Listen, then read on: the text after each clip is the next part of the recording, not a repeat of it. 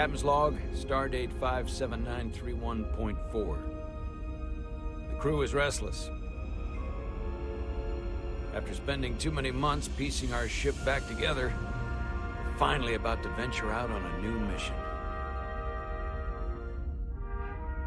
And the crew isn't letting this unprecedented ion storm slow them down. They're ready for something different. I know I am. Perhaps more than any of them. Fortunately, nothing ever stays the same. It's entropy, the nature of the universe. Change is inevitable.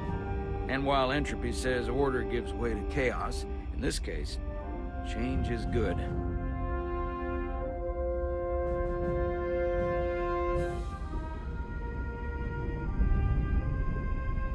Our new first officer is en route to the Resolute. Jara Rydek. I know she'll bring a welcome dose of new blood to the crew.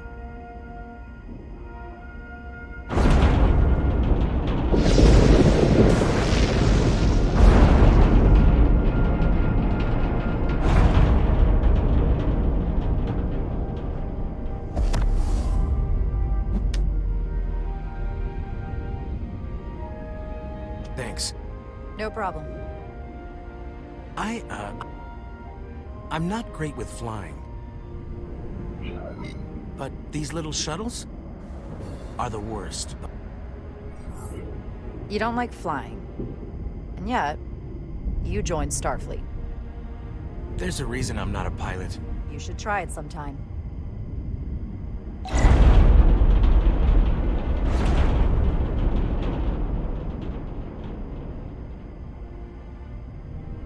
Sorry, I'm a little anxious.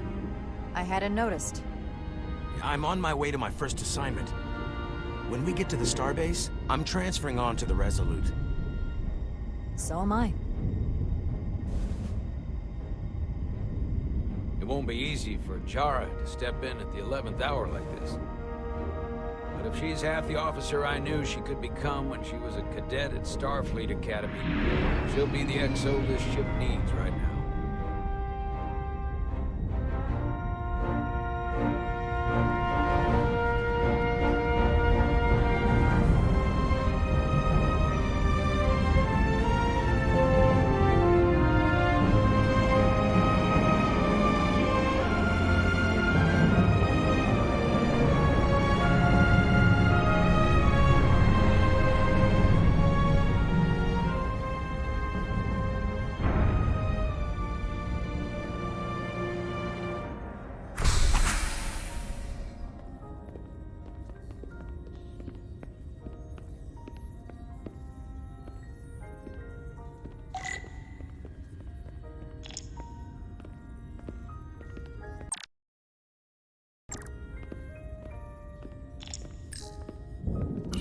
A starbase on the very edge of Federation space. Long way from home now.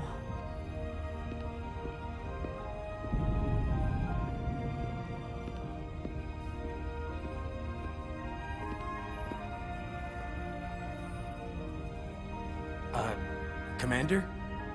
I'm not usually such a nervous wreck, by the way. I actually did well at the Academy. Oh yeah? Maybe you've heard of the Torvalin test? Sounds familiar. It's a tactical simulator that makes the Kobayashi Maru look like a picnic on Pintaris 5.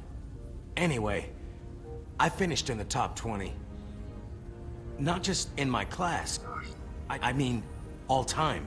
In the history of the Academy. Really? That's quite impressive. Thank you. It was tough. But you know, I set my mind to it and it paid off.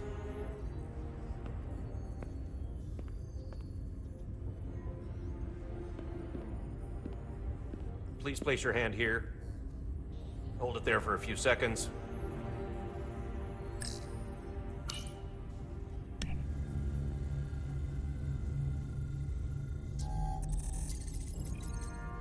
Welcome, Commander Rydek. Wait, you're Jara Rydek? You absolutely crushed the Torvalin test. You finished in what, like the top 3? That would be me. Now I'm really It's an honor to meet you, Commander.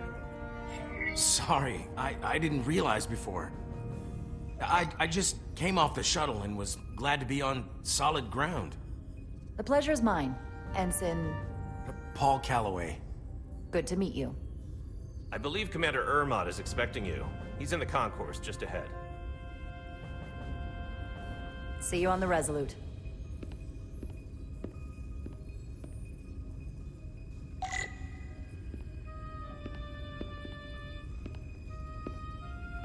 Good day, Commander.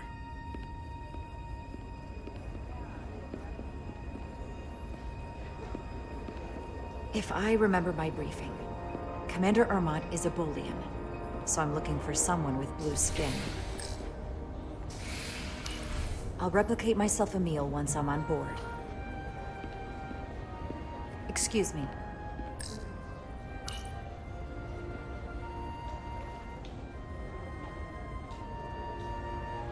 Welcome to the edge of the galaxy, Commander Rydek. I'm Commander Jan Ermont, Operations Officer on the Resolute. Commander? I hope there wasn't too much trouble getting here. This storm isn't making anything easy for us right now.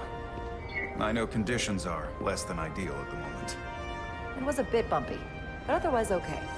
My apologies. This storm is unlike anything I've seen before. We're grateful you were able to come fill our first officer vacancy at such short notice. From everything I've read and everything I've heard, we're lucky you were available to us. Coming from a premier starship and all. To our little research vessel. What exactly have you heard about me? First in your class at the Academy.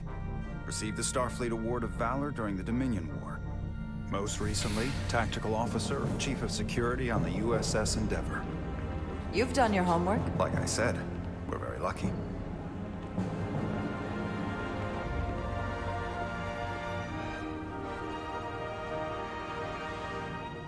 The USS Resolute. She may not look like much compared to the bigger ships, but as far as science vessels go, she can more than hold her own. And she doesn't look so bad considering 6 months ago she was nearly cracked in half venting plasma fighting for her life. It was an accident? Equipment malfunction. An accident suggests fault, but no one's to blame. It was a planned test, but the warp core was pushed beyond its limits. It destabilized the dilithium, there was a runaway reaction, and the warp bubble deformed. We thought we could reach a higher resonant frequency, but it was more than she could handle. Cost us our first officer and 22 of our crew. At the end of the day, we're all responsible for each other. That's what it means to be a crew. I can't even begin to imagine what that must have been like for you. I'm so sorry for your loss. Thank you. It does weigh heavy. There are some things you can't forget. It's been 6 months. What's the attitude among the crew now? Unsettled. But I hope that a new mission will help them move forward. If not, move on. Listen. I realize you've known Captain Solana for quite some time. And I'm sure you're ready to bring your best. But I should warn you that when the captain announced you would be the new first officer, there were those who felt it was a mistake, that he should have promoted from within. So you might want to tread lightly at first. Until they come to value your contributions as much as he does. Thank you. Always good to have a sense for what you're walking into. I just thought you ought to know. I appreciate it. Starfleet has assigned us a high-priority mission to the Hotari region. I'll let the captain brief you on board. I know he's eager to see you. Will we be mission ready in time? We have every intention. The crew has been working around the clock to get the ship ready. There's still so much to do.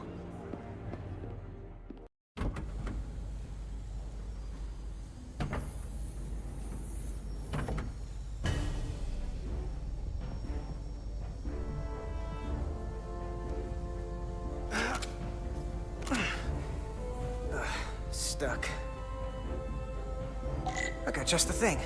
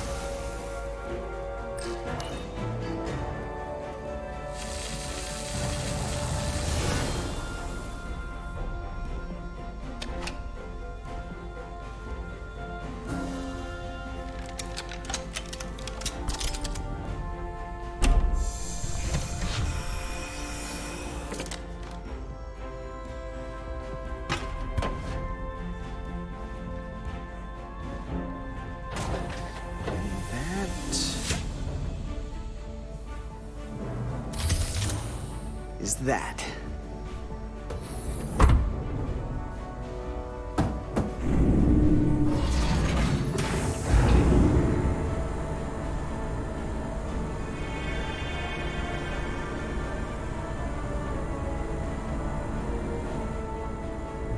I thought that thing was totally fried.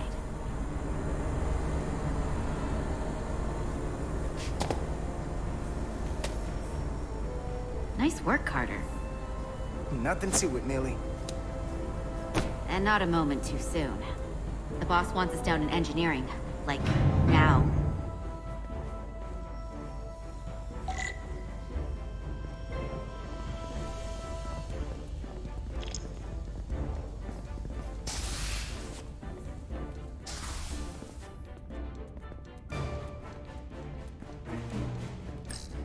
Hey, don't let LT catch you blocking the corridors like this. We'll clear it up once we finish the delicate work. Good looking out, though.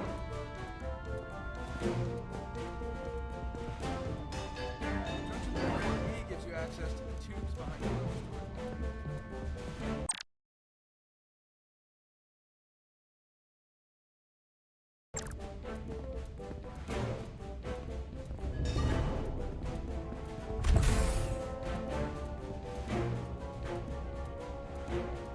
Engineering.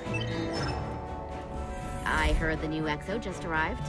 Won't be long before we get underway. I just hope whatever Chovak called us down for, it's something good.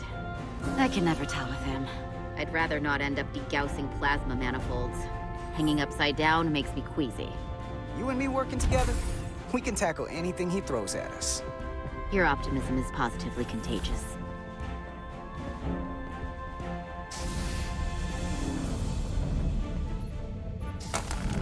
Looks like we got here before. Lieutenant Commander Chovak. We were just looking for you, Commander. Petty Officers Ed Solar, Diaz. I was beginning to think you would be late. We are all hands on deck right now, which means if you are not at your post at the appointed time, I do not have someone to replace you. A point I have been forced to make to Petty Officer Edsolar on repeated occasions. Well, Commander Chovak, isn't it true that if we were almost late, it categorically means that we were not late? That is correct, Mr. Diaz. I mean, if anything, Ed Solar and I are following the schedule to the letter. Yes, perhaps I should adjust the schedule accordingly. So, I don't suppose you wanted us down here to check in before we go off duty? Equip yourselves in EV suits to work on the exterior of the hull. I need you to tune the structural integrity field for optimal performance. The subspace distortions and ionic interference we are experiencing are preventing the proper calibration, but this ship must be ready to depart shortly, despite the storm. The precise nature of these disturbances are not fully understood, but many systems have been affected by the wide band of emissive activity. Whatever it throws at us, we'll be ready. We've got the best chief engineer in the fleet. I am a Vulcan, Mr. Diaz. Flattery is not necessary. All that I require is that you do your job. Right now, that entails critical preparations, because long-range sensors show that these disturbances will be more severe at our destination, the Hotari system. You have your orders. Do not delay. Yes, Roger Commander that. Chovak.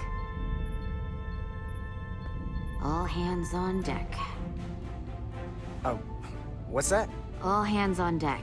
That's what Chovak said. You know what that means?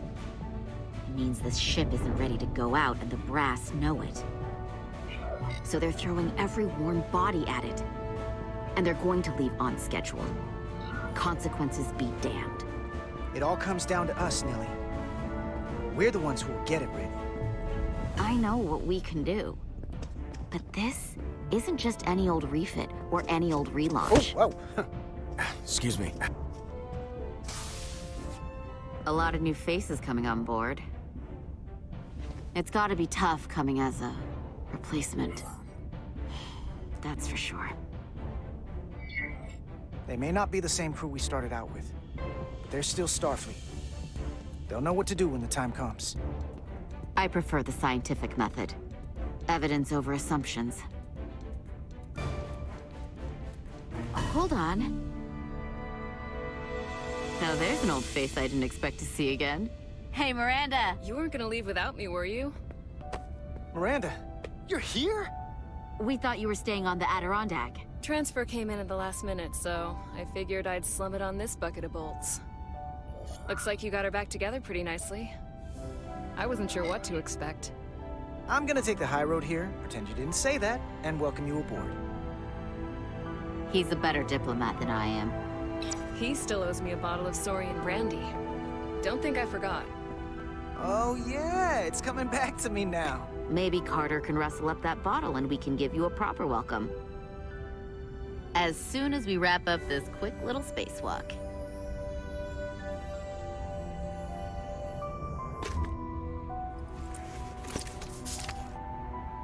Here, let me help you. Thanks. So what's the word? Are you back in the security rotation? Yep. Still running with the usual suspects. Whoa! Good to go.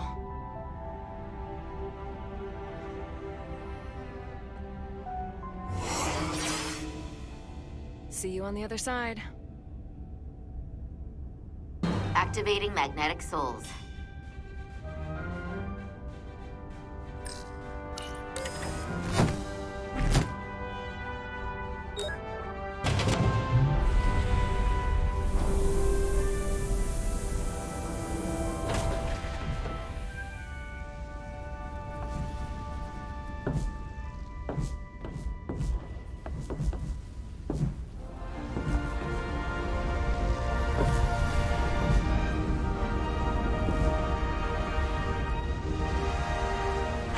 Never gets old. Let's go.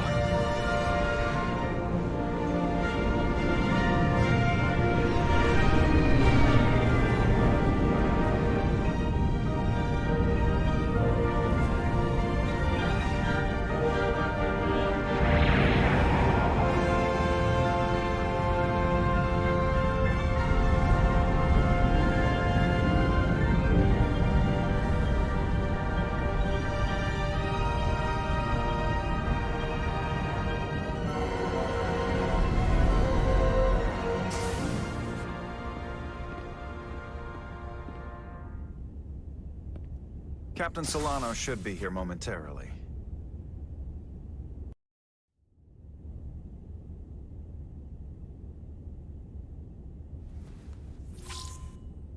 You'll have to forgive me, I don't know much about Kobleods. But my understanding is you need a steady supply of duridium to keep your cell structure stabilized, or bad things start to happen. And we have plenty of duridium in sickbay, so there's no risk of running out. Thank you. Feel free to make yourself at home. And help yourself to whatever you like from the replicator.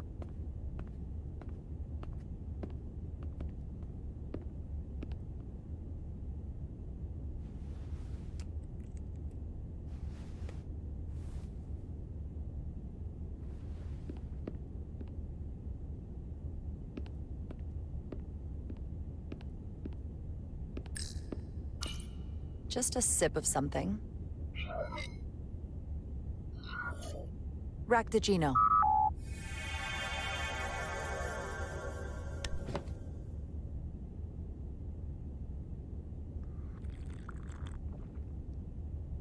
That sure has a kick.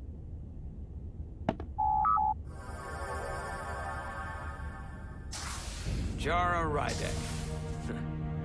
Last time I saw you, it was graduation from the Academy. You'd already secured one of the most prestigious assignments possible. And you were burning with enough ambition to fuel 7 trips around the Necrid Expanse. It's good to see you again, Captain. I could not be happier to have you on the Resolute. Well, it regret is that we couldn't provide you with a warmer welcome. The arrival of a first officer to her new ship deserves a bit of fanfare. But, unfortunately, we've had our hands full with the refit. That would be totally unnecessary. I don't need any pomp and circumstance. You've been here all of 5 minutes, and already you're trying to make us more efficient. I like it. As I'm sure you've heard, we've had a rough go of it these last 6 months. The ship suffered some damage, but not nearly as much as the crew. You'll have to forgive me. I don't really know the details. Starfleet has been kind enough to keep the story contained, probably because they want to protect me. But I don't mind telling you. We were on the verge of a major scientific breakthrough. A quantum leap forward in warp core technology. 10,000 teradynes per second. The ability to travel at a sustained rate of speed longer and faster than we ever dreamed. What would have been the crowning achievement of my career. Right there. Within our grasp. Until it all went so horribly wrong. We pushed her too hard, and a warp core malfunction overloaded the system, creating a pressure gradient way beyond what the ship can handle. It was heartbreaking. We lost some of our best people. As captain, I have to take full responsibility. It was my decision to make, and I have to live with the consequences. You're being too hard on yourself. It wasn't your fault. It's not a question of blame. It's about responsibility. No matter what the circumstances. In my defense, I will say, I might have avoided the whole ordeal if my senior staff had been willing to trust me.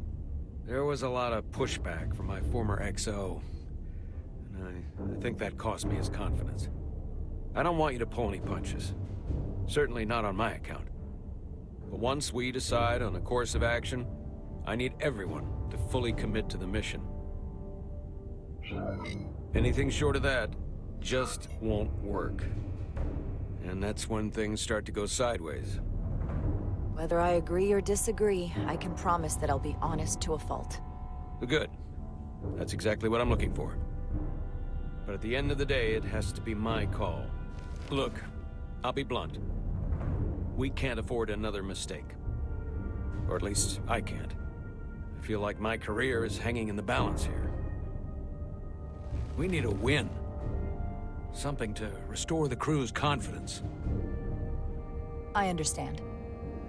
On a more positive note, Starfleet has tasked us with what they're calling a mission of the highest priority. Escorting a senior diplomat to Hotari space. Two previously peaceful and otherwise non-aggressive civilizations now find themselves on the brink of all-out war. So it's a peacekeeping mission. I see it as a golden opportunity to not only prove what the Resolute and her crew are truly capable of, but also a mission for which we're uniquely qualified. This ionic storm. Our long-range sensors suggest it's several orders of magnitude stronger than anything on record. A total anomaly like nothing we've seen before. And you'll never guess where it leads. Hotari. Exactly. Very nearly in the precise location where we're headed. Where I imagine the interference will be exponentially greater. But the diplomat will brief us on the details of the rendezvous.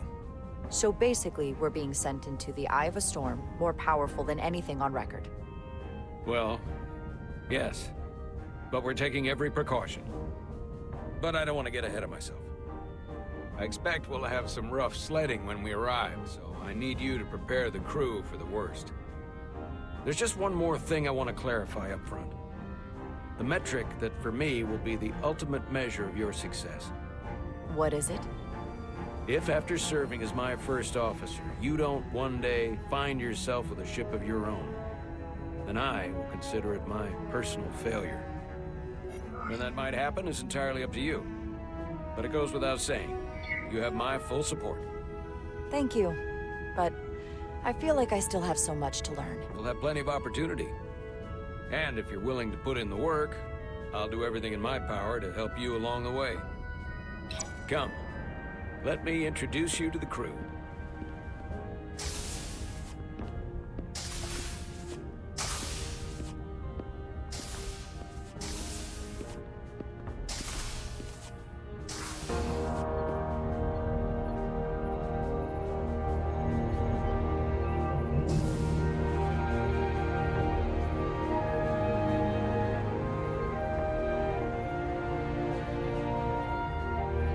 Everyone, if I could have your attention for a moment. I'd like to introduce Commander Jara Rydek, our new first officer. Some quick introductions. This is Lieutenant Handar, our helmsman, one of the best in the business. One of? Well, what he lacks in humility, he more than makes up for in ability. A pleasure to meet you, Commander. Likewise. Next, we have Commander Westbrook, our Chief Science Officer. I've come to rely on his expert counsel on a regular basis. Pleasure. Commander Rydek, it is such an honor to meet you. This is our Tactical Officer, Lieutenant Bedrosian, who's been looking forward to meeting you for about as long as I can remember. I've been following your career for quite some time, and I look forward to learning as much as I can from you. That's very kind of you to say. I'm happy to be here. Well, I have to admit, one of the reasons I've followed your career is because you're part Kobliad, because of what you've overcome. Starfleet stands up for people who can't defend themselves, and you were one of those people once. But since then, you've done so much to protect others who need it. I really admire that. So, you've been something of an inspiration to me. Not that I've done anything close to what you've done. That's very kind of you to say, but enough about me. We have a lot of work to do. Oh, yes, of course. And then, of course, you've already met Commander Ermont. Please, do everything you can to make Commander Rydek feel at home here. I'll be on the starbase. I have an urgent meeting with the starbase commander to get our authorization to get underway. If they drag their feet any longer, we won't make our rendezvous. The bridge is yours.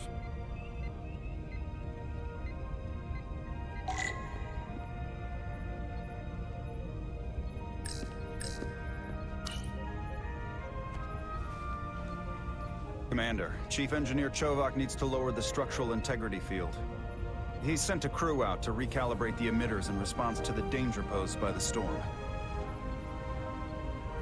We just need your go-ahead. Permission granted. Lowering structural integrity field, now. Entering maintenance mode. Condition blue.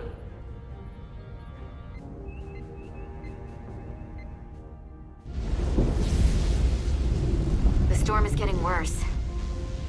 Looks like they turned off the SIF. Great. Let's get to that emitter.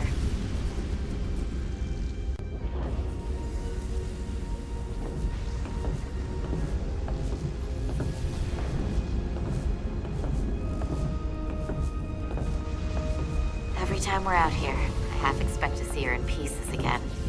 She's still got some scars on her. It adds character. When I joined Starfleet, all I wanted was a ride out of town. But this isn't exactly how I pictured it. On the outside of the ship? No. Sometimes it feels like we're just part of the machinery. Don't you want more than that? I mean, Starfleet is noble and all, but it's still a machine. A massive, massive machine. Yeah, of course I do. Starfleet's an open door. We just have to walk through it. You wanted to get away. I enlisted because I didn't want to wait years just to get out and see the galaxy. I wanted to go somewhere, see new worlds, look up at a sky no one's ever seen before. Just because I'm cranking a hyperspanner up in a Jeffries tube today doesn't mean that's all I'll ever be.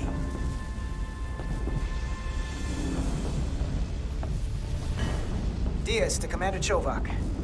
We are at the SIF emitter. Acknowledged. You may proceed with the recalibration.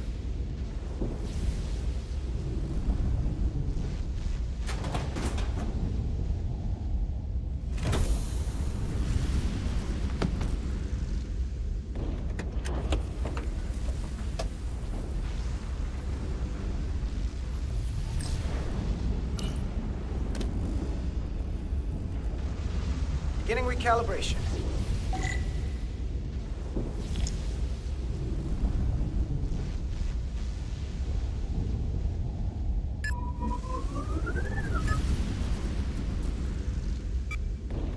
Looks good. That wasn't so hard.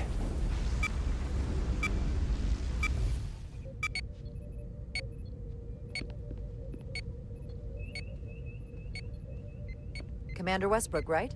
Chief Science Officer. You remembered my name and my rank. Impressive. Yes, I'm the Chief Science Officer, and I have the dubious honor of being the most senior officer on this bridge. I know this ship inside and out. Better than just about anyone. What a very impressive list of credentials. This is a research and discovery ship, first and foremost. Now with a former tactical officer as its new first officer. I'm curious, though. A Kobliad, or half in your case, is an odd choice for first officer, given your vulnerable condition and all. But if, as an example, we found ourselves in a hostile situation, and you were suddenly incapacitated because you needed an infusion, what would happen then?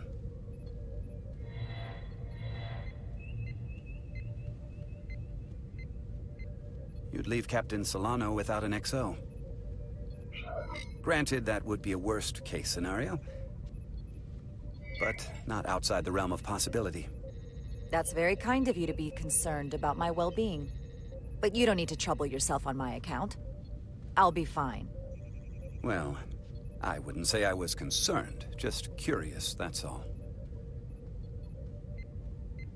Listen, can I be blunt, Commander? I see no reason to stop now.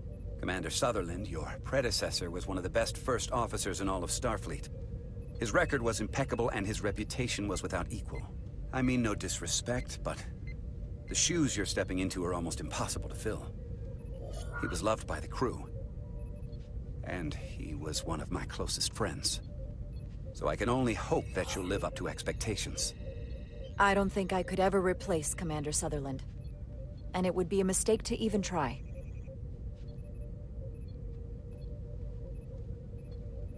Seeing as Captain Solano is on the starbase, let me give you an update on this ion storm we're flying into.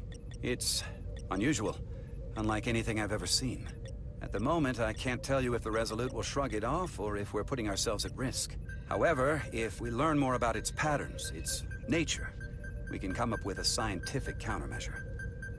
Just a moment.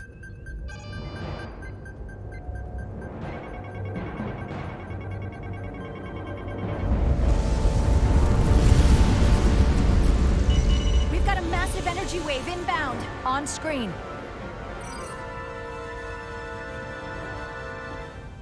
Tracing its trajectory. Starbase docking clamps are holding. The storm's emissions are fluctuating, coming in waves. And if my projections are right, we're about to get hit by a wideband burst of ionic energy. Like a tsunami. I'm reading power abnormalities all over. Red alert! Aye.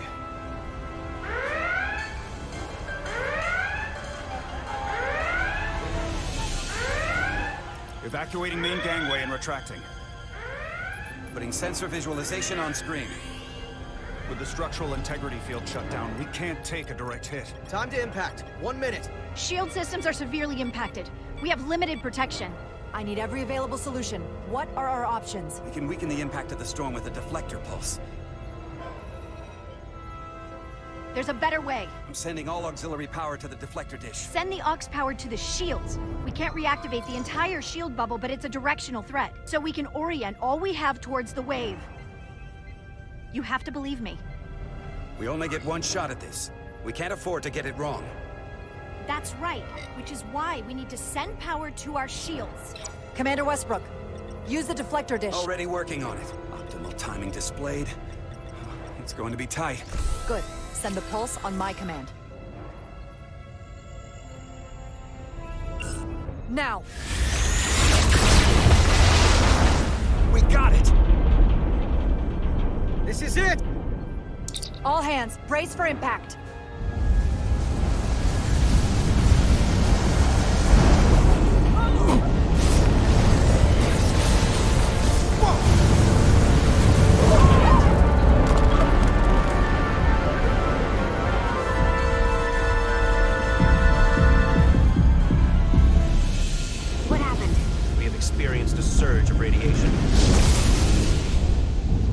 don't say. This radiation supercharged the plasma, forcing it to backflush through the system and creating a dangerous imbalance. Blow out every primary system on the ship. Just tell us where you need us. I need you to traverse the hull to the access port to recalibrate the port nacelle plasma regulator.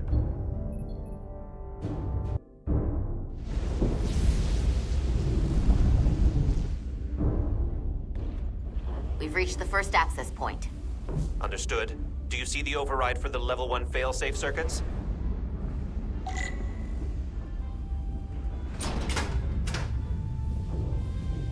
Affirmative. Engage the override. It should allow us to stop the EPS flow to the warp engine without triggering an automatic core shutdown.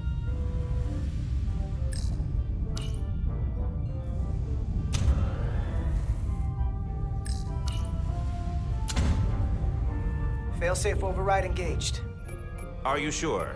I am registering some crosstalk in the bypass circuit. We need to route the signals so they don't interfere with each other.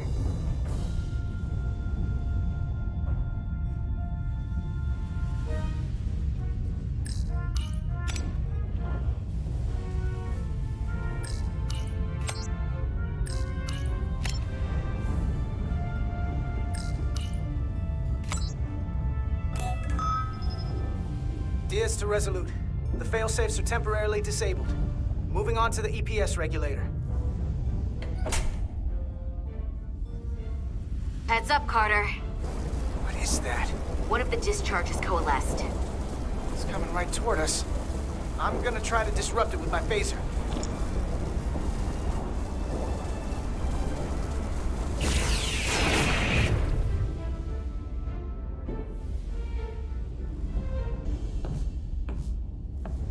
We gotta climb up the pylon.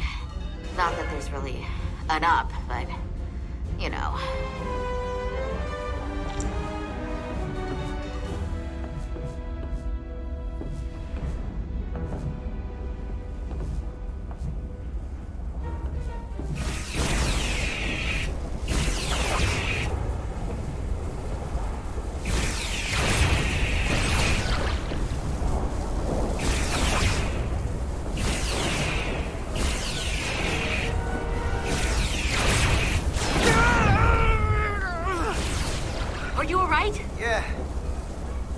Most of it. Just snuck up on me.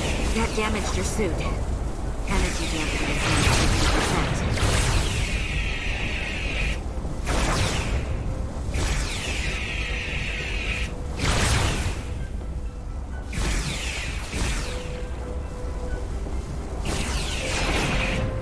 50%. We're almost to the regulator.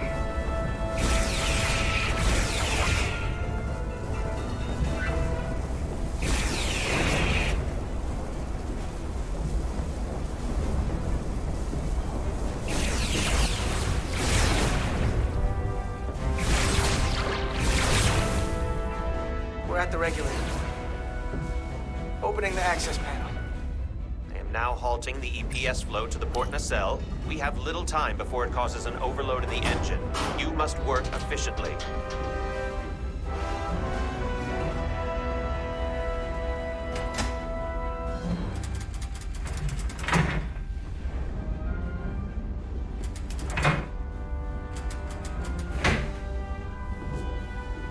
Manifold adjusters reset to neutral.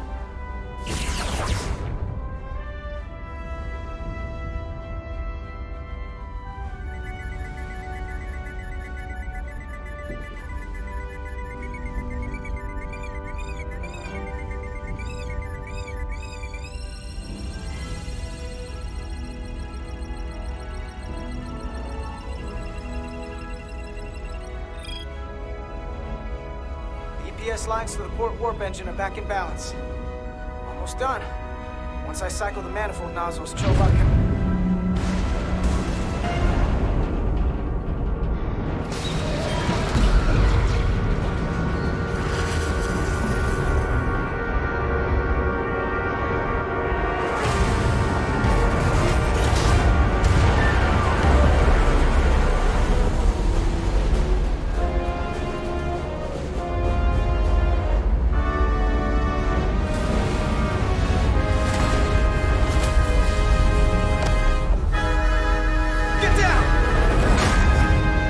bridge! We just lost the docking clamp. We've got a lot of debris coming down. All vibrations, too. We can't finish the EPS regulation in these conditions. Please advise. We have to release the ship from that other docking clamp or the hull will be ripped apart. There's a problem. The clamps are supposed to disengage automatically in an emergency, but it's not working. Not working. What are our options? The docking clamps are fitted with exploding bolts for an emergency release. We've got crew out there. That'd be like setting off a bomb next to them. Maybe there's another way. Starbase is hailing us.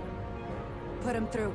Resolute, the remaining mooring arm is failing. You need to disengage from the starbase now. The damage to the station will be catastrophic.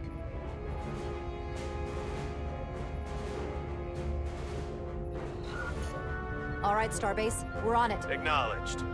Commander, hear me out. Reverse the polarity of the hull, which theoretically will repel the docking clamps. And repel the engineering crew right off the hull into the storm. This is Captain Solano. Put me on screen.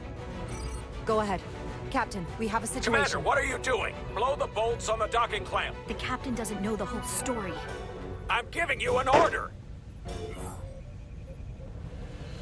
Jara? Captain, you brought me here because you trusted me. Can you trust me now? You better be sure you make the right decision.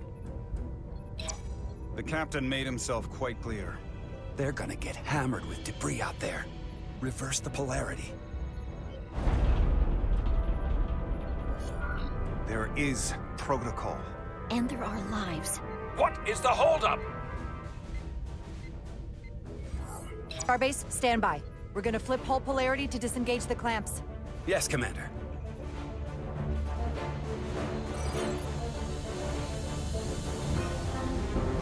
Repair crew, this is Acting Captain Jara Rydek. Be advised, we are going to reverse hull polarity to free us from the remaining docking clamp. Tether yourself and deactivate your boots on my mark. Understood. 8, 7, 6, 5, 4, 3, 2, 1. Mark! Ah!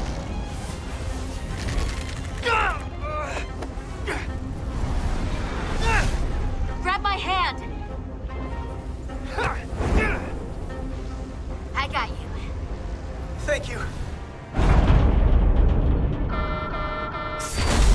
Plasma imbalance is reaching critical condition. We are moments from primary system failure. I got it.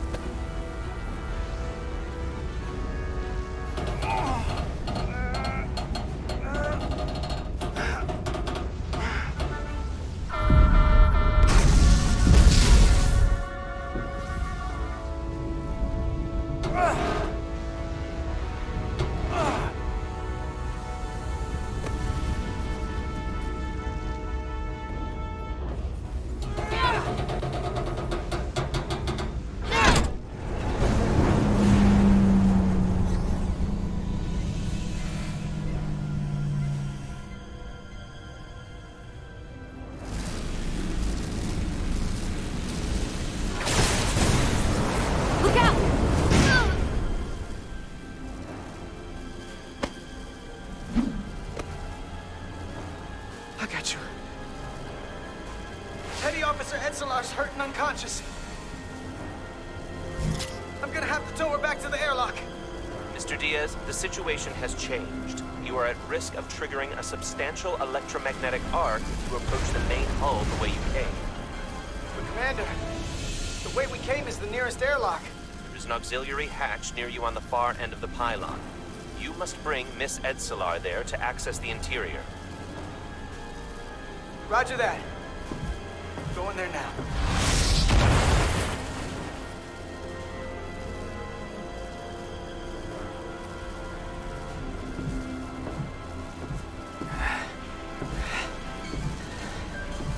I'm at the auxiliary hatch.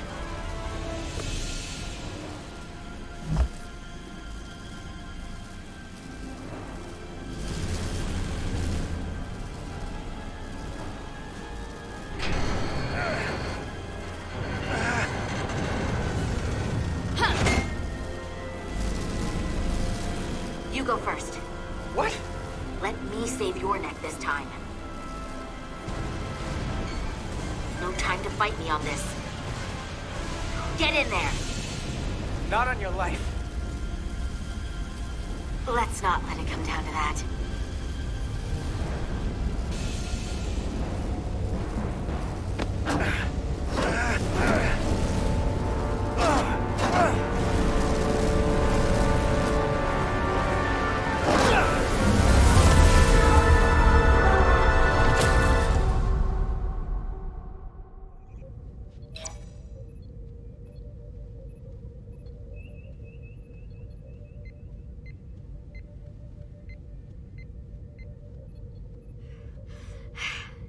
We made it.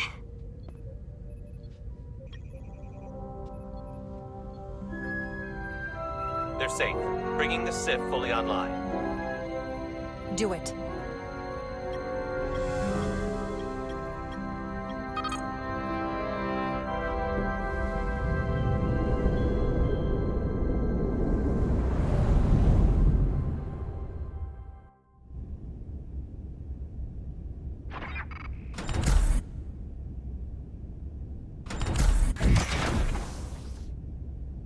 Nilly. I'm good. Help me with him.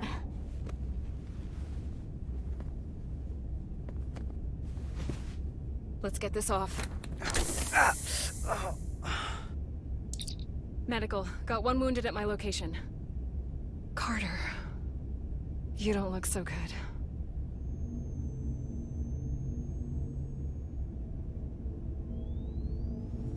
You gotta be more careful. I just got here.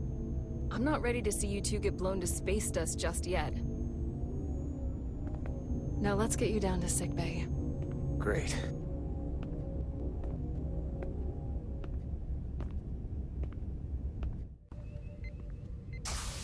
Status report.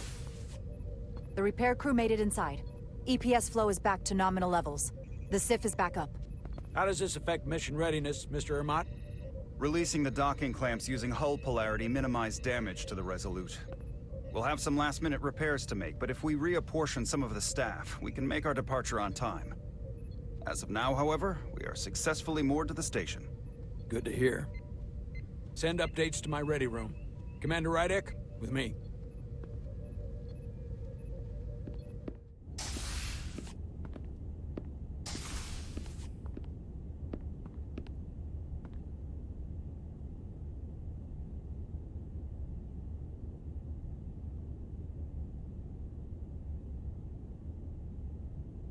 You disobeyed my orders. Well? Respectfully, Captain, I made the right choice given the information I had. You disobeyed my orders! And not just in front of the bridge crew, but the Starbase staff as well.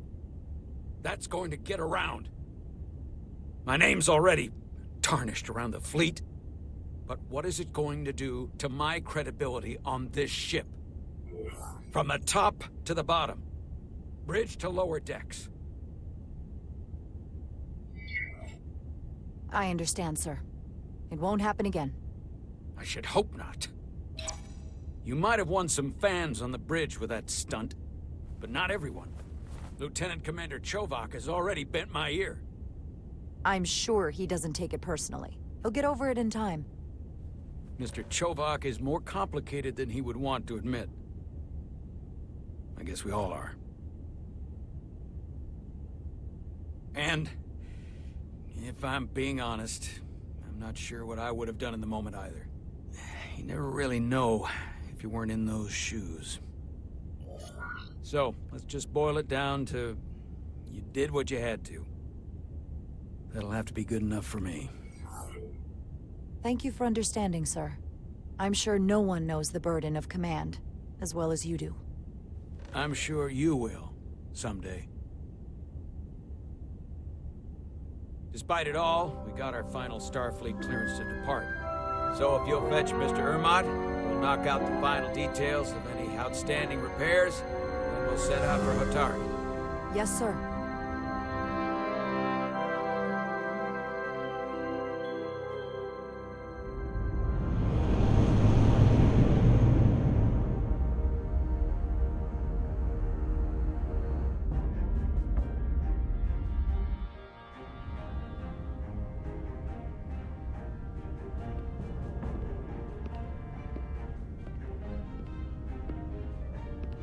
All departments reporting full mission readiness. We've got our full complement on board. This is my favorite moment, right now. The start of a new mission is always full of possibility. The Orion Syndicate could sell it as a drug. Don't let the Admiralty hear you say that.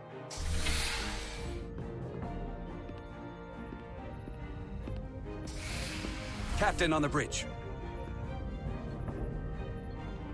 Sit. Sit, everyone. You all know, I'm not big on speeches. We're embarking on the first mission since our refit. Let's make it a good one. Disengage docking clamps.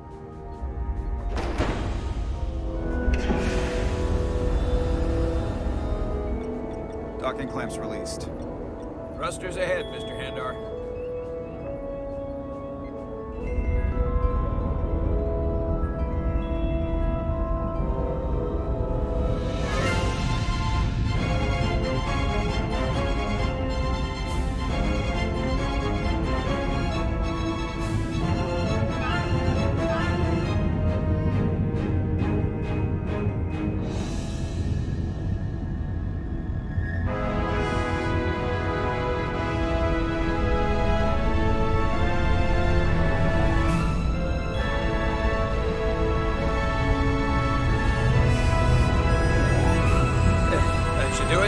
Set a course for the Hotari system. Prepare to go to Warp 8. Aye, Captain.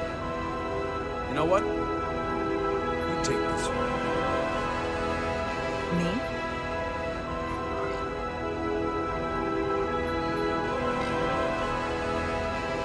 Engage.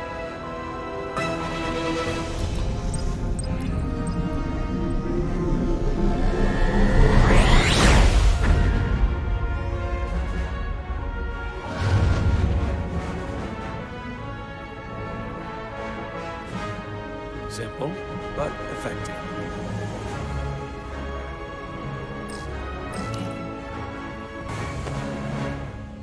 Whoa. Careful. Thank you. I'm fine. Really, You don't look fine.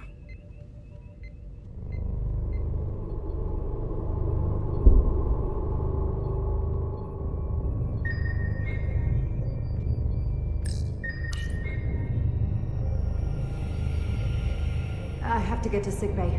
Go.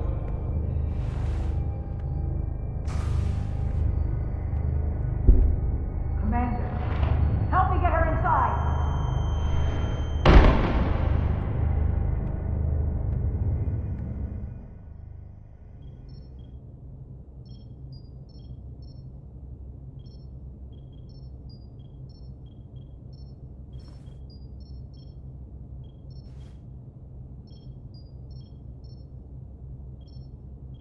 Well, that was quite a scare. A few minutes more and it would have been one of the shortest tenures on record for a first officer. Is that the engineer that was out on the hull? That storm did a real number on him, but he'll live. Just needs rest. You should worry about yourself. Your duridium levels got dangerously low and destabilized your cell structure. This is definitely one of the more memorable first days I can think of. My name is Dr. Aram Duval, Chief Medical Officer. To be honest, I've never met a Kobliad before. You're rare. I know. I was going to say special. Your people's numbers have dwindled, despite the Federation's efforts to find a more readily available alternative to the duridium you need to survive. Yet you joined Starfleet, and managed to thrive. I imagine the responsibility must be overwhelming. Maybe even a burden at times. I don't like the attention it brings. Being treated differently than everyone else. But you are different. That's not something you can change. True. But sometimes it makes it even more difficult than it already is. And don't worry, I won't treat you like a science experiment. I just do the science and leave the experiments to Solano. You don't agree with his methods? I don't agree with his definition of acceptable risks. Not when the lives of your crew are at stake. My professional opinion is that the accident took a toll. More than he's willing to admit. He's overstressed, operating in the pressure cooker of his own mind, which is never a good headspace when the lives of your crew are at stake. What concerns me is that now he's even further away from the thing he's been chasing his entire career. Breakthrough discovery. The major innovation. Something he can put his name on. But the more the time passes and the further out of reach it gets, the more risk he'll be willing to take. People become blinded by their own ambition. I've seen it happen before. I hear you. But that's my job, isn't it? To make sure that doesn't happen. And we don't lose sight of the bigger picture. Which is exactly why I'm so glad you're here. We need you now more than ever. And I have to give you credit for what happened on the bridge. It took guts to defy a direct order. Huh. I guess word travels fast around here. It's a small ship. And everyone's curious about the new XO. Fortunately, your cell structure's almost completely stabilized. And I'll spare us both the lecture, but I do feel it's my responsibility to remind you, without regular infusions of Duridium, you will not live. It's as simple as that. Understood. Then, my work here is done.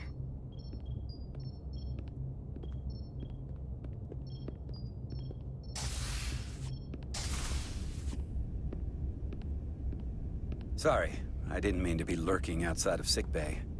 I didn't want to intrude, so it felt more appropriate to wait out here. We were all worried about you. Or I should say I was. I wasn't sure what was happening at first. But then I realized it was your condition. You sure you didn't come here to gloat? Remind me that you saw this coming the moment I stepped on board. Make no mistake, I like being right, and I won't be quiet about it when I am. But it didn't happen at the worst time. You made it through that. So I guess I was wrong. And a bit of a jerk. You trusted my intuition earlier, with the deflector pulse. I felt I should thank you for that. Well, thank you for coming. Even though you didn't have to. I wanted to. Now, Carter, the emissions that gave you that burn are quite unusual, like everything else that goes with this storm. That's a combination of hyronolin and lectrazine to counter the radiation effects. That should help speed your healing. She's come by a couple of times to see you already. Be brief. It's good to see you awake again. I was starting to get worried. Not that you aren't in good hands with Dr. Duvall. You did take one hell of a shot, though. I hear you've been checking in on me. Thanks for that. One of the benefits of working a security rotation. Lots of opportunities to walk by sickbay and stop in. Millie was looking in on you too, by the way. But since it's just us right now, I had a chance to think about this while I was away. And I thought it was important that I just come out and tell you. Instead of tiptoeing around it. It's okay, Miranda. You can tell me anything. I know that. Then come on. Just spit it out. I'm trying. Let me talk. What I'm trying to say is, we've been really good friends for a long time. But I got back here and I couldn't ignore it anymore. I want to see if there's more between us than just being friends. You don't have to explain it. I feel the same way. There is something between us. So, do you want to find out what that something is? If it's there for you, and it's there for me, why not give it a try? Are you kidding me? I just said yes. I wanted to be sure I heard that right. Sorry to interrupt, but the patient needs to rest if he wants to get back to his old self. Of course. I'll see you again soon.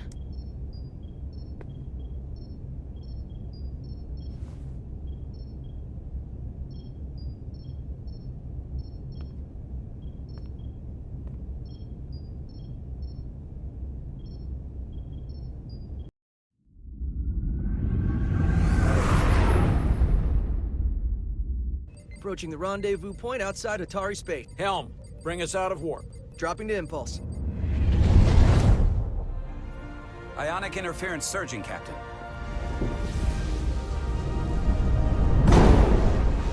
Shield integrity holding. We can take it. We are at the correct coordinates to meet the shuttle.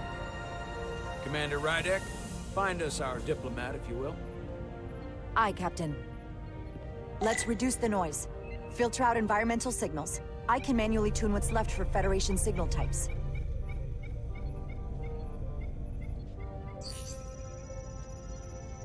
I've located the shuttle. Opening comms. On screen. Shuttle to Resolute. Shuttle to Resolute. Debris field. Lost maneuvering. Losing. I can't get it any clearer. We won't get a transporter lock. It's just not happening. Power up the tractor beam. We'll pull them directly into the docking bay.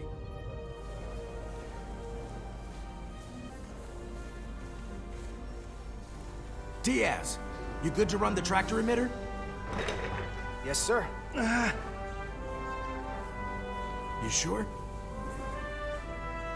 I'm sure.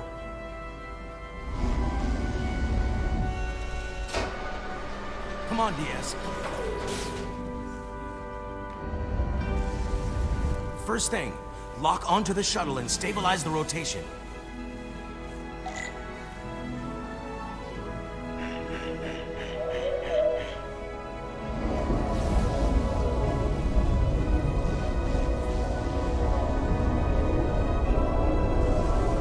We're pulling in debris. I'm on it.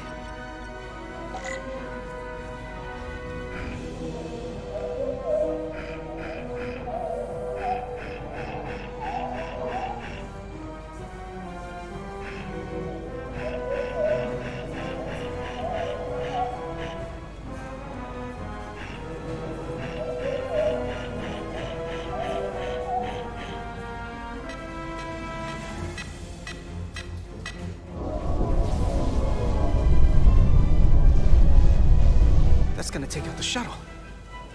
Thea's the bridge. There's a large piece of debris headed for the shuttle. The tractor beam can't handle it.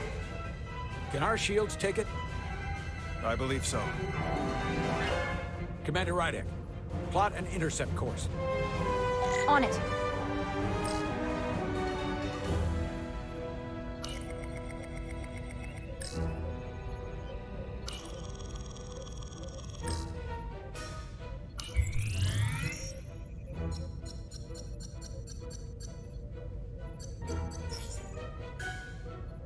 Here we go. Maneuvering thrusters bearing 53 Mark 17. 200 meters on an intercept course. Maneuvering.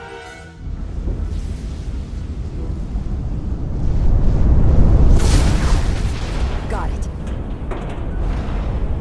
Whoa! Someone's working hard on the bridge.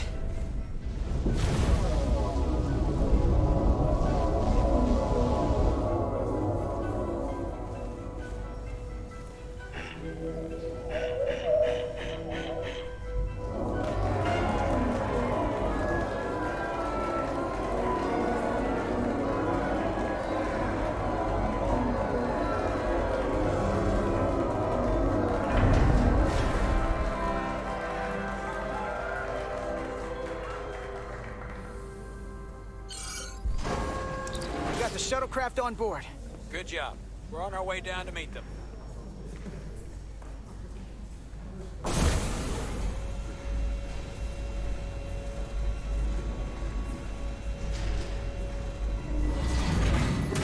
Terra firma, so to speak.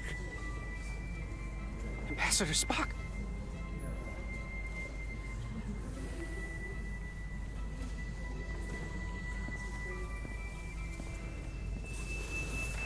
The captain will be right down to meet you, sir. In that case, I will wait for him here.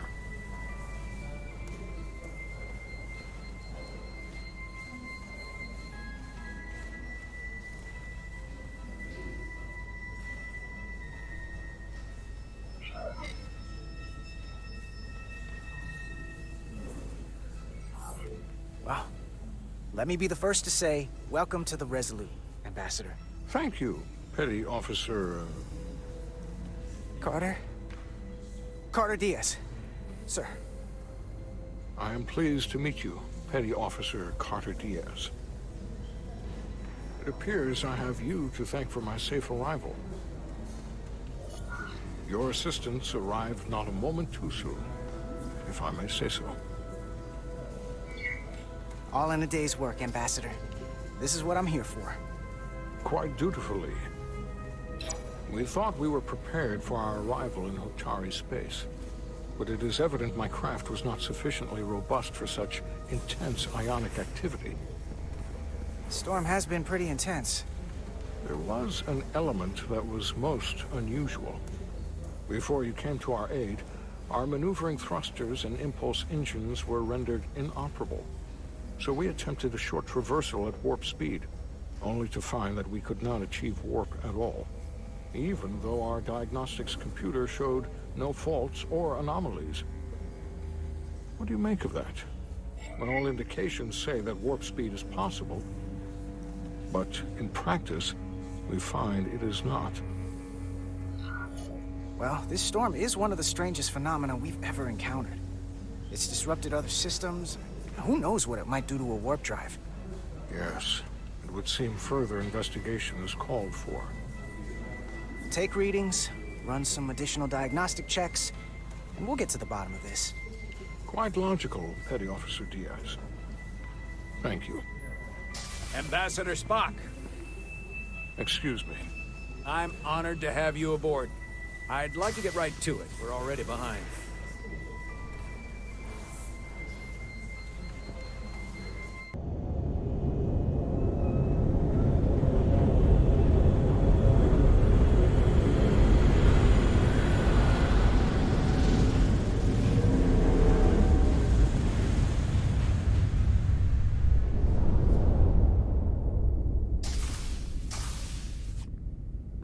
Ambassador Spock, my senior staff.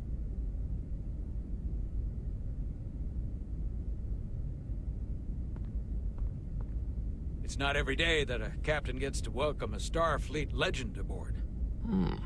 You flatter me, Captain Solano. But legend implies the past tense, whereas I am very much focused on our present circumstances. I didn't mean to suggest you were stuck in the past.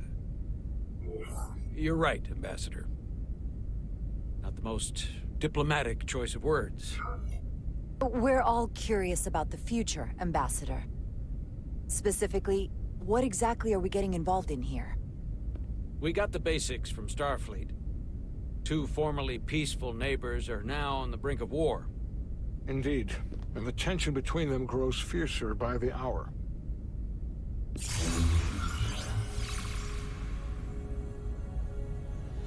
Elydia and Hotari.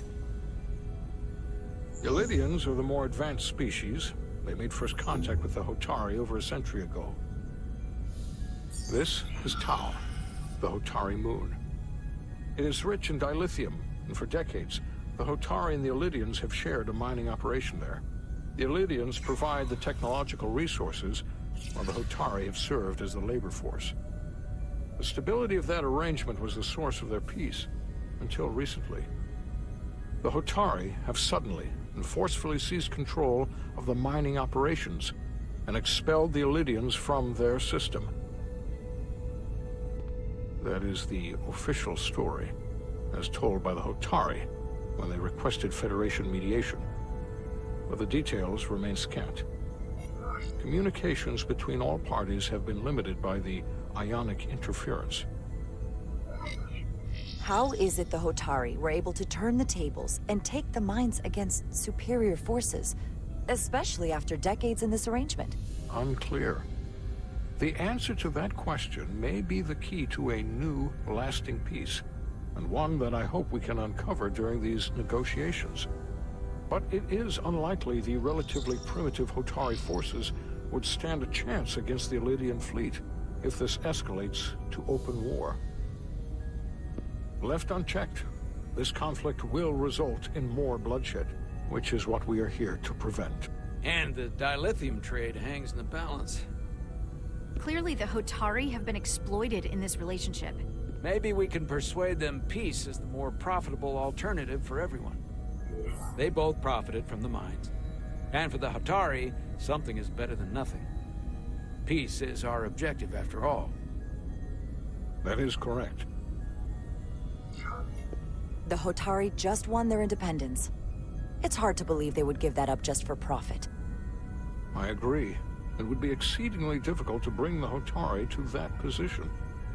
Neither the Illidians or the Hotari are members of the Federation, so we can't make them do anything. There is an additional complicating factor I should mention. In the past, the Federation has relied on the Illidians as a source of dilithium. That certainly changes things. Federation sources its dilithium from a lot of places. Yeah, and this is one of them.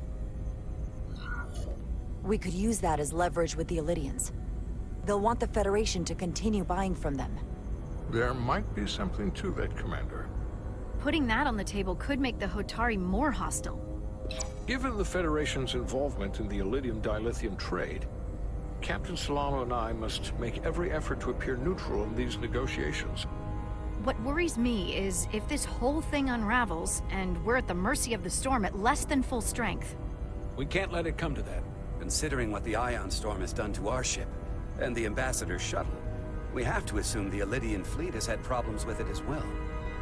This recent surge in the energy disturbance temporarily levels the playing field. Commander Westbrook is correct. The energy anomalies around the Hotari systems have been noted in the past. But they have never been observed on the orders of magnitude we have seen in recent weeks. If it's keeping the two sides talking instead of shooting at each other, that actually helps us negotiate a peace. And we'll take advantage of that as long as it works in our favor. And when it doesn't? All the more reason to learn as much about it as we can while we are here. We do not want to be caught unprepared, should the energy anomaly continue to fluctuate. So I trust we understand our circumstances. We're operating on a strict timetable here, and we're going to be leaving for the negotiations shortly. Commander Westbrook, I want you to leverage our systems to investigate the anomaly from here while we're gone. Aye, Captain. Thank you all. Dismissed. I want to speak to both of you privately.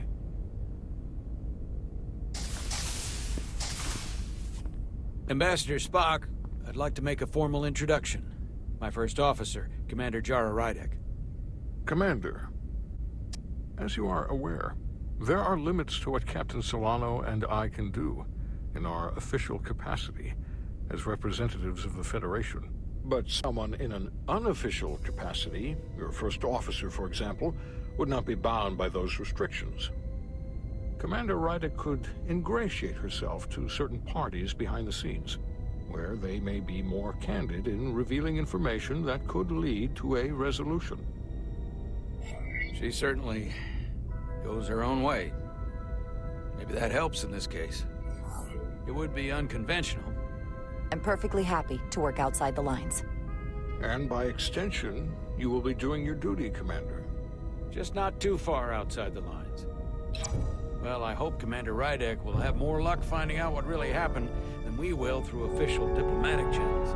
The fate of the negotiations, the interests of the Federation, and the prospect for peace will very well depend on it.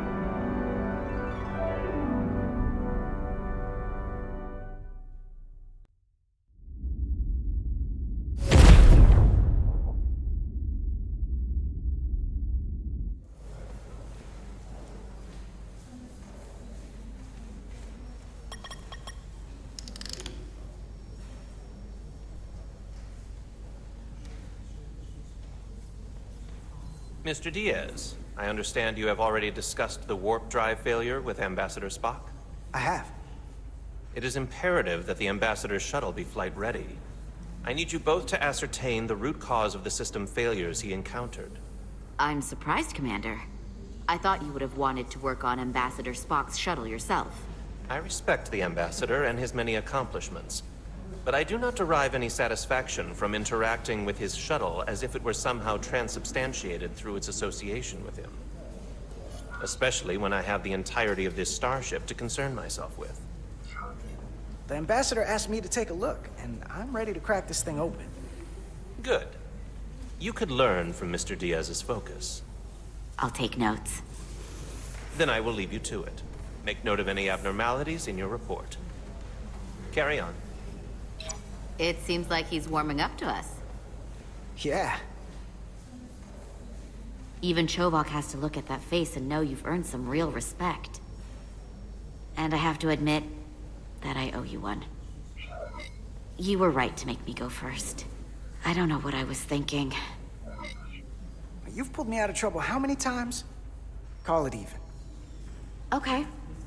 At the very least, maybe I can track down that bottle of Saurian brandy you're still on the hook for.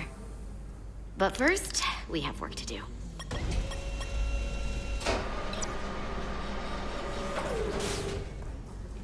Ready to go? All set. Let's run the diagnostic.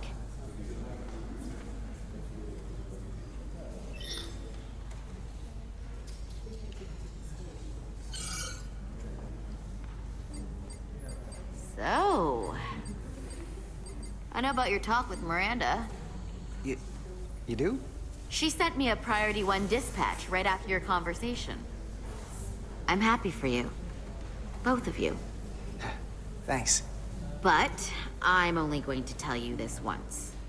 Don't screw this up. Because I would be very unhappy if you tried this out and then, I don't know, 6 weeks or 6 days later, I have to start splitting holidays between the two of you.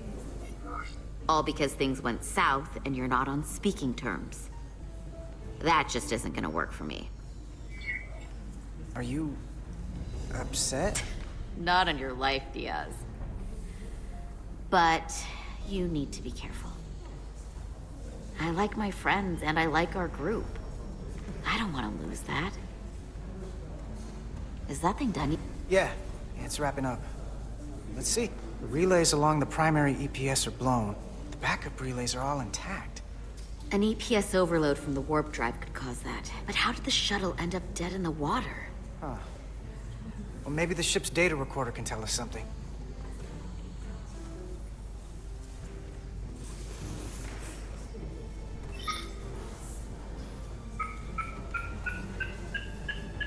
Here. They were only about 8 minutes from their plotted warp point. No faults, just those warnings. What are they?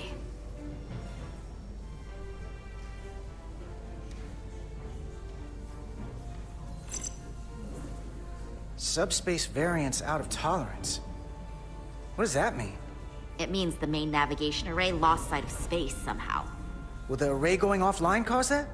Yes, but it should have also thrown a fault code.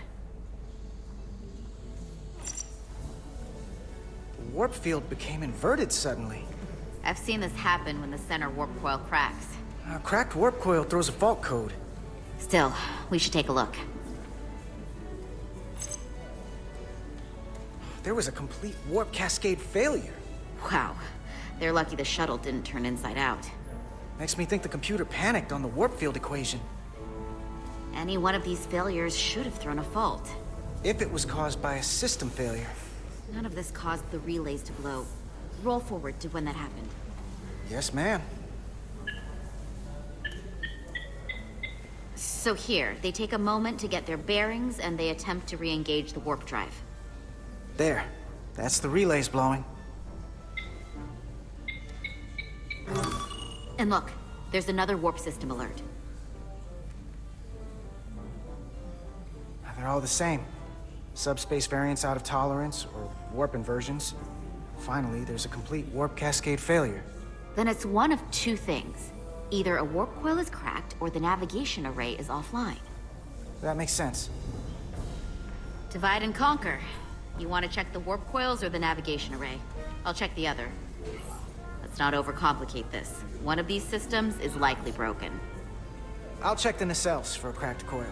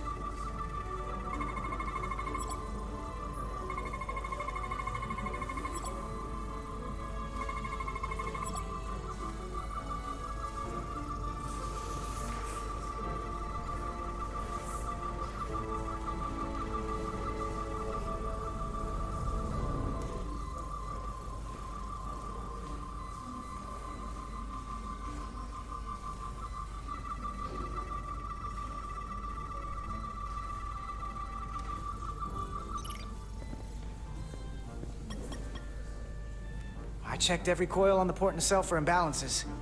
If any coil in either engine were cracked, I would have detected it. So, it must be the navigation array. Except it's not. Checked and double-checked. Well, the readings don't lie. Here comes the security detail for the way team.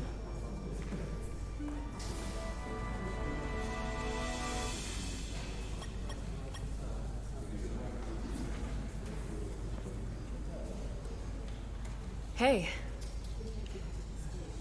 I'm not here. We're escorting the negotiating team to the surface as soon as they come down from the bridge. I don't want to interrupt some important work. I was just hoping to see you before I go.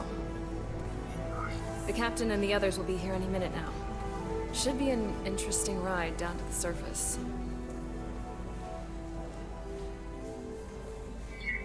Come on, I'm never too busy to make time for you. That's not true. No. But I am glad you came by. No, that's more accurate. I gotta be precise with you, huh? Hey, Maris. Aren't these those button pushers you're always hanging out with? And you're the phaser jockeys we always beat in Parisi squares, right? All aboard for Hotari. That another one of the captain's railroad things? Gotta be. I just usually zone out by the time he gets to the whole, steam engines were the warp drives of their day part. Catch y'all later. You don't want to miss your train. I do have to go.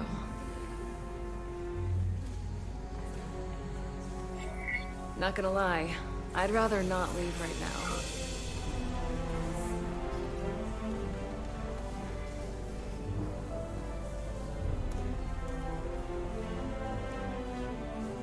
That was nice. Yeah, it was. Save some of that for when I get back. You've got a deal.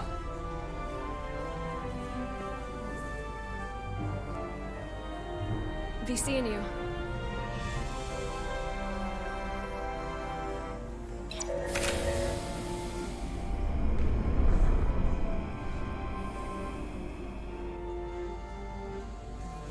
Salar de Diaz. If you could float back down to reality, we still have a ways to go. All right, where were we? So, the warp coils in the navigation array are fine, but the nav computer doesn't seem to think so. I'm out of ideas short of field stripping the shuttle from bow to stern. You wanna take this out of the shuttle and throw it on the bench? Oh, real hands-on maintenance. I like it. Okay, the nav computer is patched into the ship. The ship's computer can double-check our work. If the shuttle's nav computer is putting out false data, we'll know it. Let's run through the shuttle's logs again. Running now.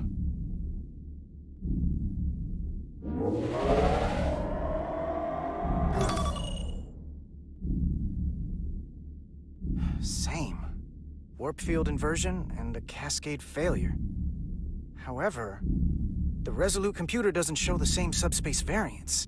We're in the same conditions that the shuttle was in when it failed. Why wouldn't the ship's computer get a matching result? What if the subspace variance was a momentary occurrence?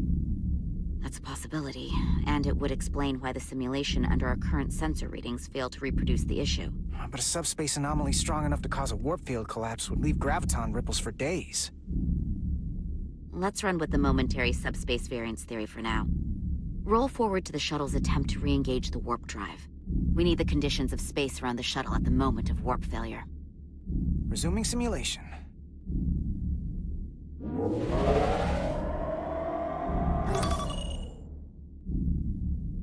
Error in warp field calculation. Cochrane formula variables are out of range. That right there. Take the shuttle sensor data from that moment. Computer, why did the warp field calculation fail? Warp field pressure returned non-orthogonal. Results are undefined. That doesn't help. Wait, what if we use a different ship? Put the Resolute into the simulation instead of the shuttle. Yeah, it should warp just fine. Unless... Computer, run the simulation with the Resolute. Resolute simulated. Computer, Give me manual control on the warp power. Static field intensity, warp 1.1. 1.2. 3. Warp pressure is destabilizing. Error in warp field calculation. The warp drive has experienced a system-wide cascade failure. Warp field collapsed. Subspace variance is out of tolerance. Cochrane formula results are undefined. Bingo. What-o? The same moment when the shuttle failed to warp, so did the ship. Whatever happened to the shuttle just happened to us. The Resolute will not sustain warp. We can't leave Hotari space.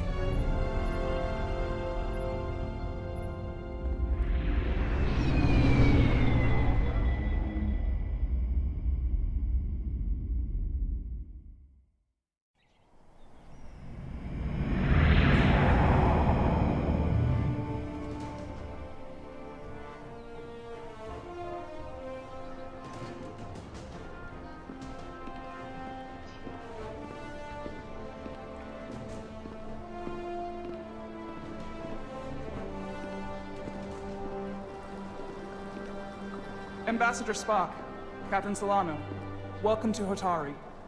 We are honored you've come. My name is Tylos Altaris, Minister of Diplomatic Affairs.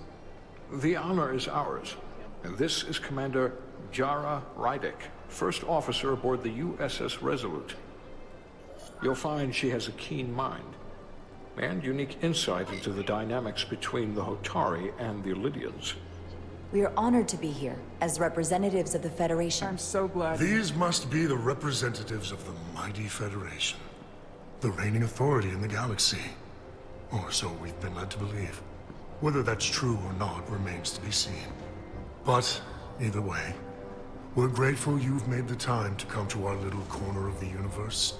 And you are?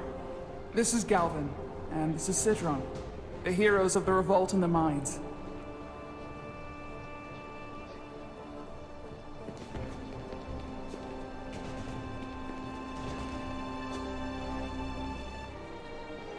Let's hope this is the last time we ever have to come here. If you'll excuse me.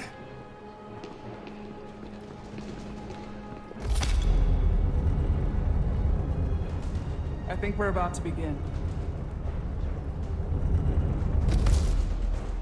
Did you hear the arrogance from that guy? I don't know what we're walking into here. But that guy was something. That may be true. But let's keep an open mind going into the negotiations. Hopefully he's just one voice amongst many. Then let's hope he's the outlier. The Hotari have invited us as their guests, so we must show them the proper respect.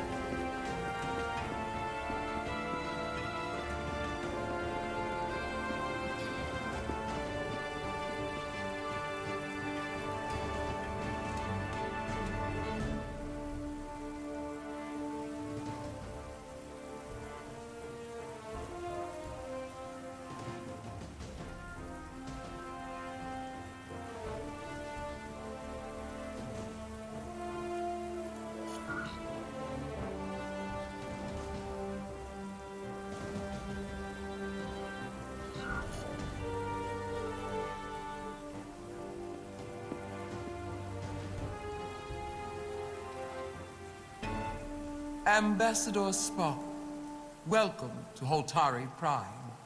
The honor is mine, Your Majesty. That the Federation would send one of their most respected representatives is not only an honor to the Hotari people and their queen, but a recognition of our stature and importance. Let's get on with it, shall we? With all due respect to the Federation and their ambassador, they have no authority here. We are not members of their alliance. We are not subject to their rule, nor yours. We demand the immediate return of all mining operations to Lydian control, as it has been for centuries and will be for centuries more. That has always been our understanding. That understanding has changed. Then you invite war! And if you cannot remain silent, You will be silenced. But his point is well taken. What is the Federation's interest in this matter? Perhaps you would have us trade one oppressor for another? The Federation remains neutral. Our only interest is the peaceful resolution of this conflict. We are here at your request, Your Majesty. For now. I'm trying to keep an open mind here, but it's not easy. I thought they wanted us here. Was there something you wanted to say, Captain? Oh, no. My apologies. And what about the Kobliad? She's not She can speak for herself, can't she? Then let her.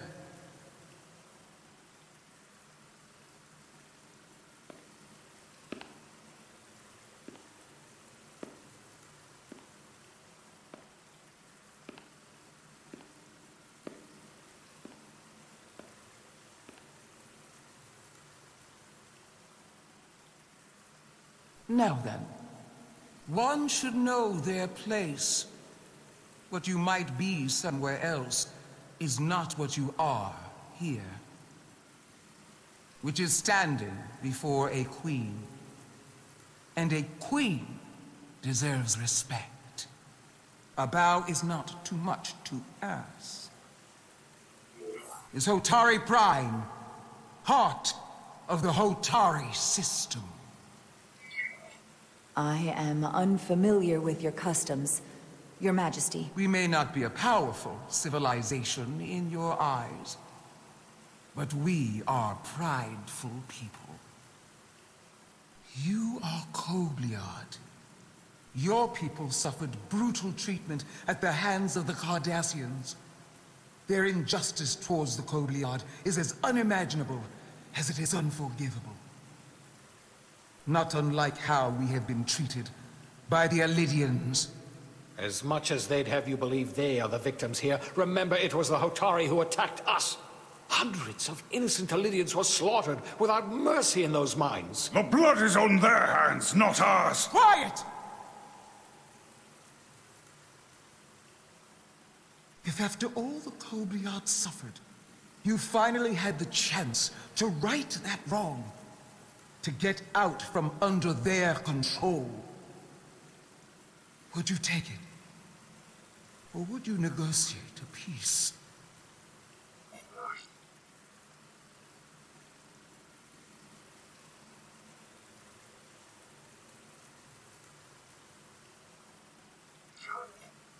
If the opportunity presented itself, and I wish that it had, more than you can know, then I would right the wrong without hesitation.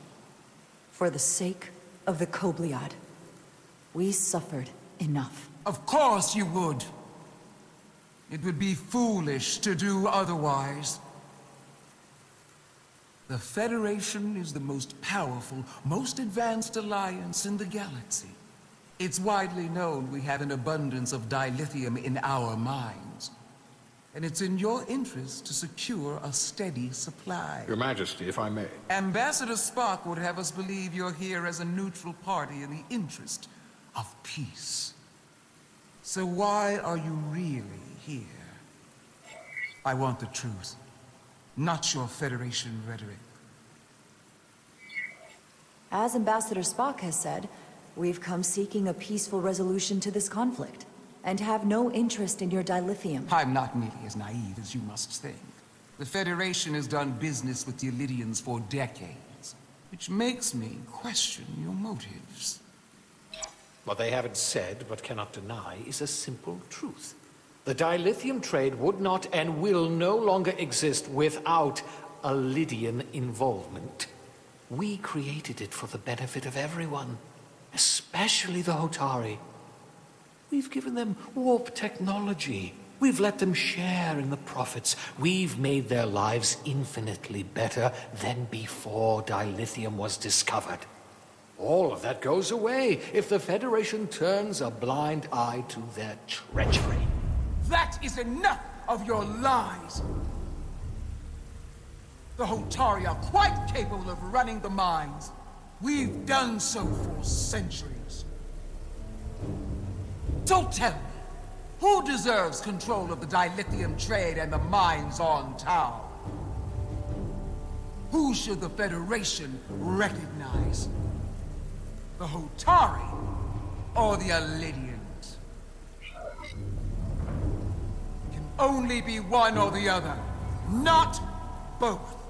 If there can only be one, then it would be in the best interest of all involved if the Alidians resumed operation of the mines. And that is why we should not trust our fate to the Federation. She speaks sense. You do well to listen to her. And you do well to hold your tongue. We will take back our minds by any means necessary. And you will see more blood spilled. I am more than willing to address your concerns, Your Majesty. Yours as well, Representative. But I suggest we could have a more productive conversation with a smaller group. Perhaps only the most essential representatives.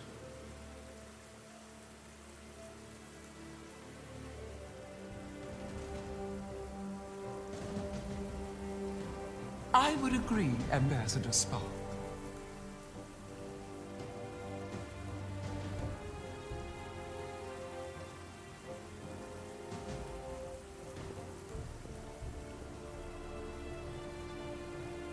I think this is best left to those of us with more experience in diplomatic matters.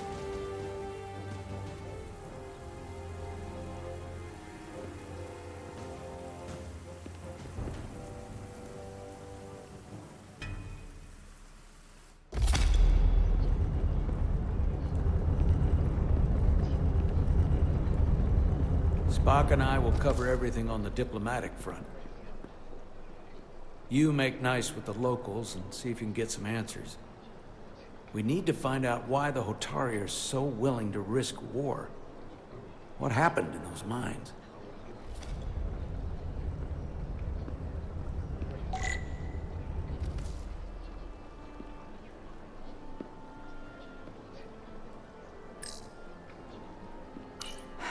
The captain and ambassador have it handled. I've got my own mission.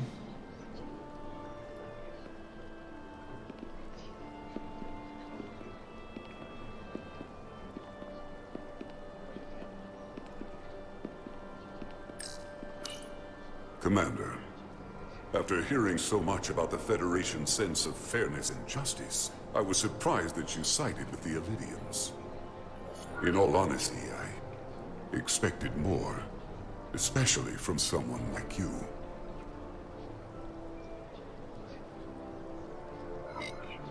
Even though the Alidians should retain control, the Hotari have an equal claim and should share in the profits, as partners. I'm afraid it's too late for that.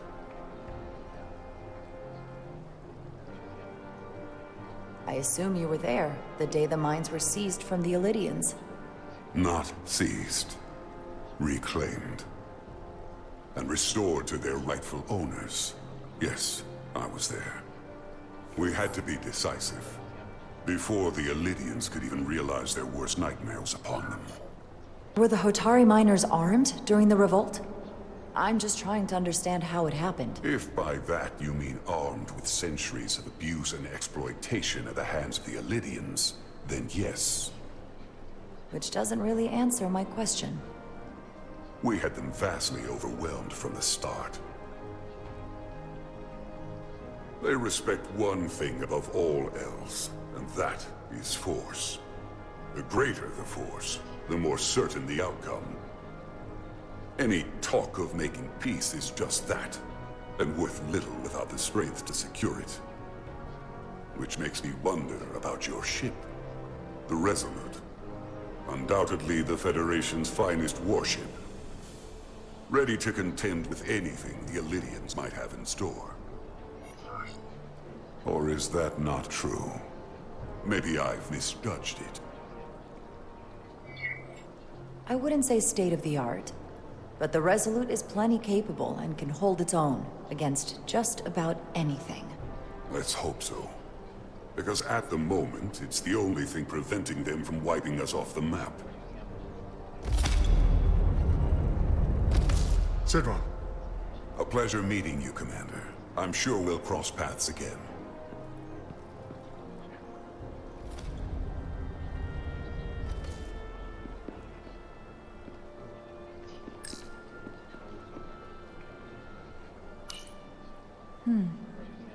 Soothing.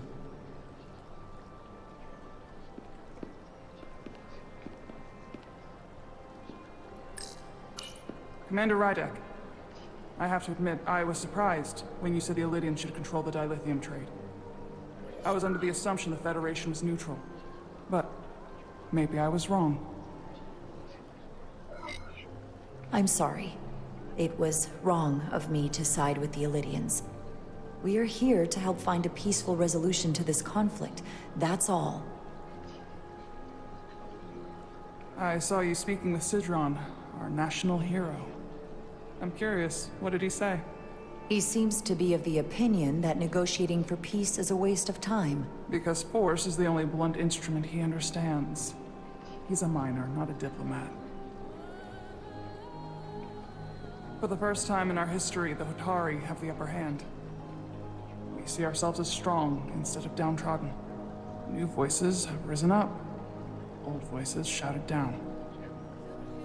Galvin and Sidron have become national heroes. Now, they have the Queen's ear. Better or worse, depending on your perspective. I take it they're against a negotiated peace with the Illidians. Heroes tend to want more of what made them heroic. If it were up to them, they'd wage all-out war and bring ruin upon us all. My fear has been that the Illidians will launch an attack and crush us. You've seen their starship, no doubt. They could have retaken the mines whenever they wanted to, but it never happened. And as strange as this may sound, I'd almost say they're afraid. I just don't know what they're afraid of. It's still the same bluster and bravado you would expect from them. But it has no teeth. Like they're afraid of what might happen. Do you think it has something to do with the ion storm? Right now, it's stronger than ever, isn't it? It's entirely possible. I'm not a scientist, but I do know the storm has knocked out all kinds of systems. So maybe the Illidians weren't willing to risk their ships, given all the interference.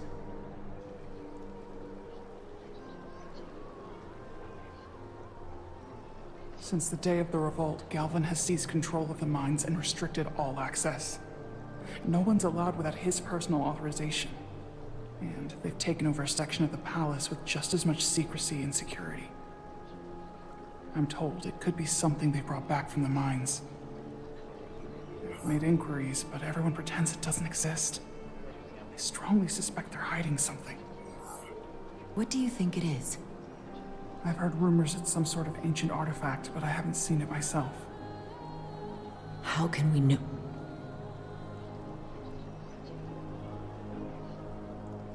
I'd better see what's happening. Do you think you can find out what they're hiding? I need to see proof of something before I can make my case to the Federation. I can try, but even if I found it, I might not know what to make of it. Take this. You can use it to capture whatever you find, and then send it to me.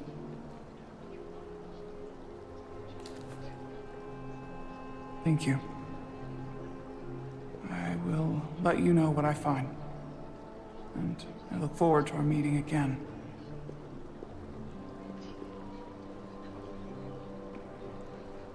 Sorry, I don't mean to bother you, but I couldn't help but notice you were speaking with the Hotari this whole time. I figured it might be useful if I offered another perspective. Of course. I have to say, I fully expected you to side with the Hotari, but obviously the Federation wants a steady supply of dilithium, something only we can offer. Without Illidian involvement, there is no dilithium trade. Left to the Hotari, it would be nothing short of a disaster. Restoring the status quo and returning the mines to Illidian control offers a stability that can be mutually beneficial. Well said. In that case, everyone wins, and there's no need for bloodshed. Major Salit Arminta, Special Attaché, Illidian Armed Forces. A pleasure to meet you. Commander Rydek, First Officer, USS Resolute. Yes. A research ship, if I'm not mistaken. Interesting. I have my issues with the Hotari, but I have to give them some credit. They know how to seize an opportunity. Inciting an uprising the same day as a massive once-in-a-lifetime ion storm. Our assumption was that this storm was just an anomaly. Yes, a very convenient anomaly. At least that was what we were told. Of course, I wasn't there. But who am I to say otherwise? Something tells me there's more to the story. So what really happened? Well, the official story is that it was the storm that enabled the revolt. How else do a bunch of unarmed, unorganized miners seize control of an entire moon, much less thousands of mines? But I've talked to people who were there. They tell a different story. They say they're lucky to have escaped with their lives. That it was more than just the storm. That somehow the miners were able to harness the energy from the storm. I know it sounds crazy. I'm not even sure I believe it myself. But that's what they said. The energy readings we've seen are off the charts. There's no way they'd be able to somehow harness it. That sort of technology doesn't even exist. I know. I felt the same way. But each person told the same story.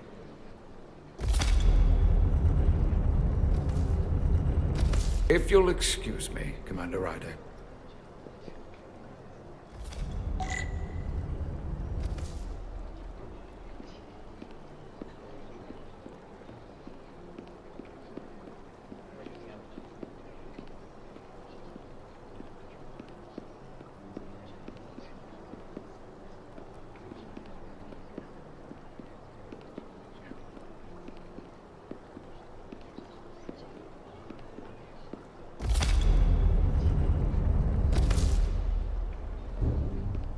Well, that was a disaster. What happened? The Hotari refused to concede anything, so the Illidians stormed out.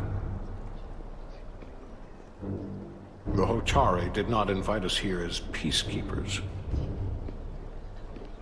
I hope your efforts were more fruitful than ours.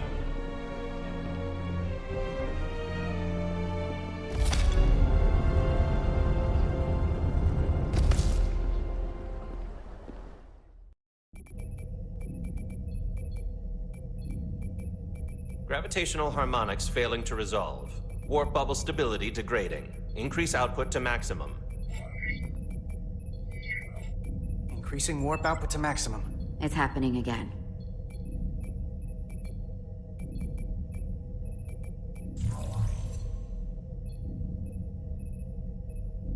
It is evident that presently, the Resolute cannot achieve warp propulsion. Since our diagnostics rule out any problems with our warp systems or anything about the ship, the problem appears to be the fabric of space itself. Space itself? You're saying something about this region of space prevents warp travel? Prevents it, or can't sustain it. However improbable, that appears to be the case. The storm didn't stop us from leaving space dock and traveling here. But could it still be causing this interference with warp travel? We must follow sound investigatory principles. Do not let an assumed conclusion drive your analysis. Sometimes we need a little inspired thinking, Mr. Chovak. Captain Solano is on his way back from the negotiations, and I want to have some answers for him when he gets here. Indeed.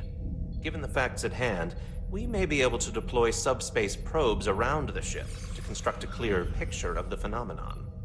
Around the ship. I'll prep a shuttle.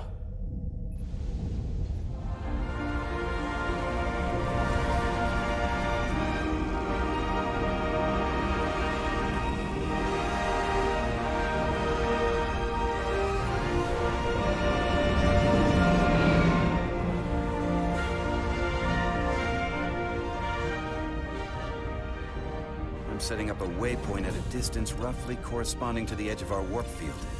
When we get there, I'll deploy the first probe.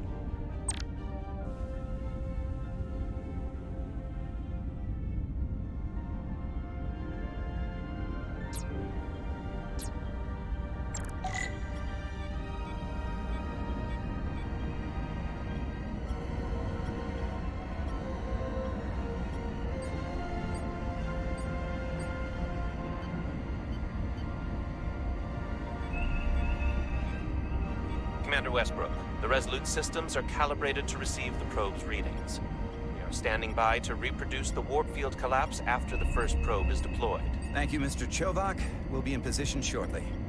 And, Mr. Diaz, do take care in piloting the shuttlecraft. Now is not the time to indulge in the human penchant for joyriding. Chovak probably isn't such a fun guy to work for, huh?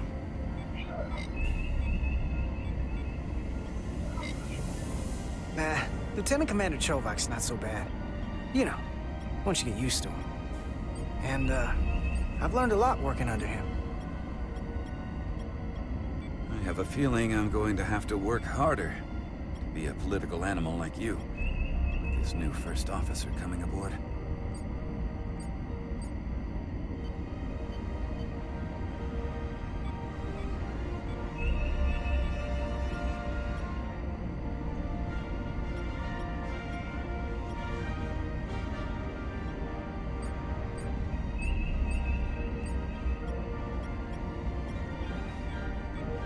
This is far enough.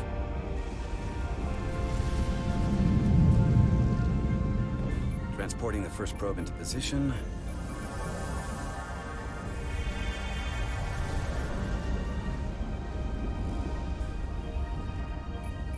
Westbrook here. The first probe is deployed.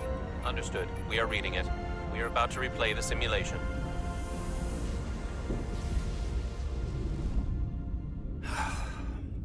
Problem? Don't get me wrong. Things are definitely trending up with Commander Rydek.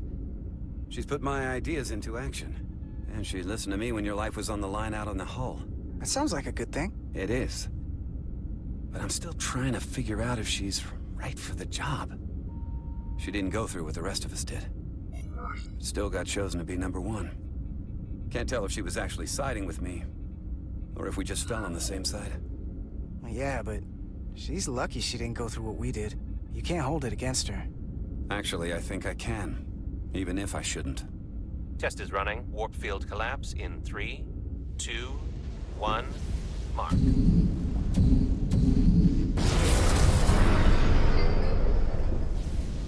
Whoa.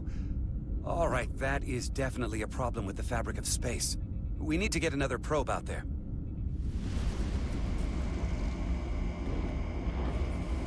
With 2 points of data, the Resolute and the probe, we've managed to get an interference pattern.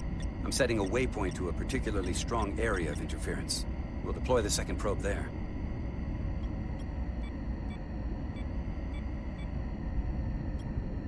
Listen, I'm gonna give you a piece of advice I wish someone had given me. Make sure you're never just one thing. And don't get so focused on what's in front of your face that you lose sight of the big picture.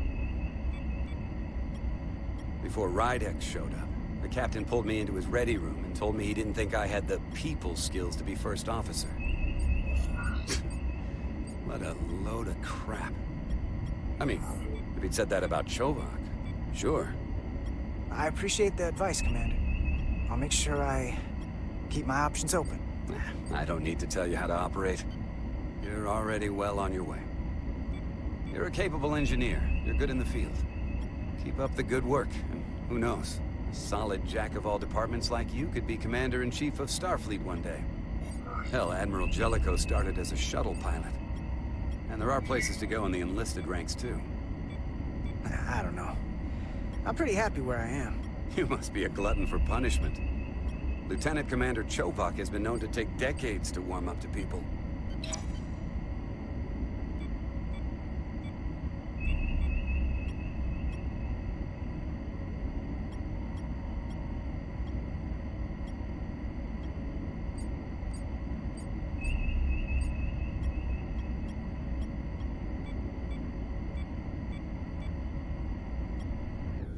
Here. This is close enough. Stop the engines. Deploying the probe. Westbrook to Commander Chovak. We're ready for another sampling of data. Very good. Running the simulation again. Warp field collapse in 3, 2, 1. Mark. There it is again. I saw it. It seems to be directional. Well, what about the scans? Anything?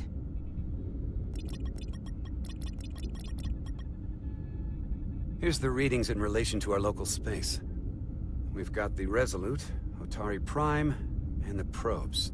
All this interference is overloading the sensor buffers. We're gonna have to triangulate the sensors manually.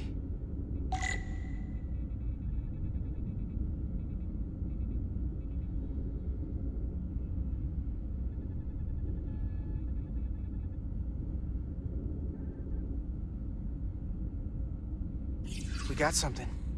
These markers indicate peaks in the gravimetric interference patterns. Let's see if I can find some more.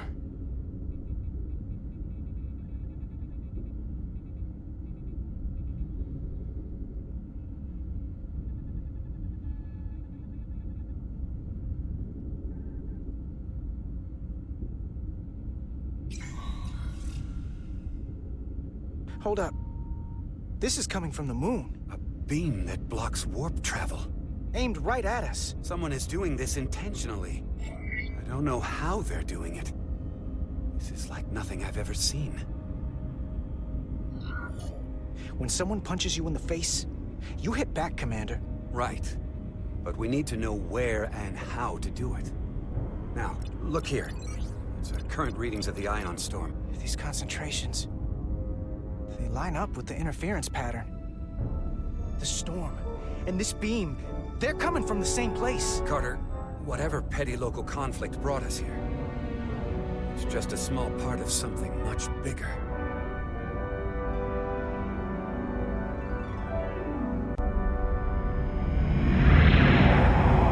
Presently, we don't have an explanation for how they're doing this. One thing is clear. This is no fluke. Thank you, Mr. Westbrook. I want a full briefing when I'm back on board. Solano out. A targeted weapon that inhibits warp travel. Coming from the moon Tau. That would explain the difficulties my shuttle encountered. More importantly, the tenor of the Hotari during the negotiations. And here I thought the Illidians would be the problem. Coming to peace talks in a warship. This wasn't supposed to be so complicated. For all their posturing, every indication is that the Illidians are afraid of the Hotari. They didn't bring their warship as a threat. They brought it because they're scared. From everything we witnessed, I would say that is highly likely. But what are they afraid of? Tylus, the Hotari representative, said she thought they found something in the mines.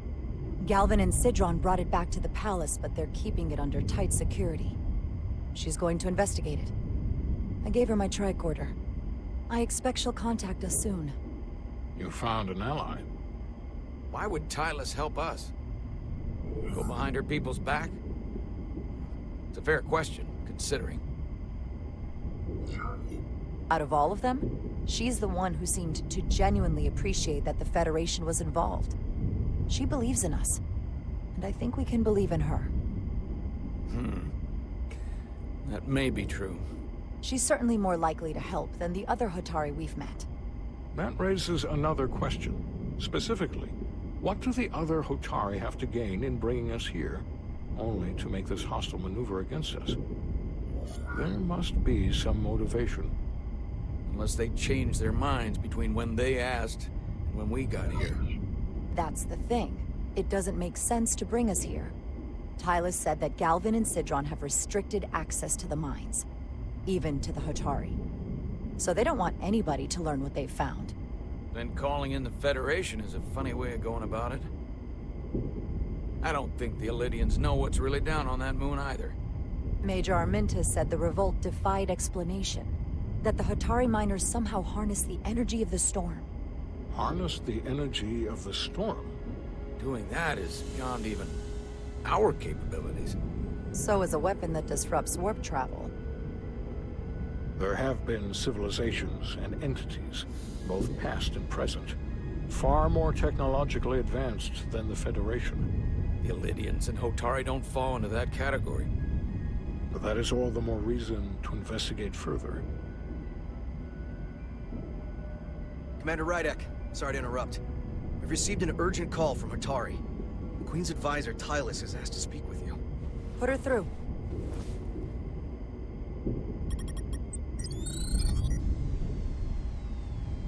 Galvin and Citron are still with the Queen. I've enlisted help to gain access to the room they have under guard. I don't have much time. I'm not supposed to leave my post. It's only for a moment. I so appreciate your help.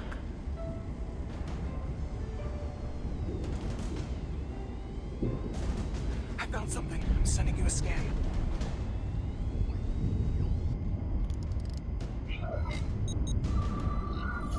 Got it. Tylus, if we needed to gain access to the mines on Tau, is that something you could help us with?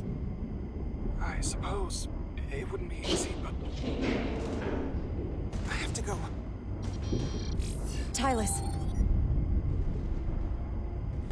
Can we reconnect? Sorry, Captain. We've lost all contact. We can only hope she escaped without harm. It was hard to tell.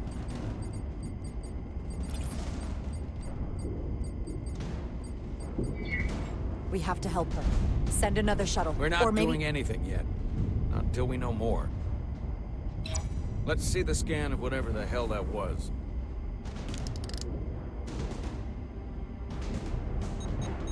Tylus suspects this came from the mines on Tau. It appears to be of ancient origin, but the markings are unfamiliar. We can run a full analysis when we get back to the Resolute. But if this came from the mines, then it might be the key to how they got the upper hand against the Illydians. Then we have to go into the mines. The Federation would not allow that. We were, after all, sent here to be a neutral party in a peace negotiation. However, we could demonstrate that the Hotari have acted in bad faith, which would enable us to investigate the mines on Tau with full justification. But of course, we would need conclusive proof before taking action. Otherwise, it could put us in a difficult position.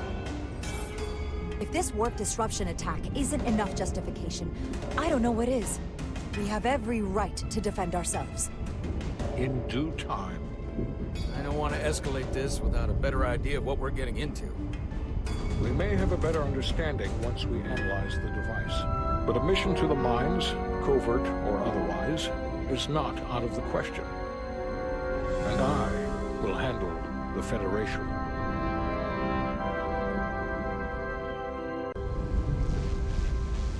As I was telling Carter, I want all the data I can get on this warp problem.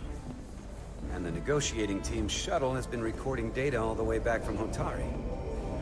Even better than our probes. So pull the sensor and engine ISOs from the Melville when it sets down. Will do. I'll join you and Chovok down in engineering to run another analysis after the briefing.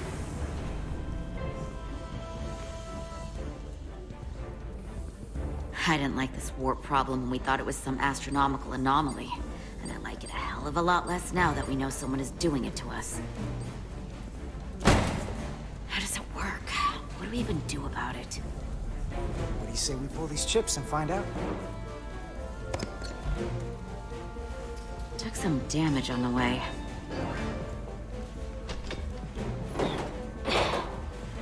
That ionic interference scored the hull plating. Might be some micro welds. Let's try pulling together. All right. 3, 2, 1.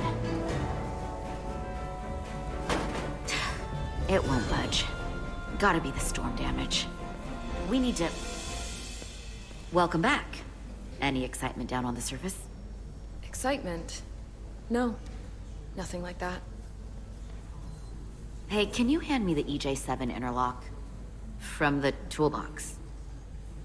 I don't know what that is. Not much use for one on a security detail, huh? Carter? Yeah, I'll get it.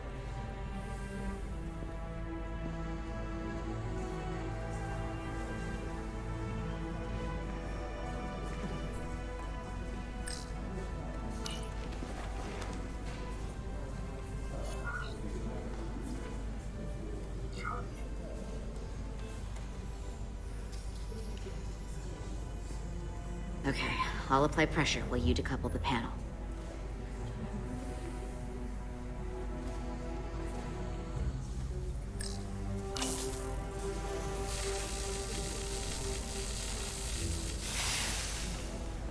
Here, I'll help.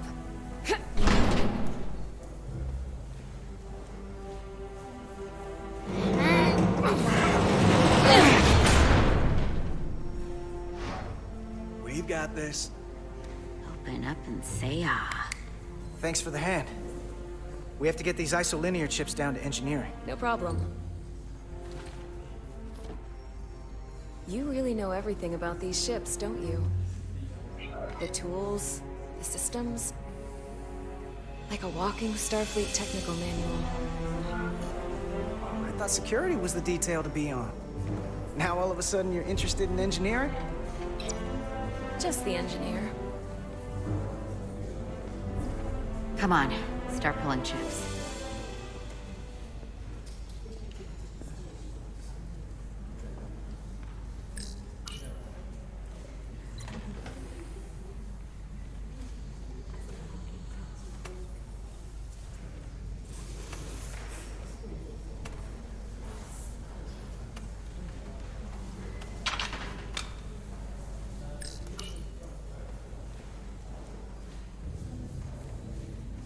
What's this?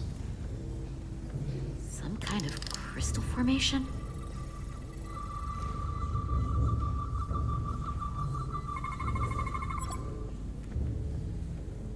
Whoa. This substance is a quantized spin crystallization of hydrogen, carbon, and lithium. It's emitting tetrametric pulses at an interval of 3.8422 seconds. Quantized crystallization isn't natural. I mean, it's only theoretical as a means to engineer matter on a subatomic level. What's it doing in there?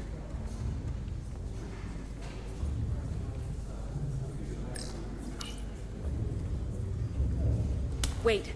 Regulation 364, subsection 9. What?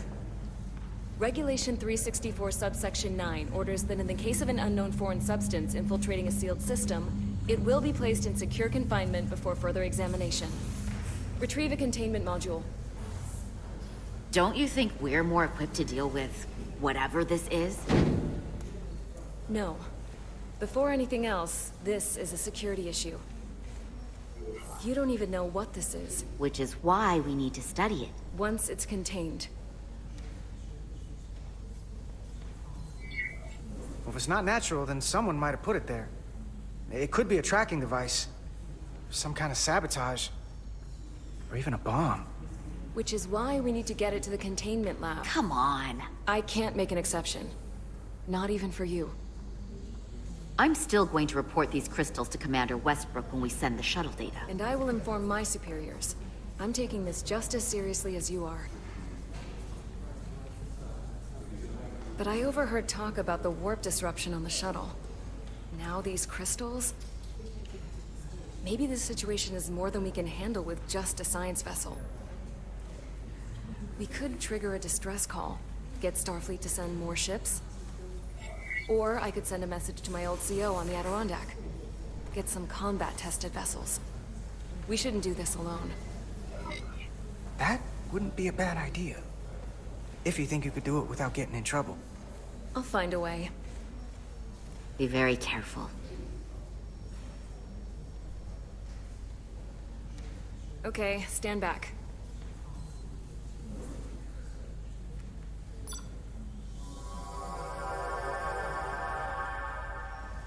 Get this to the containment lab.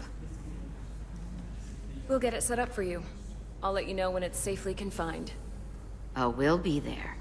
Last thing you want is to study this down in main engineering and have it explode next to the warp core.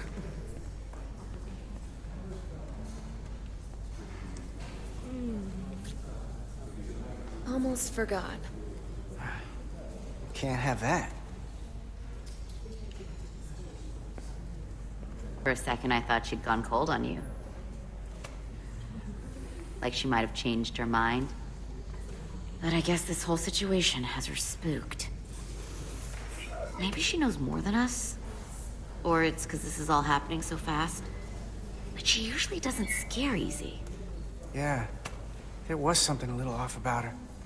Like that talk about sending a distress call? That was pretty out there. Although, you didn't seem to think so.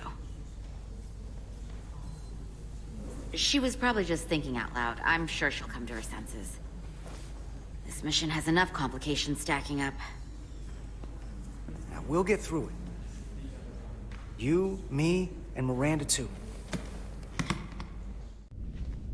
Commander Rydek was able to work behind the scenes during the negotiations and made contact with a representative from the Hotari delegation named Tylus. She mentioned an unusual artifact of unknown origin being held under tight security within the Hotari Palace, which she believes came from the mines on Tau. Now, this artifact might have a connection to the revolt, to the storm, and to the warp disruption we now know has been targeted at the Resolute. Commander Rydek, if you want to take it from here. Of course. Tylus managed to infiltrate the heavily guarded location within the palace and sent us these scans using my tricorder. It appears to be some sort of control panel, possibly connected to the warp disruption weapon originating on Tau. Of particular interest is this symbol, which we couldn't identify the origin of. The Federation database has records from a vast number of civilizations. If anyone from Starfleet has come across this before, the system should recognize it. Cross-referencing with Federation records. Displaying symbols from Federation database with a 90% probability of match or higher. Select a symbol to further analyze.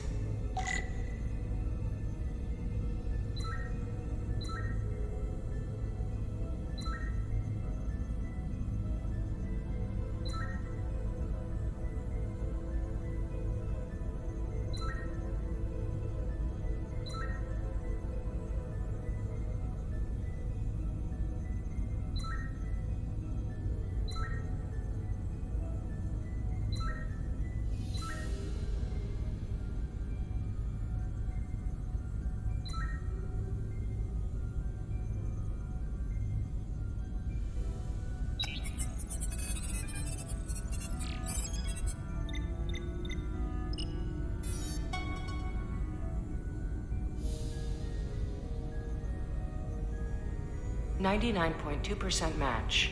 Got it.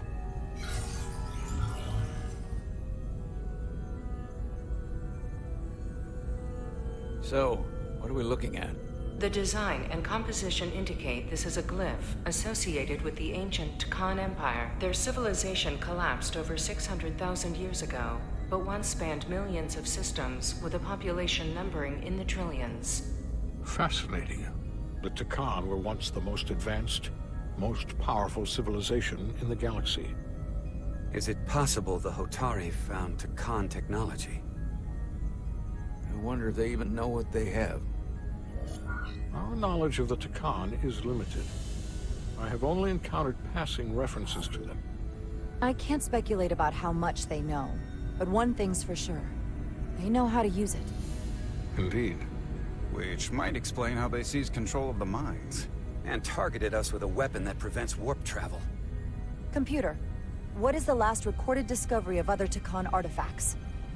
On Stardate 41386.4, the USS Enterprise D, under the command of Captain Jean-Luc Picard, discovered a Tkon outpost in the Delphi-Ardu system. According to the mission summary, an unbreakable energy-draining field was deployed against the Enterprise and a Ferengi ship. The Enterprise was only able to escape after negotiating their release with an entity known as Portal 63, Guardian of the Tkon Empire. Unbreakable energy draining field. It starts to make sense. What else is there? There's a lot here. Let's take it piece by piece. Select the aspect you wish to learn more about. Someone from the Tkon Empire is actually still around. Or at least was, 16 years ago. Computer, what other information do you have on Portal 63, Guardian of the Tkon Empire? The entity known as Portal 63 is of an unknown nature. A biped humanoid, he was unaware that the Tkon Empire no longer existed at the time of the encounter. He was able to control the crystal-based technology of the Tkon outpost through apparent telepathic means. It was by his choice that the Enterprise was released from the energy draining field after Commander William T. Riker of the Away Team argued on behalf of both Starfleet and the Ferengi. Telepathic control of their technology. As I have said, they were the most advanced civilization in the galaxy.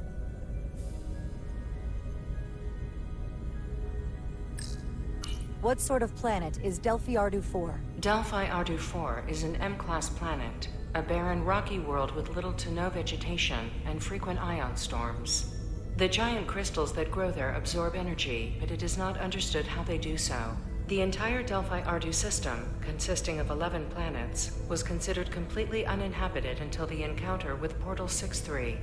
Frequent ion storms. That can't just be a coincidence.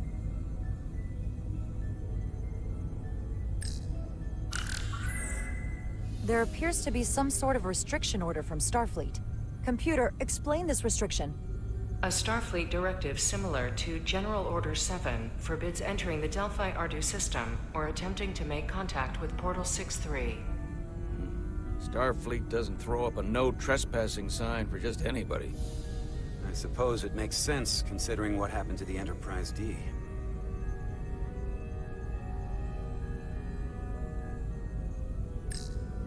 The technology to capture and hold the Federation flagship would have to be unbelievably powerful. Computer, what else can you tell us about the energy-draining field the Tkon used? The Enterprise D was unable to break free on its own. The precise nature of the technology was never fully understood. Only that the crystalline technology used was beyond the comprehension of then-current Starfleet science. The engineering team found a quantized spin crystal formation in the shuttle you took to Hotari. They registered tetrametric radiation coming from it. We have Tkon technology on board right now? We might. I'll run a full analysis in the containment lab. The Elydians should have crushed the revolt. But if the Hotari have Tkon technology and can control it, I see why they're willing to negotiate peace. For all we know, this could be just the beginning.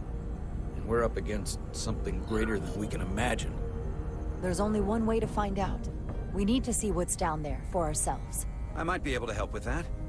We've been able to triangulate the source of the ionic interference and warp disruption to a specific mine on Tau. Engineering used the latest data from your shuttle to pinpoint its origin.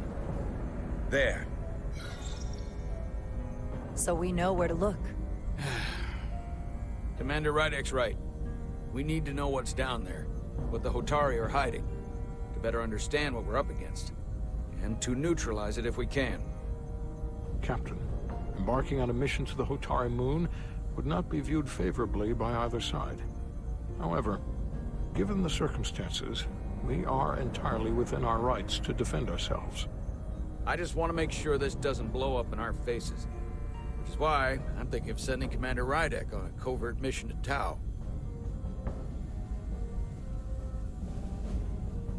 Assuming you're up to the task. It would require absolute secrecy. And obviously, it's not without risk. I'll get the away team in and out. They're in safe hands with me. Under normal circumstances, that would be the case. But given the sensitive nature of this incursion, I'm afraid you'll have to go it alone. I'm hoping Tylus can accompany you. The priority is to avoid detection. It's a calculated risk.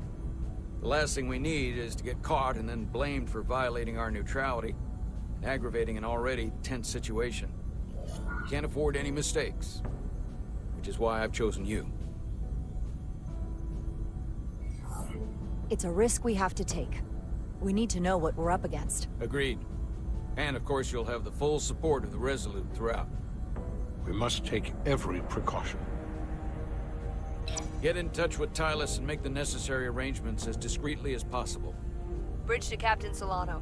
The Elydians have moved additional ships to the edge of the Hotari system. Current heading is straight for the homeworld. Understood. It would seem we no longer have the luxury of waiting. In that case, may I suggest you and I return to Hotari Prime? Doing so will provide Commander Rydek as much time as possible to complete her mission. Agreed. We'll hail the Queen's delegation from my ready room. We all know what we need to do. Dismissed.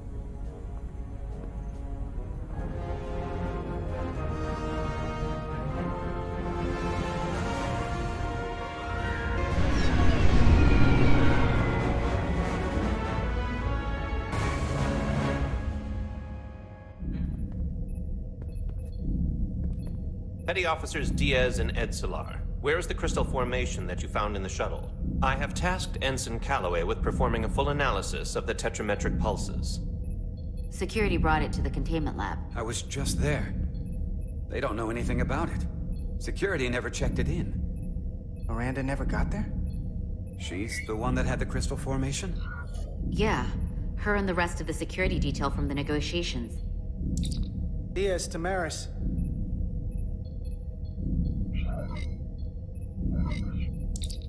Carter Diaz to Miranda Maris. Commander Westbrook to Petty Officer Miranda Maris. Respond. Something's not right. She's still on the ship. She has to be. Computer, locate Petty Officer Miranda Maris. Petty Officer Miranda Maris is in the isolinear storage array on Deck 5. I'll go find her. Good. I am sure Mr. Diaz can attend to this on his own.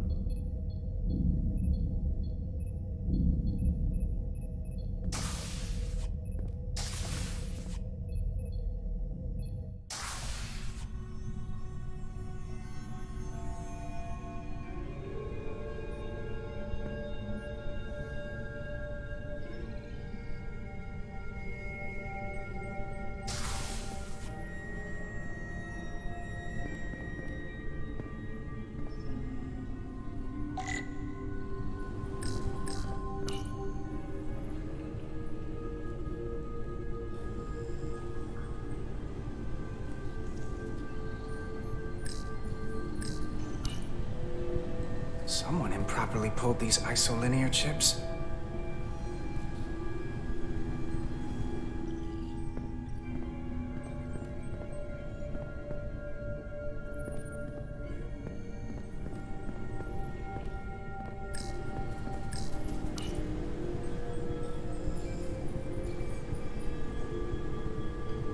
Did this?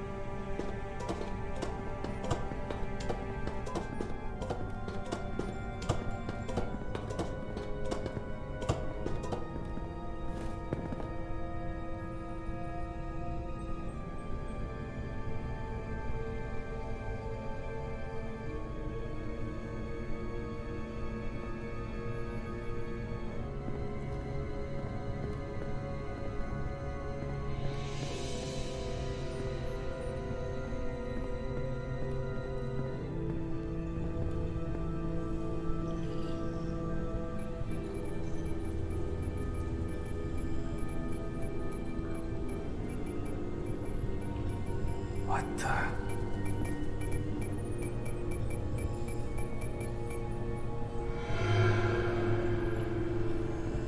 Oh, it's just you. I'm busy right now. Why don't you come back later?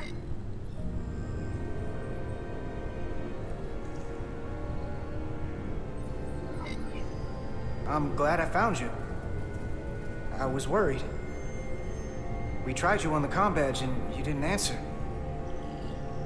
Oh, I guess I was just caught up in my work. But I'm through here, so I can't stay and chat. I have other things to do. Sorry you came all this way for nothing. But hold on a second. Commander Westbrook said the crystal formation we found in the shuttle never made it to the containment lab. He sent me to find you. I don't know why he'd say that. I brought the crystals to the lab myself. Whatever he told you, he got it wrong. All I know is where I left them. Westbrook wouldn't lie about that. Are you really so sure? I just said he wouldn't. Then maybe he's mistaken. I don't know. Look, I appreciate that you came to check on me, but I'm fine. You worry too much. We're on a starship. Nothing's gonna happen to me here. Miranda, you can be honest with me. Are you in some kind of trouble? The crystals are missing, and now... I don't even know what you're doing in here pulling ISOs. Will you drop it? I don't like being interrogated, Carter. Hey, wait up!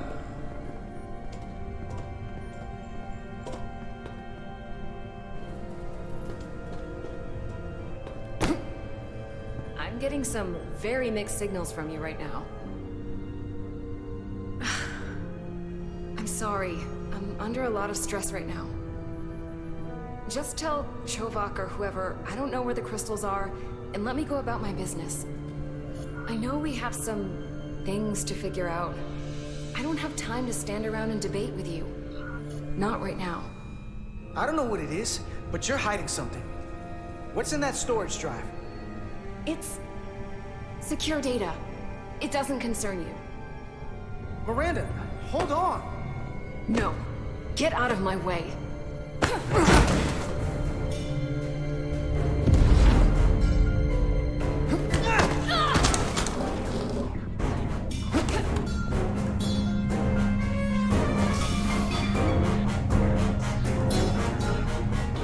So I see you found each other.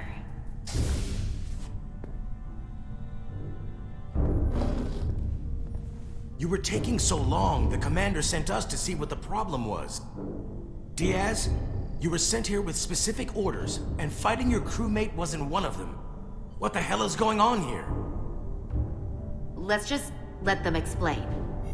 I'd like to hear that, because I know what it looks like.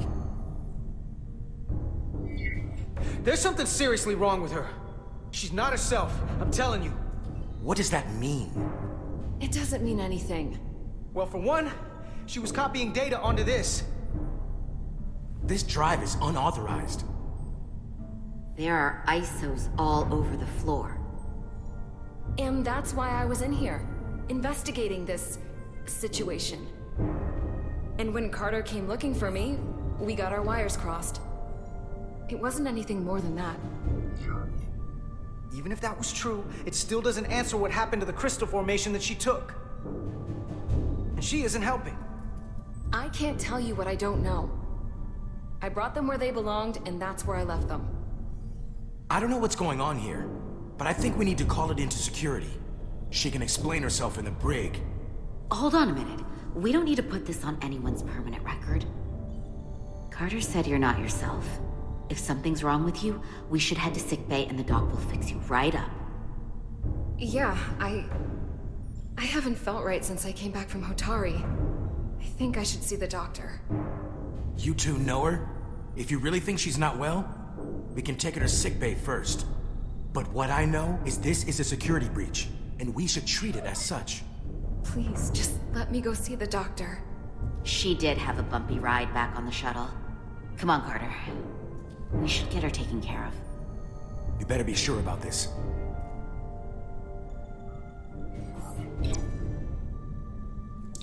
This is Petty Officer Diaz. I need a security team to Deck 5.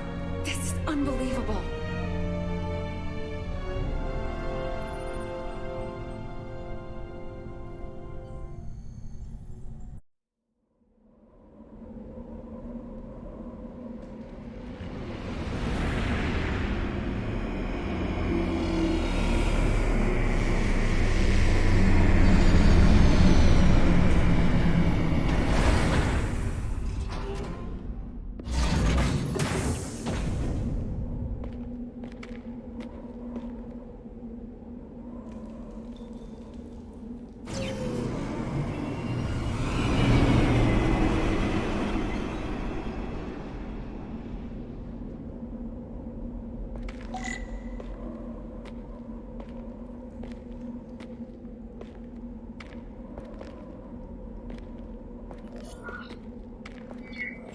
Rydick here. This is Ermont. Any trouble getting to the surface? I'm really starting to miss transporters. As long as this storm is around, you'd better learn to like shuttles. But if you can find the cause of the interference, we might be able to get back to transporting. As if I needed another incentive. We both know there's a lot more than that riding on this. Fair enough. You'll need to get in and out of the mine undetected, so I hope Minister Tylus can help in that regard. So do I. And to keep this covert, we'll refrain from contact unless absolutely necessary. Understood. Rydick out.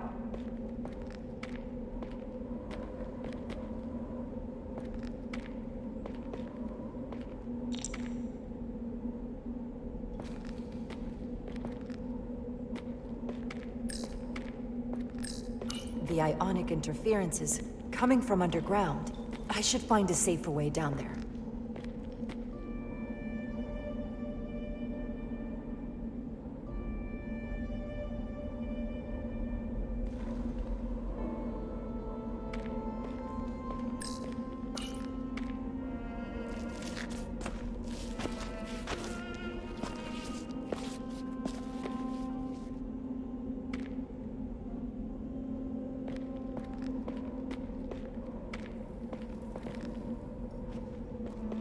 I saw your shuttle take off.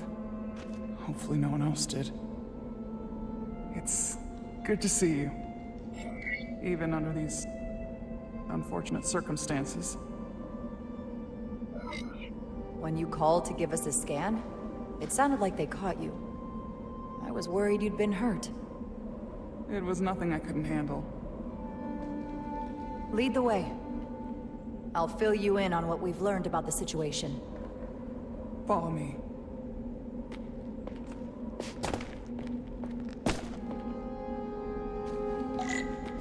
The device Galvin and Sidron brought back from the mines is being used to control some sort of warp disruption weapon that has the Resolute trapped in Hotari space.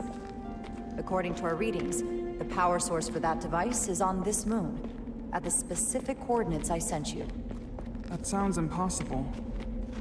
That explains the rumors of the Hotari controlling the ionic storm.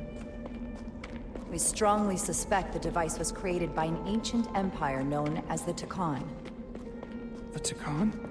Once the most powerful civilization in the galaxy, but they've been gone for over 600,000 years. It's hard to believe there's something like that on Tau. Which is why I need proof.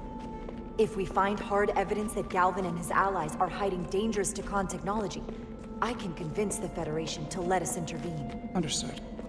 We're almost there.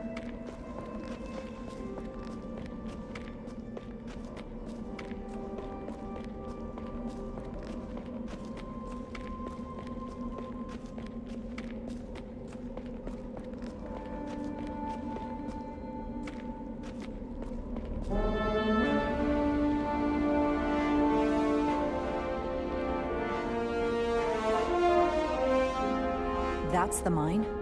Prospect 614 North, Subdivision 20. It's enormous. Just one of the thousands across Tau. The pride of Hotari. How do we get inside? The structure that circles the mine has entry points for transporting equipment into the lower levels. They're guarded, but nothing I can't get past using my authority. Well, that's good to hear. As long as you can avoid being seen, I should be able to talk my way past any miner. And provide a little distraction for you in the process. How do I avoid being seen? You don't use the door. How dare you! Don't you know who I am? I am Tylus Altaris, Minister of Diplomatic Affairs. That's not... The Queen would be furious to hear you tried to deny me entry. The Queen? But I just... You just what? Just now realize the trouble you've made for yourself? And who exactly do you think you're going to report this to? Because I'll be reporting it as well, to someone much further. You have no authority here. Do you understand who pays your wage? I can inform the Queen directly of this insolence. There's no... You'll regret everything you've said here today. You should have opened the doors the second I appeared before you. That's not the protocol. I didn't know... Okay. Let's get a look inside you. Does your brain function? Do you speak our tongue? Minister, I have orders. How could a fellow Hotari not understand this? You're digging your own grave. I've reached the end of my patience. Escort me to the Queen's bed. I told you I can't just... Now. But fine. A woman's choice.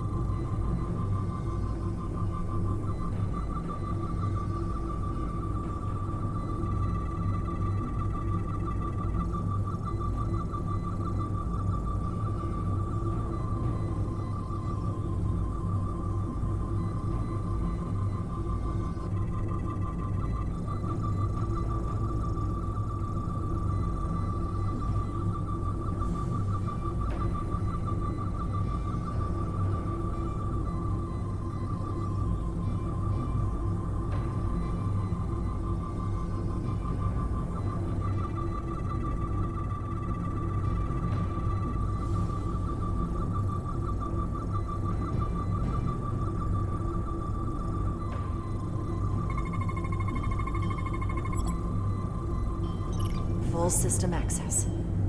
Let's see if I can just... Bingo.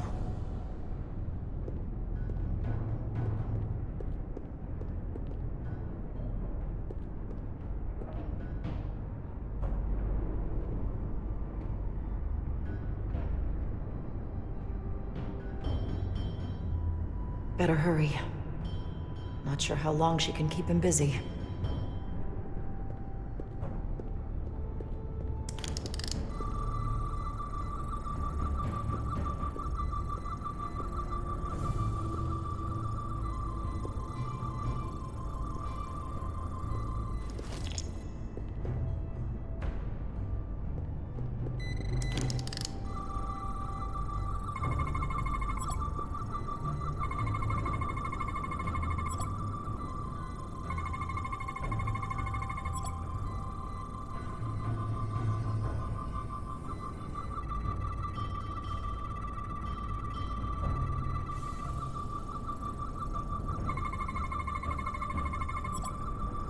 Got it.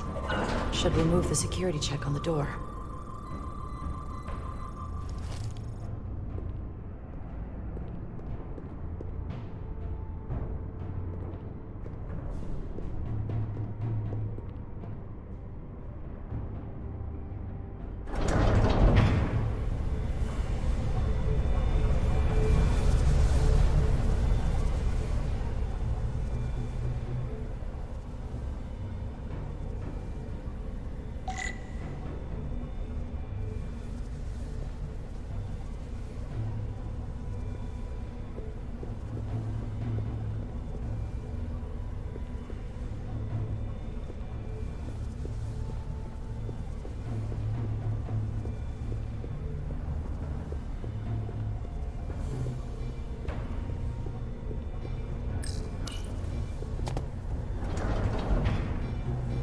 I didn't come here to educate an imbecile on royal protocol. Of course not, Minister.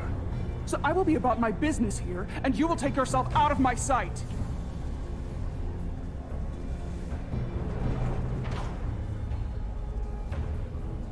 There you are. You really let that guy have it. It worked, didn't it? I'm used to having to throw my weight around. Hard to get anyone to listen to you otherwise. I'm impressed. I didn't know you had it in you. There's a lot you don't know about me. Underestimate me at your peril. The catwalks were booby-trapped. Galvin and Sidron have gone to great lengths to keep out the uninvited. Well, we're inside. Where do you want to start? The ionic interference is coming from below us. We need to go deeper. That lift goes down, at least to the changeover station. But we can't use it without DNA authorization from one of the guards. I have an idea, but we need a few samples of DNA from the miners who work here. Samples? Fingerprints, sweat, blood. Which will trick the machine and get us control of the lift. That's the theory. Let's test it.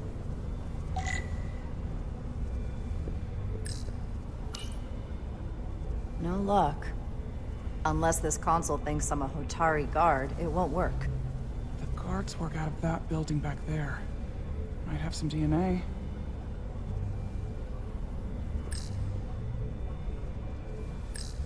Do you think we could just find a way to climb over this? Possibly. But the console on the lift itself is locked by the same system that locks this ramp. No shortcuts, then. I'm sure you can figure something out.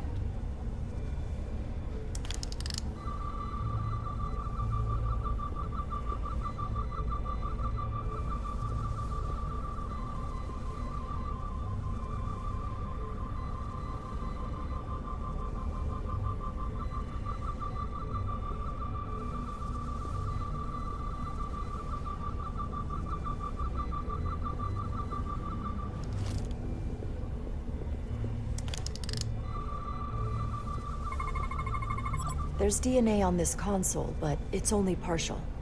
I can't use this. Maybe because we're outside. The weather out here could dilute any DNA samples. What about inside that structure? That's where the workers spend most of their time. Good idea.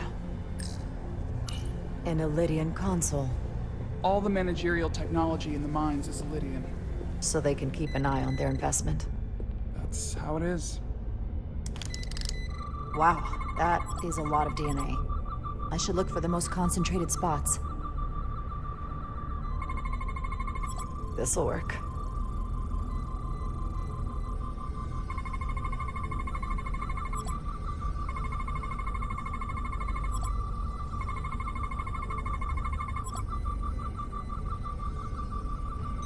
That's a stable DNA sample. It's only partial, but a few more should do it.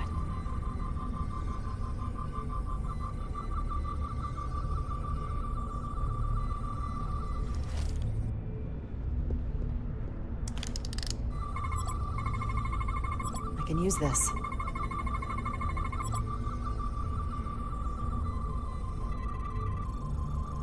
Good.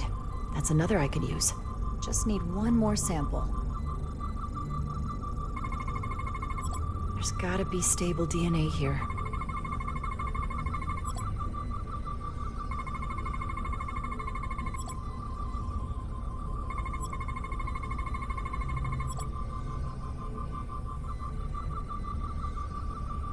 Perfect. That's enough to make the DNA profile. Time to go back to the lift.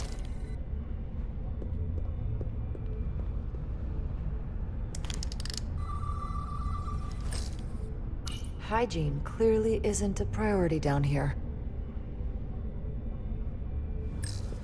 You're not coming inside? There are some things I'd rather not smell. Ah.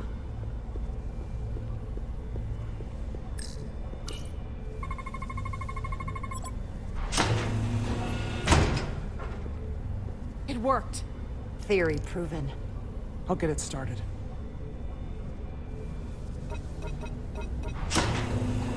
Ready?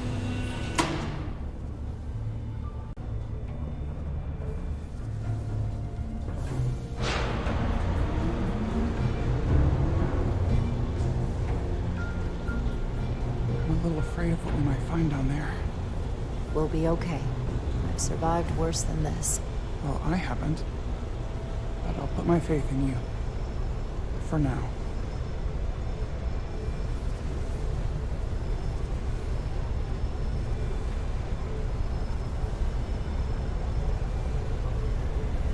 Jara. Stay back. There's a guard at the station. We'll have to hide.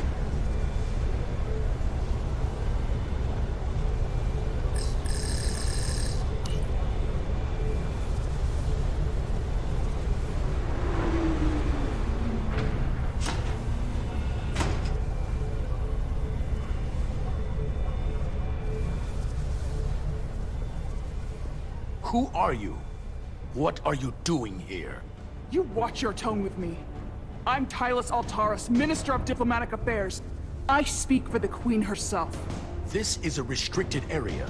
No one gains access without the approval of Galvin or Sidron. Wait. Jues Gawad Abawencha. Let me...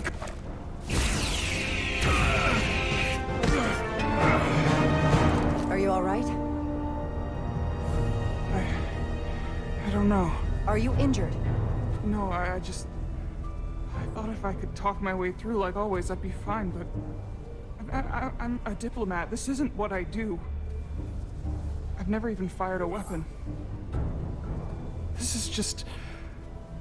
It's real now. I wasn't ready for this. Hey, I'll keep you safe.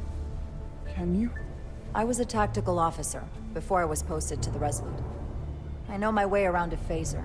You saw how I handled our large friend here. I suppose that is somewhat reassuring. My authority has never been challenged like that.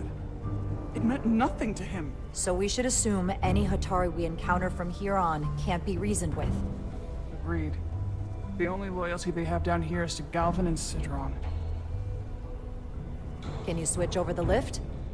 Guard should have a scan card that will allow us to operate the switch.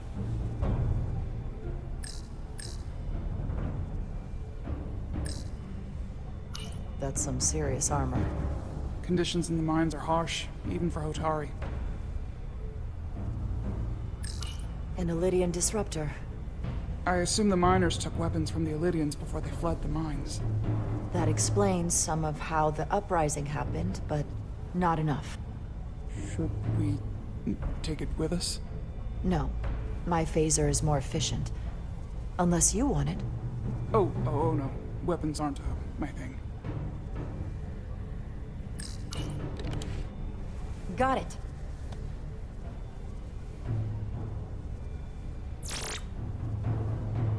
He's not dead, is he? He's still one of my people, and I didn't come here to take Otari lives. My phaser's set to stun. He'll be perfectly fine, just unconscious for a while. I see. We don't have that sort of technology on our weapons. Good to know.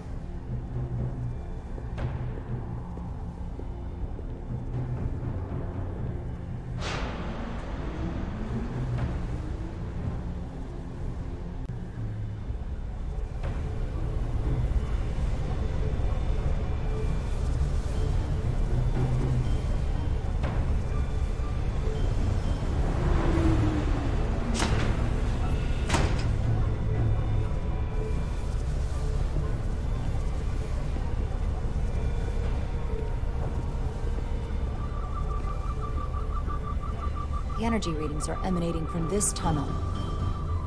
It's sure to be guarded in there. Stay low and follow my lead.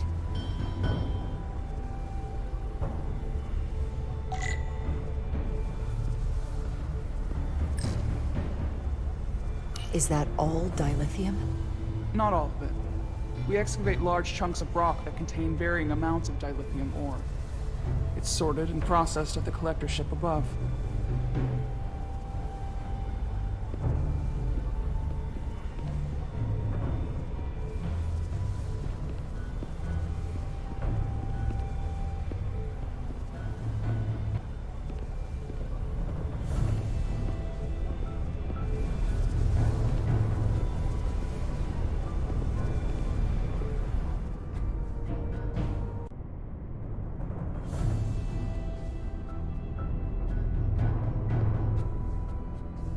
More guards. I take that as a sign we're getting close. I'll get a closer look.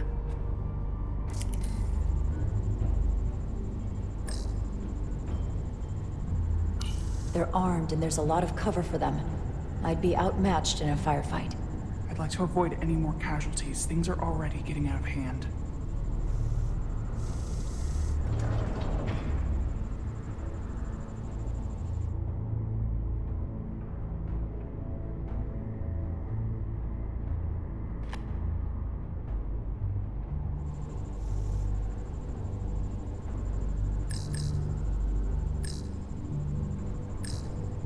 We need that particular card, don't we?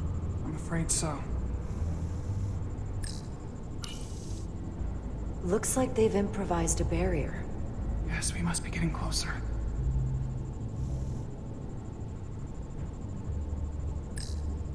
Can you open that door? Not without that scan card. I don't like our options here. I have to get us that card so we can open the door. How? If they detect you, Galvin and Sidron's followers are clearly willing to kill to protect whatever's in this mine. Hey, I'm trained for this. I'll be fine. What should I do? Avoid being seen. Stick to the edge of the room, and meet me at the door.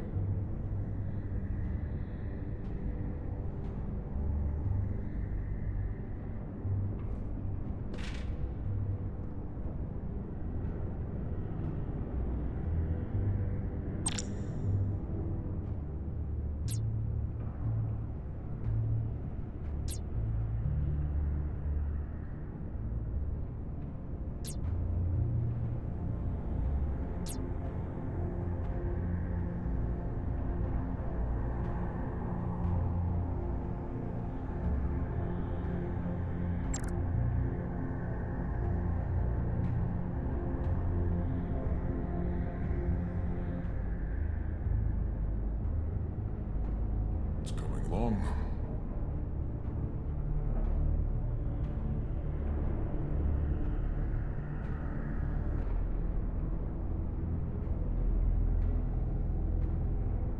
I wish the Lydians would try something else. They saw our power, our resolve. They're terrified of us. Until the plan is complete, we're vulnerable. Then get back to work, and we'll complete the plan more quickly.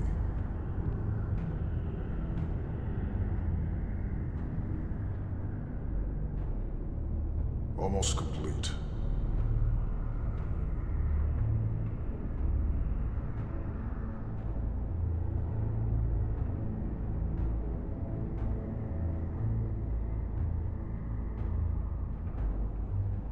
Anyone who prevents our destiny should be eliminated.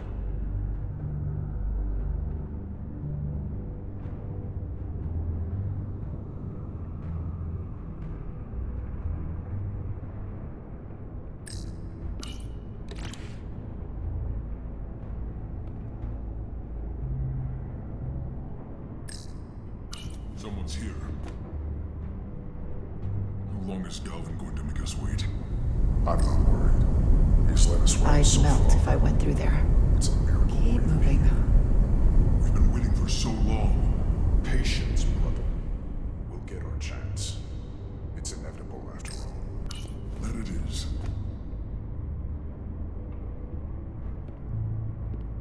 Analysis in progress.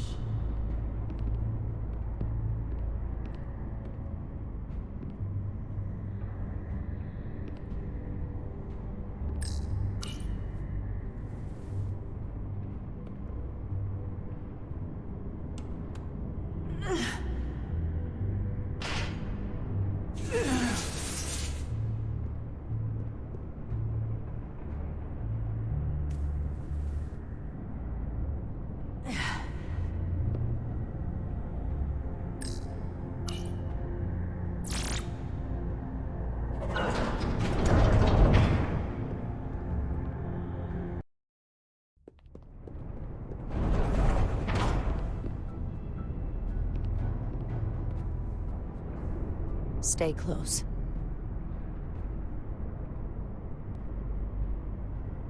Stop! What? Motion sensors. They'll trigger an alarm. We'll be found. Invisible to the naked eye. They could be anywhere. How will we get through?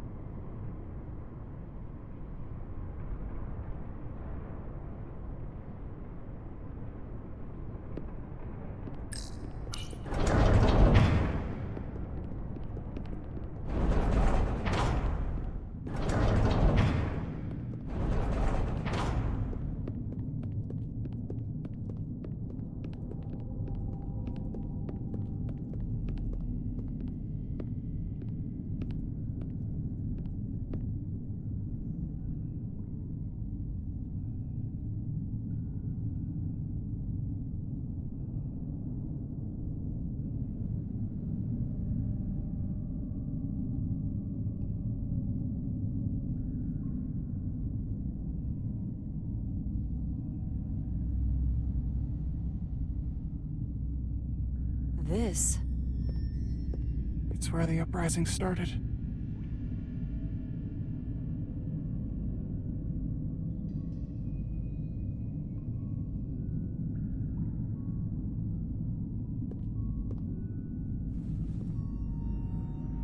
Hotari don't do this. We defend ourselves, but we don't kill on this scale, this level of savagery. There's no such thing as a bloodless rebellion. I don't know if we should keep going. So much death. I don't want to end up like them. We'll make sure they didn't die for nothing. What we learn here could save the rest of your people. Okay. Okay. Whatever happened here, it made the Illydians abandon the mines. Let's find out what they're so scared of. Is this the effects of an Illydian disruptor? Yes. Disruptors are cruel weapons. From the blast marks, it looks like the Illidians had far greater firepower.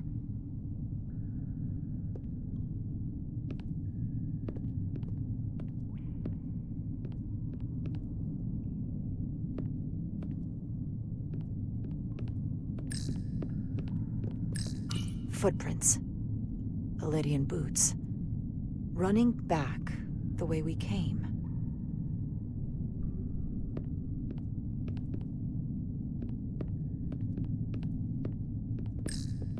Hotari. And Illidian. Both sides took a beating. The Hotari fortified the side of the room opposite the door. It's a good tactic, but a few crates aren't going to stop fully armed Illidian soldiers. How did they win? This makeshift barrier forced the Illidians to enter from the service corridor, creating a choke point. Quite the advanced tactic for a species that's never waged war. This Illidian tried to run. They didn't let him.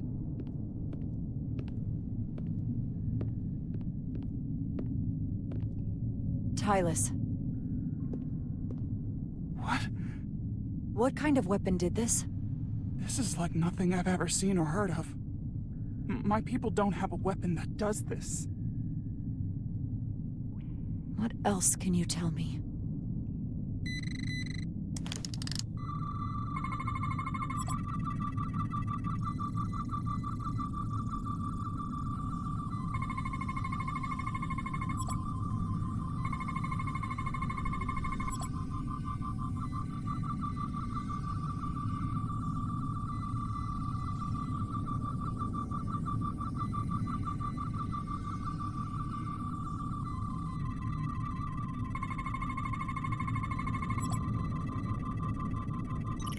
What an awful way to die. This must be why the Illidians are so afraid. Technology that surpasses their own, in the hands of the Hotari that they've lorded over for centuries. Where did this weapon come from? Well, the crystals are giving off tetrametric pulses. If I set my tricorder to search for that frequency, it'll lead us right to the source.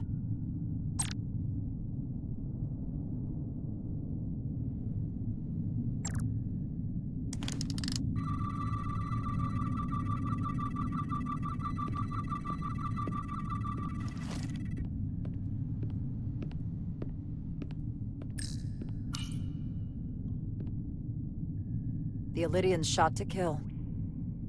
But if they killed him, why was he shot in the back? Huh, you're right. The shot came from the side the Hotari were defending. We don't kill our own. And he wasn't just caught in the middle. Killed by the same crystallization as the Illidian. Whose side was the killer on?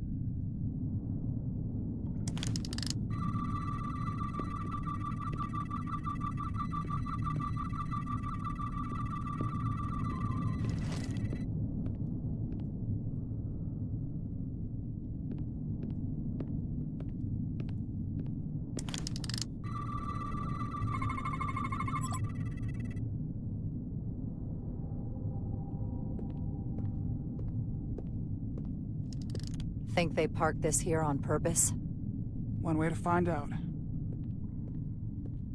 Need any help? I've got it.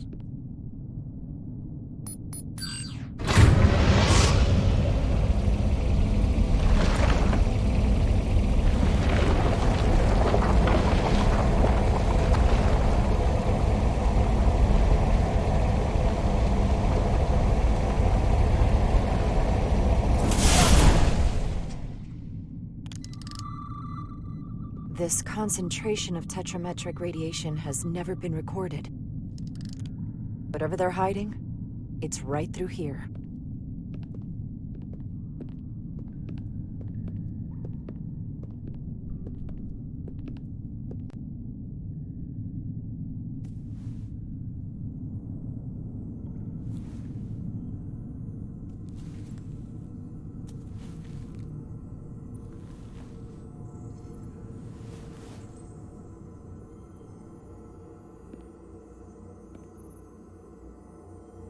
This feels strange. The crystals are increasing, growing outward, replacing the soil. It's like an infection. A parasite. Growing inside Tau. Incredible. This is definitely not Hotari.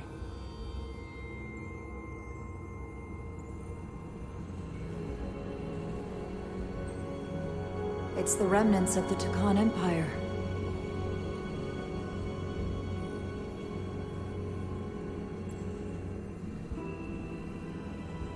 I don't think we should be here. This is exactly where we should be. Every strange thing we've seen in this system, it might all come from this room. We need to learn everything we can.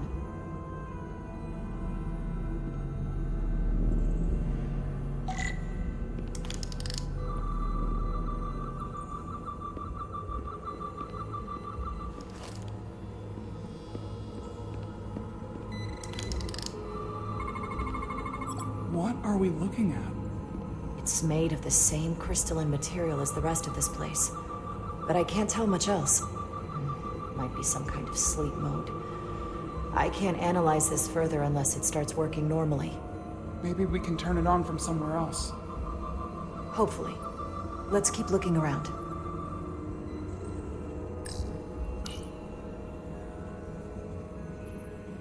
Look familiar?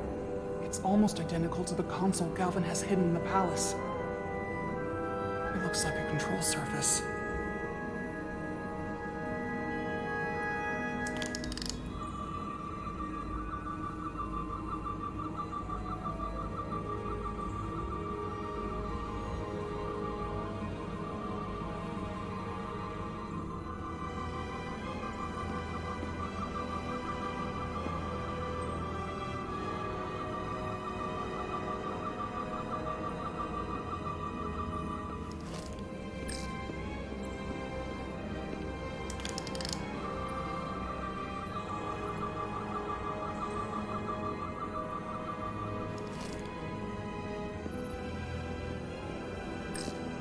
Somewhat resembles a transporter pad.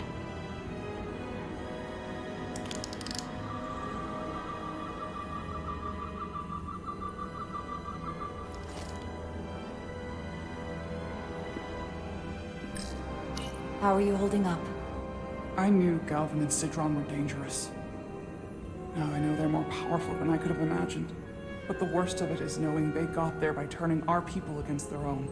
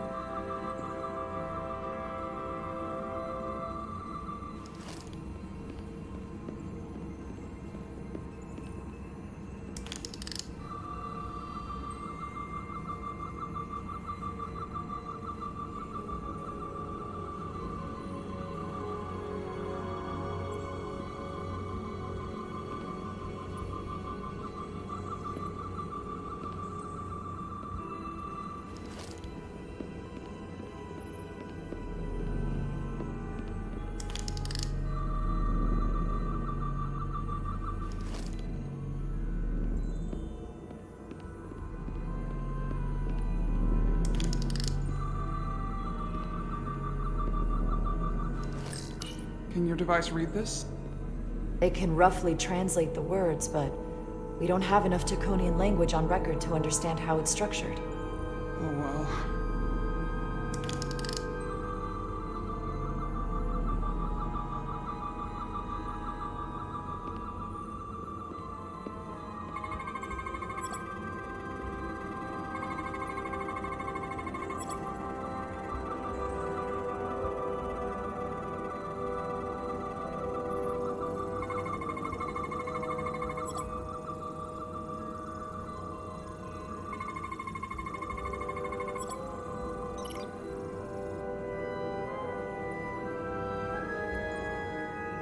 What is it? The device's primary function is to transmute lithium into this quantized crystalline compound. Possibly for the creation of weapons. Do you think one of these was used on that Elydian in the tunnels? Such a cruel weapon.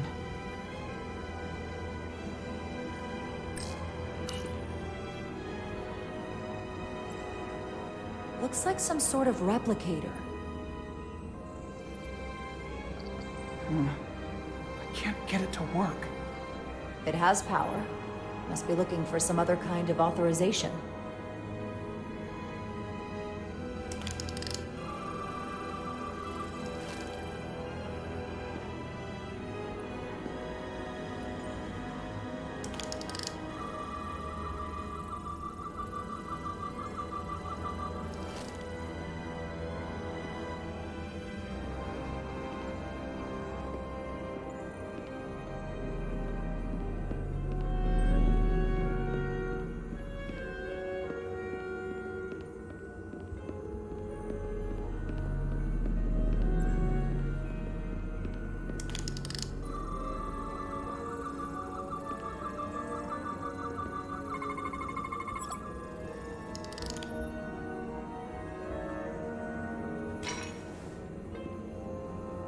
Crystallized lithium compound. Its internal structure is extremely ordered. In fact, the states of these crystals on a subatomic level suggests a storage device of some kind. Energy levels are both stable and ordered, like information. Some of them appear to be depleted. What kind of information would you deplete?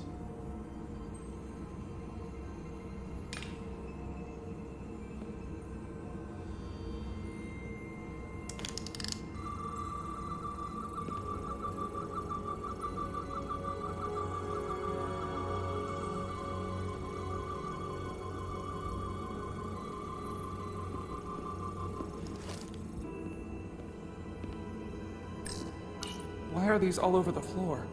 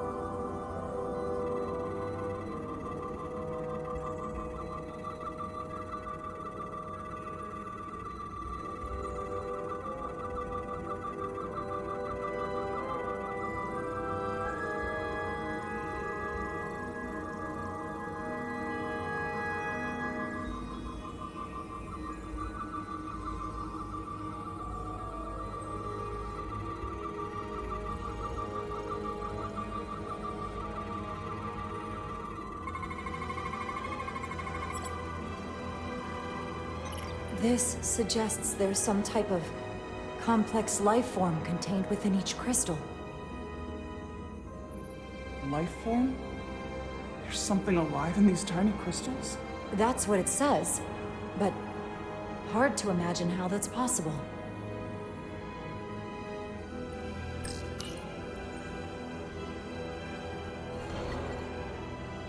Our science division will have a field day with this. We need to study it on the ship.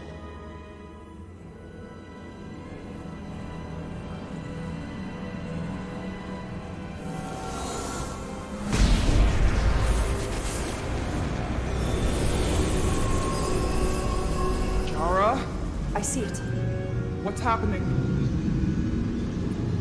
Someone turned it on. There's no one here. Then maybe the device I saw in the palace can send a signal? If that's the case, we may not be alone for long. Let's hurry.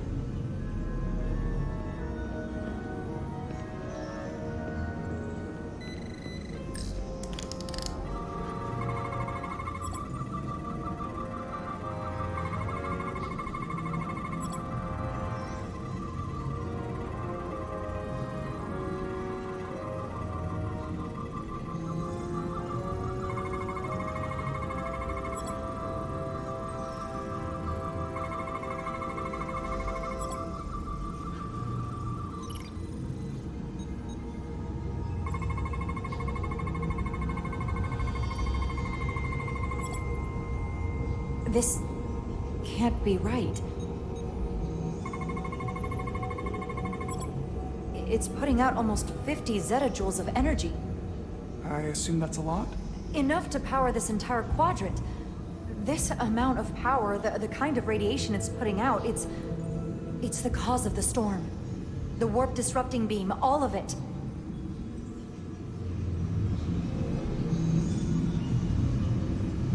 What do we do now? We get back to the Resolute. They have to know about this. Come on, let's...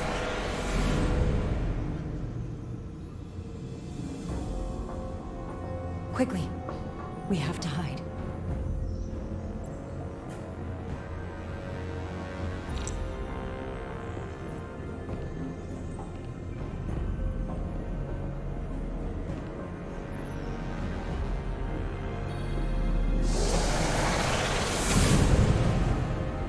This is outrageous! I demand you let me go! No need to complain. You're about to receive a gift beyond your wildest imagination.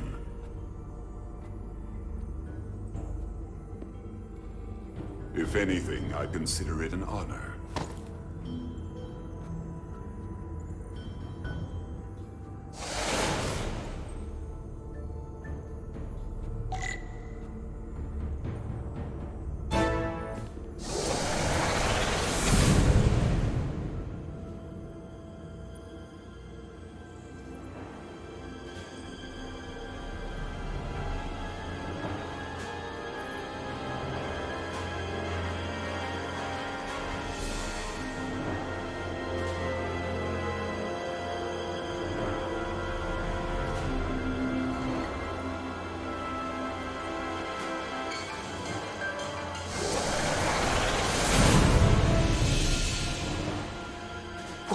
What is that? What are you doing? You'll see soon enough. I can influence the course of the negotiations. I can make sure the Hotari get the better end of the bargain. So can I.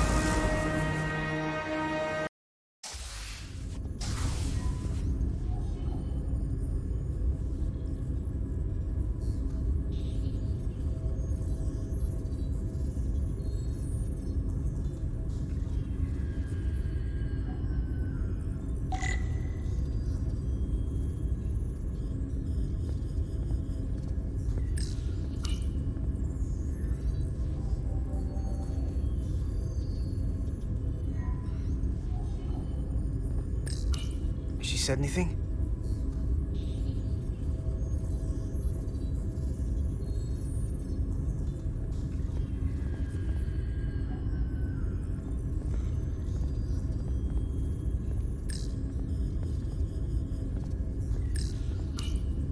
Miranda won't be in here for long.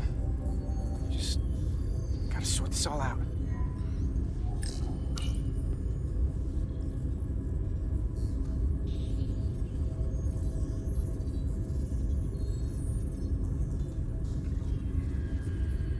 If there was a chance between you two, I think you've blown it out the airlock. Hope you're happy. Miranda doesn't deserve this. We're supposed to be her friends. I'm not happy she's in here. Not Miranda. The way she was acting. There's something going on with her. Well, she's gonna have to answer for it here.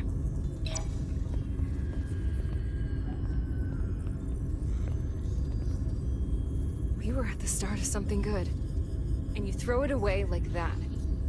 I never thought you'd turn on me like this. I didn't turn on you. You brought this on yourself. Unless you have some kind of explanation. You think I owe you an explanation? Starfleet and its never-ending search for answers.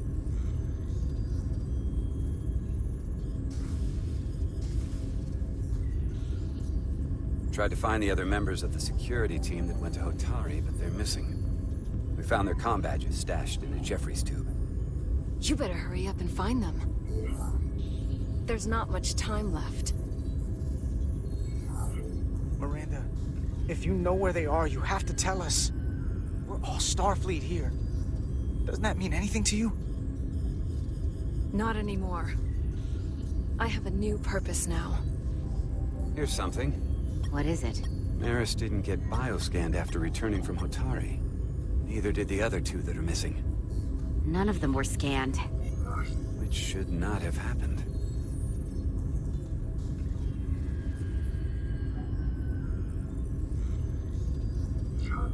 She came over and helped us open the engine compartment. The others, too. They must have used it as a way to skirt the scan. So they knew they had to get around it. I'll scan Petty Officer Maris and get some data to cut through all this speculation. I think it's better if I do it. Open up too.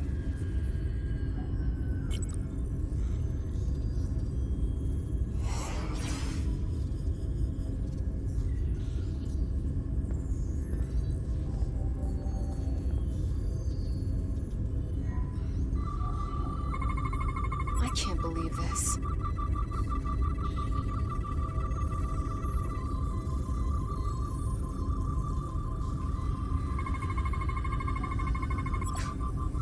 Ridiculous.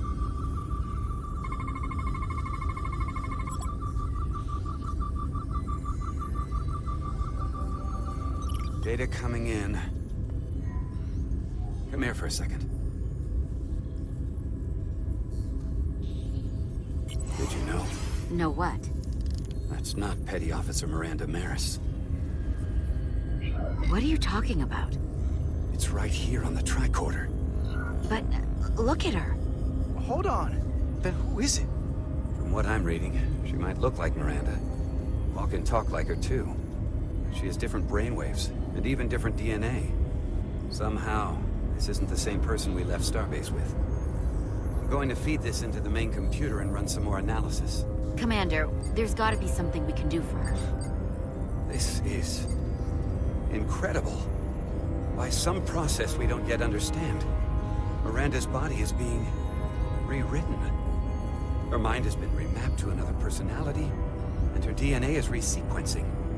I'm not sure the extent of it, but it appears to be pervasive. Someone has taken over and is bioforming her. That's a crude way to describe it. Bioforming. This is a problem. A big one. What are you? I'm Miranda, but so much more.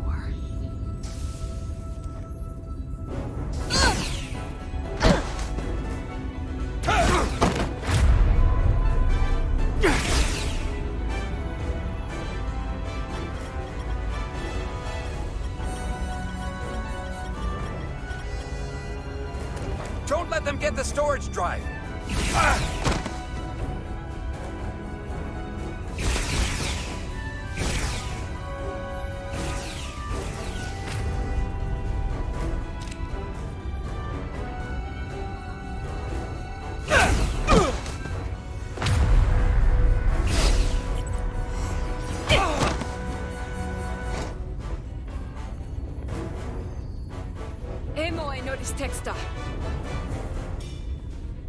It's not in the Universal Translator.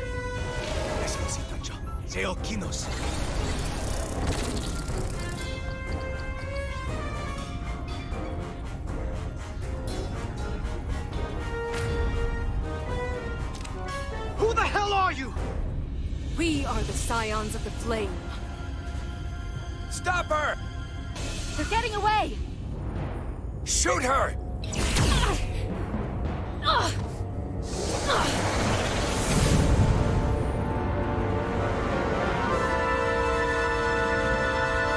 Scions of the Flame?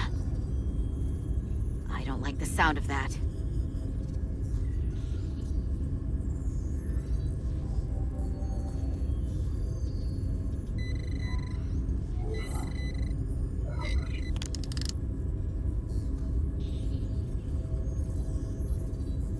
You're never gonna believe this. The reason the Universal Translator didn't recognize that language is because it's only ever been read. It's the Tkon language.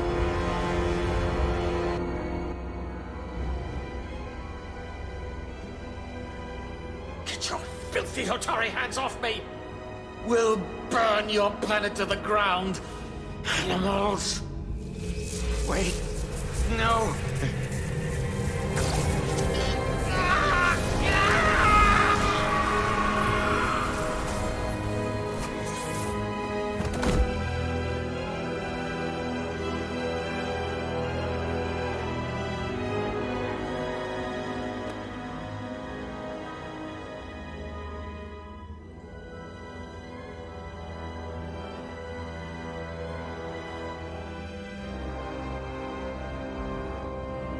Rise, brother. Rejoin the flame.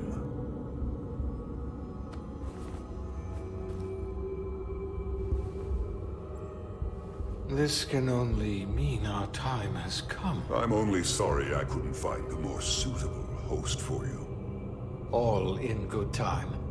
This is only the beginning. They're working together? An Elidian and a Hotari? They did something to him.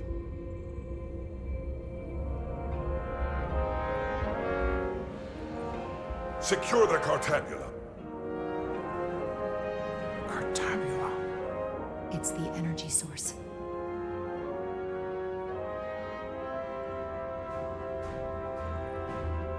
Spread out. Search the vault. Go back through the mine. Cut off their escape. Find them! Time to go.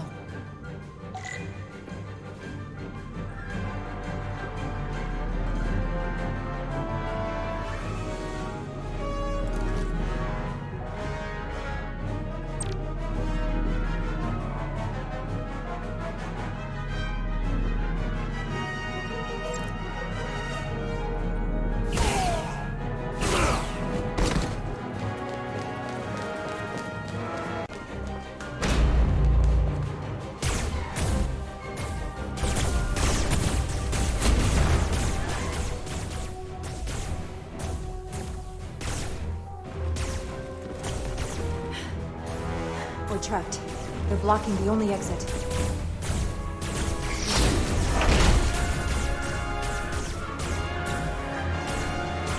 Maybe not.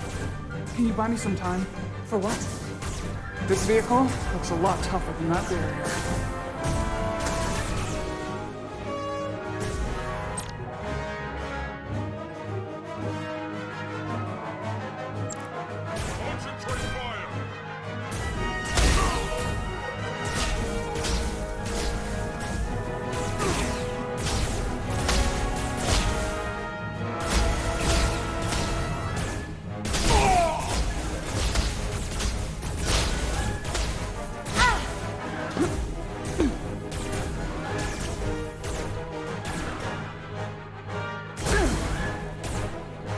Shoot the Hotari woman!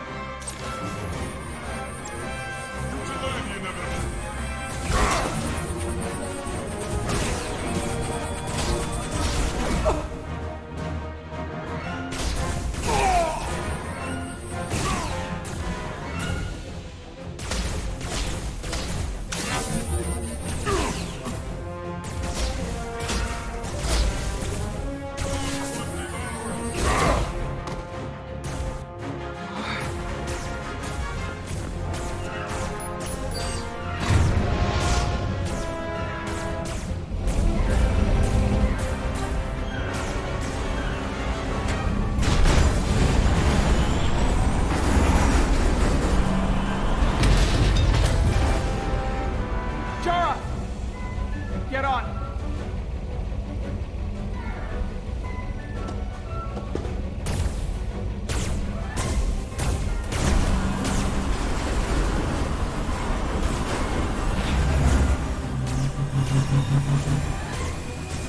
Hold on to something!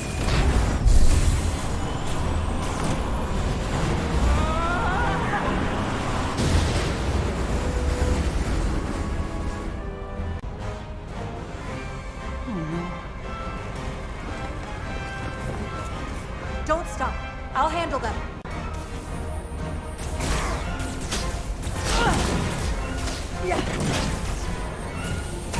Shoot the one driving the machine!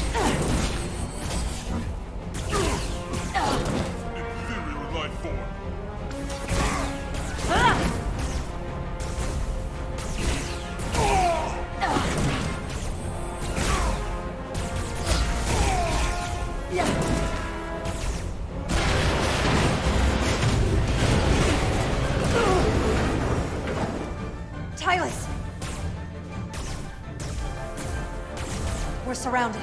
I'll get it working. Just need some time.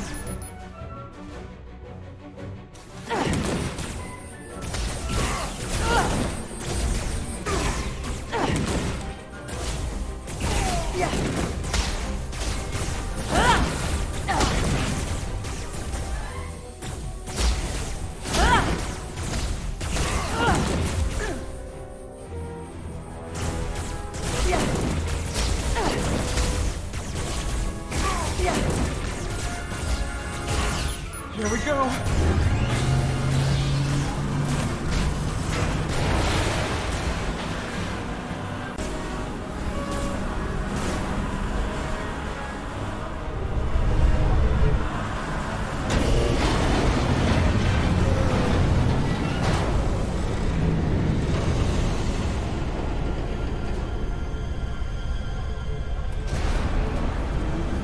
The lift.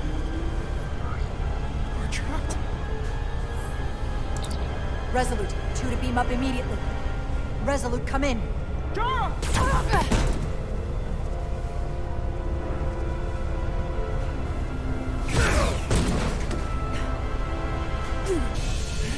Are you all right? I think so. It hurts.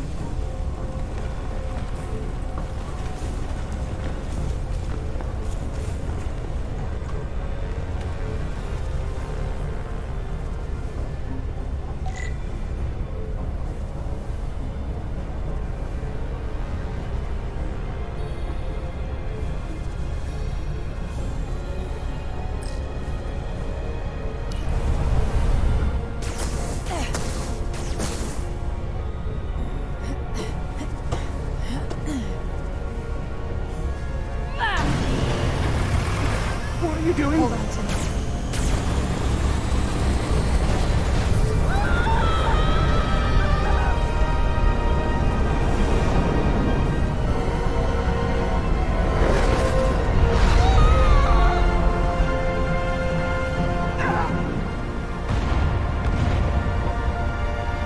Commander, we read you, but there's too much interference. Transporters still can't get a lock. Miranda was able to transport through the storm. There has to be some path through that we're not seeing. Tetrametric radiation is saturating our sensors. There is too much interference to pick up the residual transporter signature. Wait. Tetrametric radiation. Of course. I can align the transporter with the tetrametric signature. The crystals emit tetrametric pulses every 3.8422 seconds, roughly 26 centihertz. All of this is connected. The storm, the warp-killing field, the crystals, Miranda's alien transporter tech.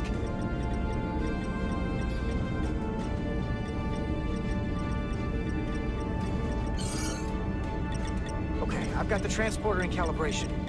There are a lot of biosigns in that mine, all stacked on top of each other. I need something to identify the commander's signal. Something loud, energetic. Understood. Commander Rydek, we have penetrated the storm's interference, but we are unable to pinpoint your signature. We need you to generate a high-energy event to help us... High-energy event. Got it. Tylus, are you still with me? I am. Good.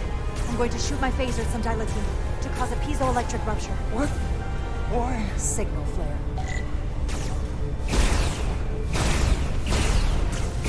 These crystals have to be pure enough. Bigger still. Come on! Damn it.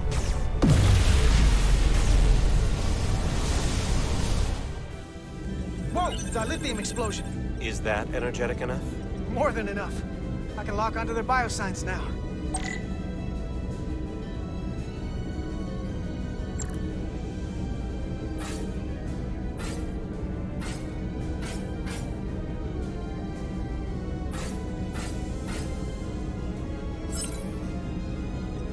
I've got their biosigns isolated. Commander, we have your signal. I'm gonna tunnel a path through the ionic interference.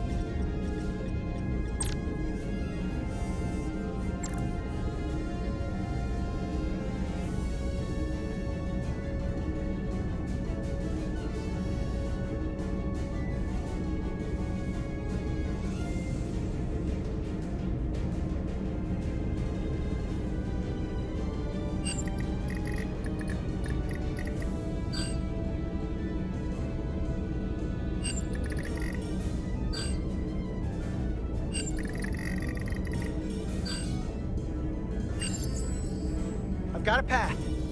Just gotta calibrate the signal.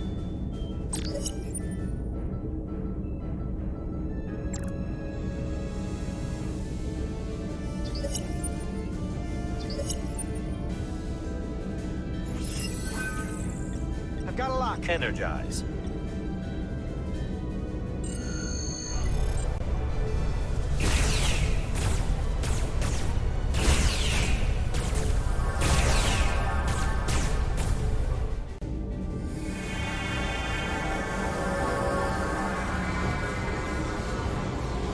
Petty Officer Diaz.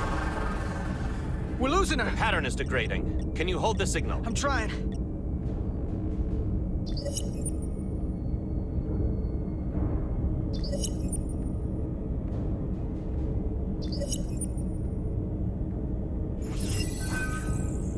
I got it. Come on, come on.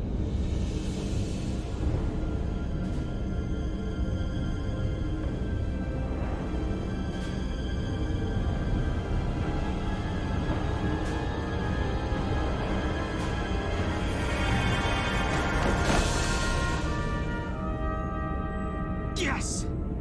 Get her to sickbay. Captain Solano and Ambassador Spock have just returned from Hotari. Take a look at that. Rydick, I need you on the bridge, now.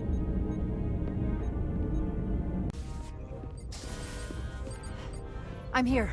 The Illidians are preparing to attack Hotari. Status report. The systems are now fully powered. All torpedo tubes open. They're preparing to fire. We should hail the Illidian flagship, Captain. Readying phasers if you want them. Stand by. Await my order. Recommendation, Commander?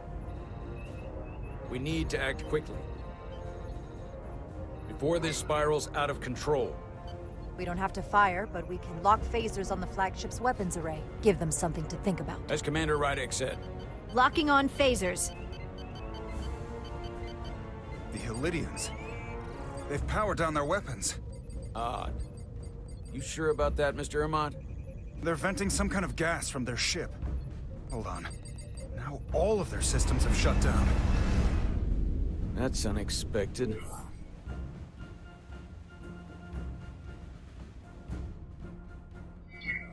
Keep our phasers locked. They were hostile moments ago. We can't drop our guard. Aye.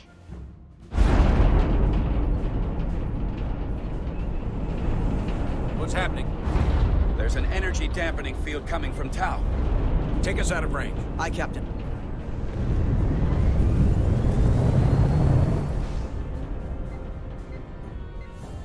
Captain, the flagship is hailing us. On screen. Zeldy to the Starship Resolute. Our main power cores are completely disabled. The more power we give, the more it takes. Running off batteries. Life support systems have failed. Unable to ventilate contaminated atmosphere. Admiral, you are about to launch an attack on a defenseless planet. Cobliard, you supported us in the negotiations. We need your help again now. Please, I beg of you. You must render assistance. System failures are compounding around my ship. We'll help you. Yes, we will. Thank you.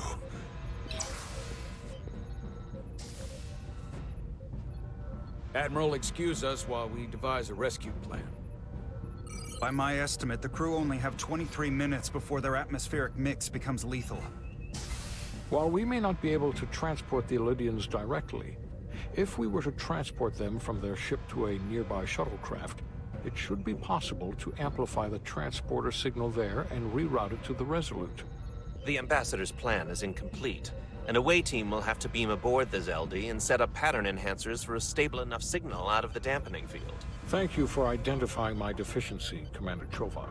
Jara, I need a senior officer in command of this. Take Chovak and Bedrosian in the shuttle, and get it done. Petty Officers Diaz and Edselar, you will be part of the rescue mission. As will I.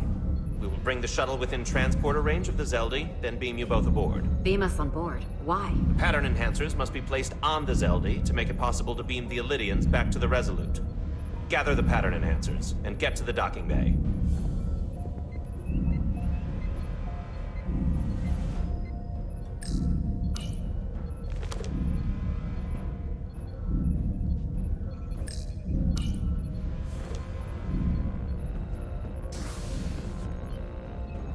We're going on the wrong mission. What's that? We're going to rescue the Illydians, the people that oppressed the Hotari, when we should be going to rescue Miranda. This thing that's happened to Miranda is like the Trill symbiosis joining, only worse. And I've seen too many people I care about wiped away by some greater entity to stand by while the same thing happens to her. I wanted no part of it then, and I won't stand for it now. Their bodies stolen and used like puppets.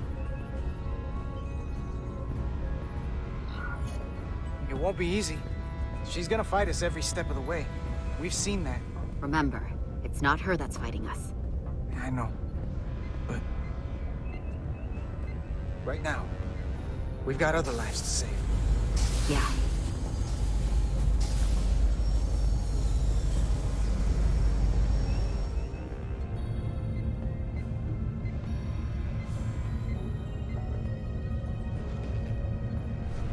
The away team is ready.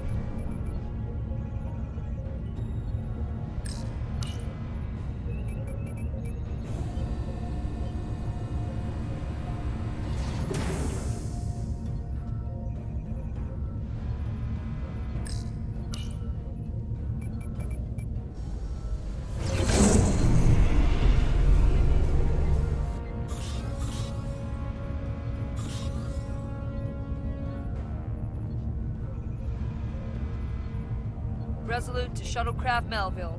You're cleared for takeoff. Acknowledged, Resolute. Melville taking off.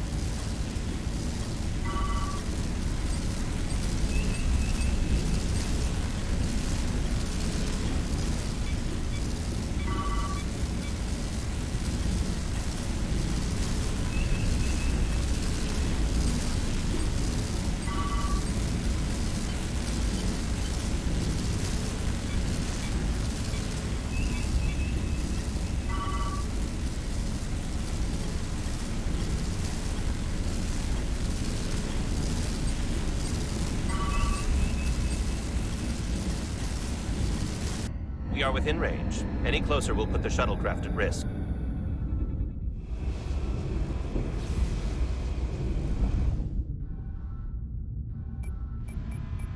Preparing to transport the away team. Energizing.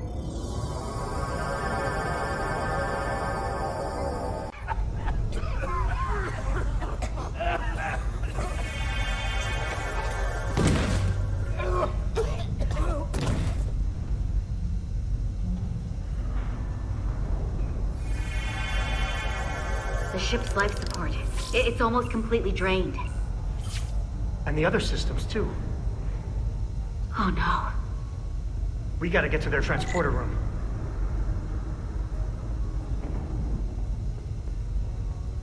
The atmosphere in here is turning to poison. All of these Illydians are going to die if we don't get them out of here. These must close in case of emergency. They don't have enough power left to function. Carter, give them a charge with your phaser. Should make them open.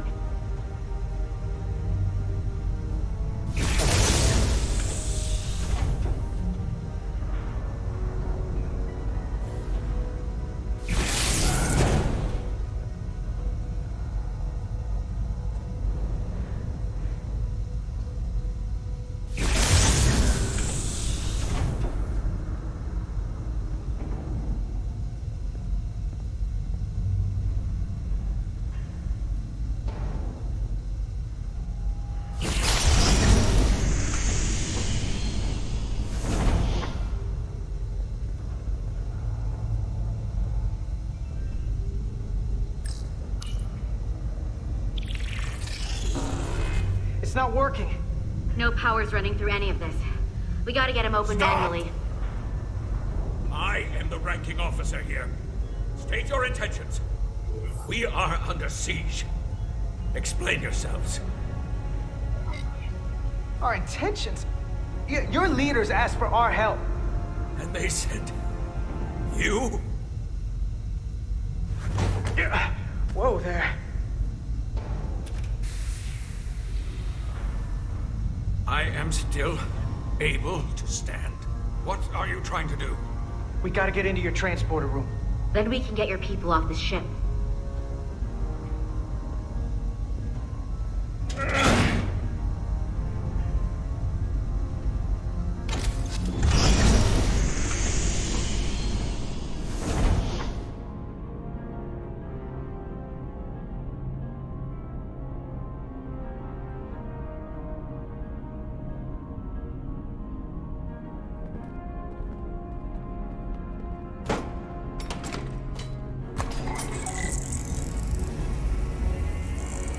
Make sure they're evenly spaced. We need to manually adjust beam trajectory so they connect. I got this one. You get the others.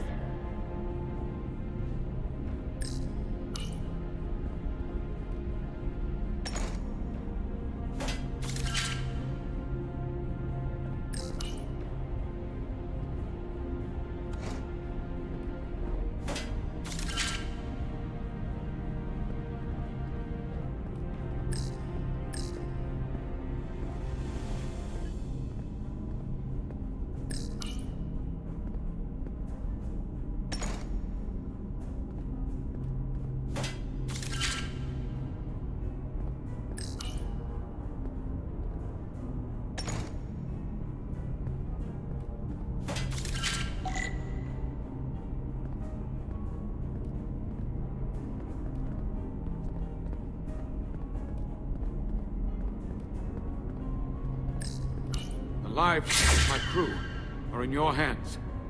Do not treat them lightly.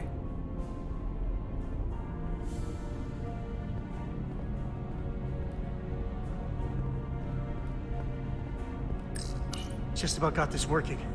This ship won't last much longer, and I don't plan on going down with it. Couldn't agree more.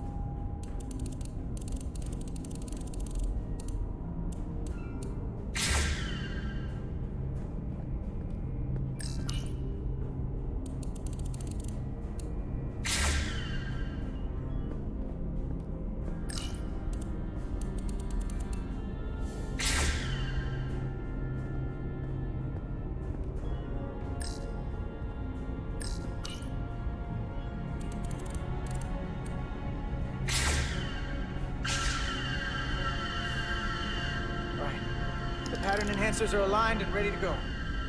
Let's round them up. These will boost the signal so we can transport through the storm. We have a shuttle outside this ship that will route the signal to the Resolute. All crew to Transporter Room 2. We are evacuating.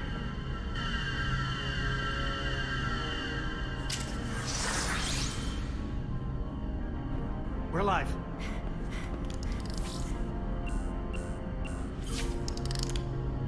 Here they come.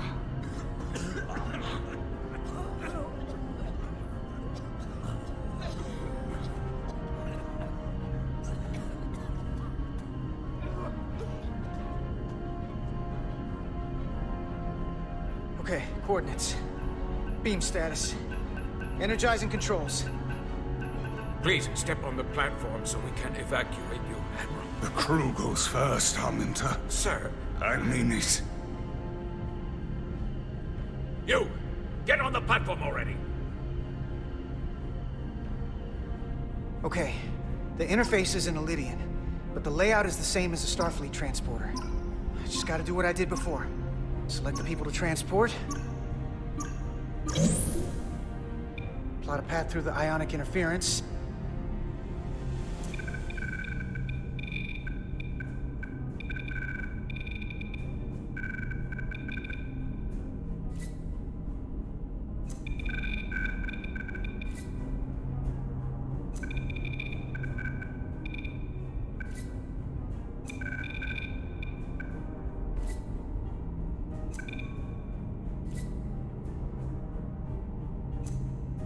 Path goes through too much interference, it won't work.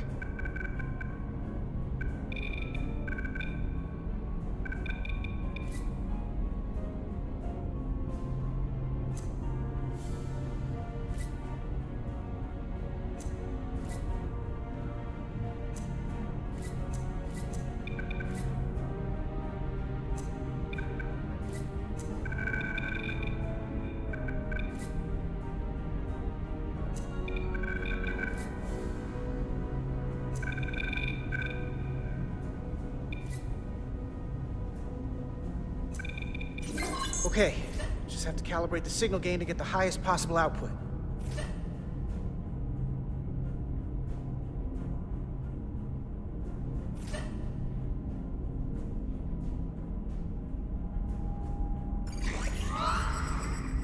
Even at this range, the interference is too much. The system is suggesting better transport coordinates. Diaz, the shuttle. You're sitting right in the thick of it. I'm sending you specific coordinates for a clear signal path.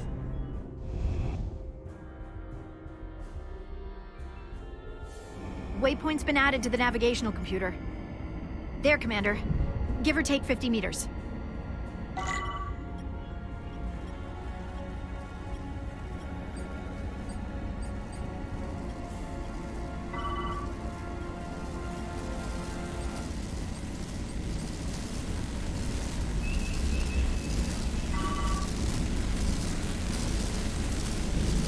Have to keep away from the lightning.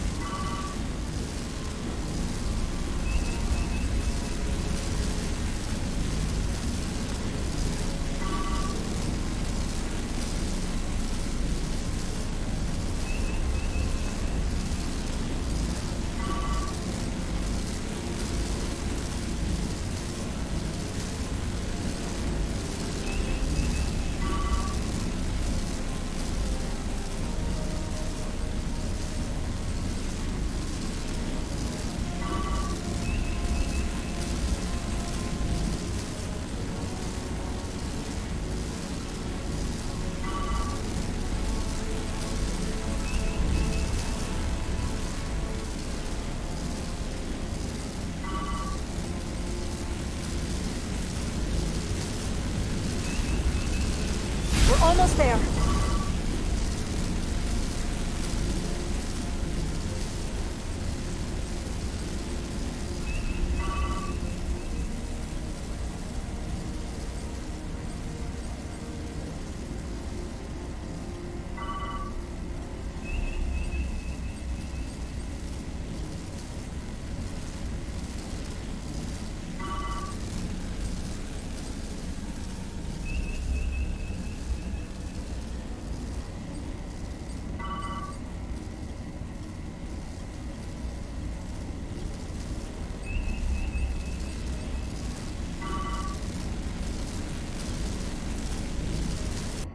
Melville to away team.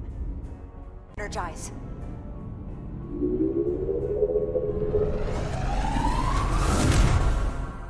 I have the first group of Illydians in the pattern buffer. Redirecting and transmitting to the Resolute now.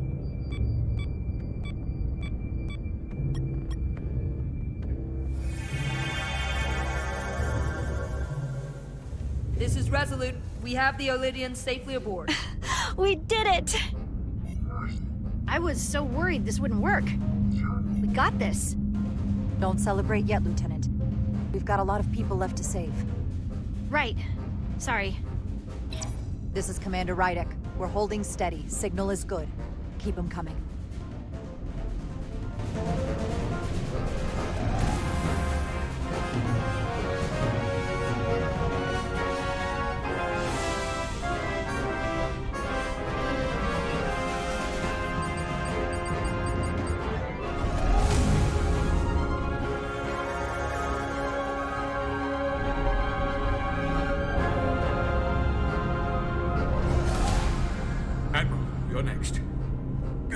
made it clear. I only leave after those in my charge. Sir, I must insist you go so you can lead our people. I will see to any stragglers. Yes, that may be for the best. But first, let me thank our human saviors. I'll pin medals on your uniforms when this is over. For all your brave work. You're very welcome, Admiral. Does Starfleet let you wear another fleet's medal? We will find out. We're ready for transport. Get the Admiral to safety. Energize.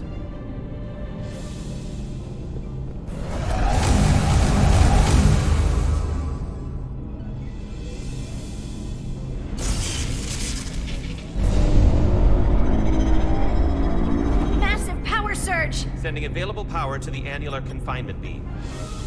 I have the Illidians in the pattern buffer, but I cannot resolve their signal to send them through to the Resolute, nor can I materialize them here. We need a better position with the Resolute.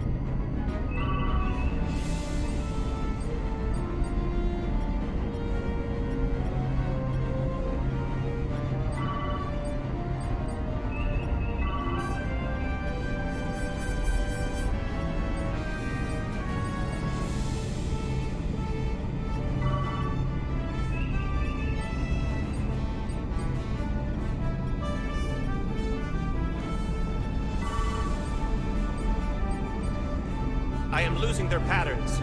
I need more power, but internal relays are not functioning. I'll do it manually.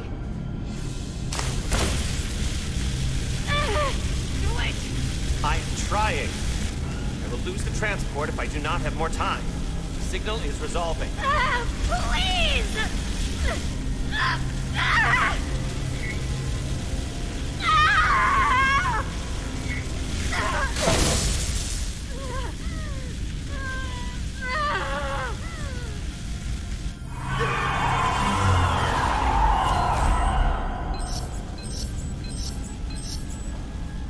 We have lost the 15 Illidians in the last transport. Dread to report that we have lost the last transport. My comrade. The Admiral. Unfortunately, our shuttle systems were damaged by the power surge. We can no longer serve as the transporter node. Carter, these readings are off the charts. The source of the storm is on this ship. That must have been the power surge. When it came on board. You're right. The Tkon energy source. They call it the Cartabula.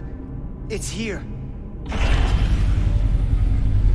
Is that? The intruders are preparing to bring the Zeldi to war. And we're about to be stuck on it. There is an old Illidian saying about leaping off the hot skillet and falling to the flame below. Yeah, we got that one too. This is an opportunity for us. We're on this ship. We can stay in the shadows. See where they're taking the Cartabula. And do something to stop them. You always wanted the chance to do something big. That's all well and good. But if we're not getting off this ship, we're really backed into a corner here. We can't get off this ship. But maybe I could target somewhere on the ship. We are reading the warp engines powering up. Yeah, we picked up on that. We do not have a way to evacuate you from the Zeldi. The shuttlecraft is too heavily damaged. That's all right, Commander. We have a plan of our own. We're gonna stay on this ship. That is very bold of you, Mr. Diaz. Live long and prosper. I hear voices down the corridor. They will be here soon. I'll guard the door. You just get us out of here, Diaz. Hey, Stretch. Help us with this map. Find somewhere as remote as you can. They're almost here.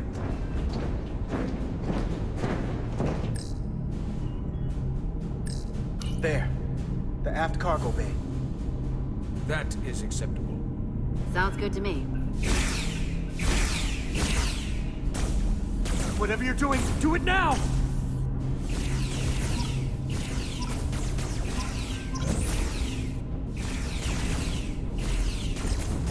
We're locked in. Board to transport.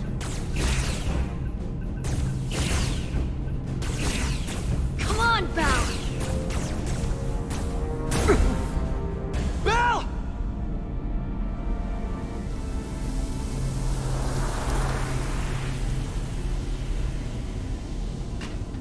It's too late for him. Carter! 3 to transport.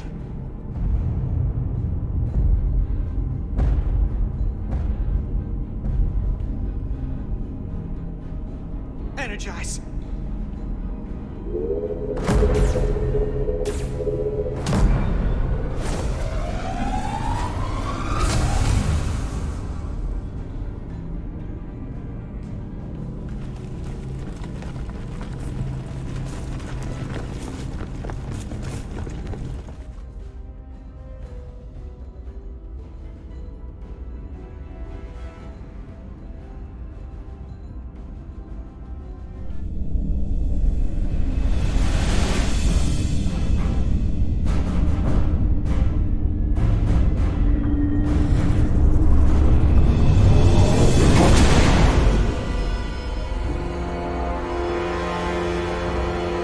Zeldy does not appear to have left any warp signature at all. I cannot track its trajectory. I held on as long as I could. We saved many lives. And our people on the Zeldy knew the risks their duties entailed. Contact the Resolute, Mr. Chovak. Have them bring us back.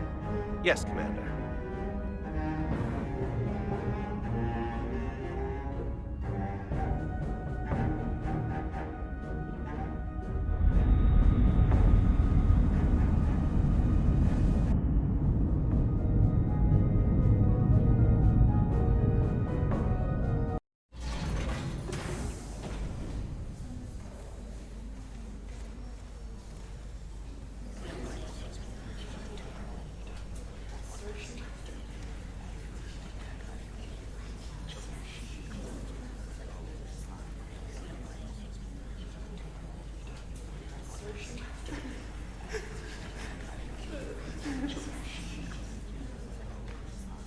Saved as many Elydian lives as you could. And more importantly, you looked after your crew.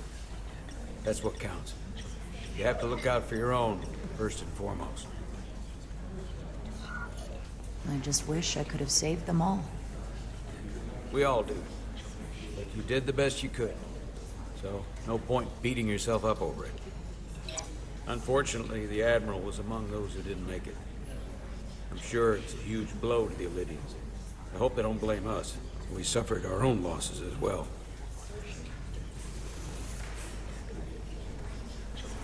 How are we getting our away team back? Ambassador Spock and the rest of the senior staff are waiting for us in the briefing room to discuss just that. I wanted a chance for you and I to speak first, given the circumstances.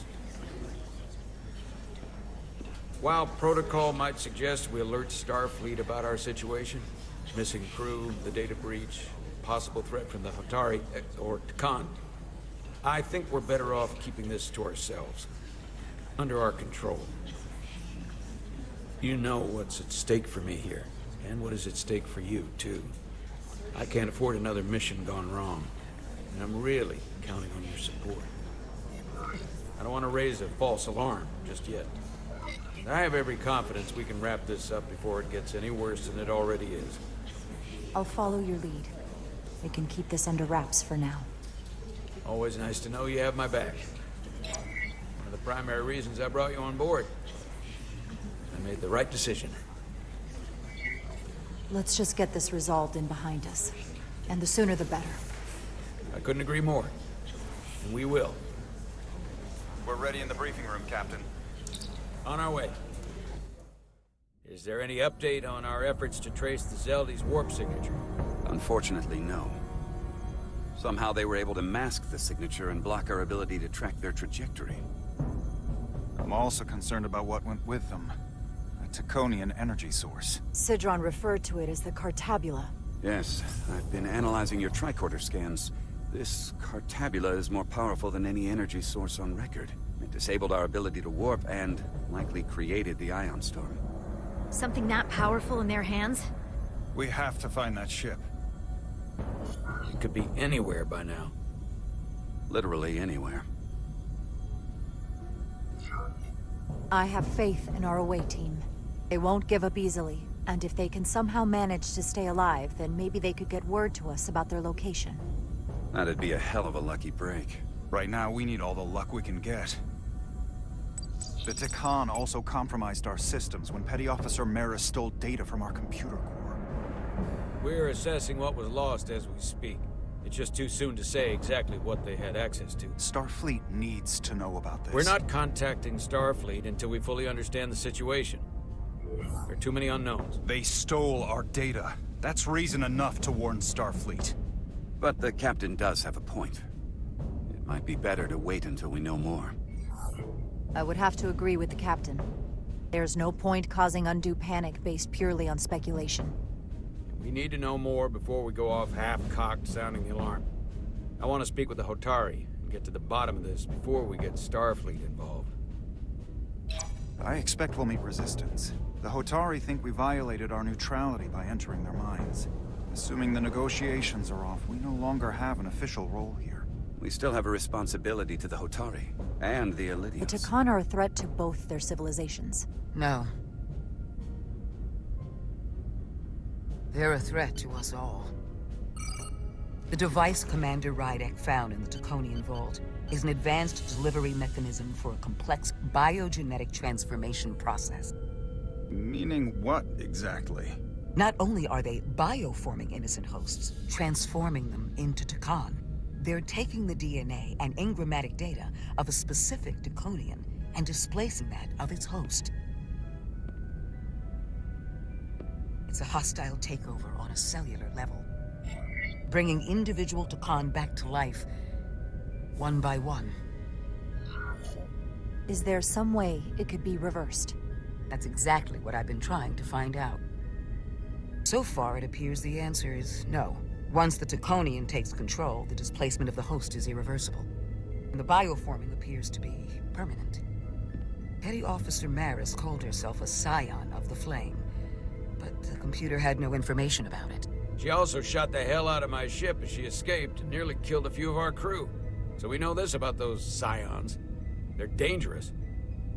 The Tkon have crossed a line. That much is certain. However, meeting with the Hotari could offer insight into their true intentions. Under the pretense of an apology for betraying their trust and trespassing on their territory. What if there are no Hotari left? If Galvin and Sidron were Tkon, who else? The Queen? I think we would know if that were the case.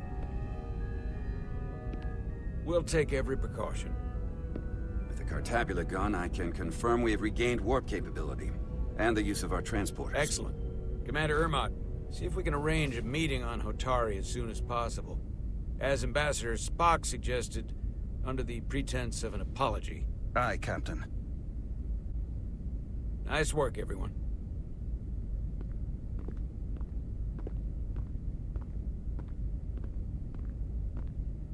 You're long overdue for a Diridium infusion. Looks like I am.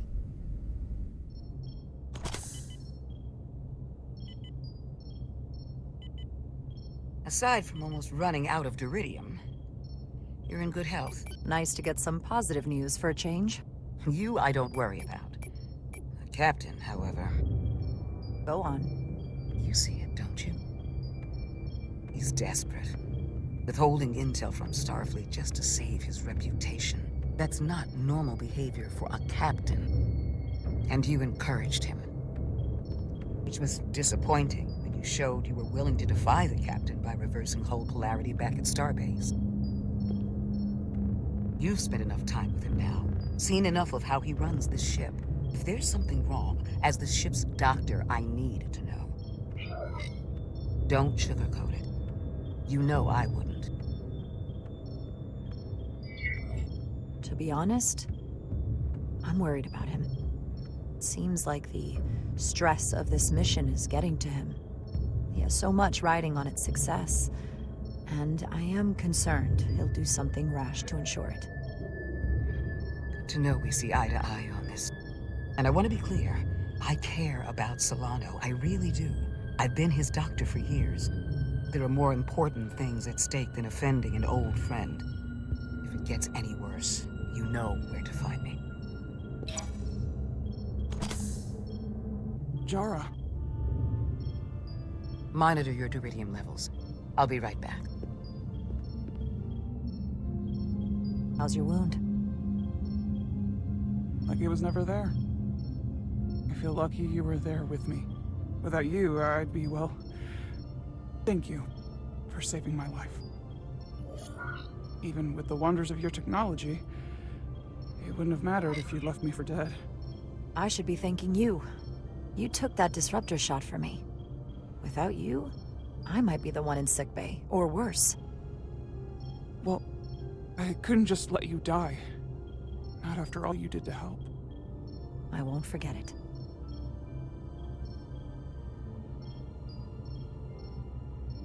We saw the truth down in those mines. What Sidron and Galvin really are. Who they've become. The lengths they're willing to go to. What they did to that Lydian. It's hard to accept that everything I thought I knew, so much was a lie. It's always better to know. No matter how awful, the truth is better than living with a lie. I am coming around to that thinking as well. Commander Rydick, you're needed on the bridge at once. What is it? The Hotari have agreed to meet.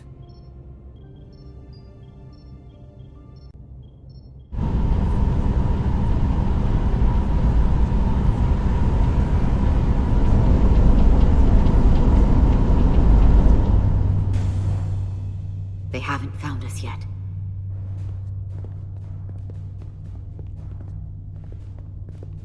We can't just wait to be rescued.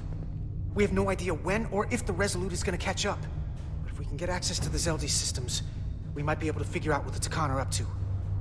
You got somewhere we could do that?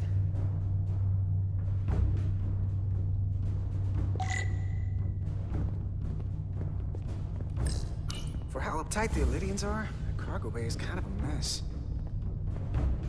Come on, Carter. We need to stick with the tall guy. Huh. Elydian consoles still have mechanical keyboards as a backup. Up there? All right. Etzelar, let's do this. The internal sensors. The what? When they scan the ship for life signs, they'll know right where we are. There must be devices that perform the scan. Right there. And there. There's several of them around the room. Got it. We'll disable them. How? They're too high to reach, even for me. Not too high for our phasers. Low power, Nelly. Let's not set off any fire alarms. I got the ones over here.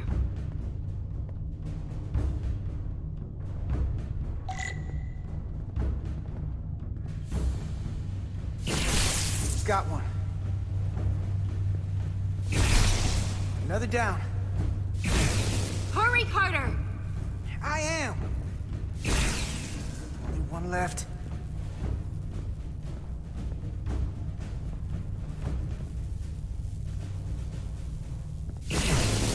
Here it comes.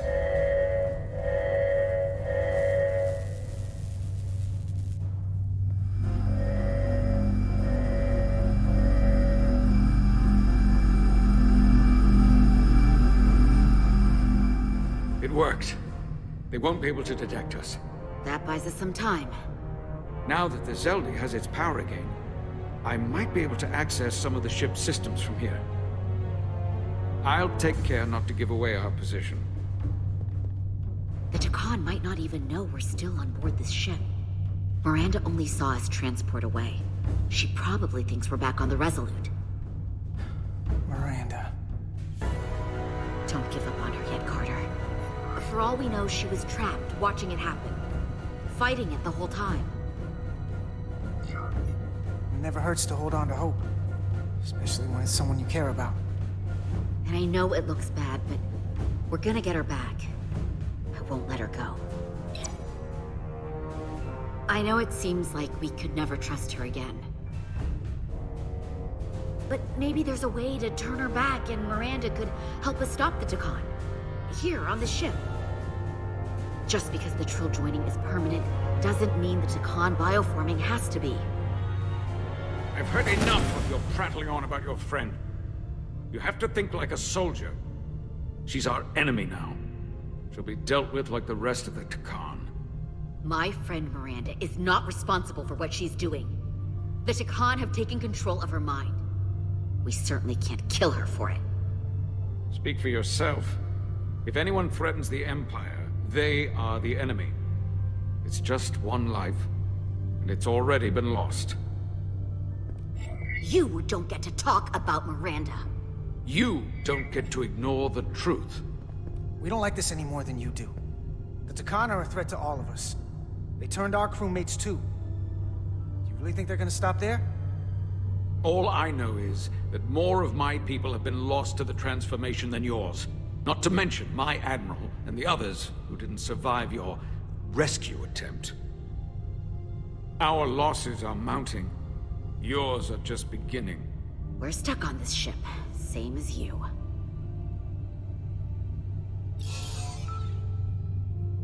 I'm blocked out of helm control. Propulsion? And they're closing down systems faster than I can check them. They're always changing these interfaces. I can hardly keep up. Let us help. Fine.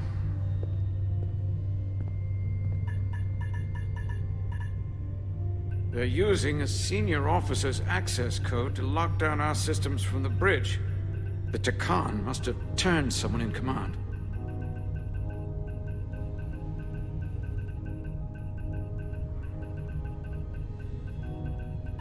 Here's something.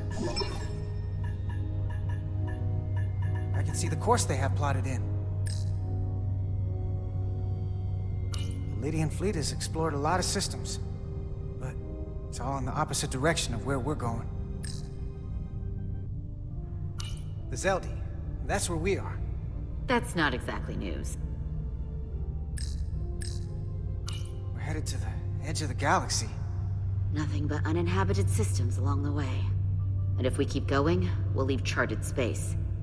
A lot sooner than I like to think about, too. That can't happen.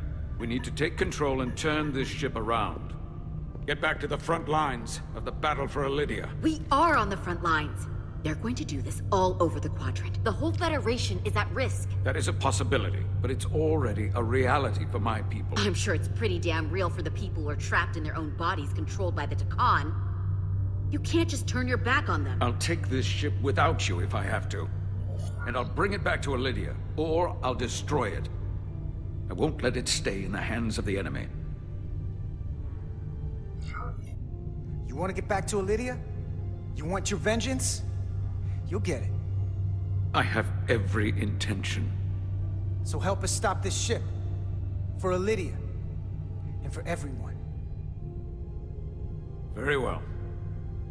The most important thing is that we get control of this ship.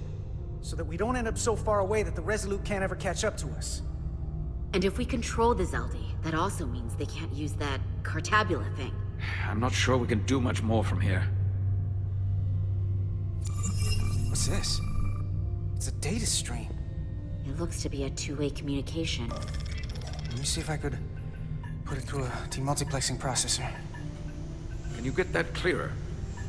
I'm trying.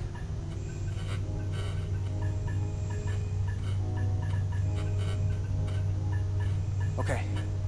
That should do it. Hello? Can you read me? Itasca, is that you? Major! It's my lieutenant. Where are you? I'm here with some of the others. We're trapped in the ATP. Our artillery targeting platform. The bulkheads are sealed, and ruptured power conduits on the other side are discharging at high voltage. Major, we've seen Sidron and the other Hatari, and if we can get free, I think we'll be able to overpower them and take back the ship. Itasca, are you still there? Itasca, are you still there? You shouldn't trust anyone else you meet. The Hatari have been transforming people on this ship.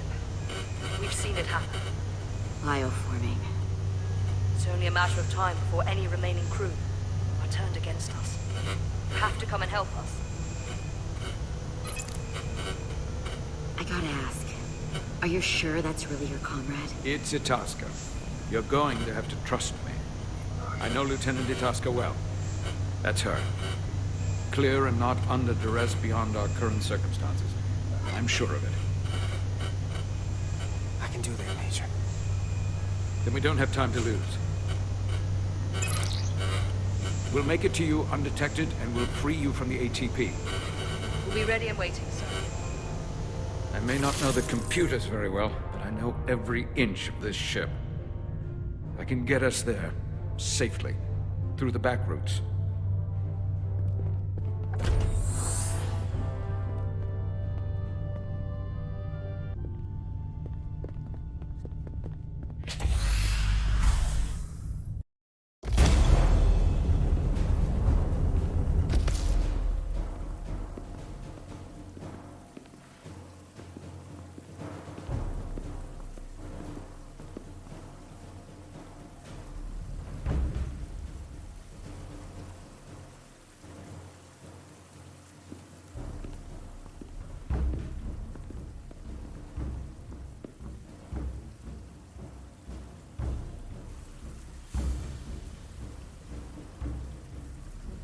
You may approach. Your Majesty, an apology is in order. The Federation... Spare us your apologies, your excuses, your pathetic explanations. You said you were here under the pretense of peace, yet you trespassed into our minds. I should have known you were lying when you said the Hotari should have control of the mines. Just a ruse to conceal your true intentions. A warp-disrupting beam originating from Tau was holding our ship hostage. This is a farce. You never had any intention of negotiating a peaceful resolution to this conflict. Your Majesty, if I may. Her actions nearly caused a war. I was addressing the Queen. Galvin speaks for the Hotari now. Fortunately, we were able to resolve this ourselves despite your interference. The Illidians have agreed the mines will remain under Hotari control. We now recognize the Hotari as the sole authority in this region. Your presence here is no longer necessary. So you can consider the matter resolved. That makes no sense. What did they do to you? They convinced us that this was the best deal we were going to get. I thank you for coming. But the sooner the Federation leaves, the better. The hell we will. Captain? What about my crew trapped aboard that ship? Or what you did to my security team? The data you stole? I want to make one thing clear. No one is to leave Hotari space without Federation approval. No one. You think you have that power, when in fact you have none. You came here under the presumption you would be the ultimate authority. That you would show up and render judgment in this petty dispute over precious resources between lesser people. But instead, your arrogance and self-interest was your undoing. Blinding you to the real power at work here. Something far beyond your feeble imagination. Enough of this nonsense. You're not fooling anyone. We know you're Tkon.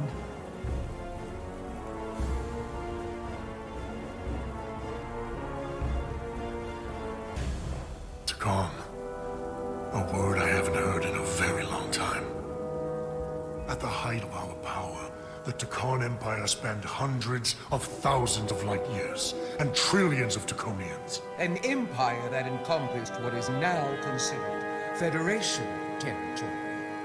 What's yours was once ours, so it feels only right that we reclaim what was lost. Everything you hold dear will be gone. The first of many painful losses to come. You do realize this will never work.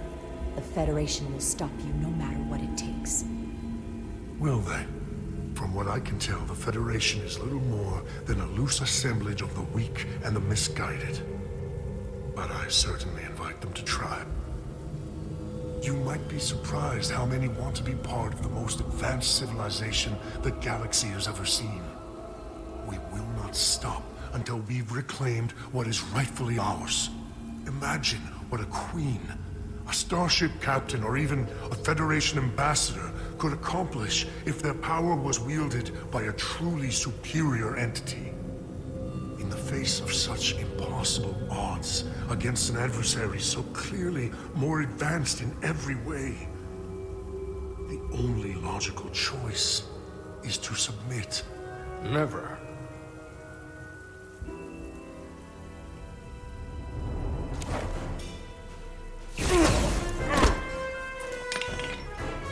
Seize them. Get us out of here, now! Rydick to Resolute. Beam us out.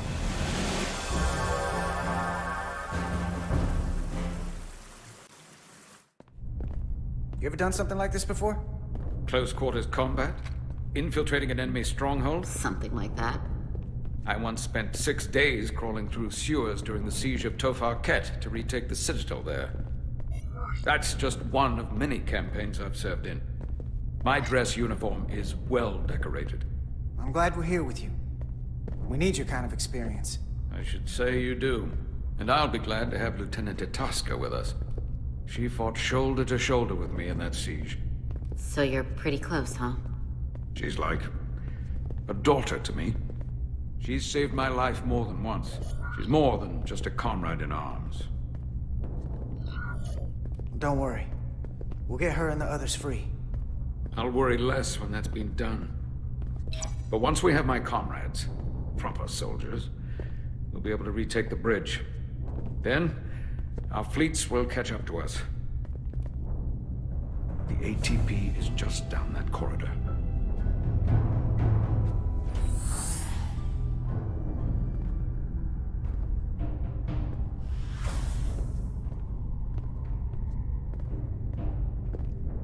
Is this the artillery platform? This is the power distribution for the forward armament cluster.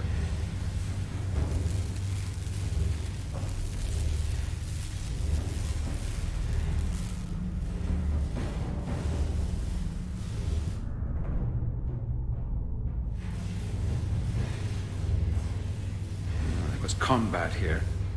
Disruptor burns on the walls. Signs of a grenade detonation. Is there another way in? The only way is through there. We could go halfway around the ship and would end up coming into this same area from a different side. But we'd still have to cross that. The distribution conduits have been knocked loose. The currents in those lines would be lethal. Is there any way to power those down?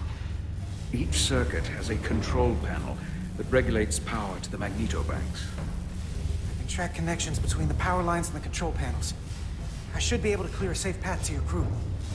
We'll get the door open here.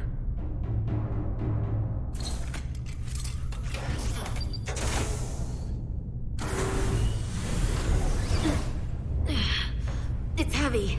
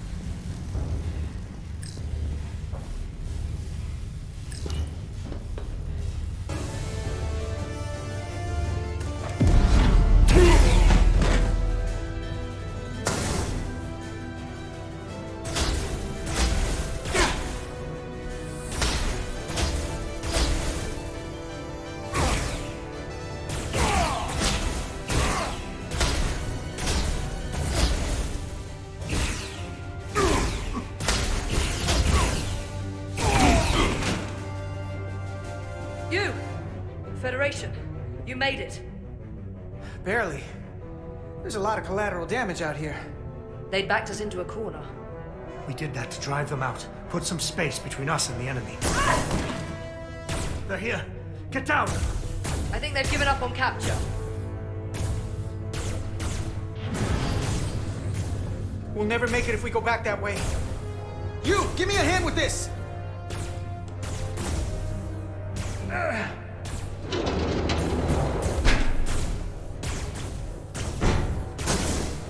Go! Go! Behind us!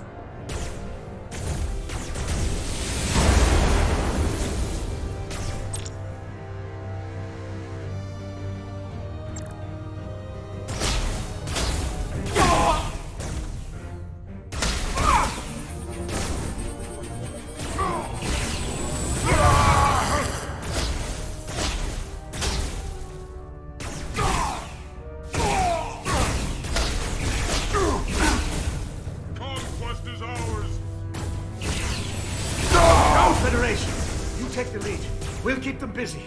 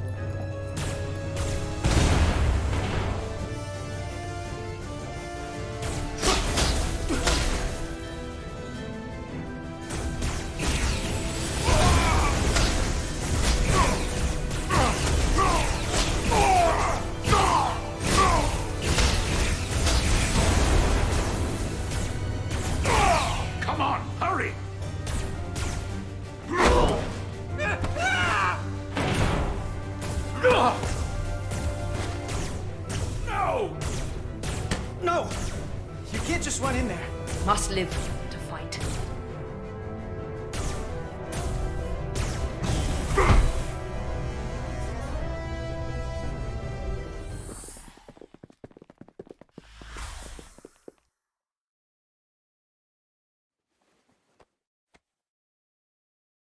We let the enemy take them. Hadri and Private Turo. They weren't the only ones. But if we hadn't, it would have been all of us. I'll have to live with that, and I'll answer for it when I die. It's not the Illidian way to leave one of our own behind. It's a sin to do so. We've lost people too. I know it's not easy.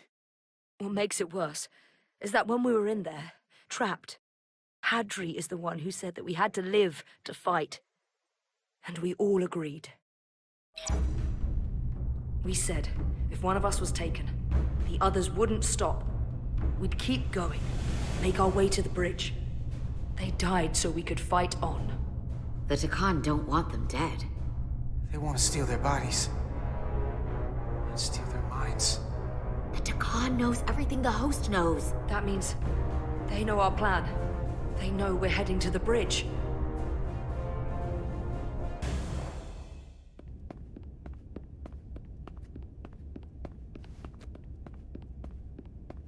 Tylus, you should be in sickbay. I'll finish this. I couldn't just lie there knowing the entire fate of Hotari hangs in the balance. How did it go? You look exhausted. I'll be honest. It was a total disaster. That can't be true. I heard a rumor that they'd made a deal, that the Elydians agreed to peace. After what we saw Sidron do to the diplomat in the mines, I could hardly believe there was hope, but then... Is that true? I'm afraid the truth is far worse than that. There's no deal. No. They're all Tkon now. The Hatari, the Elydians, everyone. No. That can't be true. I'm sorry. Where will I go? I can't go back.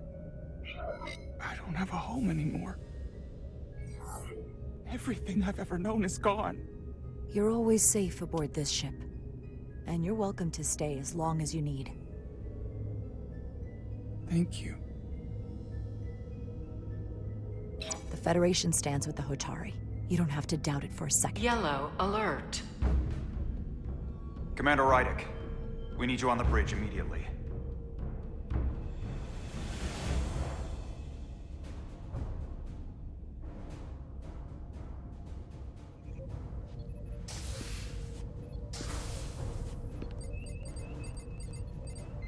We've got an Elydian ship, the Veskar, rapidly bearing down on our position.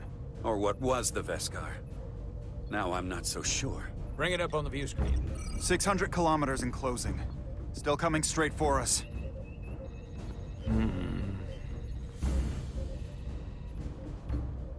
Commander?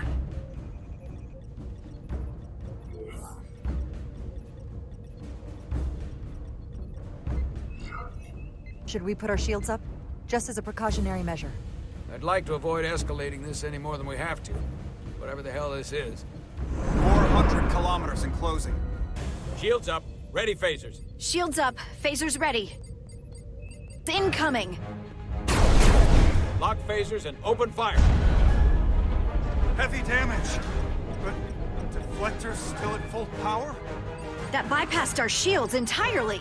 That's impossible. God damn it, return fire. Everything we've got. Rydick, modulate the shield frequencies. See if we can get us any cover. Commander, I've got this. Just keep firing.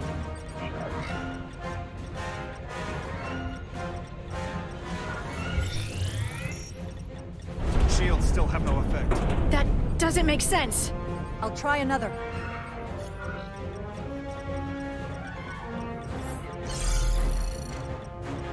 There! We've got incoming! How do they keep matching our shield frequency? They couldn't. Unless...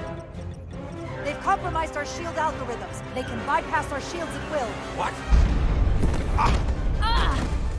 Captain! He's out cold!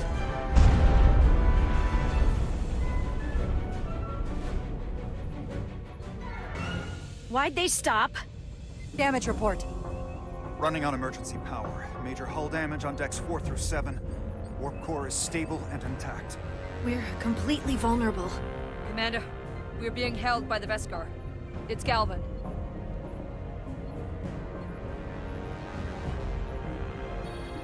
On screen.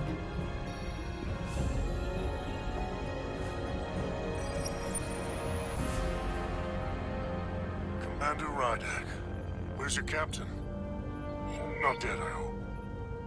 At least, not yet. You're dealing with me. Is that a problem? One inferior life form is as good as another. I have to give you credit, Commander. You survived longer than I thought you would.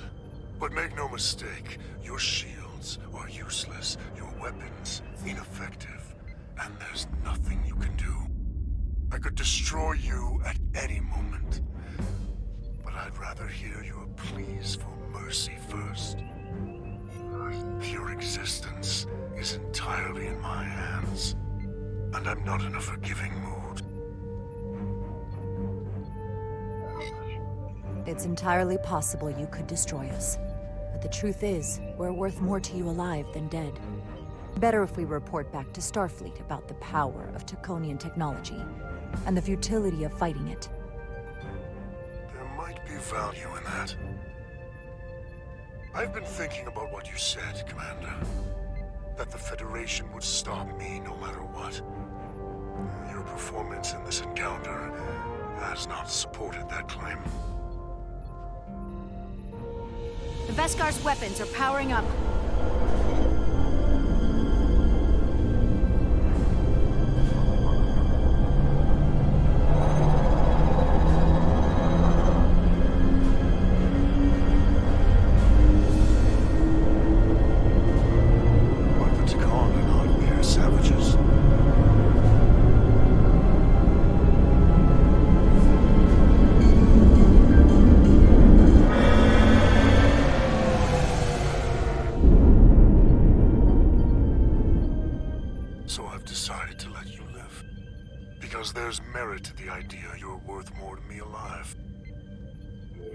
Tell your Federation that Tkon are as merciful as they are powerful.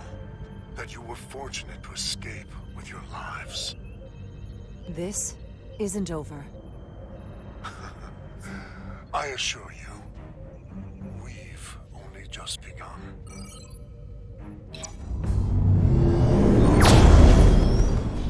I've lost their signal. Can you track their warp signature? Nothing. It's untraceable, just like before. Notify Ambassador Spock. I want everyone in the briefing room to discuss our options. What's the status of the repairs? Hull breach should be patched up in a matter of hours. Impulse power is at 67%. Should be fully restored soon. Still no luck tracking Galvin's warp signature. They've all but disappeared. Keep trying. Finding that son of a bitch is the best shot we've got. Commander Rydick, you had the Tkon after the ship was attacked. What is your assessment, given our current situation and the losses we have suffered? I think we don't know enough. We need more information. In that case, we might have an option. Portal 6-3, Guardian of the Tkon Empire. If anyone could find Galvin, it would be him. That's assuming he's willing to help us. True, but there's only one way to find out. Wouldn't we need to secure authorization from the Federation Council to contact him? The nearest Federation outpost is Andoria. I can travel there by shuttle and inform them personally of the threat from the Tkon. Meanwhile, the Resolute can travel to the Delphi Ardu system in search of Portal 6-3. I still have my doubts. I do not. Captain William T. Riker has first-hand experience with the area, and with Portal 6-3. His guidance will prove invaluable, and should alleviate your concerns. Delphi Ardu 4 is a restricted zone for good reason. For all we know, we could be walking into a trap. Not to mention the high likelihood Portal 6-3's allegiance will be with the Tkon. It's just too much of a risk. A waste of time. Time we can't afford to lose. Right now, we have no way of knowing where those two Elydian ships are, or where they're going. Another Tkonian might be able to at least point us in the right direction. Or we're the ones pointing him right toward his fellow Tkon, making the problem worse. I am inclined to agree with Commander Rydick. Her logic is sound. This portal may have knowledge that proves to be invaluable, including information on the nature of the Cartabula. We must act on the facts at hand. Then we'll give it our best. I'll arrange a meeting with Captain Riker. And I will speak with the Council. They need to understand the magnitude of the situation. I can leave for Andoria immediately. I wish you luck finding Portal 6-3. The very future of the Federation may rest in your hands. It takes a minimum of 8 crew on the bridge to run the ship, so we can expect at least that many hostiles. If they bioformed Hadri, they know we're coming. Which means everyone needs to be ready for... Take cover!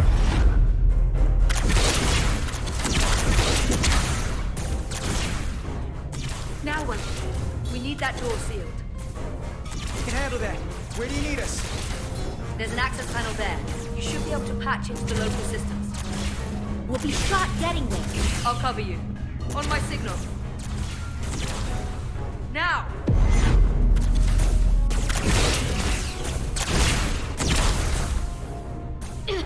Damn!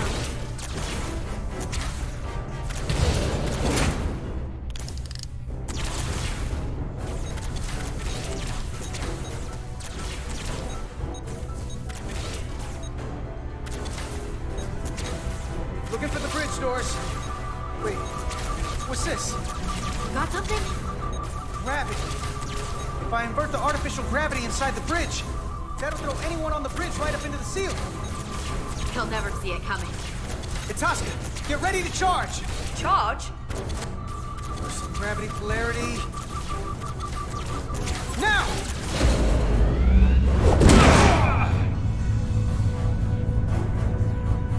Amazing. Close in. How do we get them down?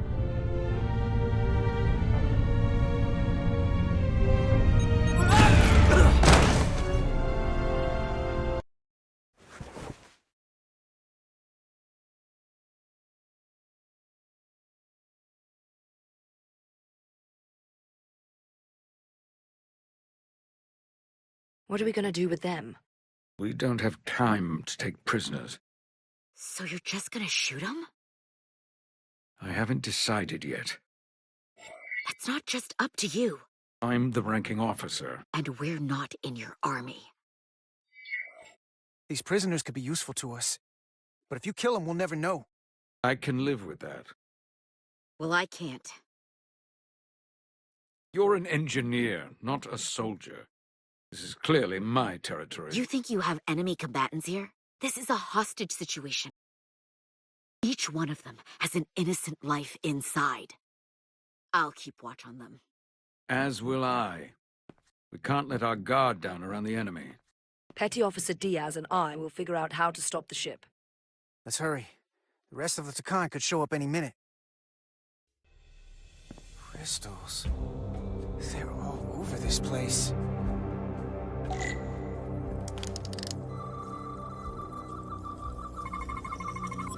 We're gonna be there in less than an hour. We can't let that happen. Hold on, it would take days to go this distance with our fastest ship. We're traveling at a warp factor many times greater than this ship should even be capable of. What are the engines doing to produce this kind of speed? Look here. It's navigational data. We saw that already. Headed to the edge of the galaxy. It's only a display. We couldn't use it to change course or alter speed.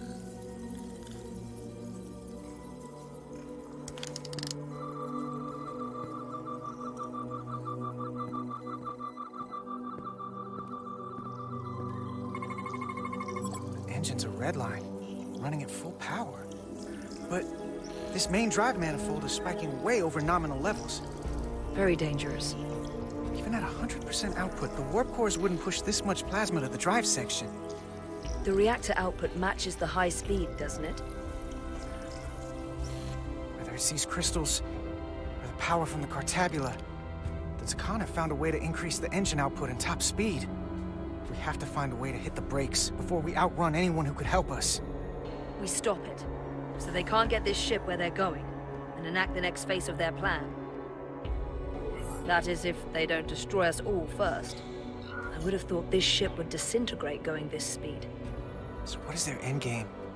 They've transformed individuals, they've transformed this ship, in a way. How far will they go? As far as we let them. Their technology certainly doesn't seem to have limits. I hate to think what the Cartabula could do if it was plugged into something it was meant to power.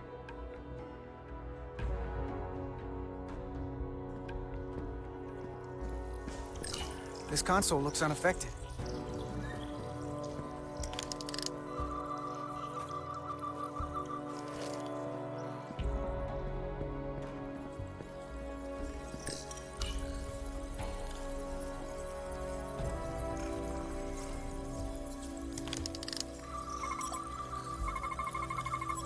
These crystals are Tkon technology. They seem to be active, just like the rest of their tech. Tetrametric pulses. Tetrametric? It's the energy signature of Tkon technology. Everything they make gives off this type of radiation. They're blocking the inputs. It's not responding at all. Everything I try, it just ignores me. Maybe we should try that other console. Good idea.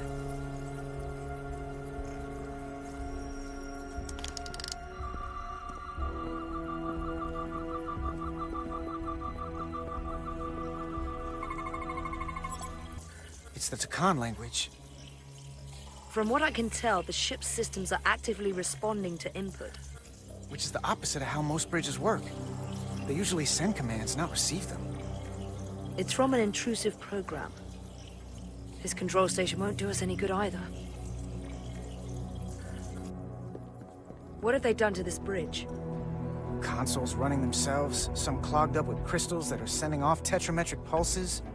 But none of this is sending signals outward. It's receiving.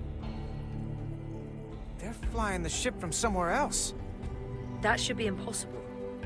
But it explains why there's less than a full bridge crew. If they aren't flying the ship from the bridge, where are they controlling it from?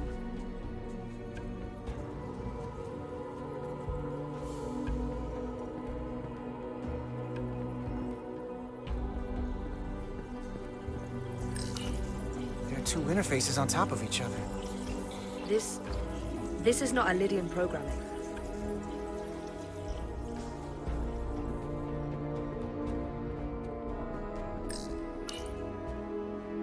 Huh.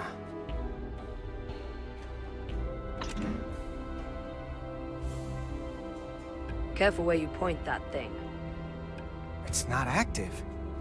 I can't see any way this would work as a weapon. It's dead. Out of ammo? I'm not sure. That's everything. We got some answers. I don't like what they tell us, though. If we can learn nothing else, then what's left is to make these Tkon talk. And if they don't, we'll dispose of them. Hey, that's not how we do this. That is enough from you.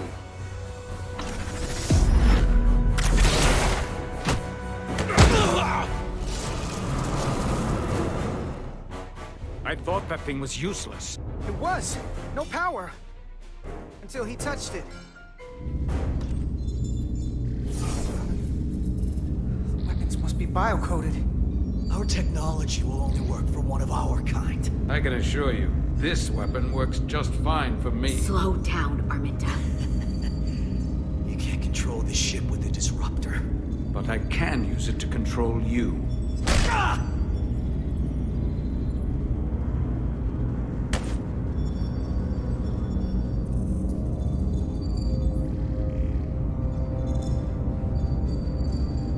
Let's talk.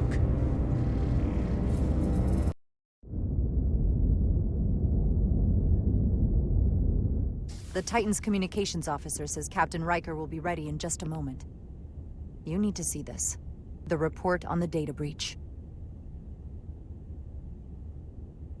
Damn. It's worse than I'd hoped. They didn't just compromise our shields. They stole the shield algorithms for all of Starfleet as well.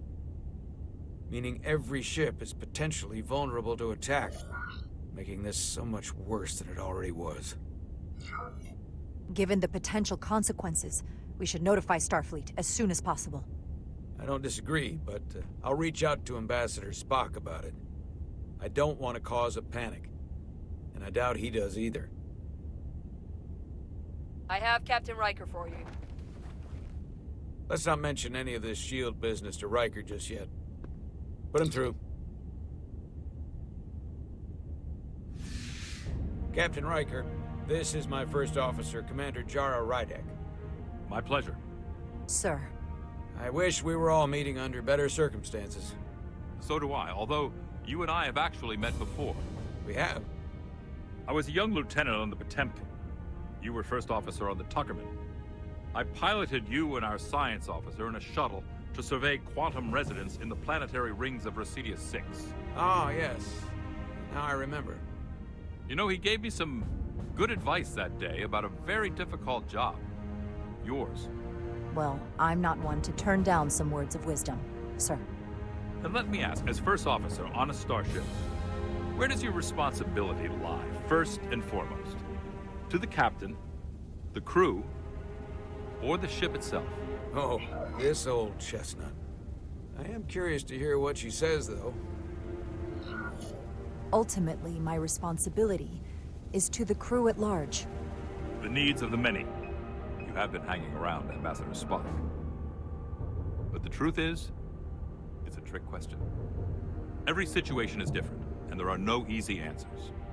And in some cases, it might not be any of those three. It could be the Prime Directive. Or the mission. Yes, so perhaps we should get to the matter at hand. When you were with the Enterprise, you encountered a Tkon entity known as Portal 6-3. The Enterprise was held captive in orbit until you were able to convince him to let the ship go. All of which is detailed in the mission report. What we want from you is what we can't get from the report. What can we use to get Portal 6-3 to help us? I've often thought about that over the years. How a small difference in the encounter could have led to disaster. The most important thing is, don't let him push you around. He can appear as a man, or as a godlike projection. He'll test you. But don't be overwhelmed by the pageantry and theatrics. Are you sure about that? I don't want to anger him. No, you certainly do not. With a wave of his hand, he could clip your wings and cripple the Resolute. Portal is full of bluster and bravado, but he can be reasoned with. And that's my other piece of advice. You want to appeal to him rationally. You don't want him thinking you're acting out of fear. But we are afraid of the Tkon, and with good reason. He's not the sort to suffer fools. And he'll lose interest if he feels his time is being wasted. I suppose that's one thing we have in common. Do you think he knows that the Tkon have returned? He didn't even know they were gone when we went there. But the moment the Enterprise dropped into orbit around Delphi Ardu 4, he downloaded the entirety of the ship's computer. So I'd expect the same when you get there. What if he won't cooperate and we have to face these Tkon ourselves? Then we have a much bigger problem on our hands. What I mean is, in the 16 years since you discovered this outpost, there has to have been research. Battle plans for what to do about the Tkon if we encountered more of them. I need to know what they are. If I had that answer, it would have been the first thing I told you. We both know Command has had their share of hidden plans in the past. Like Admiral Hansen and Captain Shelby's Special Projects Division at Starfleet Tactical, devising new ways to take on the Borg. Trust me, this isn't some Starfleet conspiracy to keep you in the dark. But if you two don't think you're equipped to make contact, you need to tell me now. Because there is no silver bullet here. Now's not the time to hesitate. I need to know you're up to this. Were you equipped to meet Portal 6-3 all those years ago? I'm here, aren't I? Yes, you are. And we have the benefit of your experience on our side. Fair enough. There was a special task force that considered the Tkon, and I was part of it. But because there were no other signs of the Empire, we determined the best course of action was to create a restricted zone around the Delphi Ardu system. I have my concerns, but I'll clear the way with the brass for your travel into the restricted space. Just remember what I've told you. And it wouldn't hurt to read some Sun Tzu en route. Or Marcus Aurelius. Anything else? Your advice is well taken, Captain Riker. No matter what he throws at us, we'll stand up to this Tkon Guardian. I'm sure you will. Rest assured, the Federation is taking this threat very seriously. You won't be alone out there for too long. Thank you, Captain Riker. One more thing. Ambassador Spock said that Tkon stole some data from your central computer. What's that all about? We're still assessing the extent of the breach. Nothing to report as of right now. That's it? Ambassador Spock suggested it was something more serious, which is why I'm asking. One thing we know is that they stole Starfleet SHIELD algorithms. The SHIELD algorithms? That could jeopardize every ship in the fleet. We're still making sure our assessment is accurate. We don't want to raise alarms unnecessarily. This is as real as it gets, Solano. I have to talk to Starfleet Command now, so I think this conversation has come to an end. I really do hope you get Portal 6-3 and find those Tkon before this gets out of control. Riker out. I specifically said I wanted to keep this under wraps. I thought we had an understanding. Now all of Starfleet will hear about this. Riker's ship is at risk. They all are. I can't believe you would want to keep that from him. That's one more thing I'll have to answer for. Now I have to think about the damage control of it all. You're dismissed.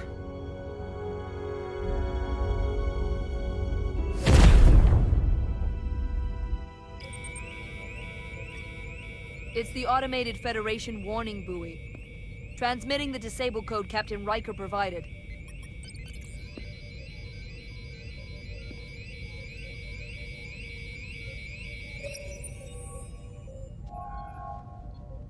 That was unpleasant. Commander Ermont, what are the conditions of our systems? All internal systems operational. Commander Westbrook, what are your scans of the planet? Nothing out of the ordinary. No sign of this outrageously powerful Tkon being? I'm running a magneton scan now, but so far, nothing. Where are you? Prep your way, team. We don't know if Portal 6-3 will cooperate. If he's not an asset, he's an enemy. So be ready for anything.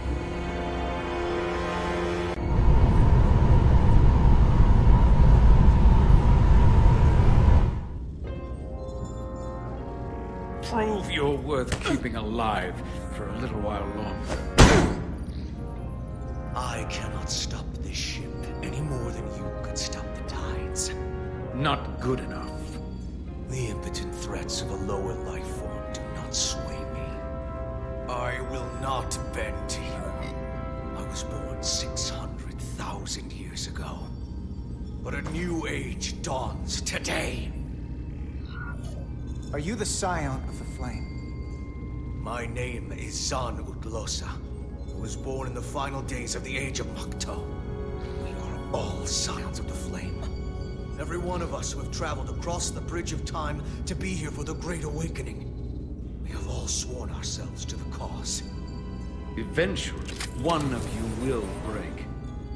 You don't understand how overmatched you truly are.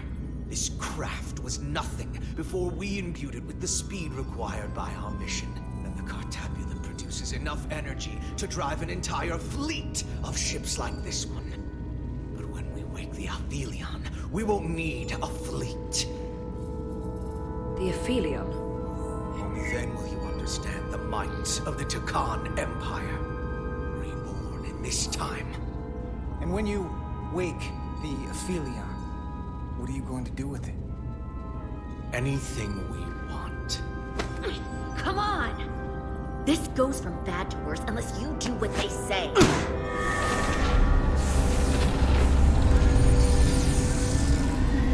He's coming alive.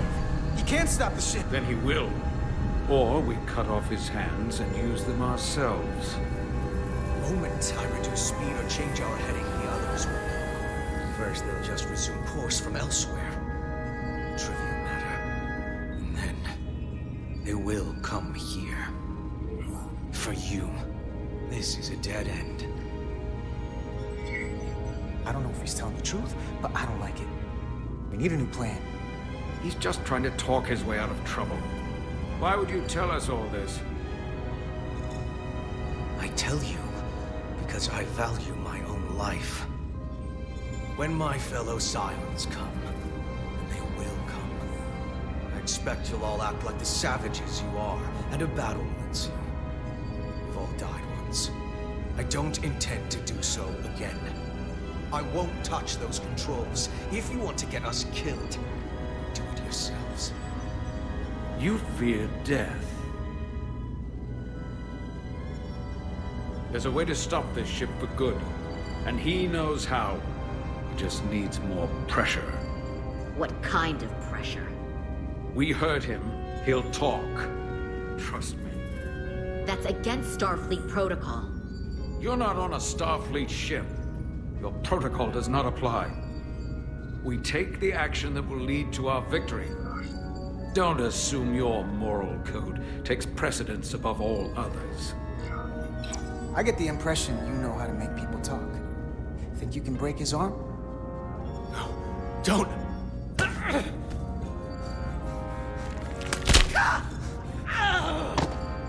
What the hell, Carter? We don't torture people. Did you forget what uniform you're wearing? What it stands for? This isn't like you. He'll live. Isn't that what you want? Don't you twist my words like that. I have only just begun. Stop, please! Wait! The warp cores.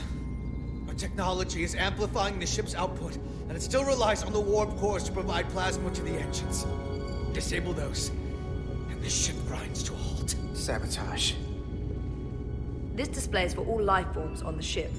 This is where the infiltrators are, the central artery of ship systems. Sensors, propulsion, weapons. And this is engineering. It's deserted. If I can get us there, can you cripple my ship?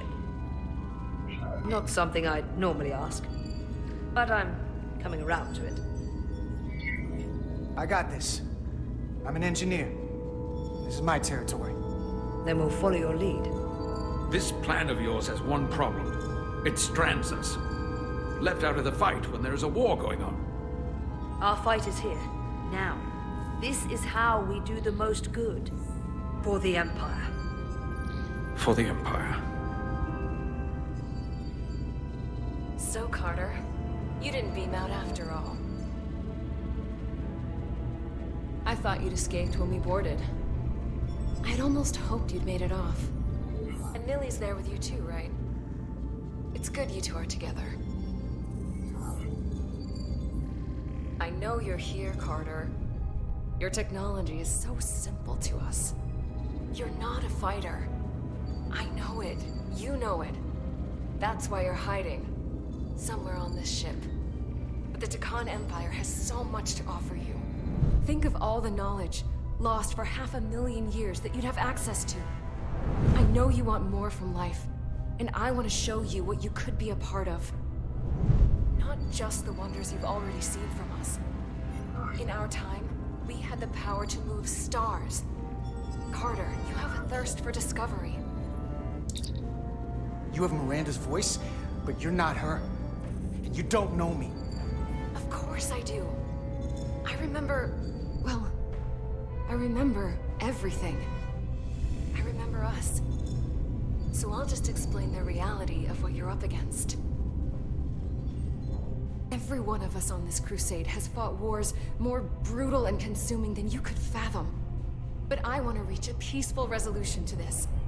Carter, we have a plan for you. And for the others, too. We don't want to have to destroy you.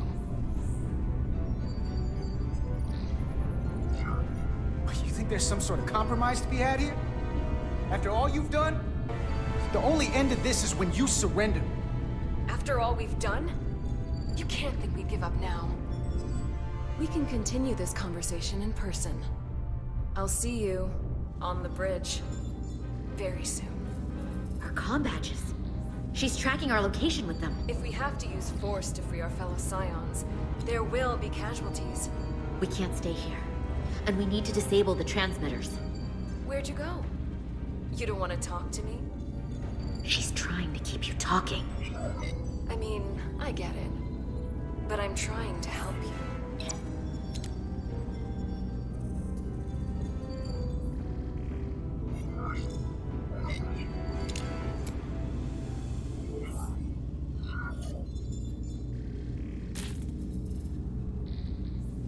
Got it. Mine's done too. Time to hit the road. You've forgotten something. They know where we're going.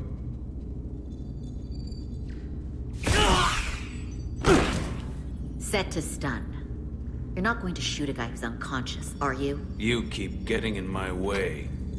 You already broke his arm. What more do you want to do? I want to eliminate loose ends. And I did that for you. Solve the problem of what to do with him.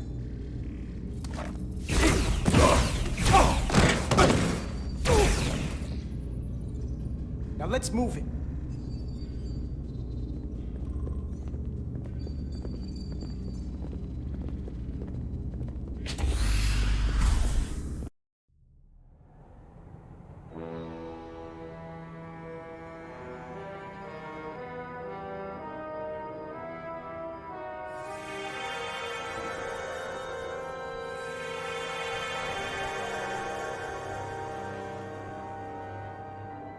Our coordinates match the exact location where Riker met Portal 6-3. Unlike Riker's team, we beamed down without a problem.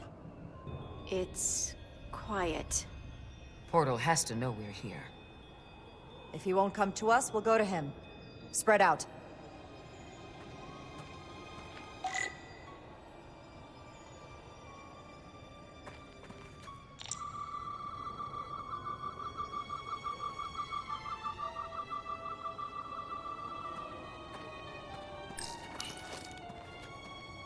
Burn marks. The report mentioned phaser fire being redirected toward these strange crystals. It also mentioned Portal calling down lightning bolts. Better keep our guards up.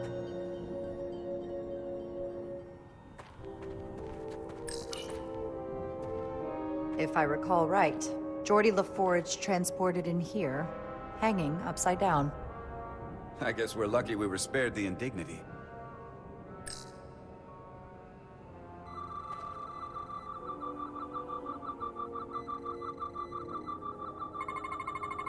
These crystals are dormant. Riker's report said they were glowing, that they served as energy collectors. It could be a good sign they're inactive. The Guardian of the Tkon doesn't have his guard up.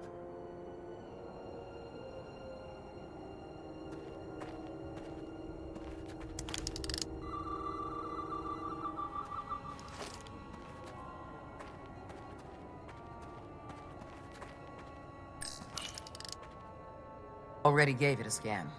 Dead. Whole planet feels like it's been turned to stone.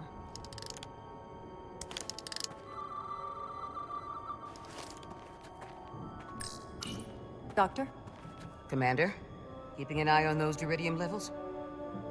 Good. Last thing we need are your cells destabilizing on a hostile alien planet.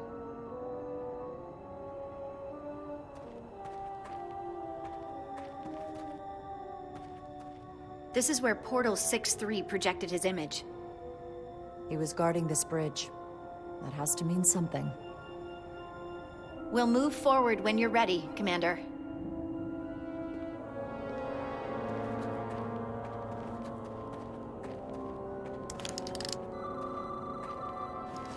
Follow me.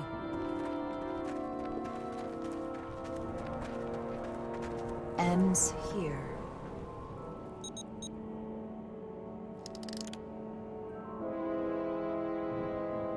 Is it me, or did that path just disappear? There was a path there a moment ago. There must be an explanation.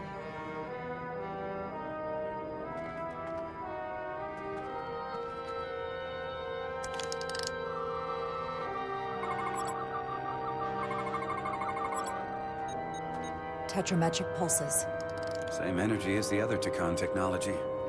Most of the crystals appear dormant. What's different about this one? Readings indicate there's a cavity in the rock right behind it. We could try melting a hole through the wall with our phasers. Worth a try.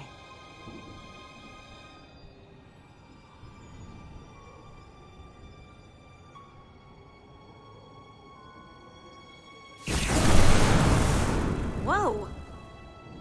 An illusion. I'm sure that wall was as real as the rest of them.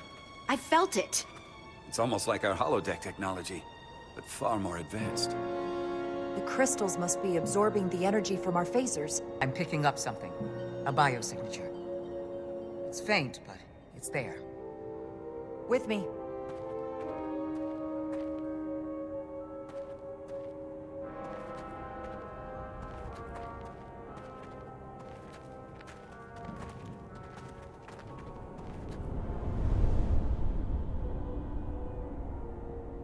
Another dead end. Or another illusion. Crewman LaRue, if you would.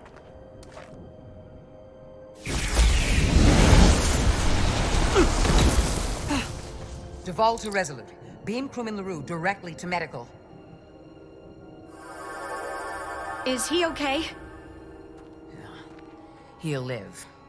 Not all crystals work the same, it seems. Don't fire your phasers at any crystals unless we're sure they're putting out the same pulses as before.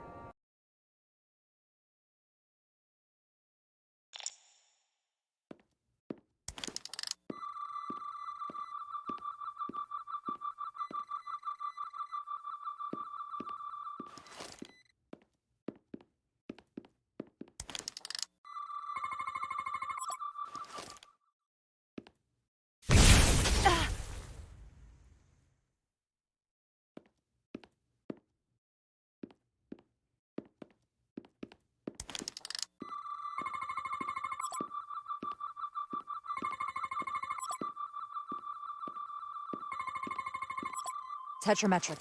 Good sign. Commander! Look at that. Trust, but verify. Indeed.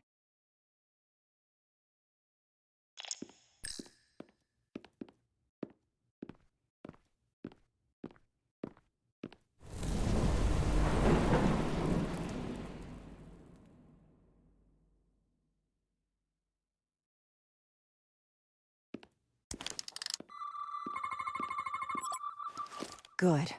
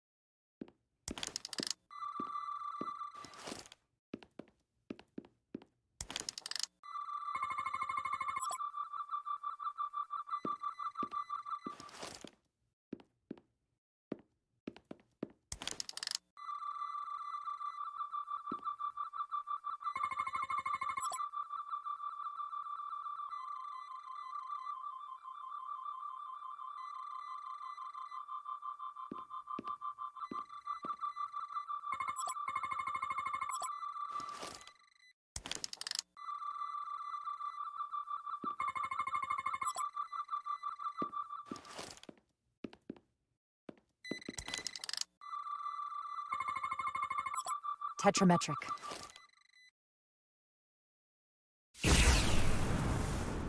Better go see what's different.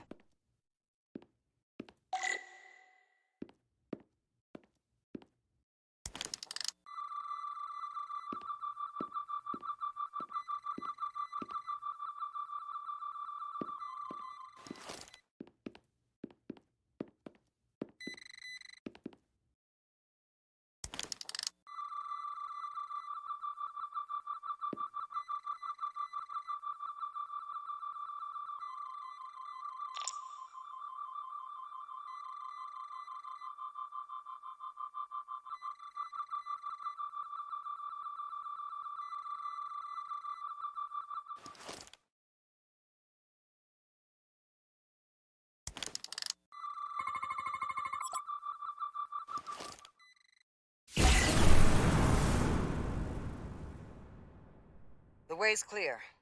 Good work, Commander. We'll make sure it's safe.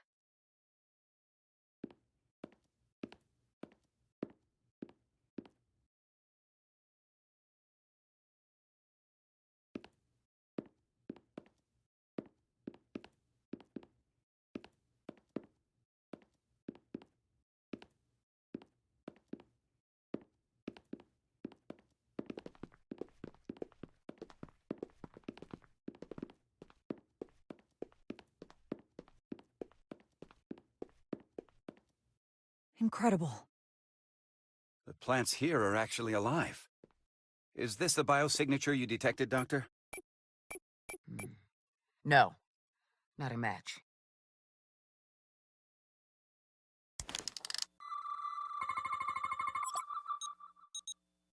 Tetrametric.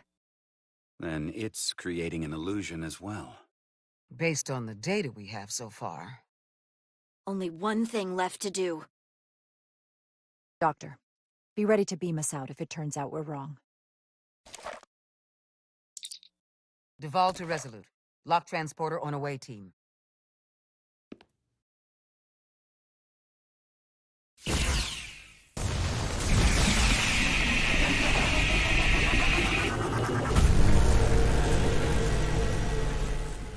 Amazing.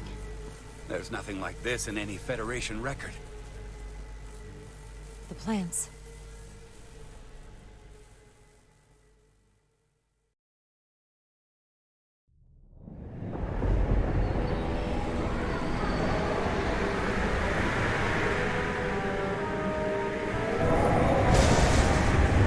Barbarians. It's him. How dare you disturb me? I'd hoped you had enough sense to leave of your own accord, but here you stand. Fools. In another time, I would have destroyed you and your ship simply for setting foot in this place. Fortunately for you, that time has passed. Portal 6-3, Guardian of the Tkon Empire. We've come a long way to meet you. Guardian? I am Guardian of nothing. The Tkon no longer exist. Don't care to be reminded. If this is why you've come, then you should leave. Now. We need your help. My help? You're the only one we can ask. You're hiding something. Futile. The Resolute's database is being accessed. The Tkon have returned? After so long, how could they? Explain. Now. Tkonian technology made it possible to enable the transfer of consciousness from one being to another after physical death. Call it bioforming. A group of Tkonians calling themselves Scions of the Flame used it to reawaken after hundreds of millennia. Scions of the Flame? Is something wrong? I'd hardly call them Tkon. They were a radical faction with beliefs outside the mainstream. Beliefs that lesser life forms should serve as vessels to ensure Tkon immortality. You want me to help you destroy them. That's why you've come. You want to destroy these Scions. You don't have to do anything except help us find them. If that's all you want to do. I don't believe that. They have an incredibly powerful energy source they call the Cartabula. These Scions have the Cartabula. And they've used it as a weapon against us. I will speak with you alone. What do you...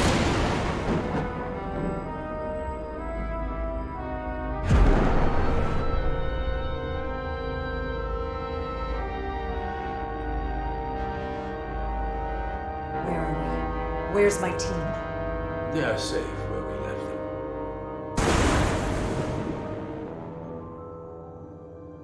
That the Scions have stolen the Cartabula is deeply concerning. And to be honest, I'd rather speak with you alone, John Rydick.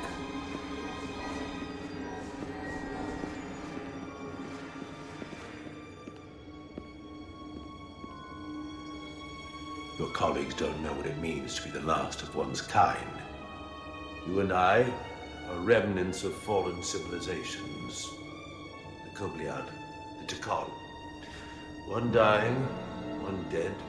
Our species could not be more different, but we both know the meaning of loss. The others wouldn't understand. It's beyond their ability to comprehend. But I'm not alone in the Federation. I'm a part of something larger, just like your Tkon Empire was. We are not the same.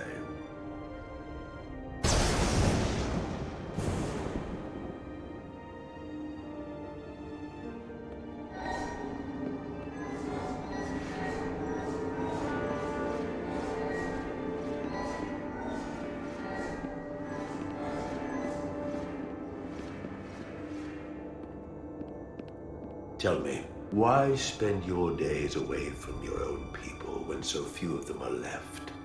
Why live your life working for this federation to which the Kobliad do not even belong? And submit yourself to their authority? It makes no sense. Not by my logic.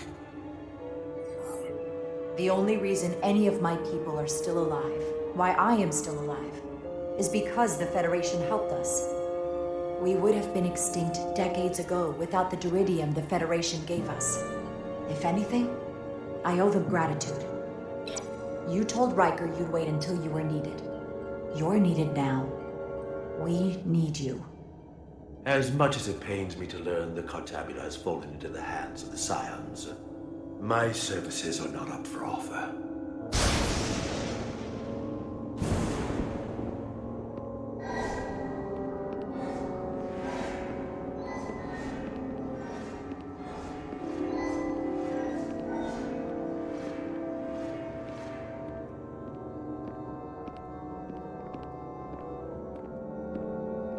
To be chosen as a portal was to give one's entire self to the cause of protecting the Tkon Empire.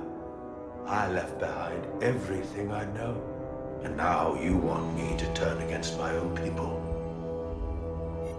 Betrayal of my oath, and everything I vowed to protect.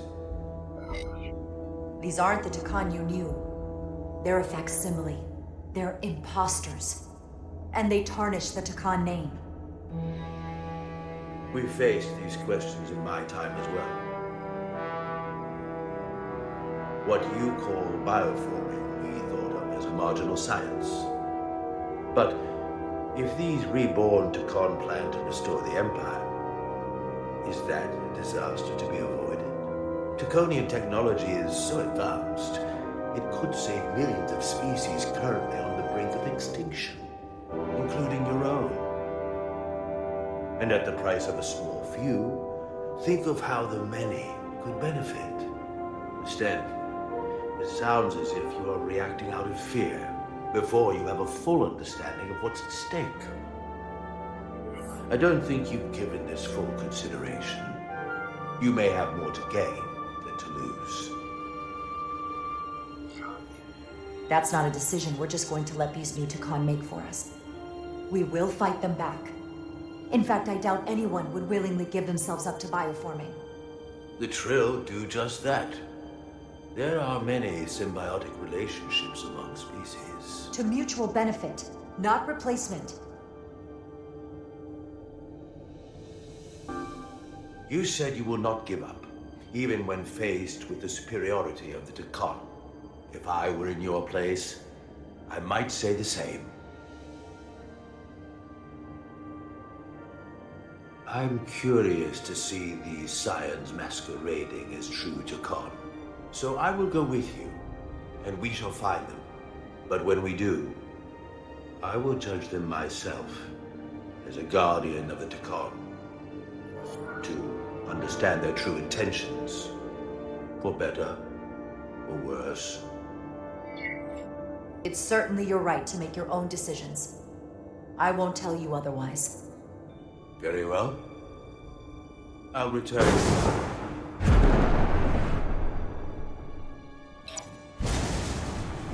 Commander! Hold your fire. I'm all right. He's coming with us. We assumed the worst.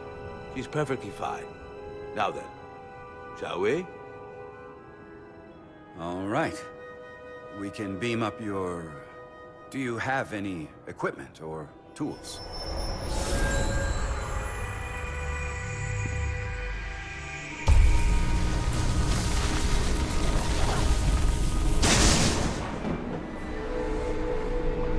Whoa. This is all I need. Away team +1, ready to beam up.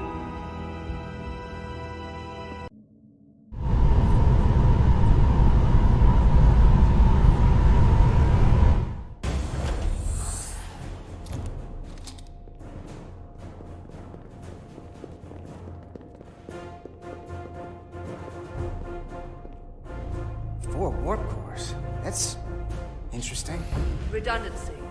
If one goes down in battle, we can still operate. Makes this more difficult, though. This ship can maintain warp with half the cores offline. We'll need to disable 3 of them. Where are the engine schematics? Power flow routing charts. We're soldiers, not engineers. I thought you would know what to do.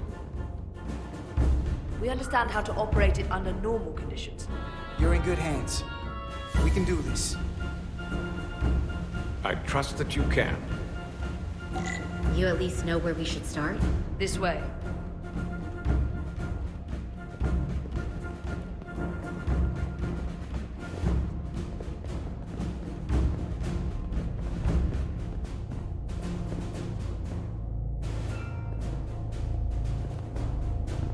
What are we dealing with?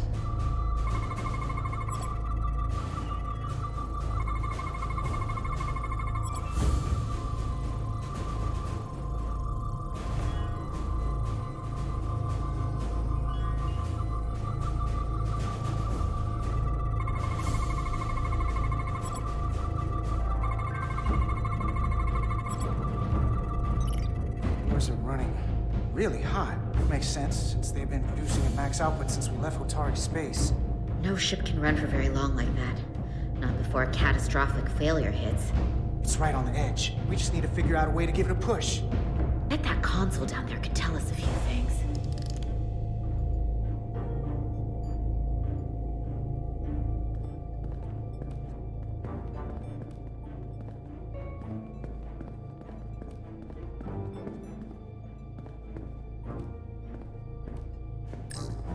Whatever we do, we need to make sure the Tkon can't undo it. So we need a way to permanently disable the reactors that won't destroy the ship and kill us all in the process. You thinking what I'm thinking? Warp core ejection. So the question is, how do we make it happen?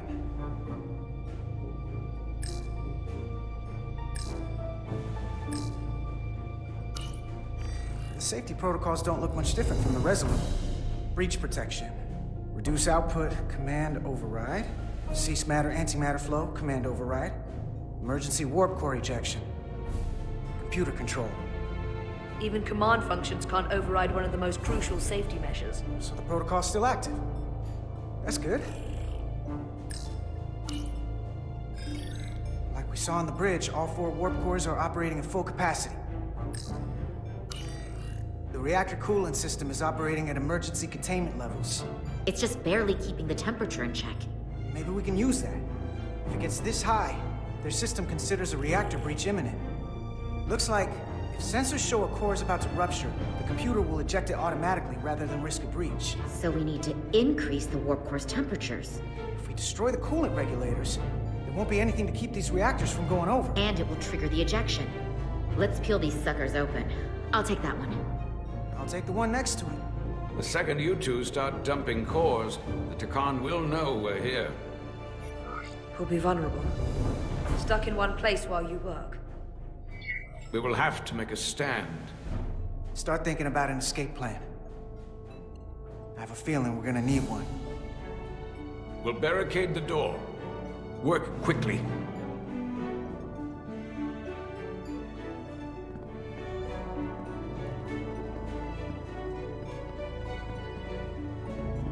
We might not have our tools, but our phasers can do this in a pinch.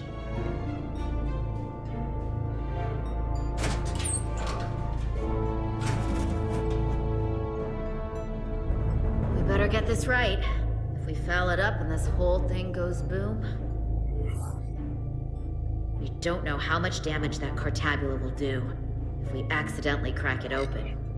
There goes the galaxy. Could be that bad. We'll get it right. It's not a Starfleet warp core, but the coolant regulator has to be in here somewhere.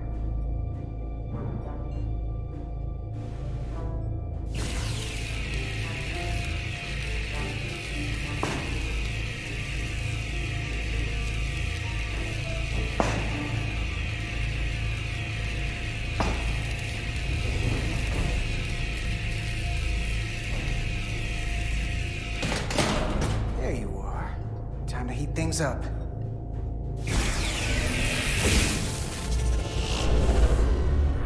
Warning. Warning. Warp core output at critical level. Ejecting core. Okay, now they're definitely gonna know we're down here. Warp core output at critical level. Ejecting core. Just one more to go. They're here. They're cutting through the door. We don't have much time.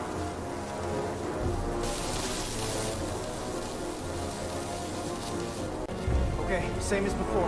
We just gotta...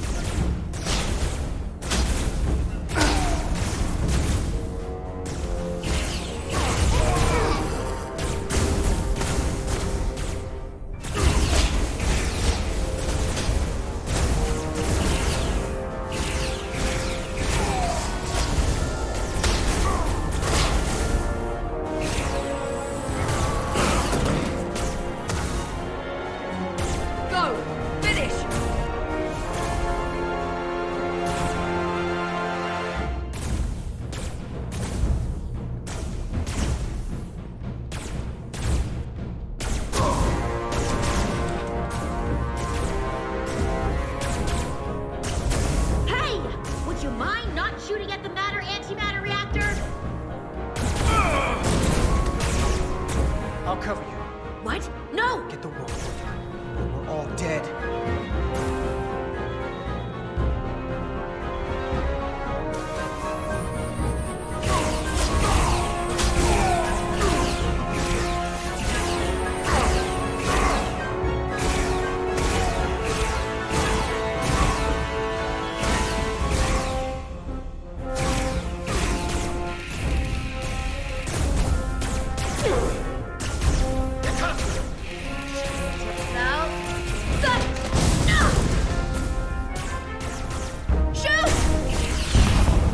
Warp core output at critical level. Ejecting core. Warp drive disengaged.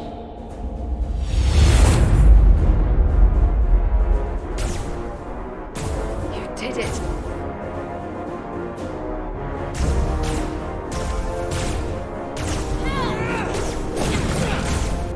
You got another way out of here? I think so.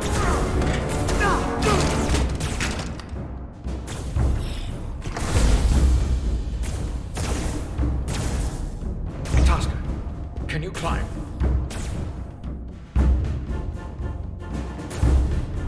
I'll see you on the parade grounds of Surrella, my friend.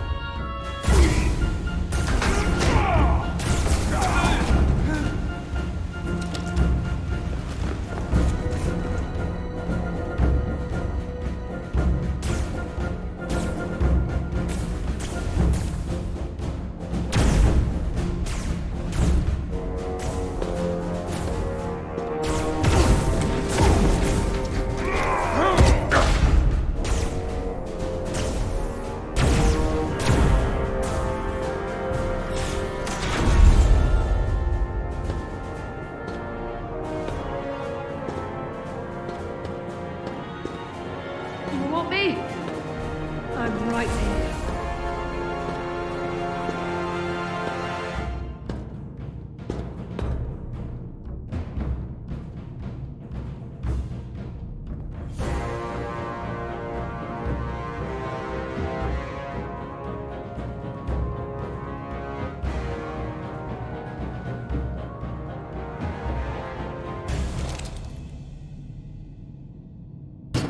Not you too. Calm yourself, child.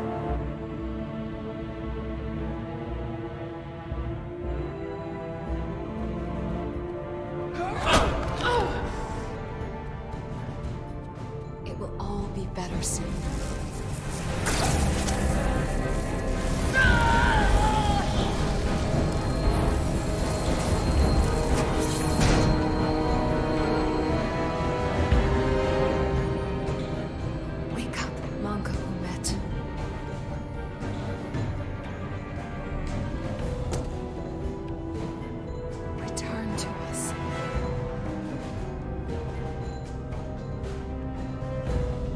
Rejoin the flame.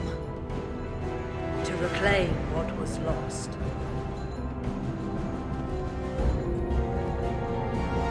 You don't need to watch this. I do. I want to remember every moment when I make them pay. But this isn't the end. I will avenge Itasca. Swear to me, you will join me in this. How about we try to save her? That's a dream. As long as she's alive and her memories are still in there, there's still hope. Hope is what you turn to when you have nothing left you can do. And there's still something I can do for Itasca. And I shall.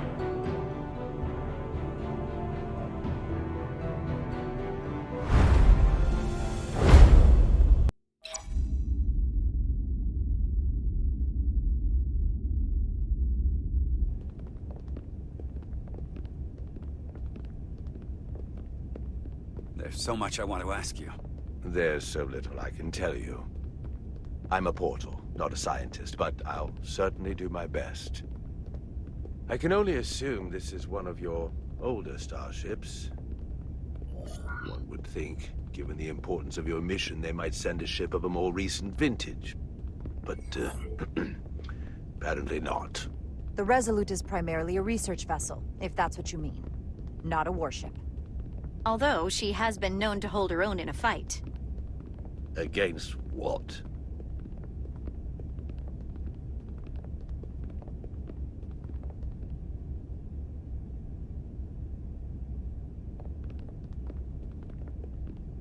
Something wrong?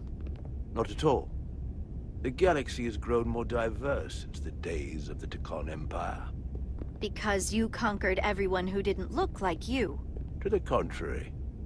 Most lesser civilizations willingly joined the Empire to enjoy the benefits of an advanced way of life. But that expansion came with its own set of problems, so I admire your ability to diversify without creating conflict. That was always our challenge.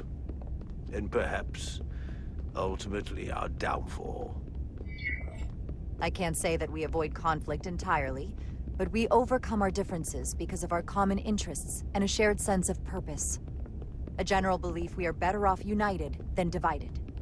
A concept almost Tkonian in principle. We're more alike than you might think. If this is the best you have, then so be it.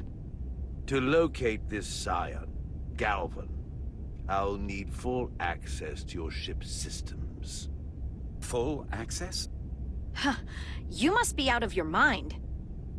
No, I'm right here, completely in my mind. Given this is merely a research ship, I won't be able to find him without it. Perhaps I should have made that clear up front. I'll need to make certain modifications. That shouldn't be a problem. Excellent. Solano's gonna flip when he hears this. I'll see you on the bridge. Captain Solano, I'd like to introduce you to Portal 6-3, Guardian of the Tkon Empire. Pleasure to meet you, Captain. Likewise.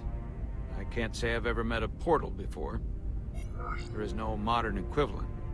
Not within the Federation, at least. He's been kind enough to agree to help us find Galvan. I am at your service. To whatever extent I can be of help. If nothing else, I'm sure you're happy for a change of scenery. You spent 600,000 years at your post. That certainly takes an uncommon level of dedication. We all have our duty. Of course. But I'm curious. You were stationed there in preparation for what, exactly? Any and all threats to the Empire. An empire that no longer exists.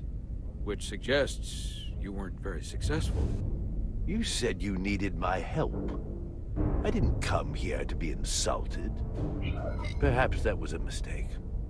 I'd be happy to return to Delphi Ardu at any time.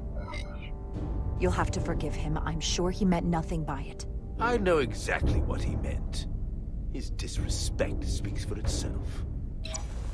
I'm merely curious where your allegiances might lie. Clearly it's with the Tkon. Yes, Captain. You have found me out and exposed my true loyalties.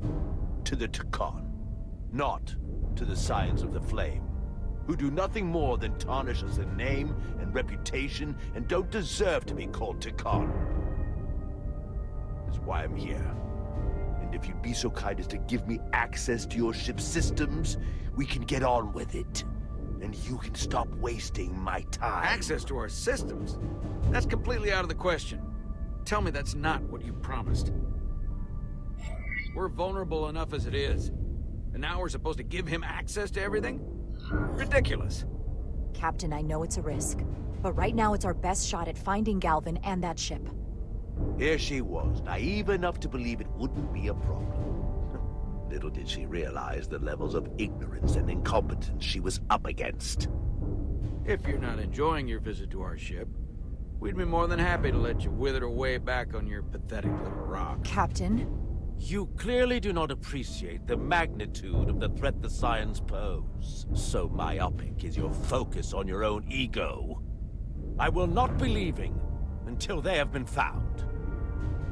Commander Rydek, a word.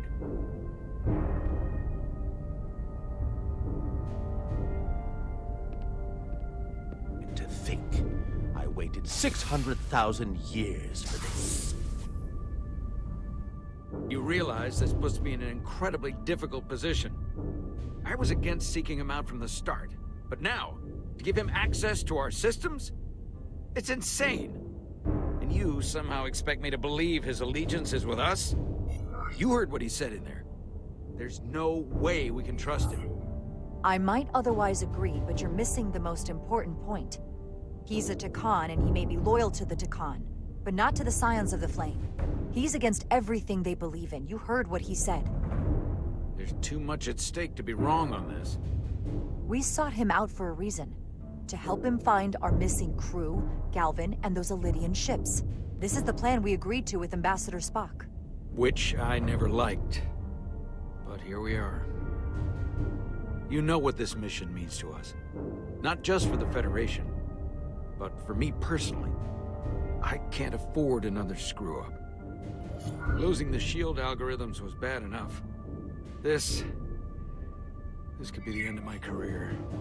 I'm sorry, Captain. You know I support you, but millions of lives and the future of the Federation are at stake here. Both of which are more important right now than your career. It's not just mine. It's both of ours. Then so be it. I'm going to trust your instincts on this one. I just hope you're right. For both of our sakes. Let me know if you find anything. We're good. You may begin. I will, of course, have to make a few modifications. What kind of modifications? To find Tkonian technology requires Tkonian technology. If this Scion Galvan modified his ships, then I must do likewise to yours.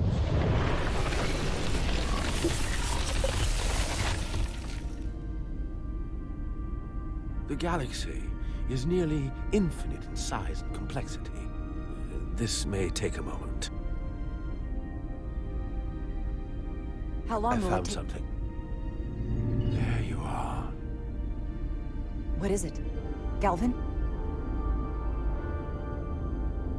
Someone is using Tkonian technology. I can't get the precise bearings, but it's located in the Palisades cluster. I'll let the captain know. Rydick to Solano. I think Portal may have located Galvin. I'll be right there. I'm getting all kinds of interference. Almost impossible to lock on the energy signature. Where's he hiding? In the Palisades cluster. Interesting. Can you lock in on the location? Not until you get me closer. Lieutenant Handar, set a course for the Palisades cluster. Aye, Captain. Well, I suppose I owe you an apology. You were right after all. That's what I get for questioning the advice of my first officer. You always have my back. I'm just glad it worked, and we were able to track him down. Which wouldn't have been possible without your determination. So thank you for that. Nice work. Let me know if you find anything more. Will do. What's wrong? I didn't want to say anything until I was certain. But the reason for the interference is simple. There's a Tkonian device on this ship being used to block the signal. Whoever planted it was exceptionally clever. They knew how and where to hide it. But they have underestimated my abilities. Engineering. Take care of the Tkonian device, and I can find Galvan for you. It's designed to interfere with all transmissions, or at least delay and confuse the effort to find Galvan's ship. Hold on. My understanding is that Tkon technology requires a Tkon to operate. Is there another Tkon on this ship? The Scions could have someone on the ship, doing everything they can to stop us from finding Galvan. Don't worry, I'll get this fixed. We're going to find that ship.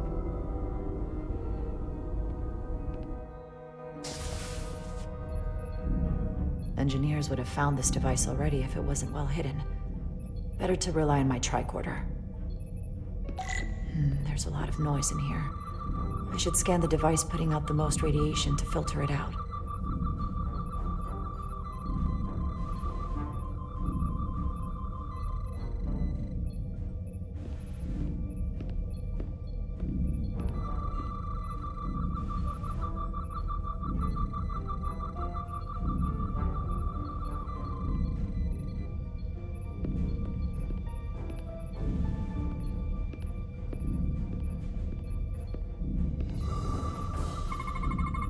That's better.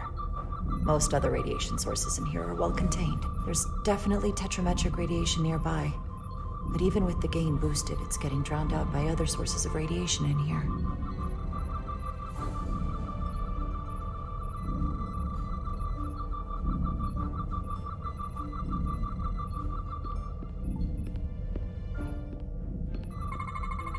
A little bit of harmless radiation leakage here, but enough to mask the tetrametric pulses.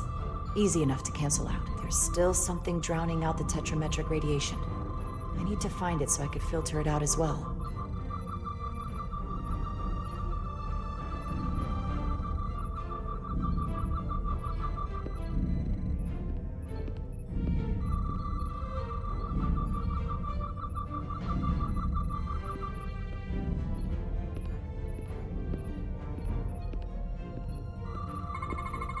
Jeffrey's tubes thump harmonics from all over the ship. I'll filter that out. There we go. I'm getting a clear tetrametric signal now.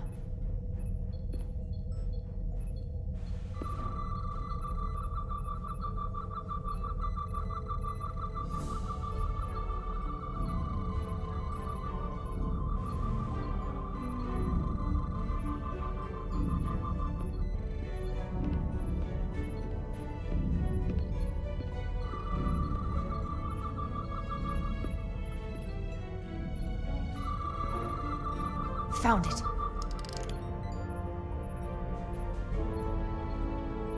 Excuse me. Do you belong here? Commander Rydek. I'm sorry. I didn't know it was you. Paul. Calloway, right? Yes. You know, it means a lot that you remembered. What, are you doing back here? I don't mean to pry, but first officers don't usually go digging around engineering compartments. Just a routine systems check. We've been having problems with our comms lately. Oh, that's news to me. I haven't heard anything about it. Probably because the comm system isn't working. Have you seen anyone else in here recently that might seem out of the ordinary? Maybe someone who doesn't work in engineering. Not that I can think of, but I can ask around. I'm here almost all the time, but maybe someone else noticed something? Thanks, but I'll talk to Commander Chovak about it. Okay. Well, let me know if I can be of any help. Well, I'll leave you alone already. Oh, come to think of it, that Hotari woman was down here earlier with Dr. Duvall finishing the last of the bioscans. Tylis? That would be out of the ordinary, right? Thank you.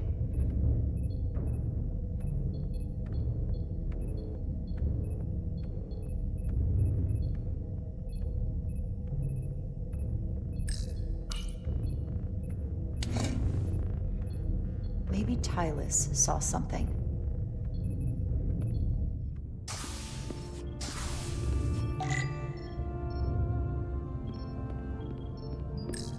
Tylis, can I speak to you for a moment?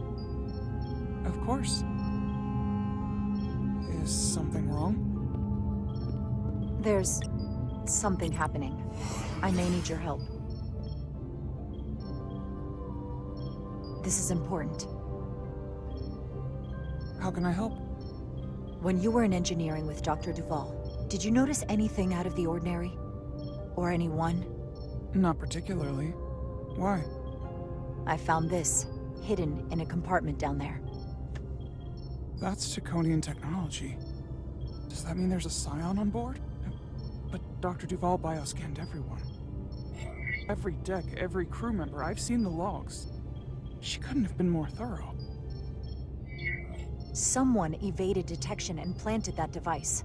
Which would mean they've been with us this whole time. Watching, listening. All the more reason why we have to find them. It could be anyone. That includes both of us. You want me to get scanned? Better to know for sure, right? I'll admit, I was around the Scions as much as anybody. I would feel more comfortable if you did. I understand.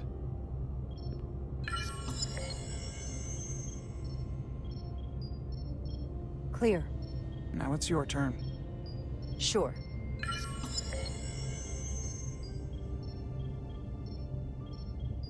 Clear. Don't sound so surprised. You spend plenty of time with the Scions as well. You never know. Let's get to it. The search starts in engineering. Whoever planted the device most likely did it within the last few hours. So I'll start by running a scan, tracking everyone who came through engineering over the last day, in reverse order. This could take forever to sort through the number of people that were in engineering.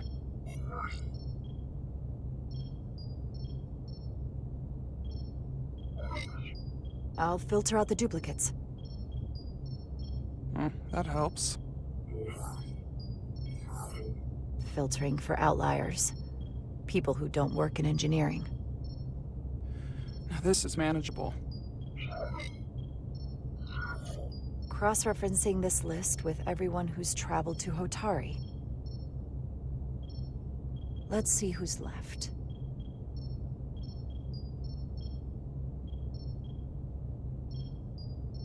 No. This can't be right. What? Of the people that went to Hotari and visited engineering, it could only have been Captain Solano. According to this, he was here while you went down to Delphi Ardu 4. Which would have been the perfect opportunity. And no one would question him. He's the captain. As much as I hate to admit it, assuming it's true, it does explain why he was so opposed to getting help from Portal. And he made several trips to Hotari, so they had plenty of opportunity to target him. What happened when Dr. Duval bioscanned Captain Solano? That's just it. She never did. How is that possible? Something more urgent would always come up. There was nothing she could do. But performing a bioscan is the only way to be absolutely sure. That's not going to be easy. First thing I need to do is get this device to Portal. Be careful. And good luck. I'll need it. I found the device.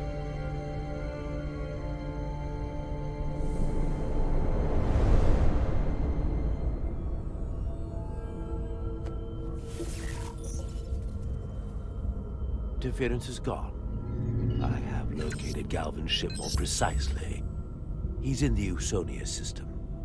So then it worked. This whole region was one of the most sacred for the ancient Tkon. What many consider the birthplace of our civilization.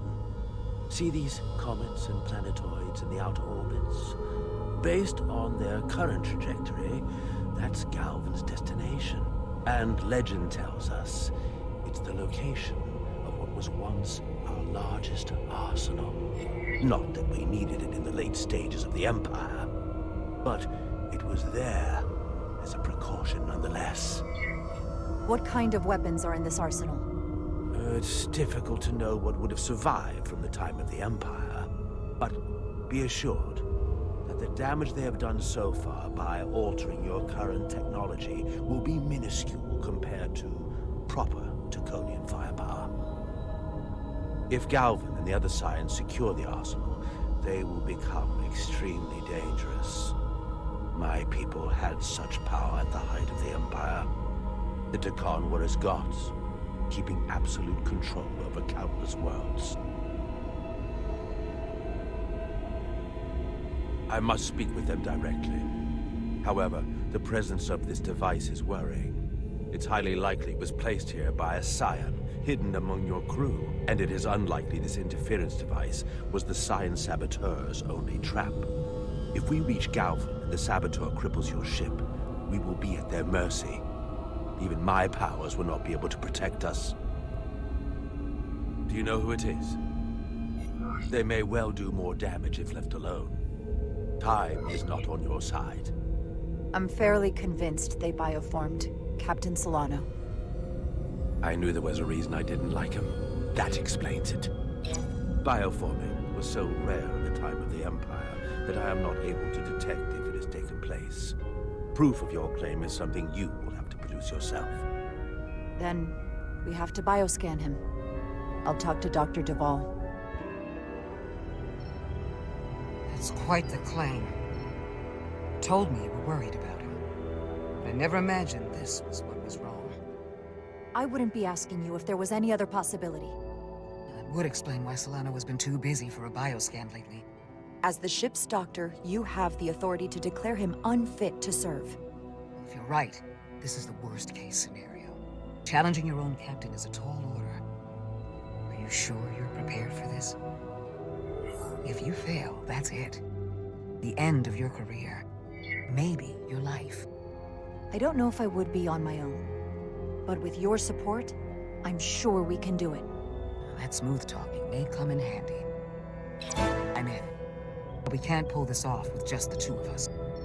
I technically have the authority to make Solano undergo a scan, but in reality, he can and will refuse to do it. We need at least another member of the senior staff to support your claim. Or this could all blow up in our faces. You better think long and hard about who you can trust.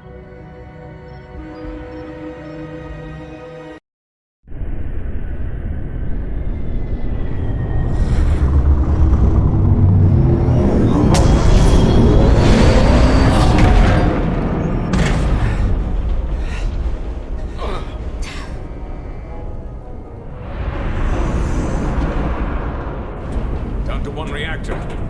Thought we'd be stopped dead. At least stuck at impulse power. The Tkon enhancements must be able to brute force limited bursts of warp output. Yeah, but they won't get to wherever they were headed at this rate. They're just limping along now. So where does that put us? Maybe I can answer that.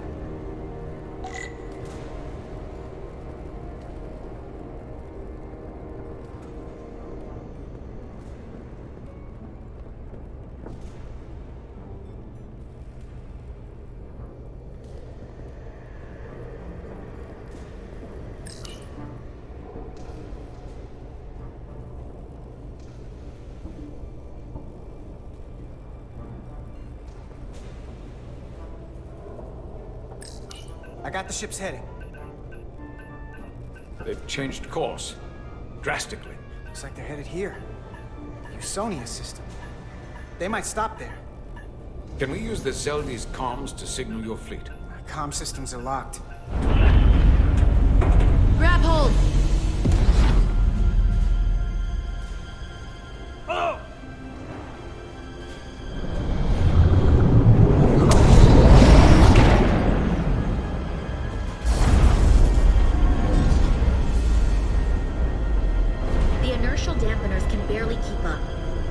Forcing this ship to make these short warp jumps, they're going to tear it apart. Zeldi is still made by a Lydian hand, despite all this Tkon corruption.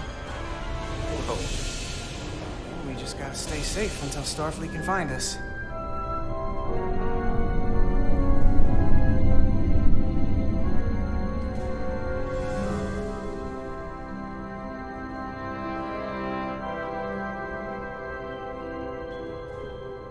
Your people. Is there somewhere you go when you die? Life after death? No.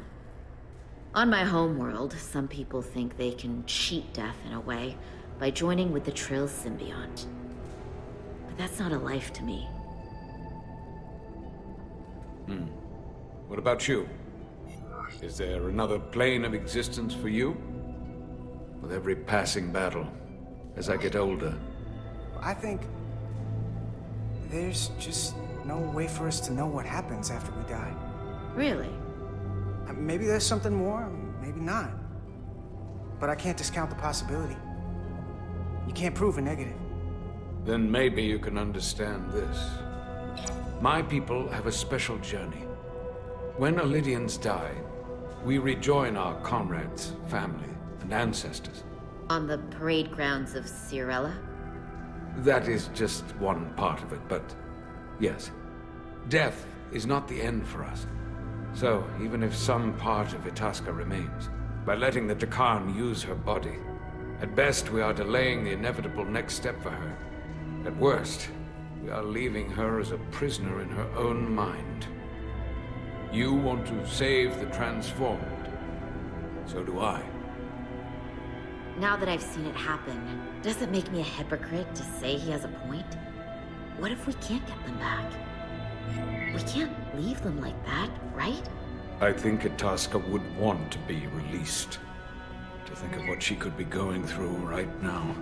I know it's awful to think about, but if they're still alive, we can still try to help them. We lose that option once they're dead. I had a sister, a twin. It's very rare among the True. You never told me that. She was one of the youngest hosts to ever join with the symbiont. A sentient creature that lives in our body. It's considered a great honor. The symbiont can bring centuries of knowledge and wisdom to the host. But sometimes, the symbiont personality suppresses the host entirely. My sister was the closest person in the world to me. I knew she would be different after joining. But she drew more and more distant. The room we shared growing up was foreign to the both of us. And eventually she, or whoever she'd become, cut me out entirely. So I left for Starfleet and swore I'd never go back. I couldn't stand the thought of seeing her.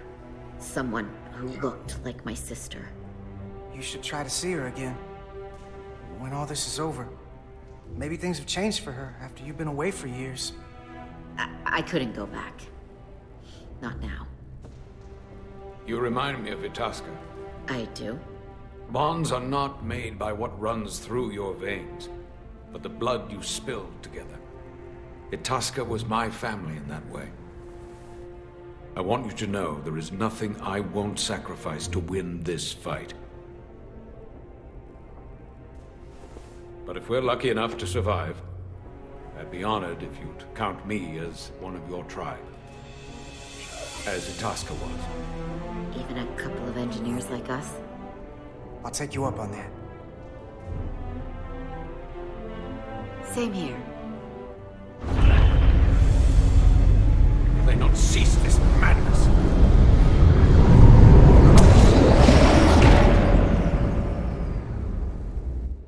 What is this place? Is that the Veskar? Another one of yours? Not anymore. They've corrupted it, just like the Zeldi. Now there are 2 ships. Did this just get better, or worse? It certainly doesn't bode well for the crew of the Veskar. So many lives stolen. It's worse. This is definitely worse. Thanks. That really helps. This doesn't look like the Aphelion. What are they doing here? You don't think they're just meeting their buddies? Maybe, but then why are their buddies here? Prepare for transfer. The storm! It's back!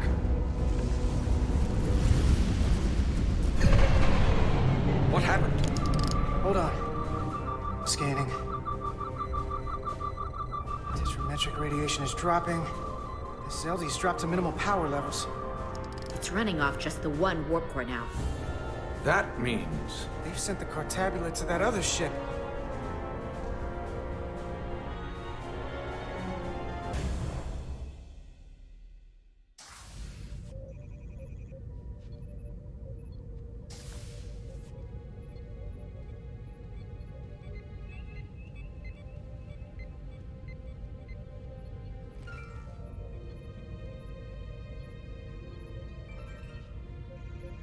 Something wrong, Captain?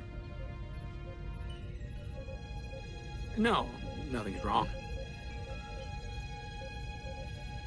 In fact, I was just going to call for you. I'm needed down in engineering. The bridge is yours.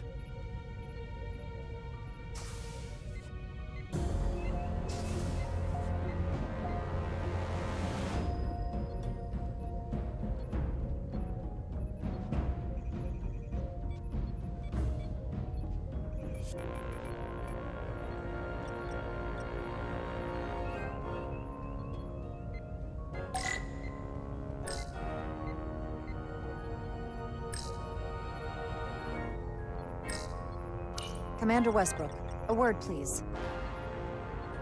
I'm busy here, so let's make it quick.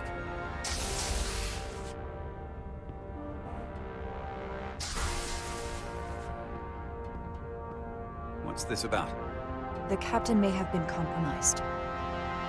I have reason to believe he's been bioformed. and is now actively working against us. Come on. You can't be serious. Someone is sabotaging the mission. They planted a Tkonian device in engineering. Captain Solano was in engineering while we were on Delphi Ardu 4, and he purposely evaded Dr. Duval's bioscan. That's ridiculous. I just spoke with him a few minutes ago. He was as normal as ever. Now, if you'll excuse me, I have work to do. Listen, I know we've had our differences, but I need you to hear me out on this. What evidence do you have to even support this preposterous claim? I'm working on that. Right. This isn't the first time you've trusted me. That consistency makes me want to believe you. If you go through with this, and you're right about Solano, you'll be the new captain of the Resolute. I hoped I would be captain someday, but I didn't want it to happen like this. I'll have your back, but you damn well better be right.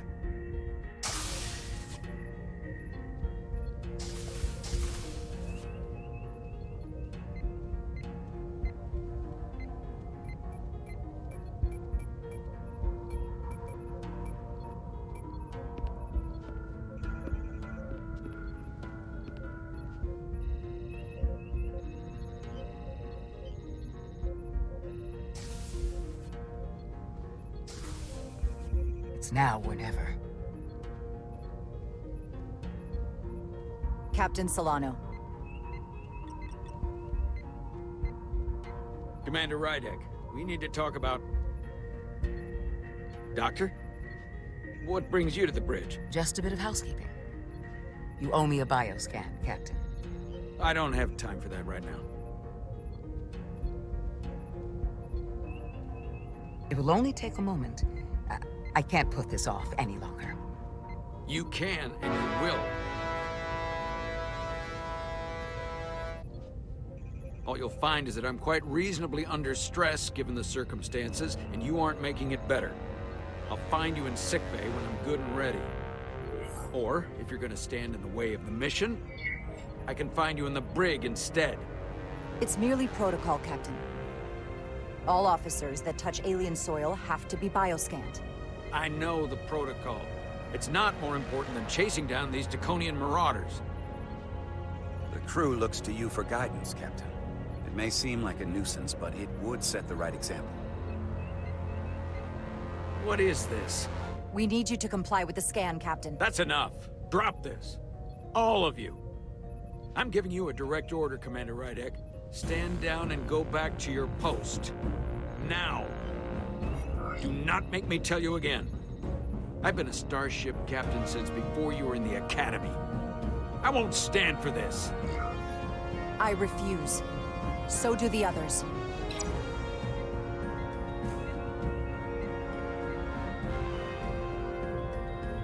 Well then, you've left me no choice. Security to the bridge. Arrest Commander Rydek. Take her to the brig. On what charge? Conspiring with the enemy and mutiny. Captain, please reconsider. I've given my order. This is not Captain Solano. He's been bioformed. He's a scion. You're out of your mind. Commander Rydek has proof.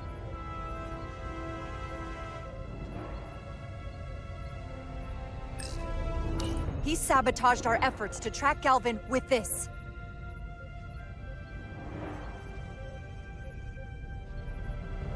He planted it in engineering while we were down on Delphi Ardu 4. Lies!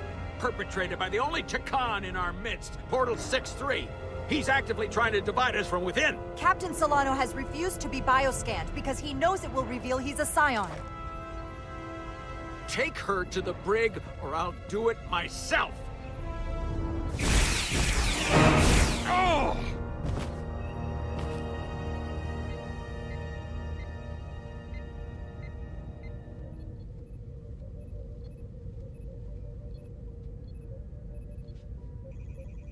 Wait! Stand down! That's an order!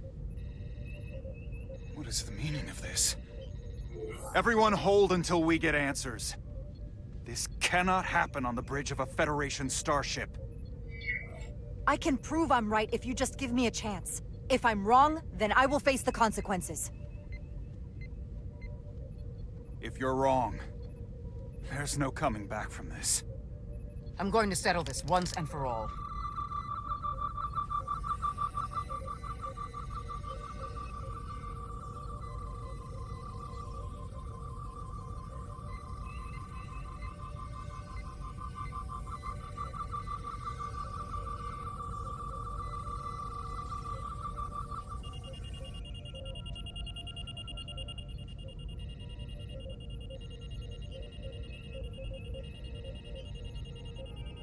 Commander Rydick was right. Captain Solano has been compromised. He's been bioformed into a Tkon.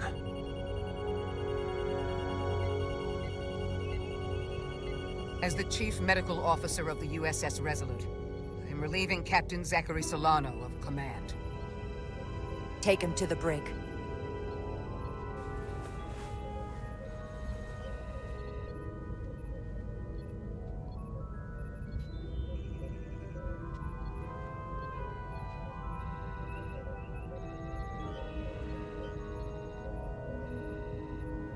I don't know what to say. I'm stunned. We all are. Well, there's no going back now. You are, rightfully, the captain of the Resolute. And I'm with you from here on out. I need you to know that.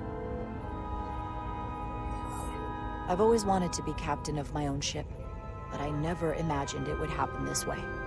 I don't think anyone could anticipate something like this. But you learn from one of the best. And you'll be one of the best. I know it.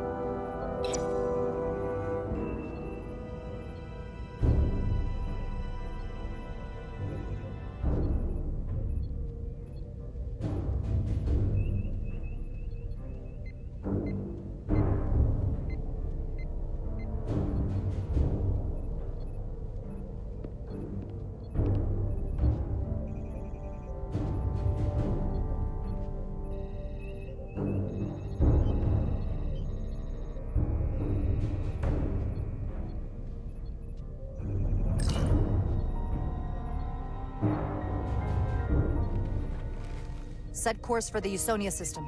Maximum warp. It's time to face Galvin. Yes, Commander. Sorry. Captain.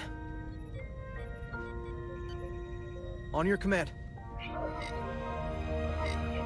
Engage.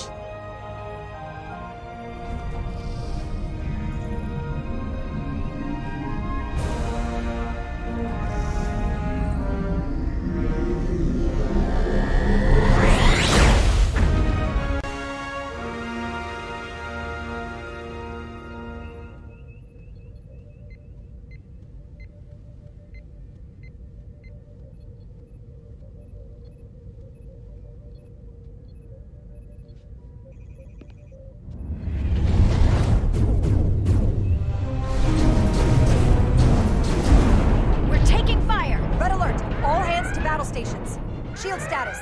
Set to maximum, but with the algorithms compromised, they may not do much. Captain, that other Elydian ship is here. The Zeldi?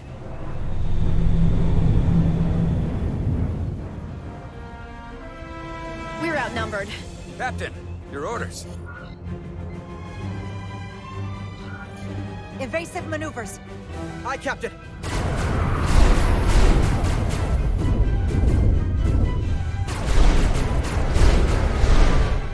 The Veskar's warp engines are powering up.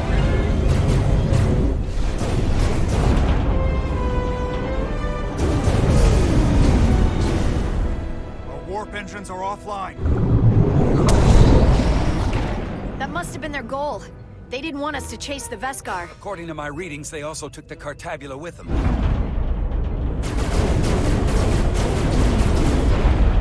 They're not breaking off. We have to destroy the Zeldi before it destroys us. Diaz and Edsalar still over there? They'll need to evacuate.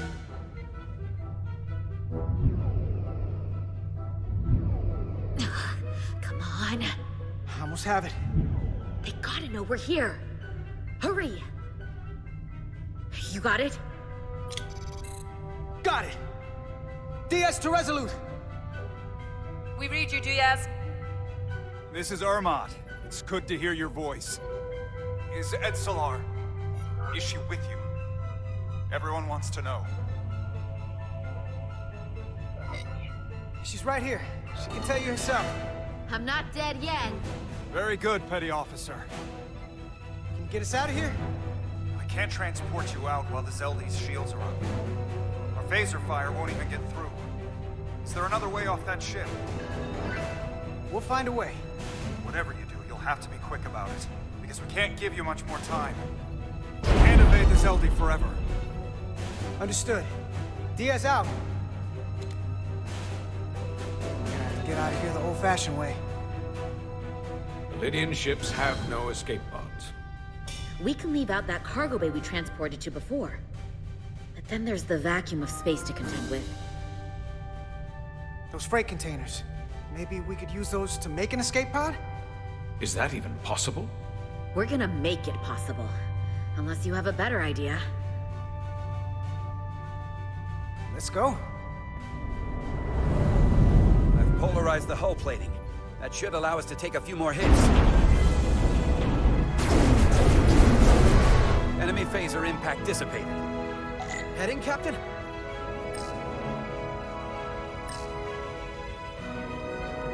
Attack pattern Beta 3. Circle around that asteroid and come back firing. Aye, Captain.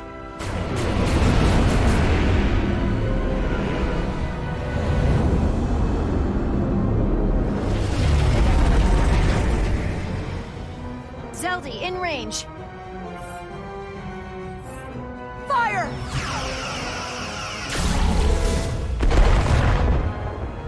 Zeldy's shields down to 82%.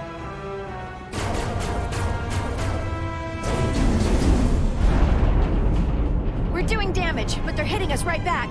We'll run out of hull before we penetrate their shields. Perhaps I can be of assistance.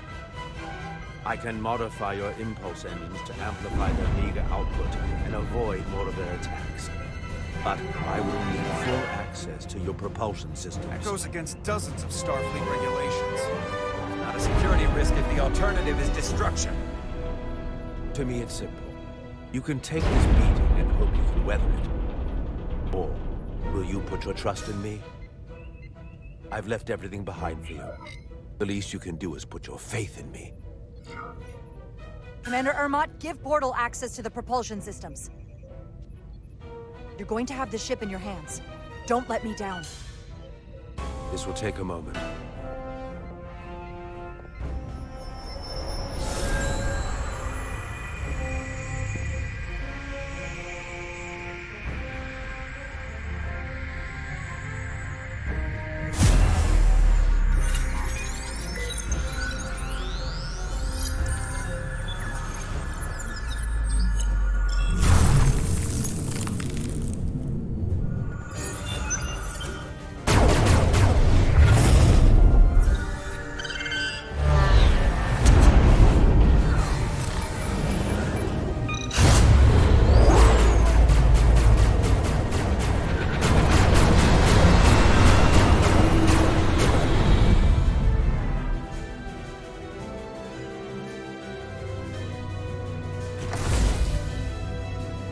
Your ship has let up its fire.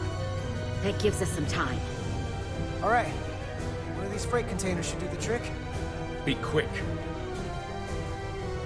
We need one big enough for all of us to fit inside. Something we can make airtight.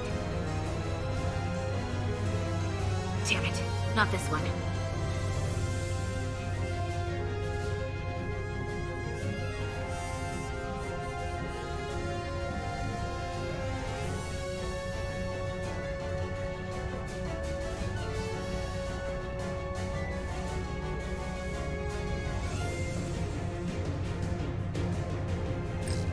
Not enough room for the big guy.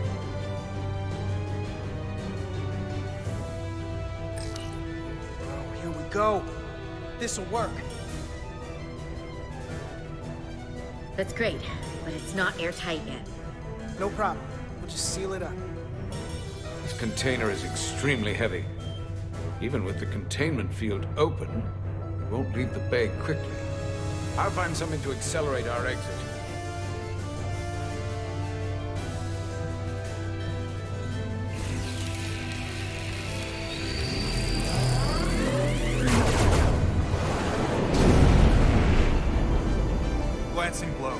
very little damage.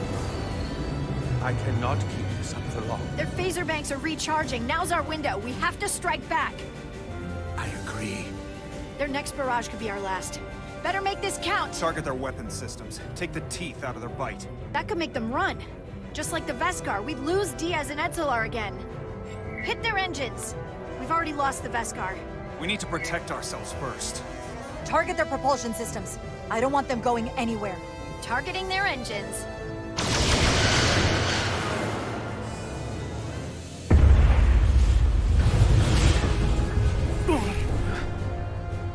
Whoa. We gotta move it now. These will give us the push we need. Those are explosives. We'll ride the blast right out of here. All set.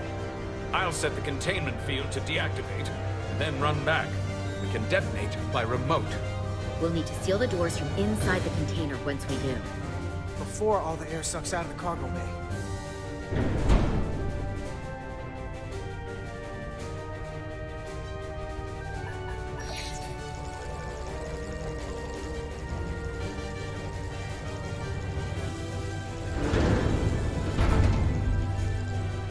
Just a few more moments.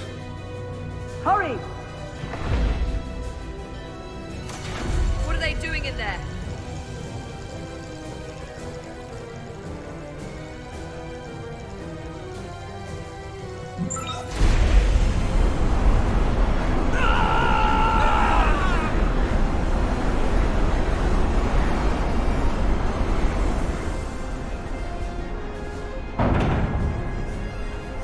Please, help me. No. Let the Tkon get what they deserve. Don't leave me to die. I don't know. Can we really leave her? We can't. We don't have the time. We have to seal ourselves in. This ship can't fly. Sidron set it to self-destruct. Please, Amenta. Oh, It's not her. no. I know it's not. Carter, we have to seal the doors. Don't leave me! Get this light fuel off the ship before Sidron blows it all to hell! We're going.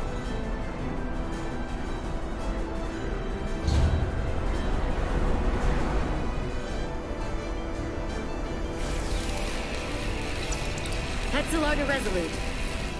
I have the away team. Go ahead. We're about to exit. We see the cargo bay containment field is deactivated. Get that tractor beam ready.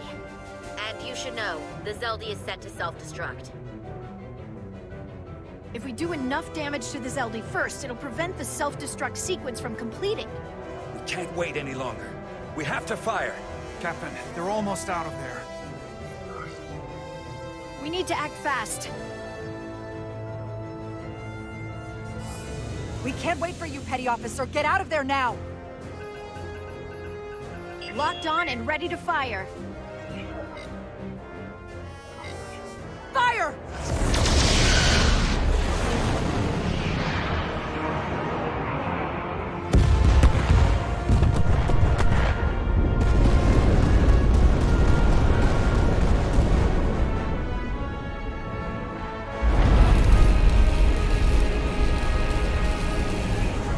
Done! Ready? Detonate!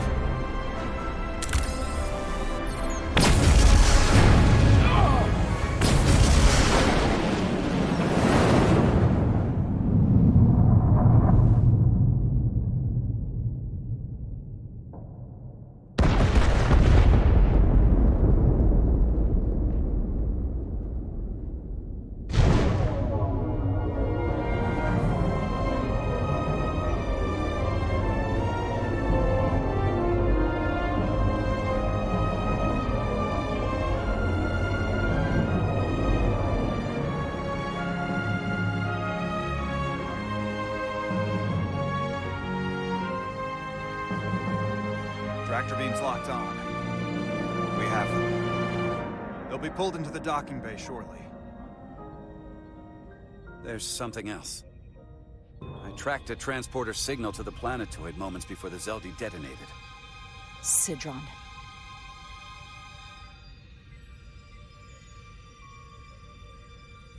There's a Tkon structure there.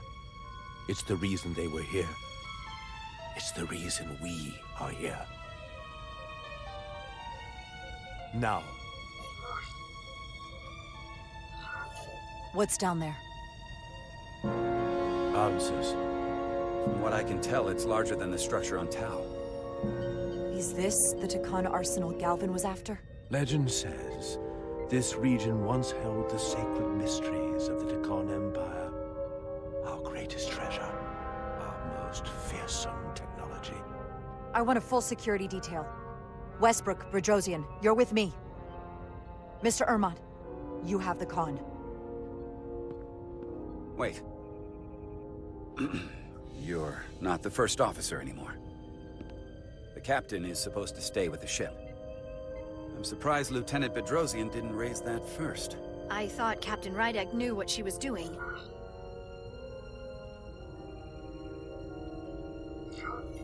That's the protocol. But it's also a captain's prerogative to break that protocol. I suppose it is. We'll deal with the first officer vacancy when we return. Until then, Mr. Ermont? Yes, Captain.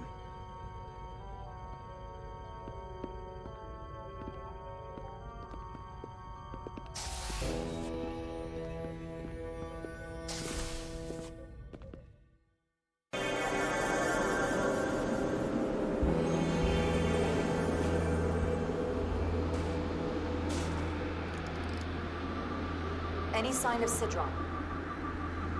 Not that I can see. High alert, everyone. The enemy could be anywhere. Follow my lead.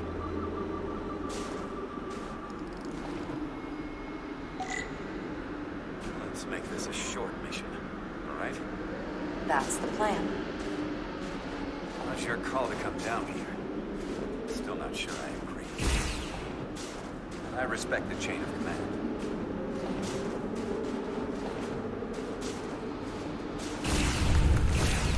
Maybe you should make quick work of the ice.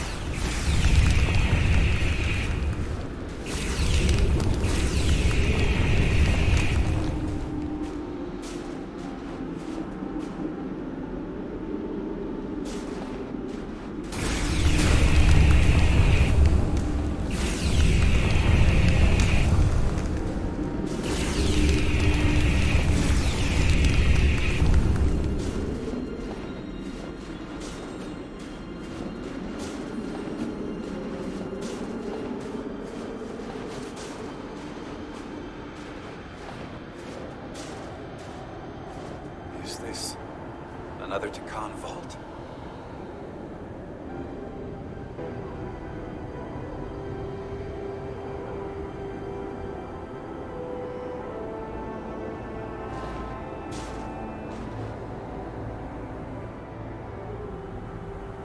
I don't see a way in. The vault in the mines was already open. There must be some way to activate it. Portal, can you open it? It is a Tkonian vault. I thought you'd never ask.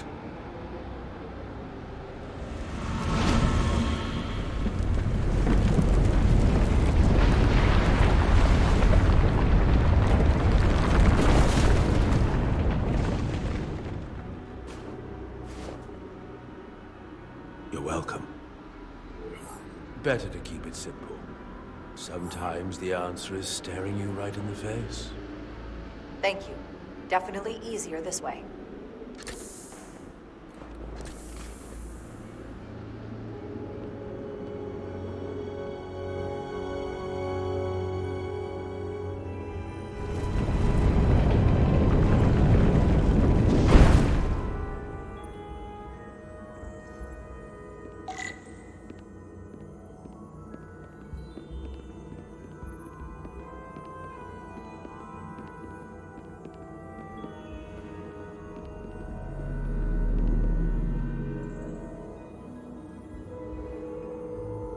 Spread out. Let's see what we can find. and stay on high alert. We don't know where the Tkon that beamed down here could be.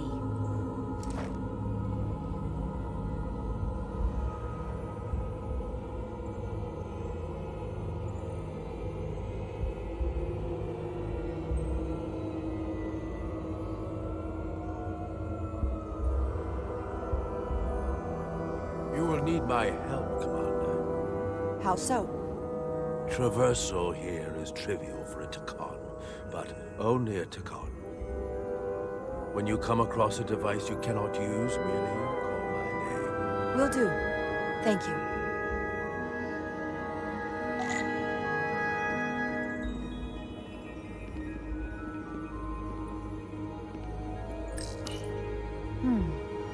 This pattern resembles the transporter device Petty Officer Maris used to escape the Resolute. Portal 6-3? You wish to make use of this device? It's a transporter of some kind? It allows Tkon to move through space instantly a short distance. Very convenient. I will activate the system for you.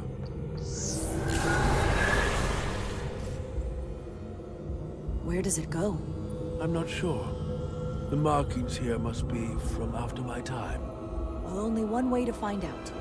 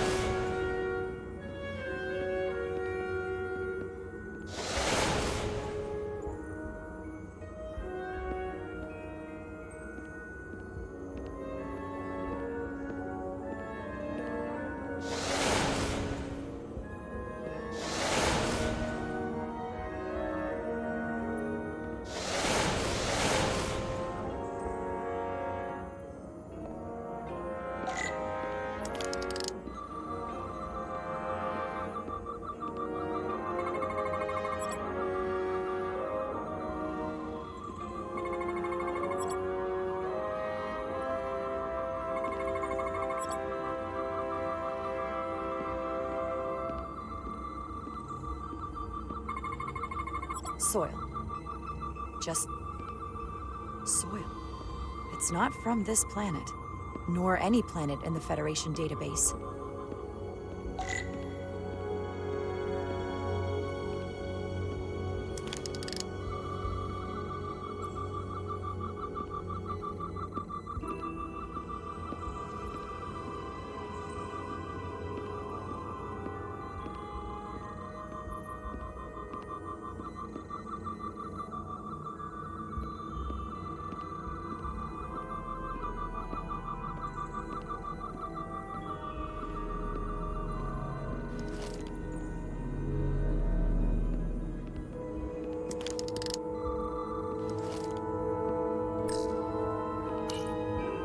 Why is this here? This is soil from the homeworld. Our capital system. This isn't an arsenal. It's a temple of the ancients. Sacred ground to the Tkon. I took my oath as a guardian of the Empire in a place just like this.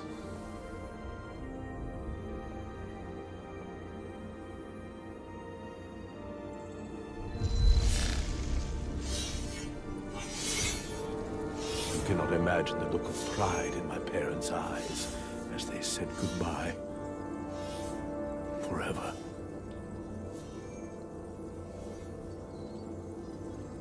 Sorry.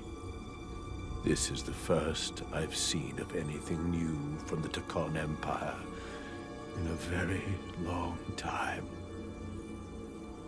I'm sure you're familiar with the feeling, that sense of loss. I thought I was ready for it, but it cuts to the core of your being. I'm so sorry to put you through this. I know it must be difficult. Don't apologize. I'm glad I came. This means a great deal to me. Can you use this to find out more about what Galvin is after?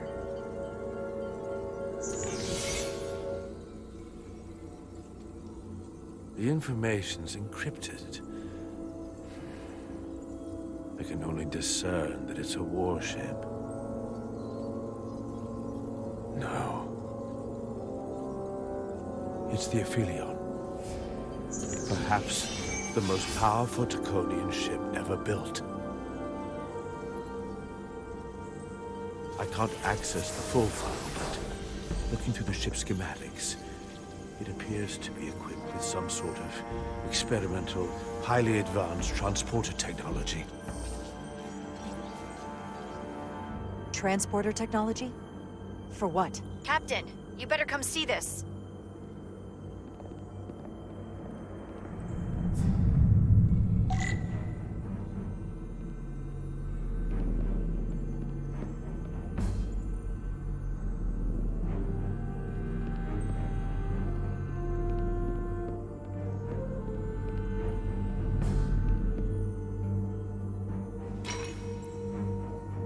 There are more up ahead. From the looks of it, I'd say someone left in a hurry. Probably right around the time we showed up.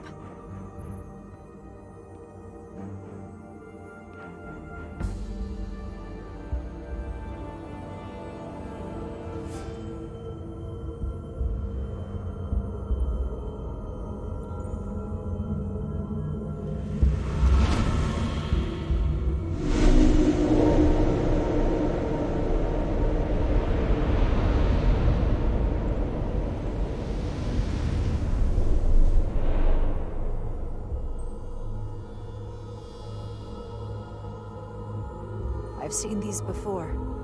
In the other vault. And if all of those are the same as this, then there must be... Hundreds of millions, if not billions. All that remains of the Tkon civilization. A distinct person, encapsulated in crystalline form. Preserved for all eternity. You thought this was an arsenal. And in a way, you're right.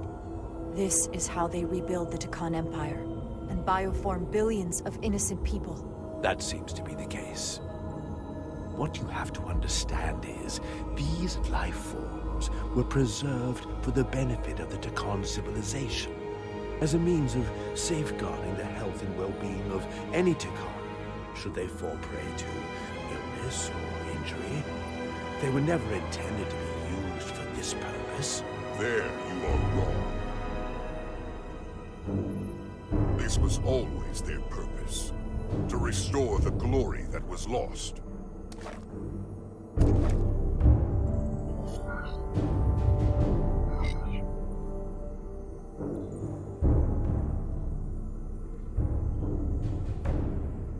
Congratulations on your first victory in battle, Captain Rydek.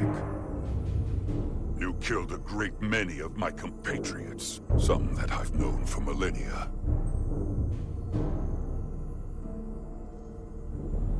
Are you proud of how much death you've caused?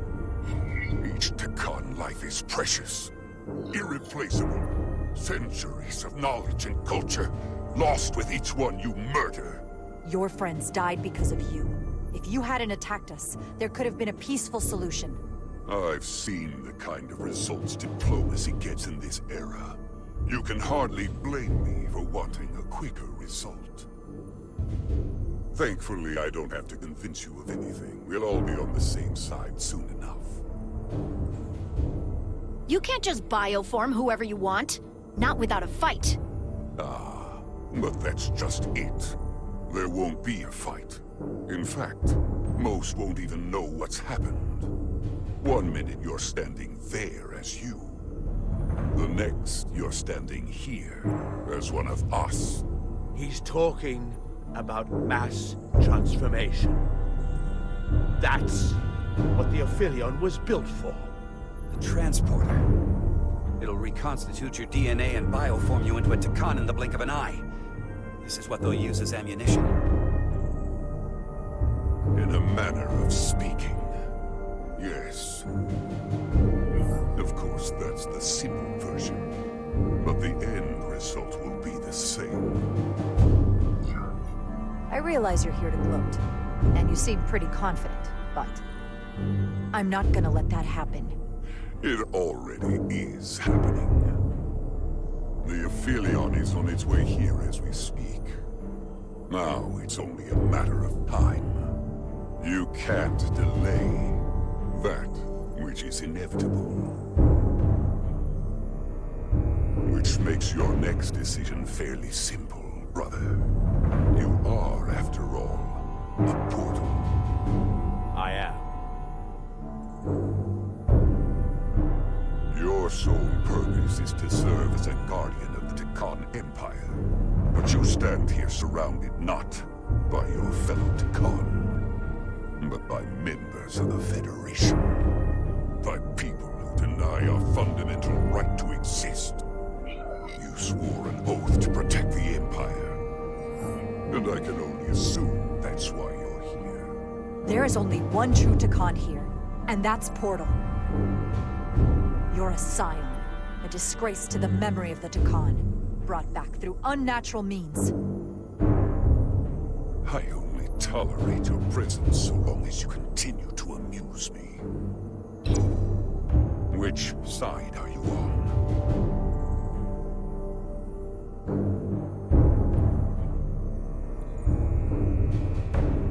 Captain Rydek, long-range sensors suggest a massive spacecraft approaching in the distance. The time has come. I hope we speak again, brother.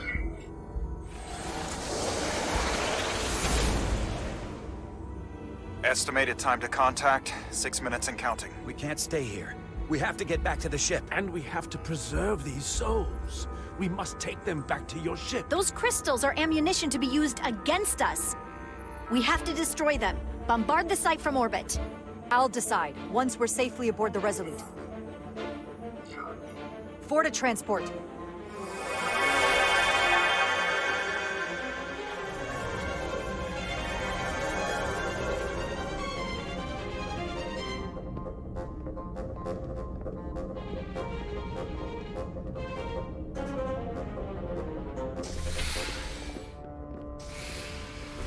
You have to hear me out, Captain. I've always stood by you. But if you bring those things on board, I'll have no choice but to resign. If they're taken to the Aphelion, they will be forced into new bodies, brought back to life in a way they never asked for. They're not living beings, but they're still dangerous. And if you don't make decisions to protect us, we're gonna end up like Solano. You, me, the entire crew. We're all next.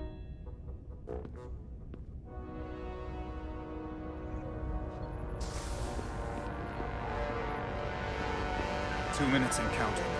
It's headed straight toward the vault. The Aphelion is coming into view now, Captain. On screen.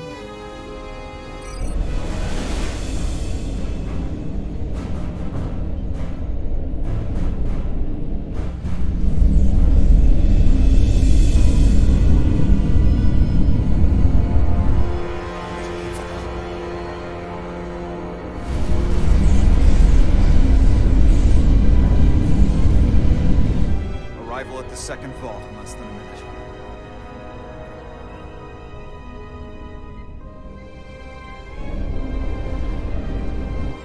I would remind you, those life forms are Tkon, not science. Tkon. They're not your enemy. Right or wrong, history will judge you for this moment.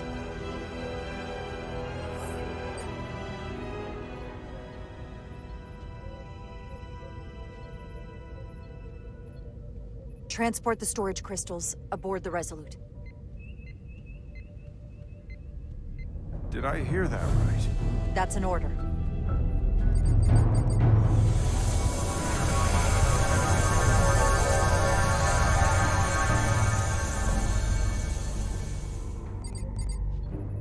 The storage crystals are on board in our cargo bay. Thank you. I won't forget this. I hope you realize what you've done. We don't need another captain who's gonna risk our lives just to feed their ego. This ship and this crew come first. Lieutenant. She has to hear it. Stand down, Lieutenant Bedrosian. It's done. Yes, Captain. And to think, I used to look up to you. The Aphelion is targeting us, approaching rapidly. They hit us with that bioforming ray, and it's over. Maximum warp. Get us out of here. Where, Captain? Anywhere but here. Now!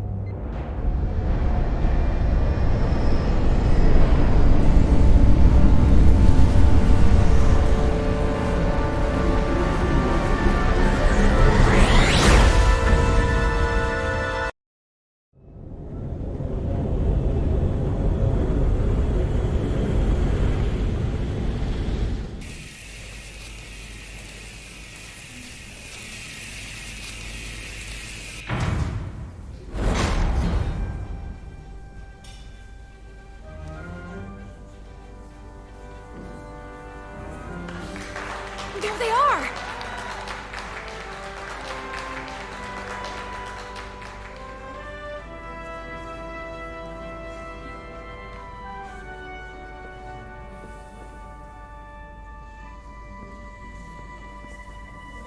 You did what had to be done with the Tasker. I know you held out hope, but it's what she would have wanted. The Tasker can rest now. Even if I wavered in the moment. It wasn't a question of time. It was about freeing a Tasker. I wish I could have found a way to save her. You did.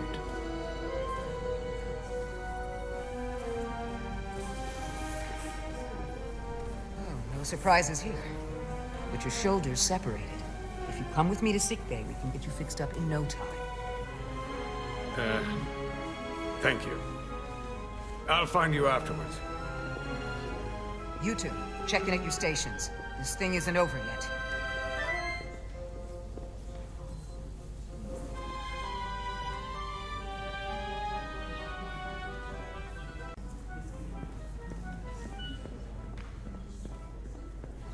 I can't believe it, but I'm actually looking forward to seeing Chovok. Not that I'd expect this kind of welcome from him, but I can just imagine the look on his face. Oh, come on, he's got to give us some credit for all we've done. We'll see. Then again, if he doesn't, that's just Chovok being Chovok.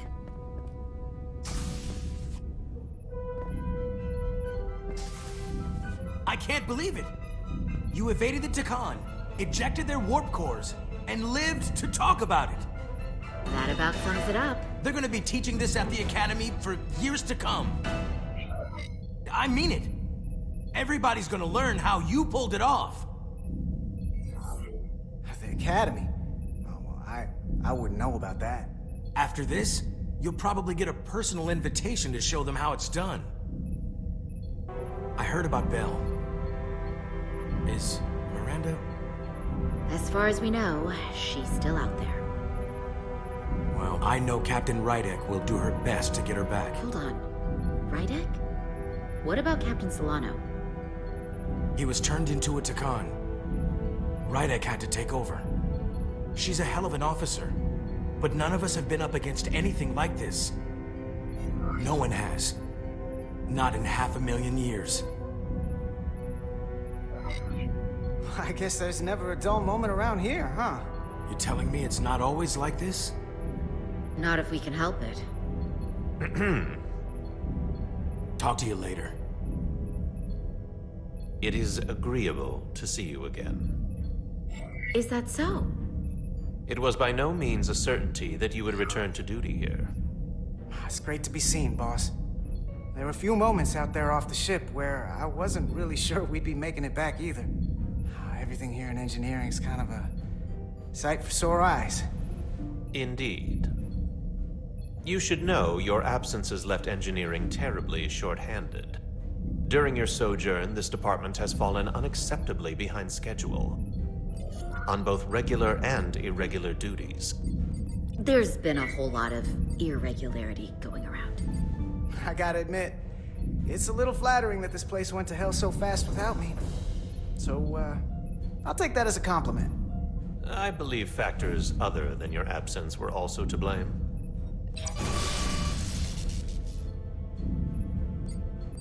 Normally, I would assign you to one of the many pressing repair tasks. But, given your experience on board the Zelda, I have suggested you join the senior staff briefing as we determine our next course of action. You can commence your maintenance shift afterwards.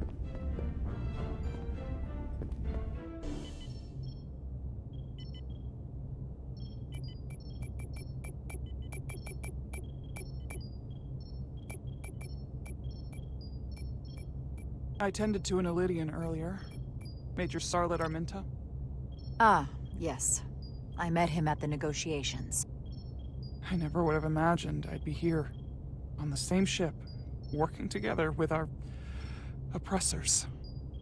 But now that I am, I can imagine a future where the Hotari and Elydians are no longer enemies. I'd always hoped for peace, but it seems so far away. The Elydians have taken advantage of the Hotari for centuries. I'd be very skeptical of anything they offer.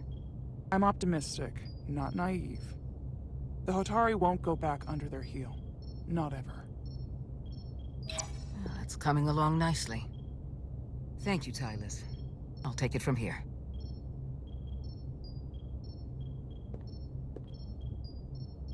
We're almost done. I have to brief Ambassador Spock in a few minutes. Ambassador Spock can wait. You have some fences to mend. Personally, I'm against the needless destruction of innocent life forms, so I'm glad you transported the Tkonian crystals onto the ship. But Lieutenant Bedrosian obviously feels otherwise. And right now, you need the full support of your bridge crew. Being an effective leader requires trust, but an issue as divisive as this can create discord. I don't expect everyone will agree with my decisions, and she's entitled to a different opinion, but I'll handle Lieutenant Bedrosian. You'll be fine, just as long as people feel like they're being heard.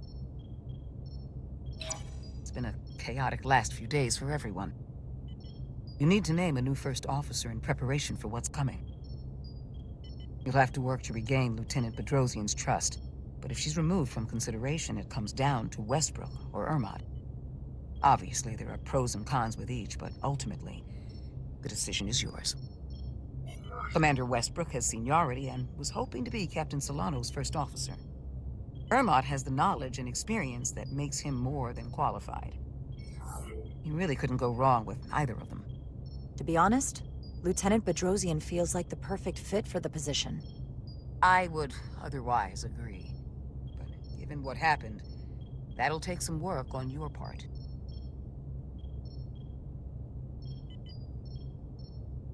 You're as good as new. Thank you, Dr. Duvall. Always nice to have a captive audience. You really shouldn't keep Ambassador Spock waiting.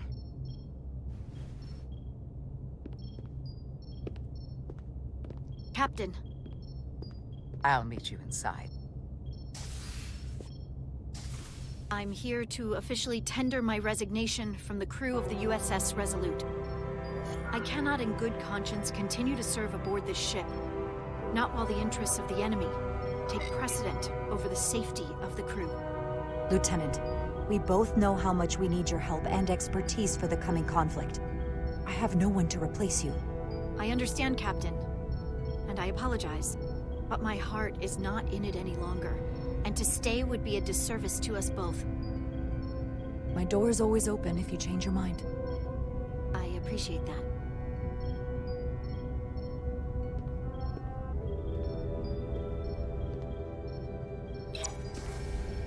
We'll have Ambassador Spock via subspace shortly. Thank you, Mr. Ermod. I'll notify Lieutenant Bedrosian we're about to begin. That won't be necessary. Petty Officers Diaz and Edsalar have first-hand experience with our adversaries. I thought it advantageous for them to join this briefing. I understand this is unusual, but I trust you have no objections? Talk about moving up in the world. Not that I'm surprised in the least. Excellent idea, Mr. Chovak. They deserve to be here. In all seriousness, what Diaz and Edsalar accomplished aboard the Zeldi is nothing short of remarkable. They're both to be commended, not only for surviving against incredible odds, but for helping our efforts against these scions. You know, Carter deserves most of the credit. None of us would have made it without his help. We'd all be bioformed by this point. There were way more people involved than just me. Not only Petty Officer Edsalar, but we had help from an Elydian officer named Arminta as well. Interesting. Ambassador Spark is ready for you. Put him through. Captain Rydek, your recent change in station certainly warrants mention, and I trust you to faithfully execute your expanded duties. Right now, we must keep our attention on the clear and present danger that lies ahead. The Tkon and their warship. The closest populations are the Hotari and Elydian systems, and they are likely the first targets for mass bioforming. After that, lies Federation space. I have advised Starfleet Command to send an impromptu battle group to intercept and assist you, but that will take time. You are our first line of defense. And with our shield algorithms compromised, we are at a great disadvantage. Of course, you know that as well as I do. I'm glad to hear the battle group is en route, Ambassador. With what we're up against, we're gonna need all the help we can get. And you will have it. Remember, our strength is drawn from our ability to work together towards a common goal.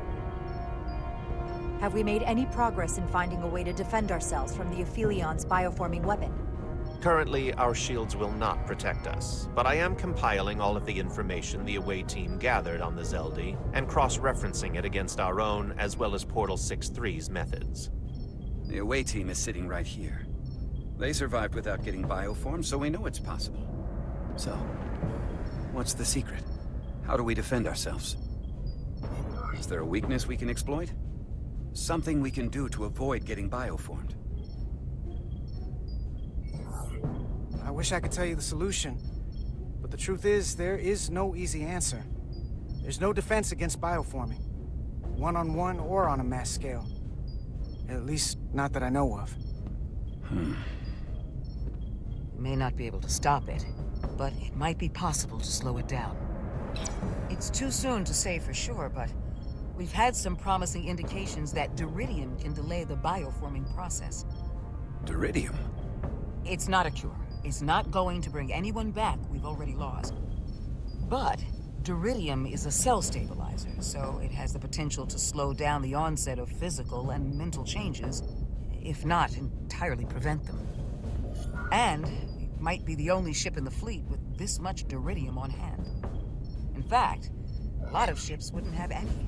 Doctor, you just gave me an infusion and didn't think to mention it? I am the chief medical officer, and it was my determination that we need our captain. Now more than ever. You should have told me. That's beside the point. The amount needed to slow bioforming dwarfs the amount needed for your treatment. We don't have enough Duridium on board to protect the whole crew. We barely have enough to protect everyone in this room. Sounds like it won't do us much good then. The use case I'd suggest is that it could buy a little time for an officer or a small group to complete a task or mission. But it has to be taken at the moment of exposure to the bioforming mechanism. Prepare a delivery method for this remedy. That raises the question. What is the mission? Assuming the Aphelion uses shields of some kind, I don't expect it will be easy to bypass their defenses. We may not be able to block the Aphelions' attack either. But if they do strike, we know their weapon uses transporter technology. We might be able to backtrack their signal path. Like we did to evacuate Captain Rydek from Tau. Exactly. We could send an away team onto the Aphelion. So we could destroy it from the inside. I'm not exactly sure how, but that's the idea. So it's like jujitsu. We use their attack and turn it against them. That's the idea. We'll keep thinking on it. I'd rather not have to take a direct hit to punch back. There might be some other way we can turn their strength into a weakness. We'll need to prepare a boarding party, if it comes to that. Petty Officers Edsalar and Diaz are the logical choices to lead any away mission to the Aphelion. They have already crippled one enemy ship. If anyone can do so again, it is them. This isn't like the engineering mission that took you to the Zeldi. Do you really have some special insights that a tactical team wouldn't? Doesn't the fact that we're here speak for itself? Just surviving won't be enough this time. We found that only a Tkon can operate their technology to its fullest. So, unless we want to try to do this with one hand tied behind our backs, we're definitely gonna need an assist from this portal guy. I like that even less. Like it or not, that's the truth. Yes. Portal should be part of the away team. There's no question in my mind. If this is the necessary course of action, I support it. I will compile all the latest data on the tricorders, just in case. In the meantime, I want you working on ways we can combat the Tkon tech. Shields, weapons, anything we can use. Yes, Captain. Anything else, Ambassador? I know this matter is in capable hands. Hold the line as best you can. Help is on the way. Thank you.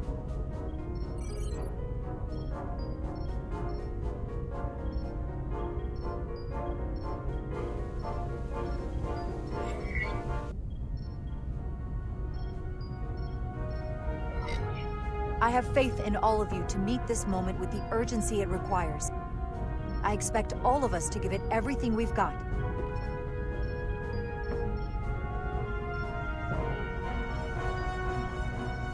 Thank you, Petty Officers Diaz and Edsalar. You're dismissed. While we have a quorum of senior staff, there is a procedural element we need to take care of. The Resolute command codes must be transferred to Captain Rydek for control of the ship. Of course. Computer, transfer all command codes to Captain Jara Rydek. Voice authorization Ermat, Echo 4 Lima. Voice authorization Duval. Beta 2 Yankee. Voice authorization Westbrook. Alpha 7 Tango. Awaiting your authorization, Captain.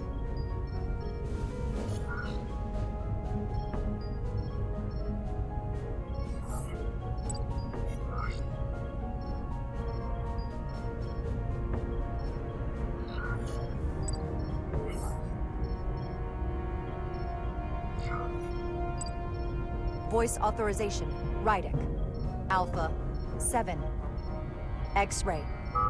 Captain's codes transfer. The updated command structure is incomplete. Please designate a new first officer. Who is the new first officer? Please designate a new first officer.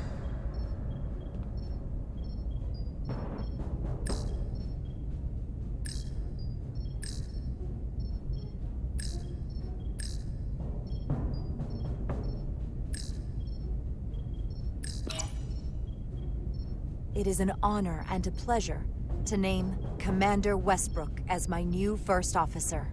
Thank you, Captain. You made the right choice. Congratulations, Commander. It's long overdue. I know we've had our differences, but I can't tell you how much I appreciate this. Computer, Commander Westbrook is the new first officer of the USS Resolute. Awaiting voice authorization. Voice authorization Westbrook. Alpha 7 Tango. Authorization is now complete. Now, if you'll excuse me, there's work to be done. Nicely done. I think that went well. Captain, could I have a word with you? Give me a minute. Look, I respect your decision, Captain. Commander Westbrook has seniority, and I can understand why you might have felt pressure to promote him. But what I can't understand is why you would choose someone so clearly unsuited for the position. It's the very reason why Captain Solano chose you over him. Because he knew Westbrook as first officer would be disastrous. I know you're disappointed, but I trust his experience. And I need to rely on him now more than ever. But that's just it. We can't afford to make any mistakes. And that's my concern with Commander Westbrook. Maybe I've had it wrong this whole time. But I thought we've had an excellent working relationship almost from the moment you first arrived. Yes, I was insulted when you didn't trust me with the information about Captain Solano being compromised, but I've always supported you, which is certainly more than you can say about Westbrook. He was always against you, especially with regard to Captain Solano. But I guess loyalty counts for nothing with you. Look, I'll be honest. I can't do this without your help. You're one of the best officers we've got, and I need you by my side. Otherwise, we don't have a chance against Galvin. It's as simple as that. And I'll be there when you need me. Just like I always have.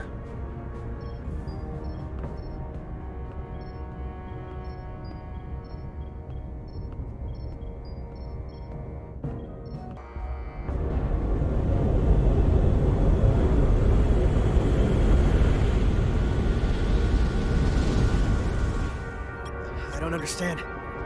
Giving everything she's got, well, it doesn't make a difference. Something is actively slowing us down. Keep trying. What's the situation in engineering? I can't raise them. Internal comms are down.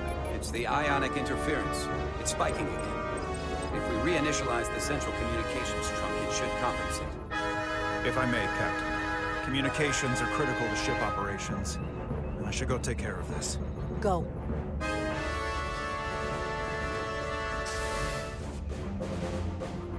I was hoping we could buy enough time until Starfleet could send more ships. It looks like we might have to face off against the Aphelion sooner than we might want. If it's just us, I don't like our chances. We can't fight them on their terms. We have to be clever.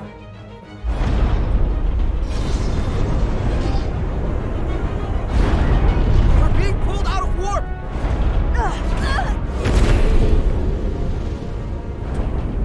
The Aphelion is closing on us, and fast.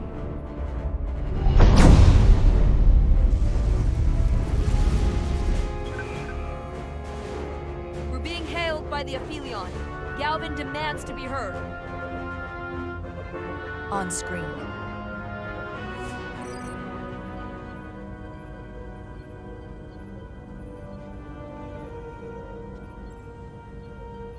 You thought you could run? That I would let you escape so easily after taking what's mine? How pathetic and predictable. At least you can take solace knowing you'll be a far braver Tkon than you were as a cowardly Kobliad. Is it any wonder your people perished? If your every instinct is to run from a fight. You can talk all you want, but I'll never be Tkon. Never will be here sooner than you think. We both know I hold your fate in the palm of my hand. That I could crush you in an instant if I so desired.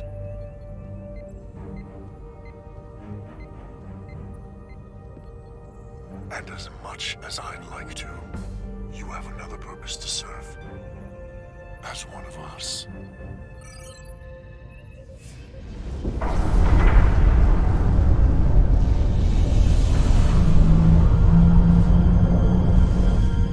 Red alert! Pandar, get us out of here!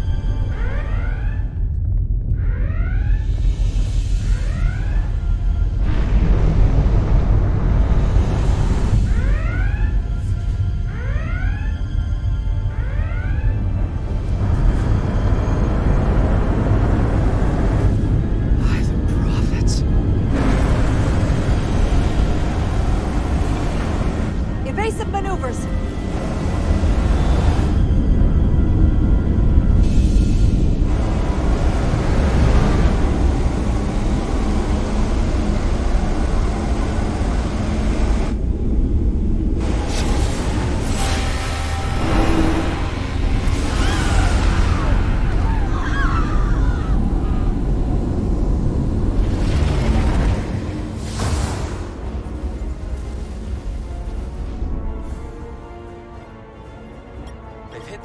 Section.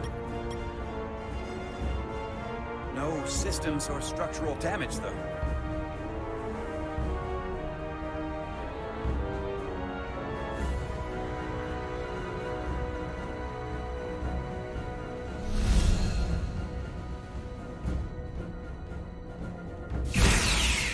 They were targeting the crew, not the ship. Captain, we have to respond. Hit him in the mouth. What are your orders? Fire photon torpedoes! Target the source of the beam!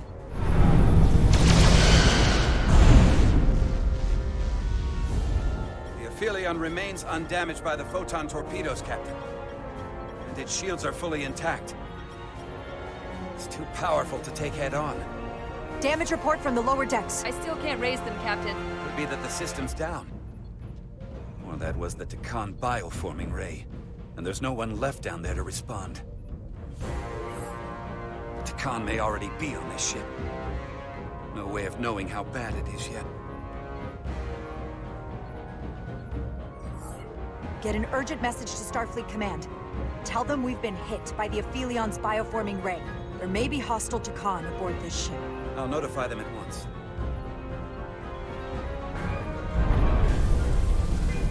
Here are your new tricorders.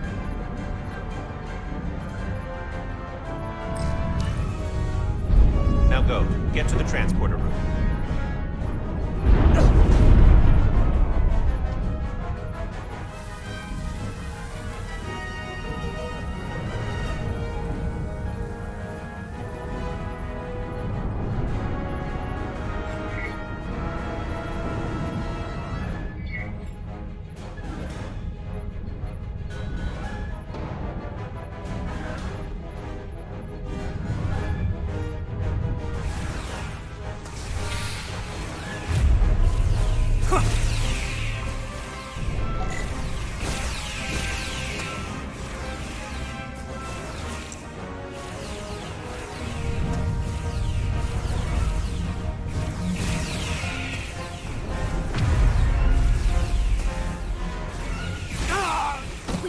Who's on what side, Carter?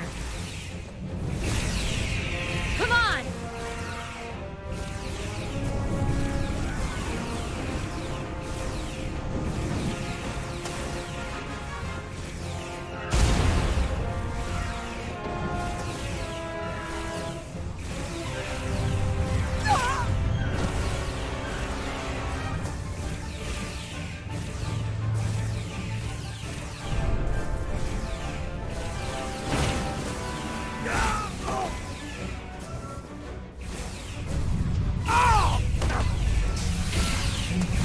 Transporter room 1.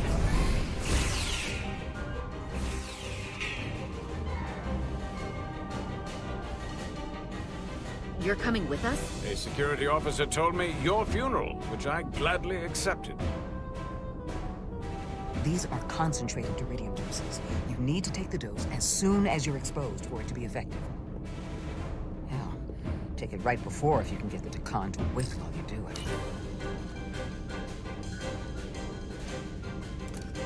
I'm having trouble locking onto the transporter path through the interference. I've done this before. I have to align the transporter with the tetrametric signature. We need to tunnel through the shields.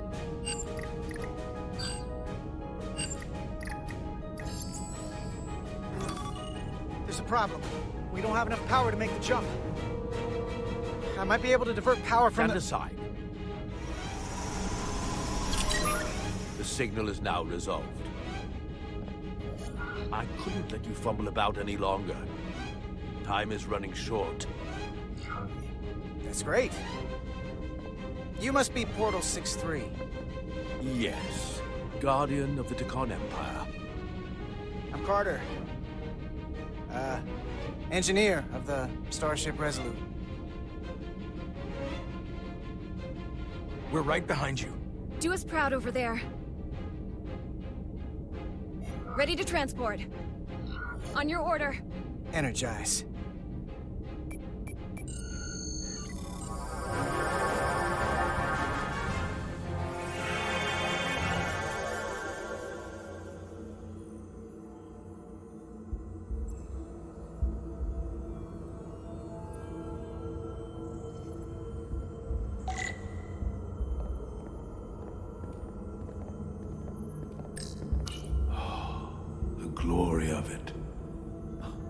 ship is a marvel.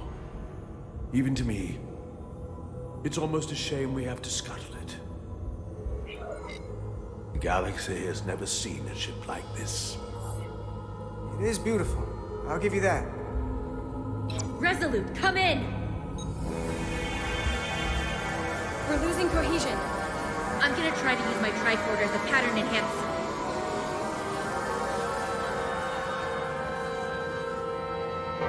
The signal's gone. Are they there? Did you get them? They didn't make it. We don't have time to mourn.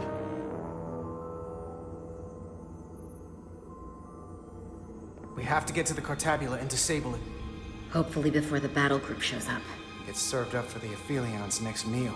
I am saturated in Tkonian power readings. I can't feel the source just yet.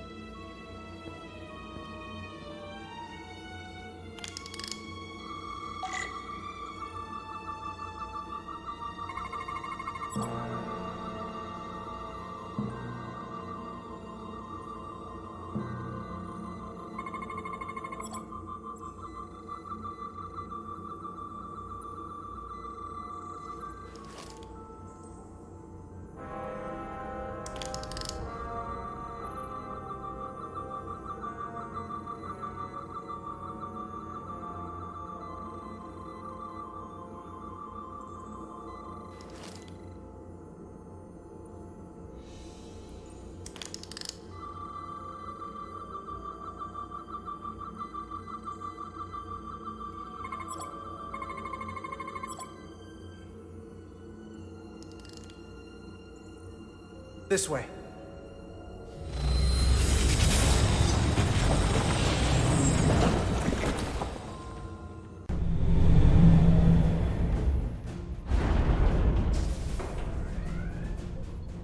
I can't reach anyone.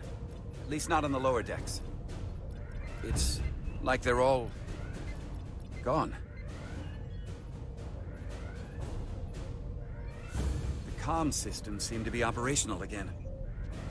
That bioforming ray may have transformed dozens of crew members on the lower decks.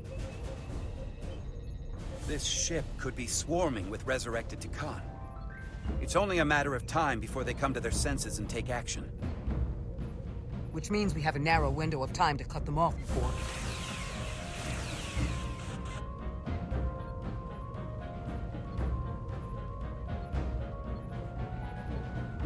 Captain! We're holding them off as best we can on Deck 9, but...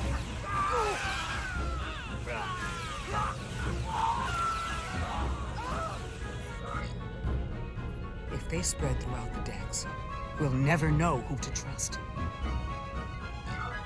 Lock down the affected areas immediately. Close the bulkheads and erect the containment fields. No one is allowed in or out without my authorization. There could be crew members who aren't affected who could get locked inside. That's a risk we'll have to take. Initiating a lockdown now.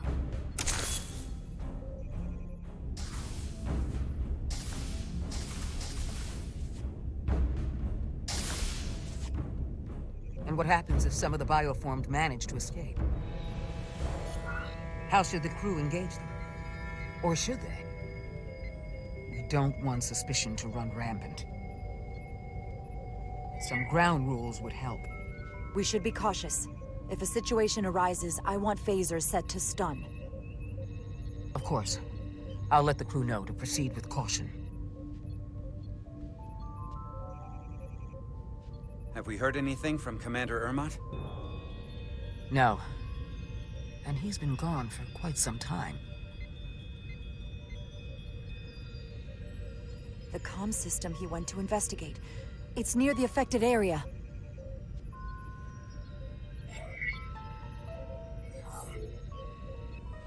Commander Ermat. Commander Ermat, can you hear me?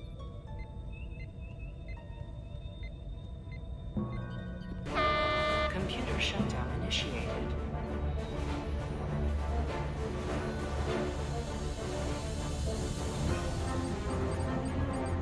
According to this, it was initiated by Commander Ermat. What? The central computer core will shut down in 10 minutes. We'll lose all critical ship functions. It can only be overridden by the captain at the core itself. With me.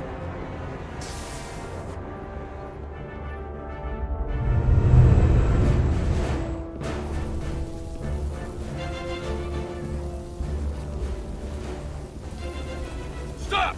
Identify yourselves!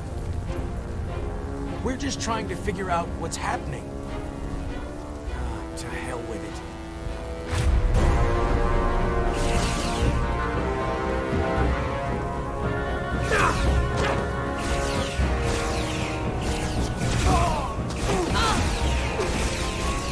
You have to get to the computer core! Go!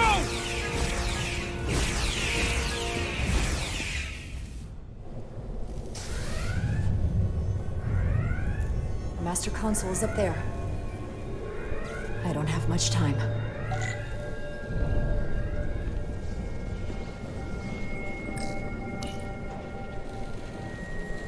Captain Rydick, it's me, Commander Ermot. First Officer Westbrook insisted I find you immediately. Let me get this door open. I think I remember the code. I hope you haven't been hurt, Captain. It's not safe here. I'll get you somewhere more secure. Captain, don't do anything rash. Computer termination sequence in progress. Damn it!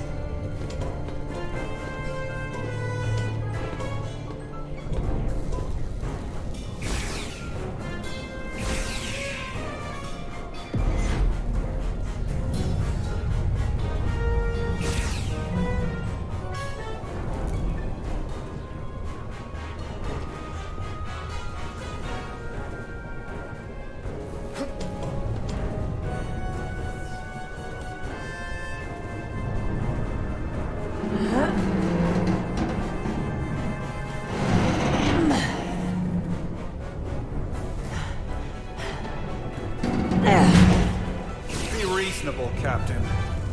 There's a time to fight and a time to admit defeat. Computer termination sequence in progress. Awaiting Captain's authorization.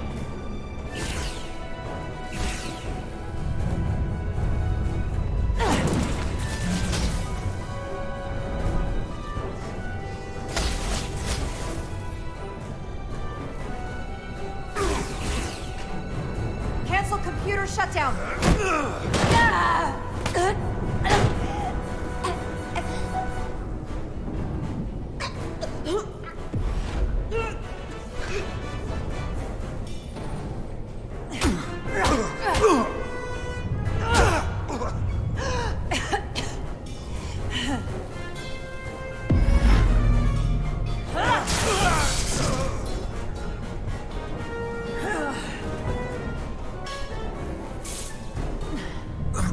Okay, wait.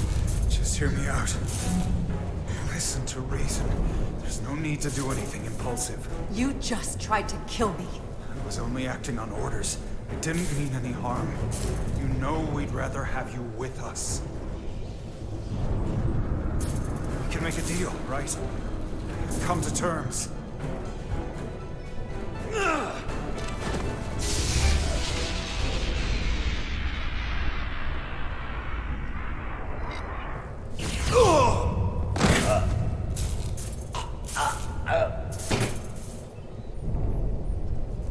Awaiting Captain's authorization. Awaiting Captain's authorization. Cancel computer shutdown. Voice authorization, Rydick. Alpha 7. X-ray. Termination sequence cancelled.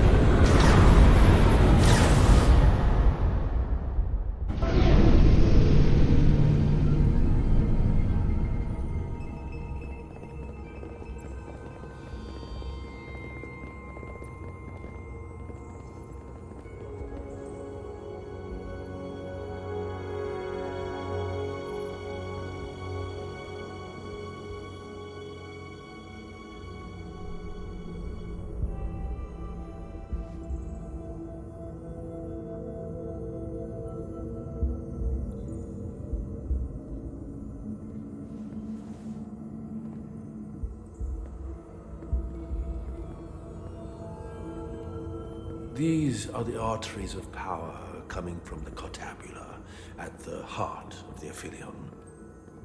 I can feel it coursing through my own body. Look there. I cannot move as freely inside this ship. Those emitters are why. If they were deactivated, I could travel past this chamber without setting foot in it. Only Tkon can use Tkon technology. How do I turn them off? Place these on the emitters. It will suppress their effect. The guards none the wiser. Got it. I'm coming too. If we both get caught, it's over. If it's just me, you can try again after I fail. Well then, don't screw it up.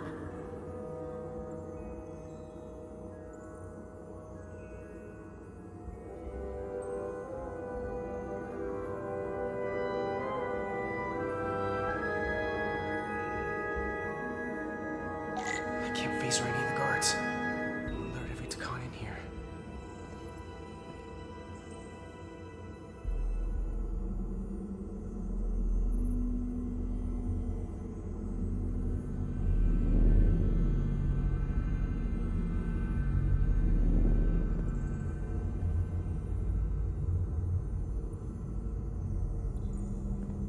Those guards can see the whole room from there. How am I gonna get past them? Maybe the crystals portal gave me will get a reaction out of these consoles.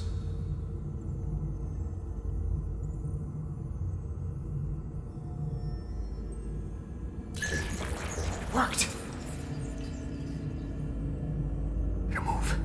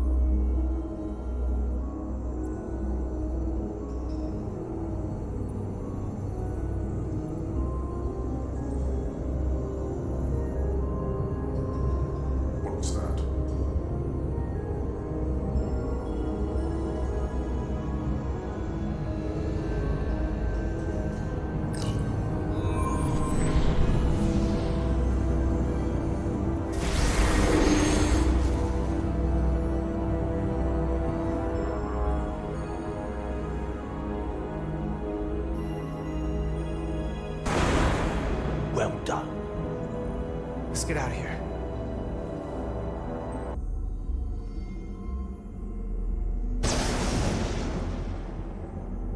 More emitters. Guess we can't teleport the rest of the way.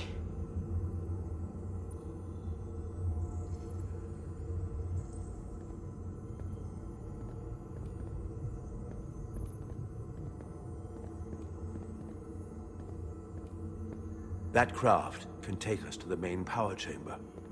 No way we can make that jump. When I was younger, maybe.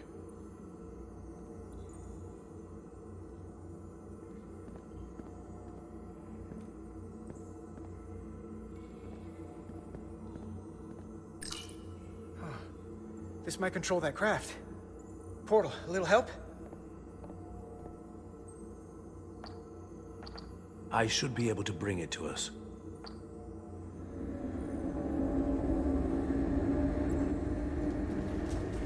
There!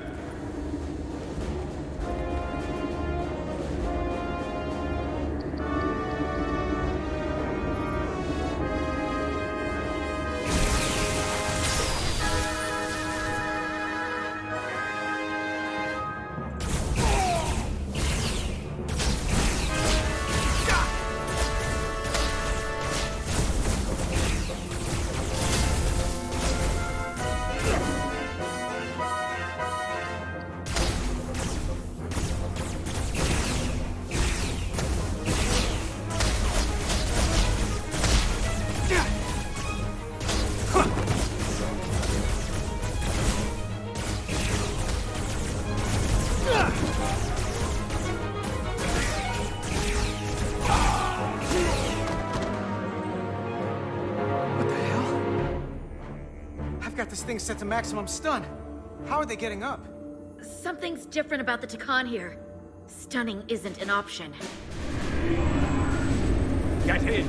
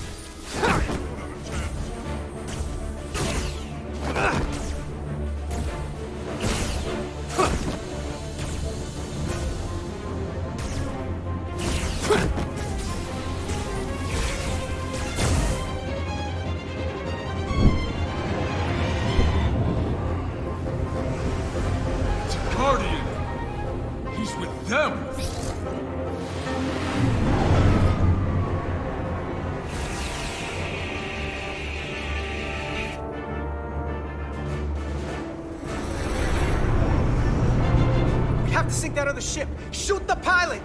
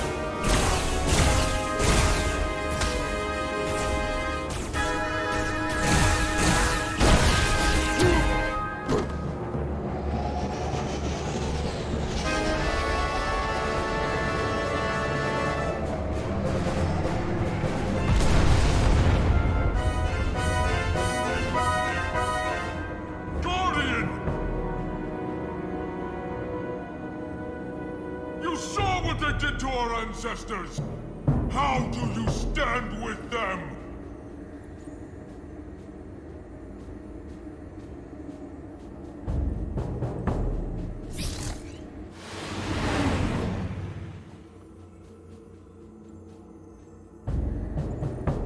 left them behind. I've seen it with my own eyes. They're not real Tkon.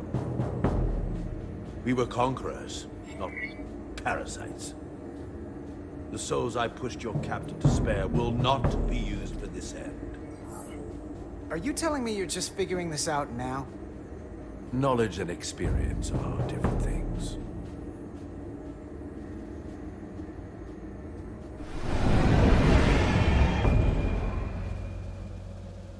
Doing everything I can, but I can't shake her!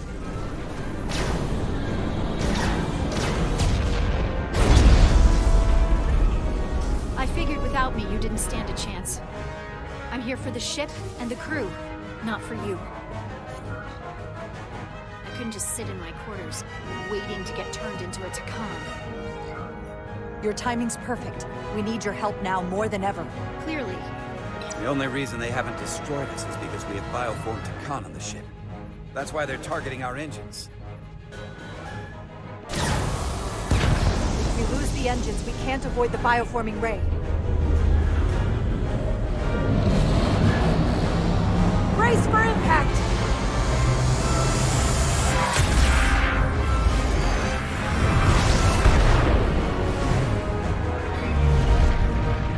They're here!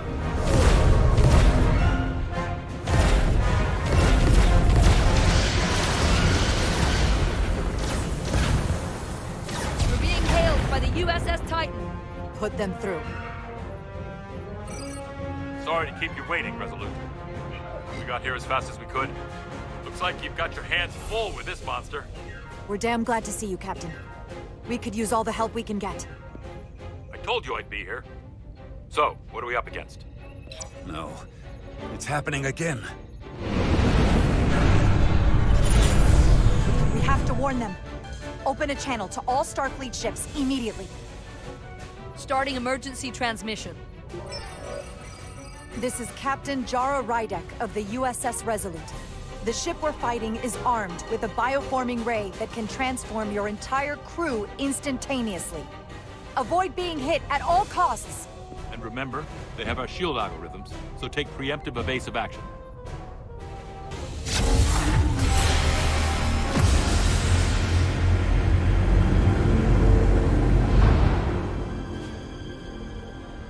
They're gone.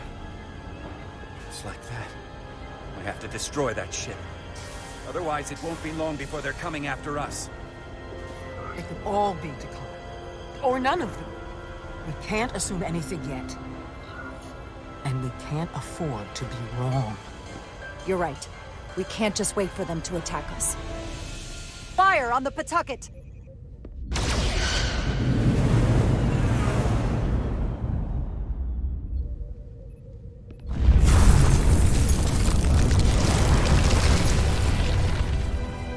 That's not a Starfleet ship. The Tkon have it. Shields at full power!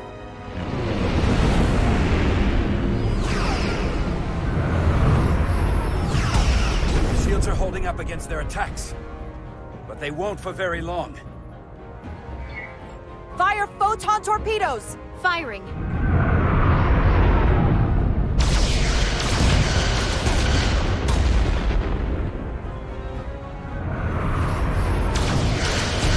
Shields at 60%. Heavy damage reported in astrometrics. Handar, evasive maneuvers. Get us out of here! Aye, Captain!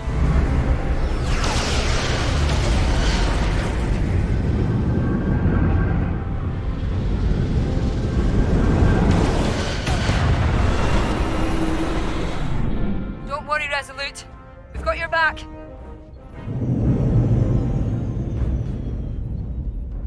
Their weapon systems are offline. Now's our chance. Finish it. We can send Galvin a message. Let him know exactly what he's up against. And that we're willing to fight to the very end. Take out their engines. Fire when ready. Targeting their engines. Commencing fire. Now.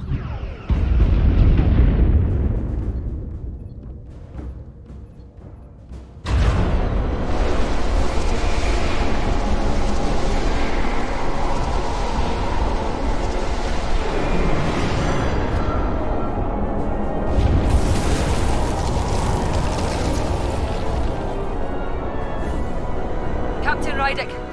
The Aphelion is too much for any one of us to take on alone. But collectively, we might just have a shot. On our way. Full impulse power. Aye, Captain.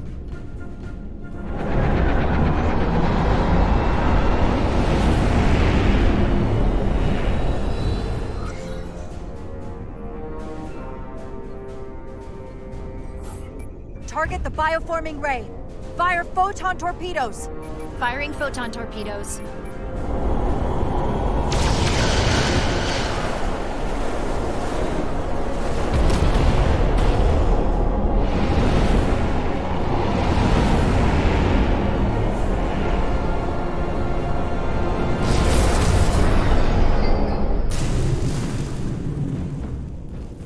I've lost helm control.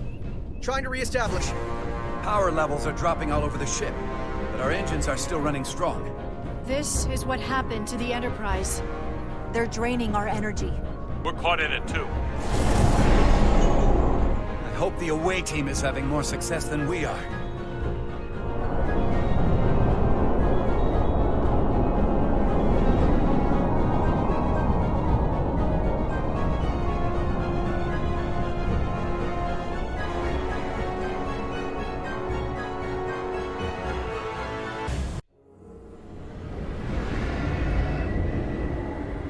If there is a way to disable the Aphelion, it's there.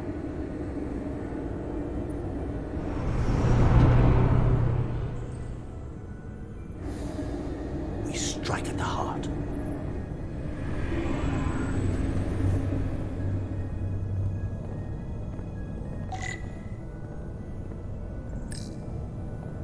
The Cartabula. I can feel the energy. Don't get too used to it. We're gonna take that thing down.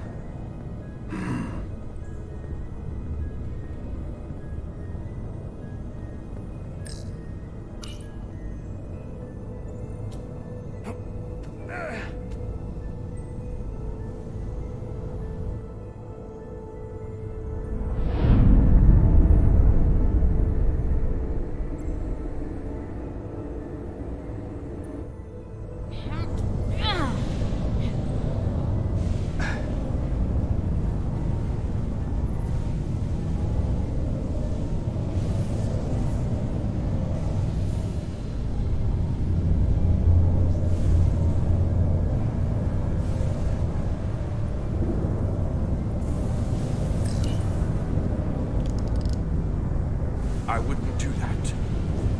We have to turn off this energy field to enter. I must do it. It requires the hands of a Tkon. Is it working? It started. Is the opening wide enough to get through?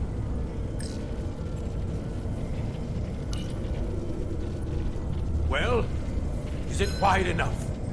No, but I can see the Cartabula. What about now?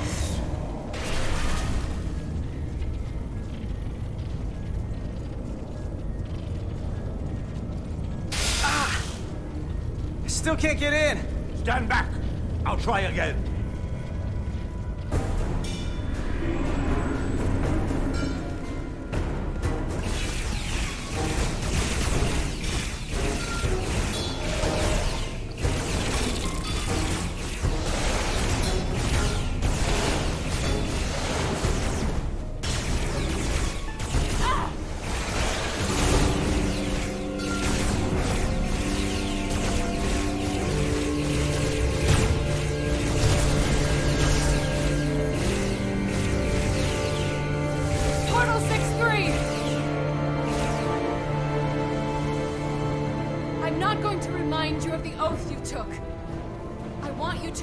Why you made it. Your bond to your people.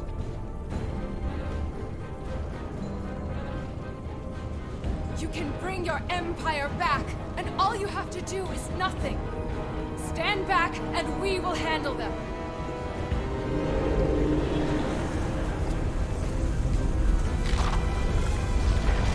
So much time doing nothing.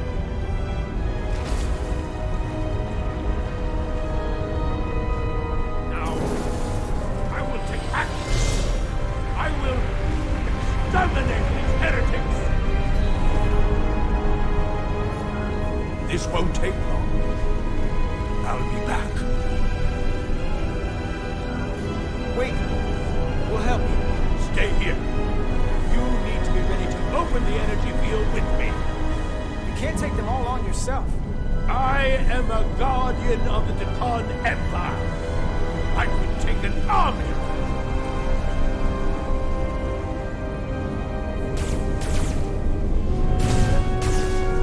If you can get to the Containment, don't wait for me. We'll hold the line.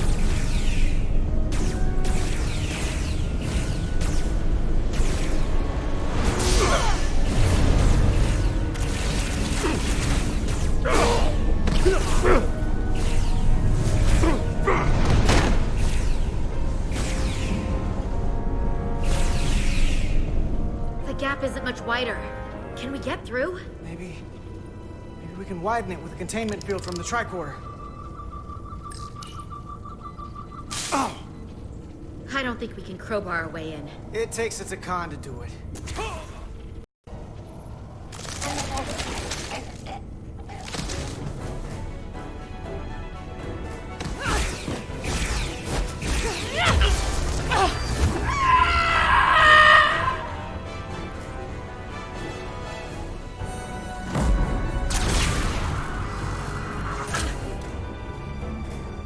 That's far enough.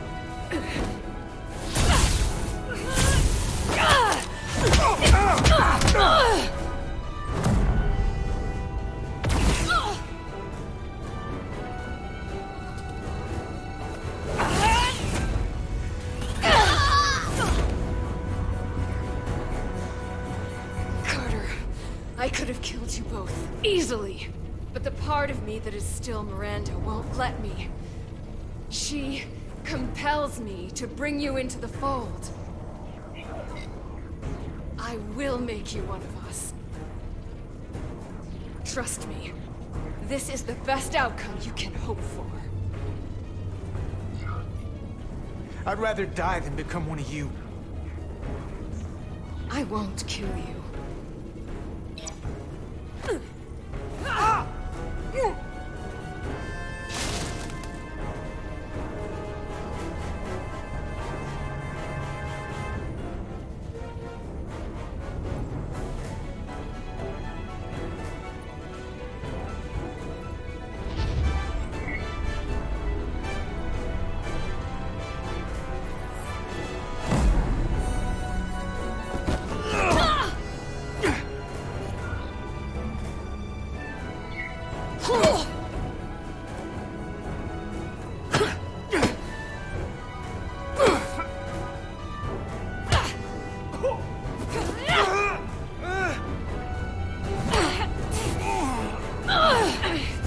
Soon, you'll understand.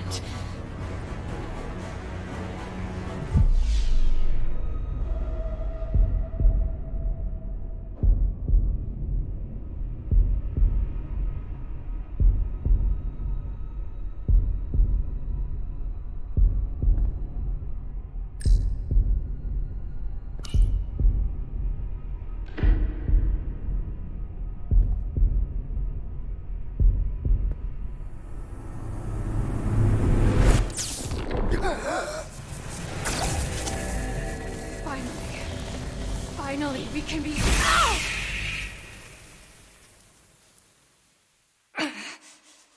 rejoin the flame.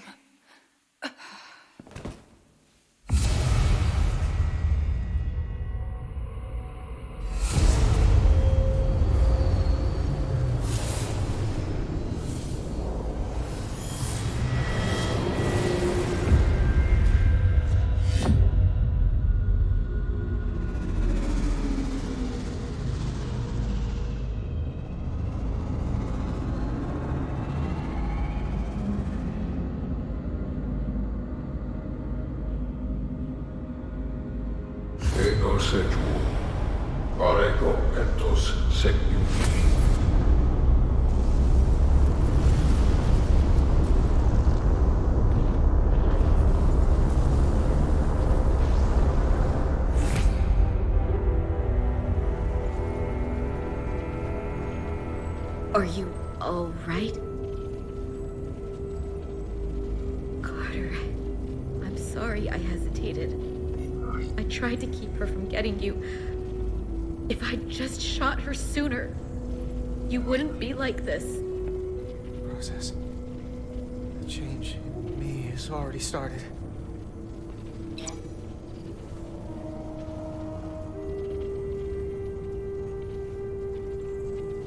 She's really gone. For good. I can't believe it. It had to end this way. She was suffering. And now it's over.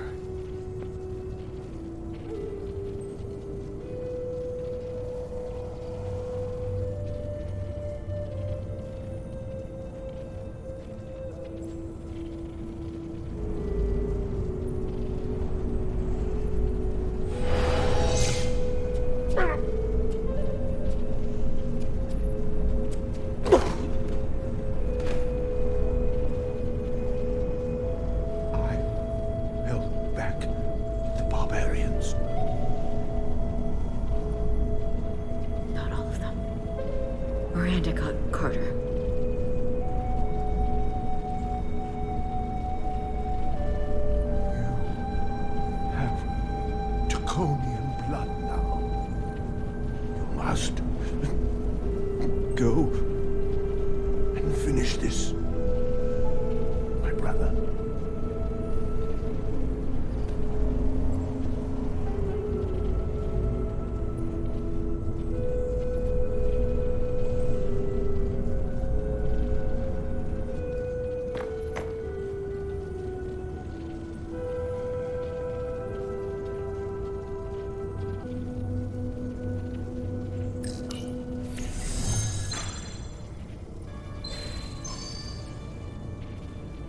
Read it.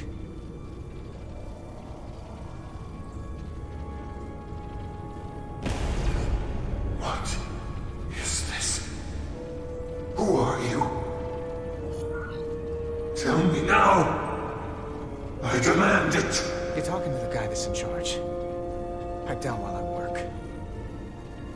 Carter, you're kind of scaring me. It's okay. I'm still in control.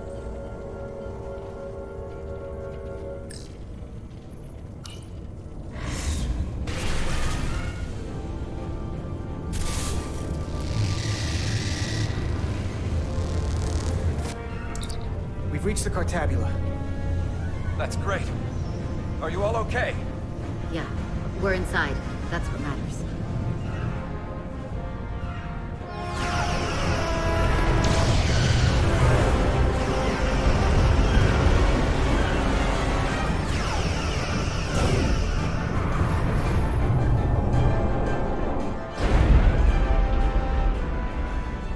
Are keeping the bioform ships at bay, but they can't hold them off forever. Getting remote telemetry from the away team tricorders. I'd recognize that anywhere. Our warp core resonant frequency is one of the readings. They're bleeding us dry. But they're not just taking our power, they're routing it through the Cartabula.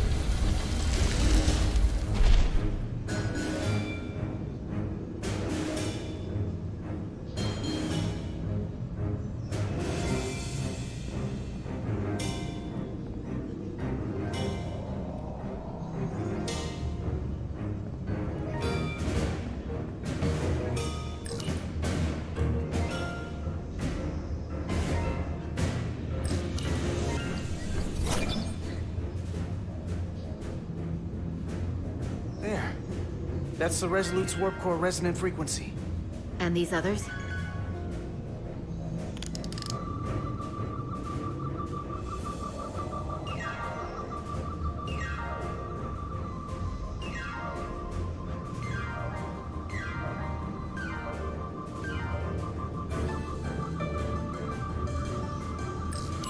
That frequency matches the Titan's warp core resonance.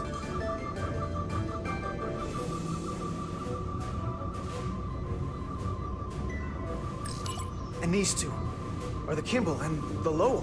They're both Steamrunner class. Same engine platform. They're just tuned a little differently. I must be getting information from the bioforming, but this warning, it means that it's struggling with the power stacked up at close frequencies. The Cartabula can't handle the dissonance? Maybe. This is Westbrook. Are you reading these Starfleet engine signatures? We are. And you need to see this. The Steamrunner class frequencies are causing problems for the Aphilion's energy source. Sending visuals now.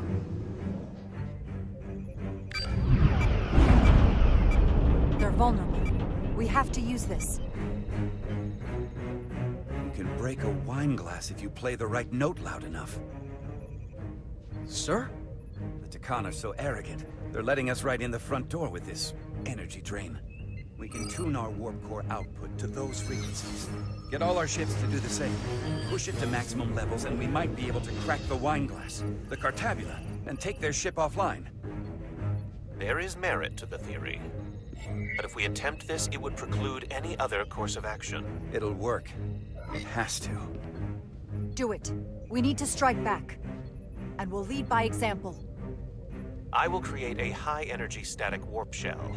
We'll need the away team to guide us to the right frequency. We read you, Resolute. You're putting a lot of faith in us, Captain. That's a hell of a plan. We don't want to let you down. I've got faith in you, and the rest of this crew. Now let's give them hell! Yes, Captain.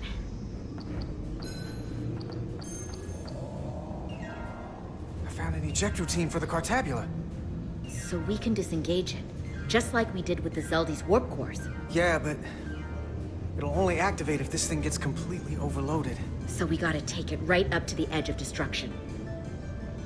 We are increasing the warp core resonant frequency now.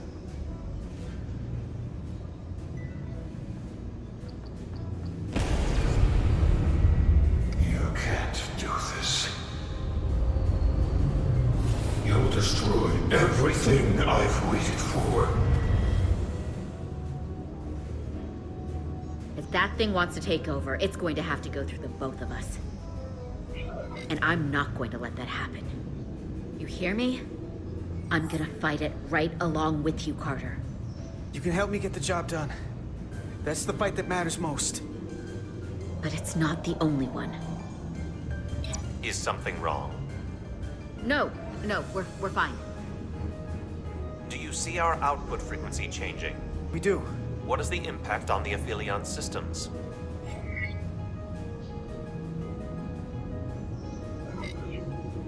Keep it up, Resolute. It's starting to work. The bigger they are, the harder they'll fall. Inertial dampeners are failing.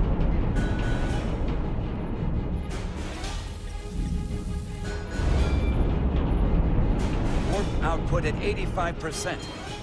They're taking the bait. Now we need the rest of the fleet. Open a channel to anyone left on our side. Opening a channel. This is the Resolute. We're sending instructions to all ships to output maximum warp power at the designated frequency. We believe this will disable the Aphelion. We don't know that.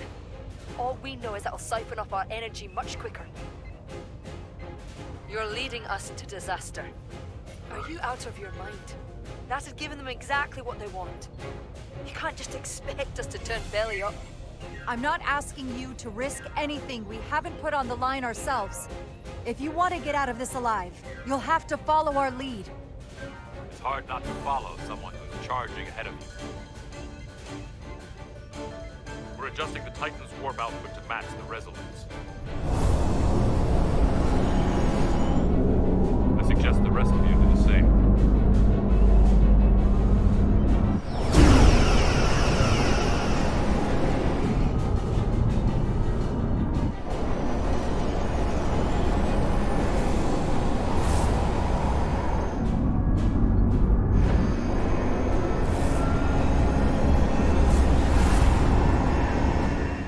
That's it.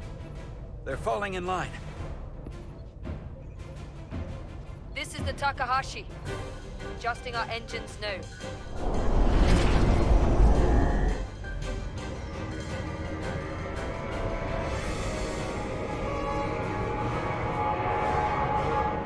Tabula.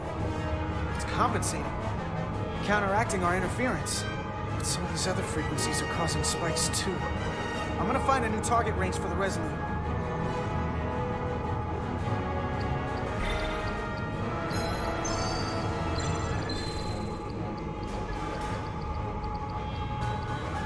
Try this out.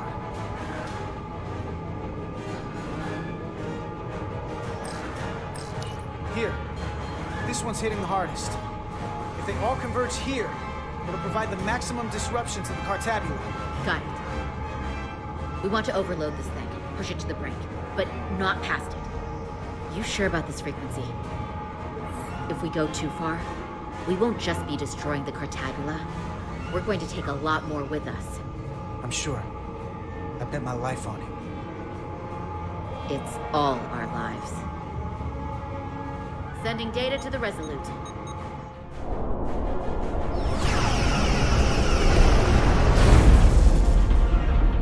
Way team has sent us an updated target list. Sending it to engineering now.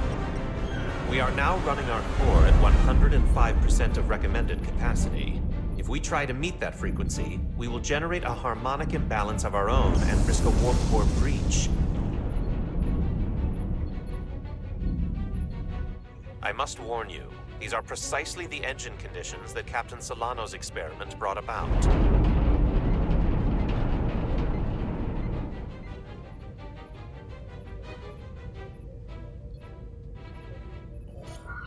A runaway reaction is a dangerous possibility right now.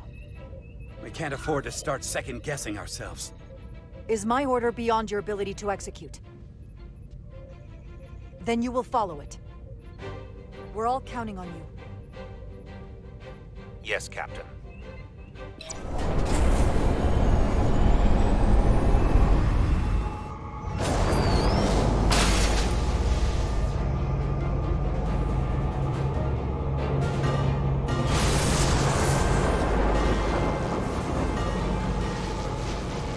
We got an overload here.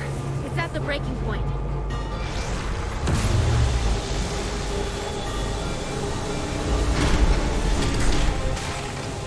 What's happening? We got a problem. It's not gonna eject. We have to disengage the Cartabula manually. We lit this fuse. We gotta make sure it doesn't go off the wrong way. If we can pull hard enough on those levers, it'll dislodge this thing.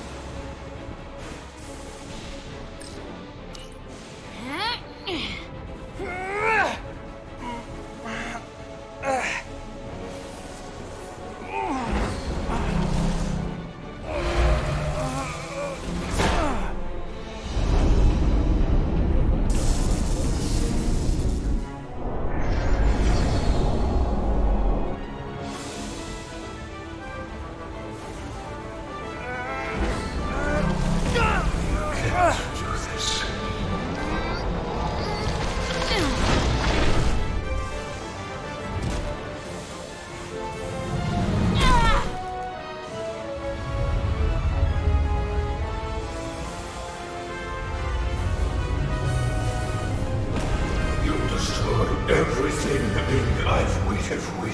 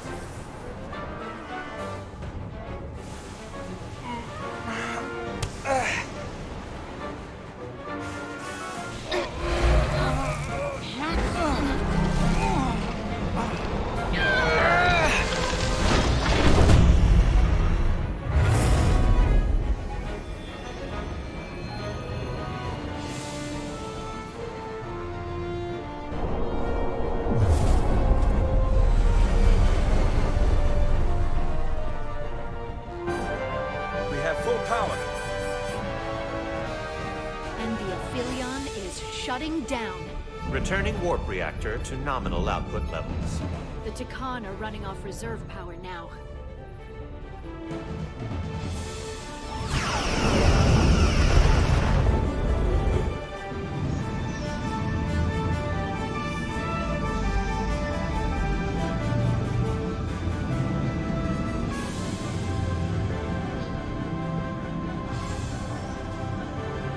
I saw what you did. The sacrifice you made. Radiation levels are spiking. It's coming from the Cartabula. We must have damaged it. Didn't get it out before it fractured.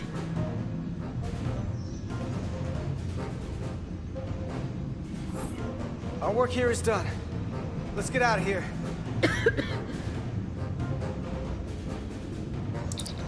3 to beam back to the Resolute. We can't lock on. Our transporters won't cut through the interference. We can't stay here.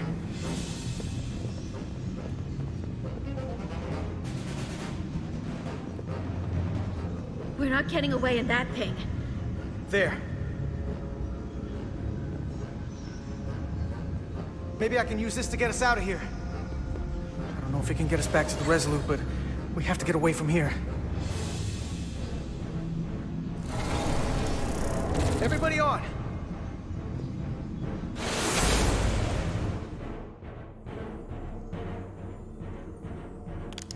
Radiation's lower here, but still too high for us to stay on this ship. This is good, but we can do better. And soon, I hope. We gotta get all the way to the Resolute.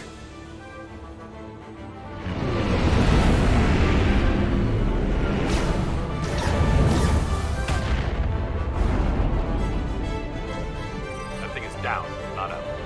We'll handle the stolen Federation ships, but you need to get a crippling shot on the Aphelion. A direct hit to its bridge will bring it down. Take us real close, Captain. Skim the hull of that thing where it can't get a clear shot at us. Or I can weave us through the battle. And hope we don't get caught in the crossfire. I don't want to get too close to that thing. We can't take much more fire, Captain. Handar can get us through it. Take us along the Aphelion's hull. Get us to the bridge as fast as you can. Aye, Captain.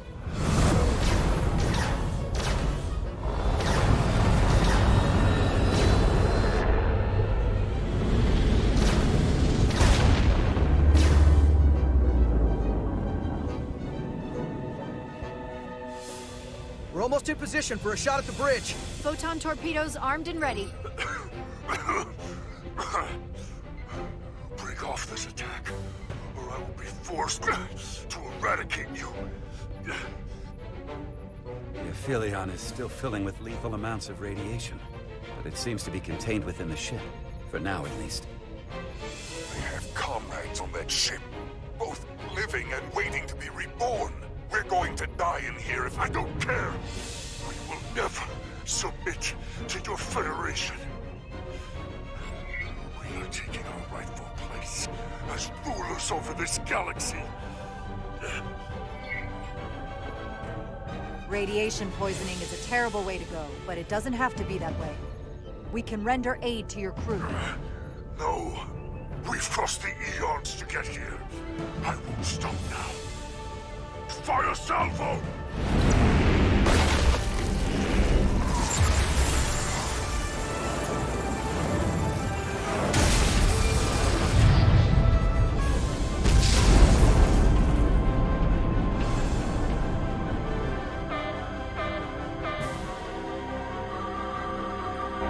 Now the radiation is rising here, too.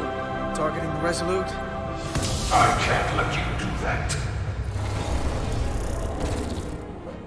Get on.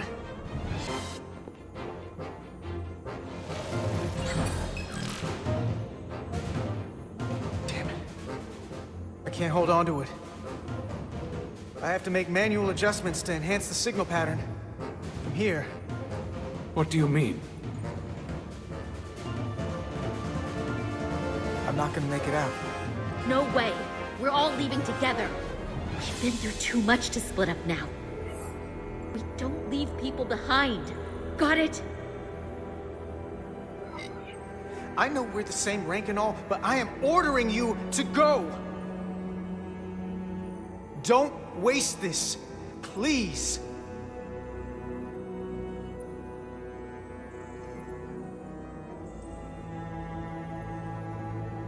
If you send them, we'll be stuck here. Give him to me, and I will save us, not them. Stop it. What's happening? It's an internal struggle, and he's losing. Not like this. Time's up for me. If I'm gonna get you out, it's now or never.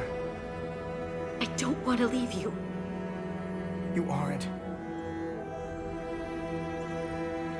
The time is now.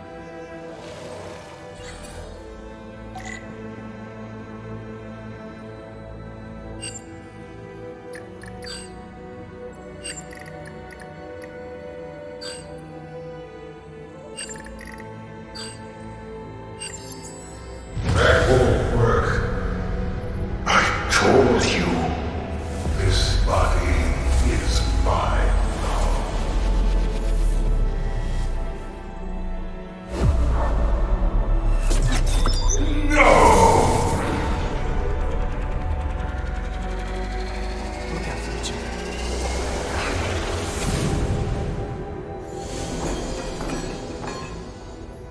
The away team has beamed back. We're in position and ready to fire, Captain.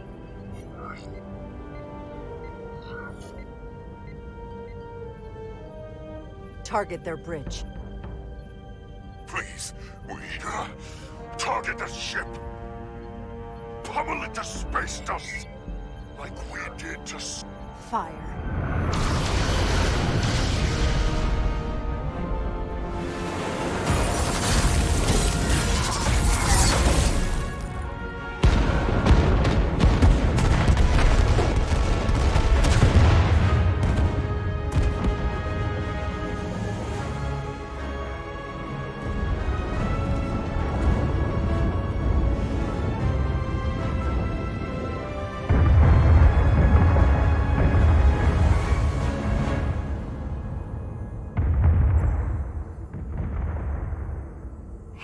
Carter?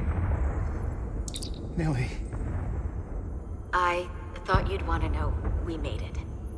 And that you'll always be my family. Even if I don't get to see you again. You'll never really be gone. I couldn't have done this without you, Nilly. We made a hell of a team. Didn't we? The best.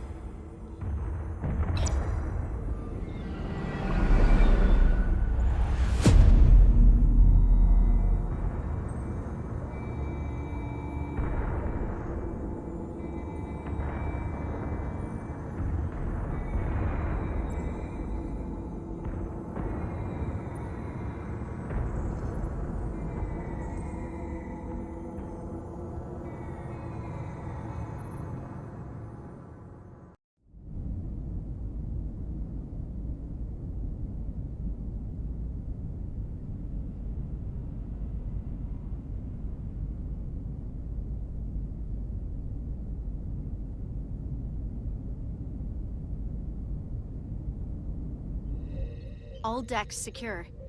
We have the bioformed on board, fully contained. The Starfleet ships under Tkon control have signaled their surrender. Good work, Captain Rydick. Next time I need some backup, I'll know who to call. I trust you won't have a problem with that. Just say the word and we'll be there. I'm gonna hold you to that. Captain, we're being hailed. It's the Aphelion. On screen. The radiation. We won't last much longer in here. Please, we surrender. We need your help. Please, people support your ship. I know what they've done, Captain. We can't let them die. They're our enemies today, but who knows what they could become. You already offered help and they turned you down. Tried to destroy us. Why reach your hand out to them again? It's what we do. This is the fate they've chosen. Leave them where they are. You can't do that. We don't have much time. We submit. I don't know what else I can say. Please. We don't want to die. This is what separates us from them. The fact that we can make a gesture of peace even after all our conflict. Set up containment fields in the docking bay and beam the Tkon there. Crew of the Aphelion, shut down all systems. Lower your defenses and prepare to be transported. Thank you.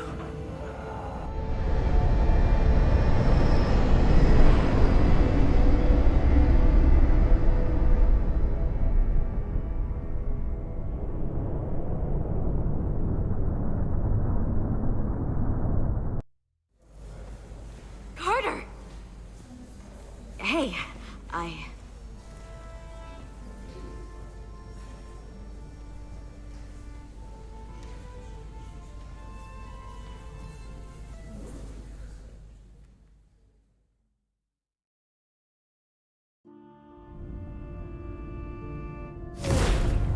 My first order of business will be to help reestablish the Hotari government and resume peace talks, genuine talks, with the Illidians.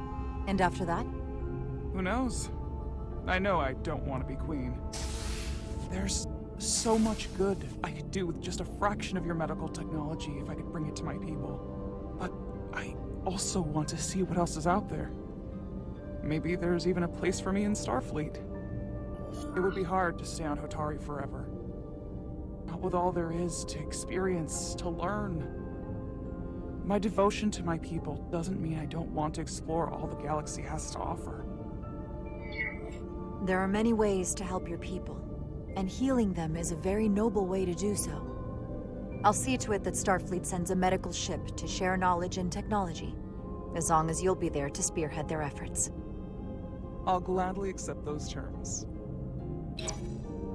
But there are pressing matters we must attend to before any of that. I can't thank you enough for all you've done. I'll see you again.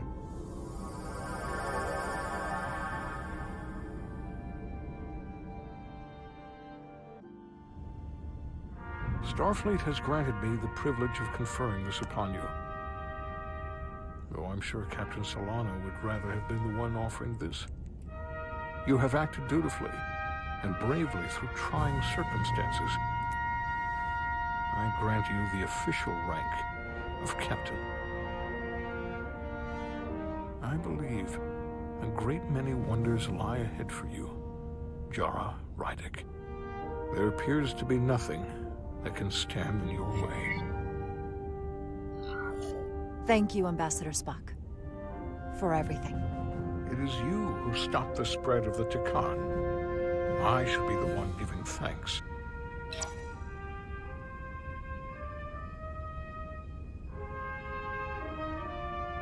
Victory. Peace. These things never come without a cost.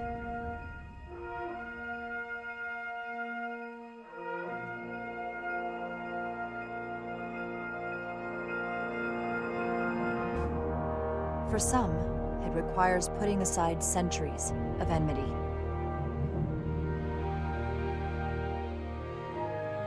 For others, it takes facing complicated losses. To Carter.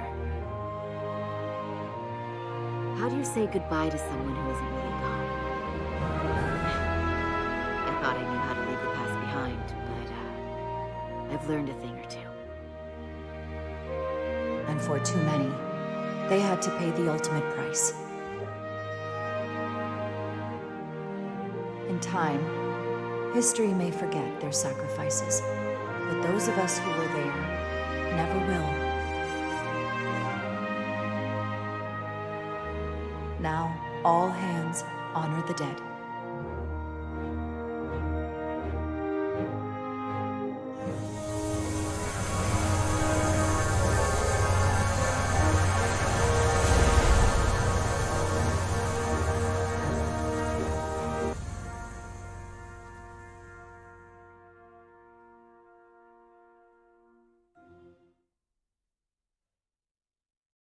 Captain Solano used to say that nothing ever stays the same.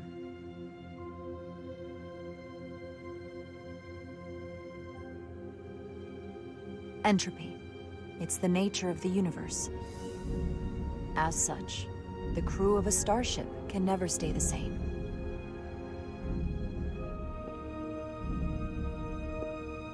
But while entropy says that order inevitably gives way to chaos, this crew has only grown stronger. More cohesive and coherent. Bound by our shared struggles. And working together, helping each other, we're able to do more than we'd ever imagined. Some of our differences couldn't be resolved, but perhaps that too can change in time.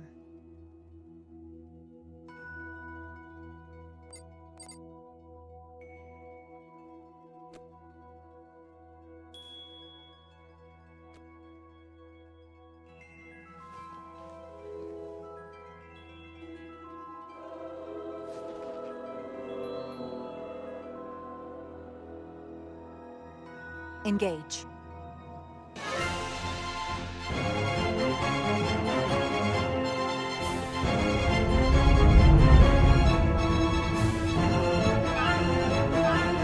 Space, the final frontier. As we take our next steps into the unknown, the greatest insights that lie ahead are what we learn about each other. We might even surprise ourselves. And no matter what threats we may come upon, or mysteries we face, we will not be shaken. We are stronger together. We are steadfast in our purpose. We are Resolute.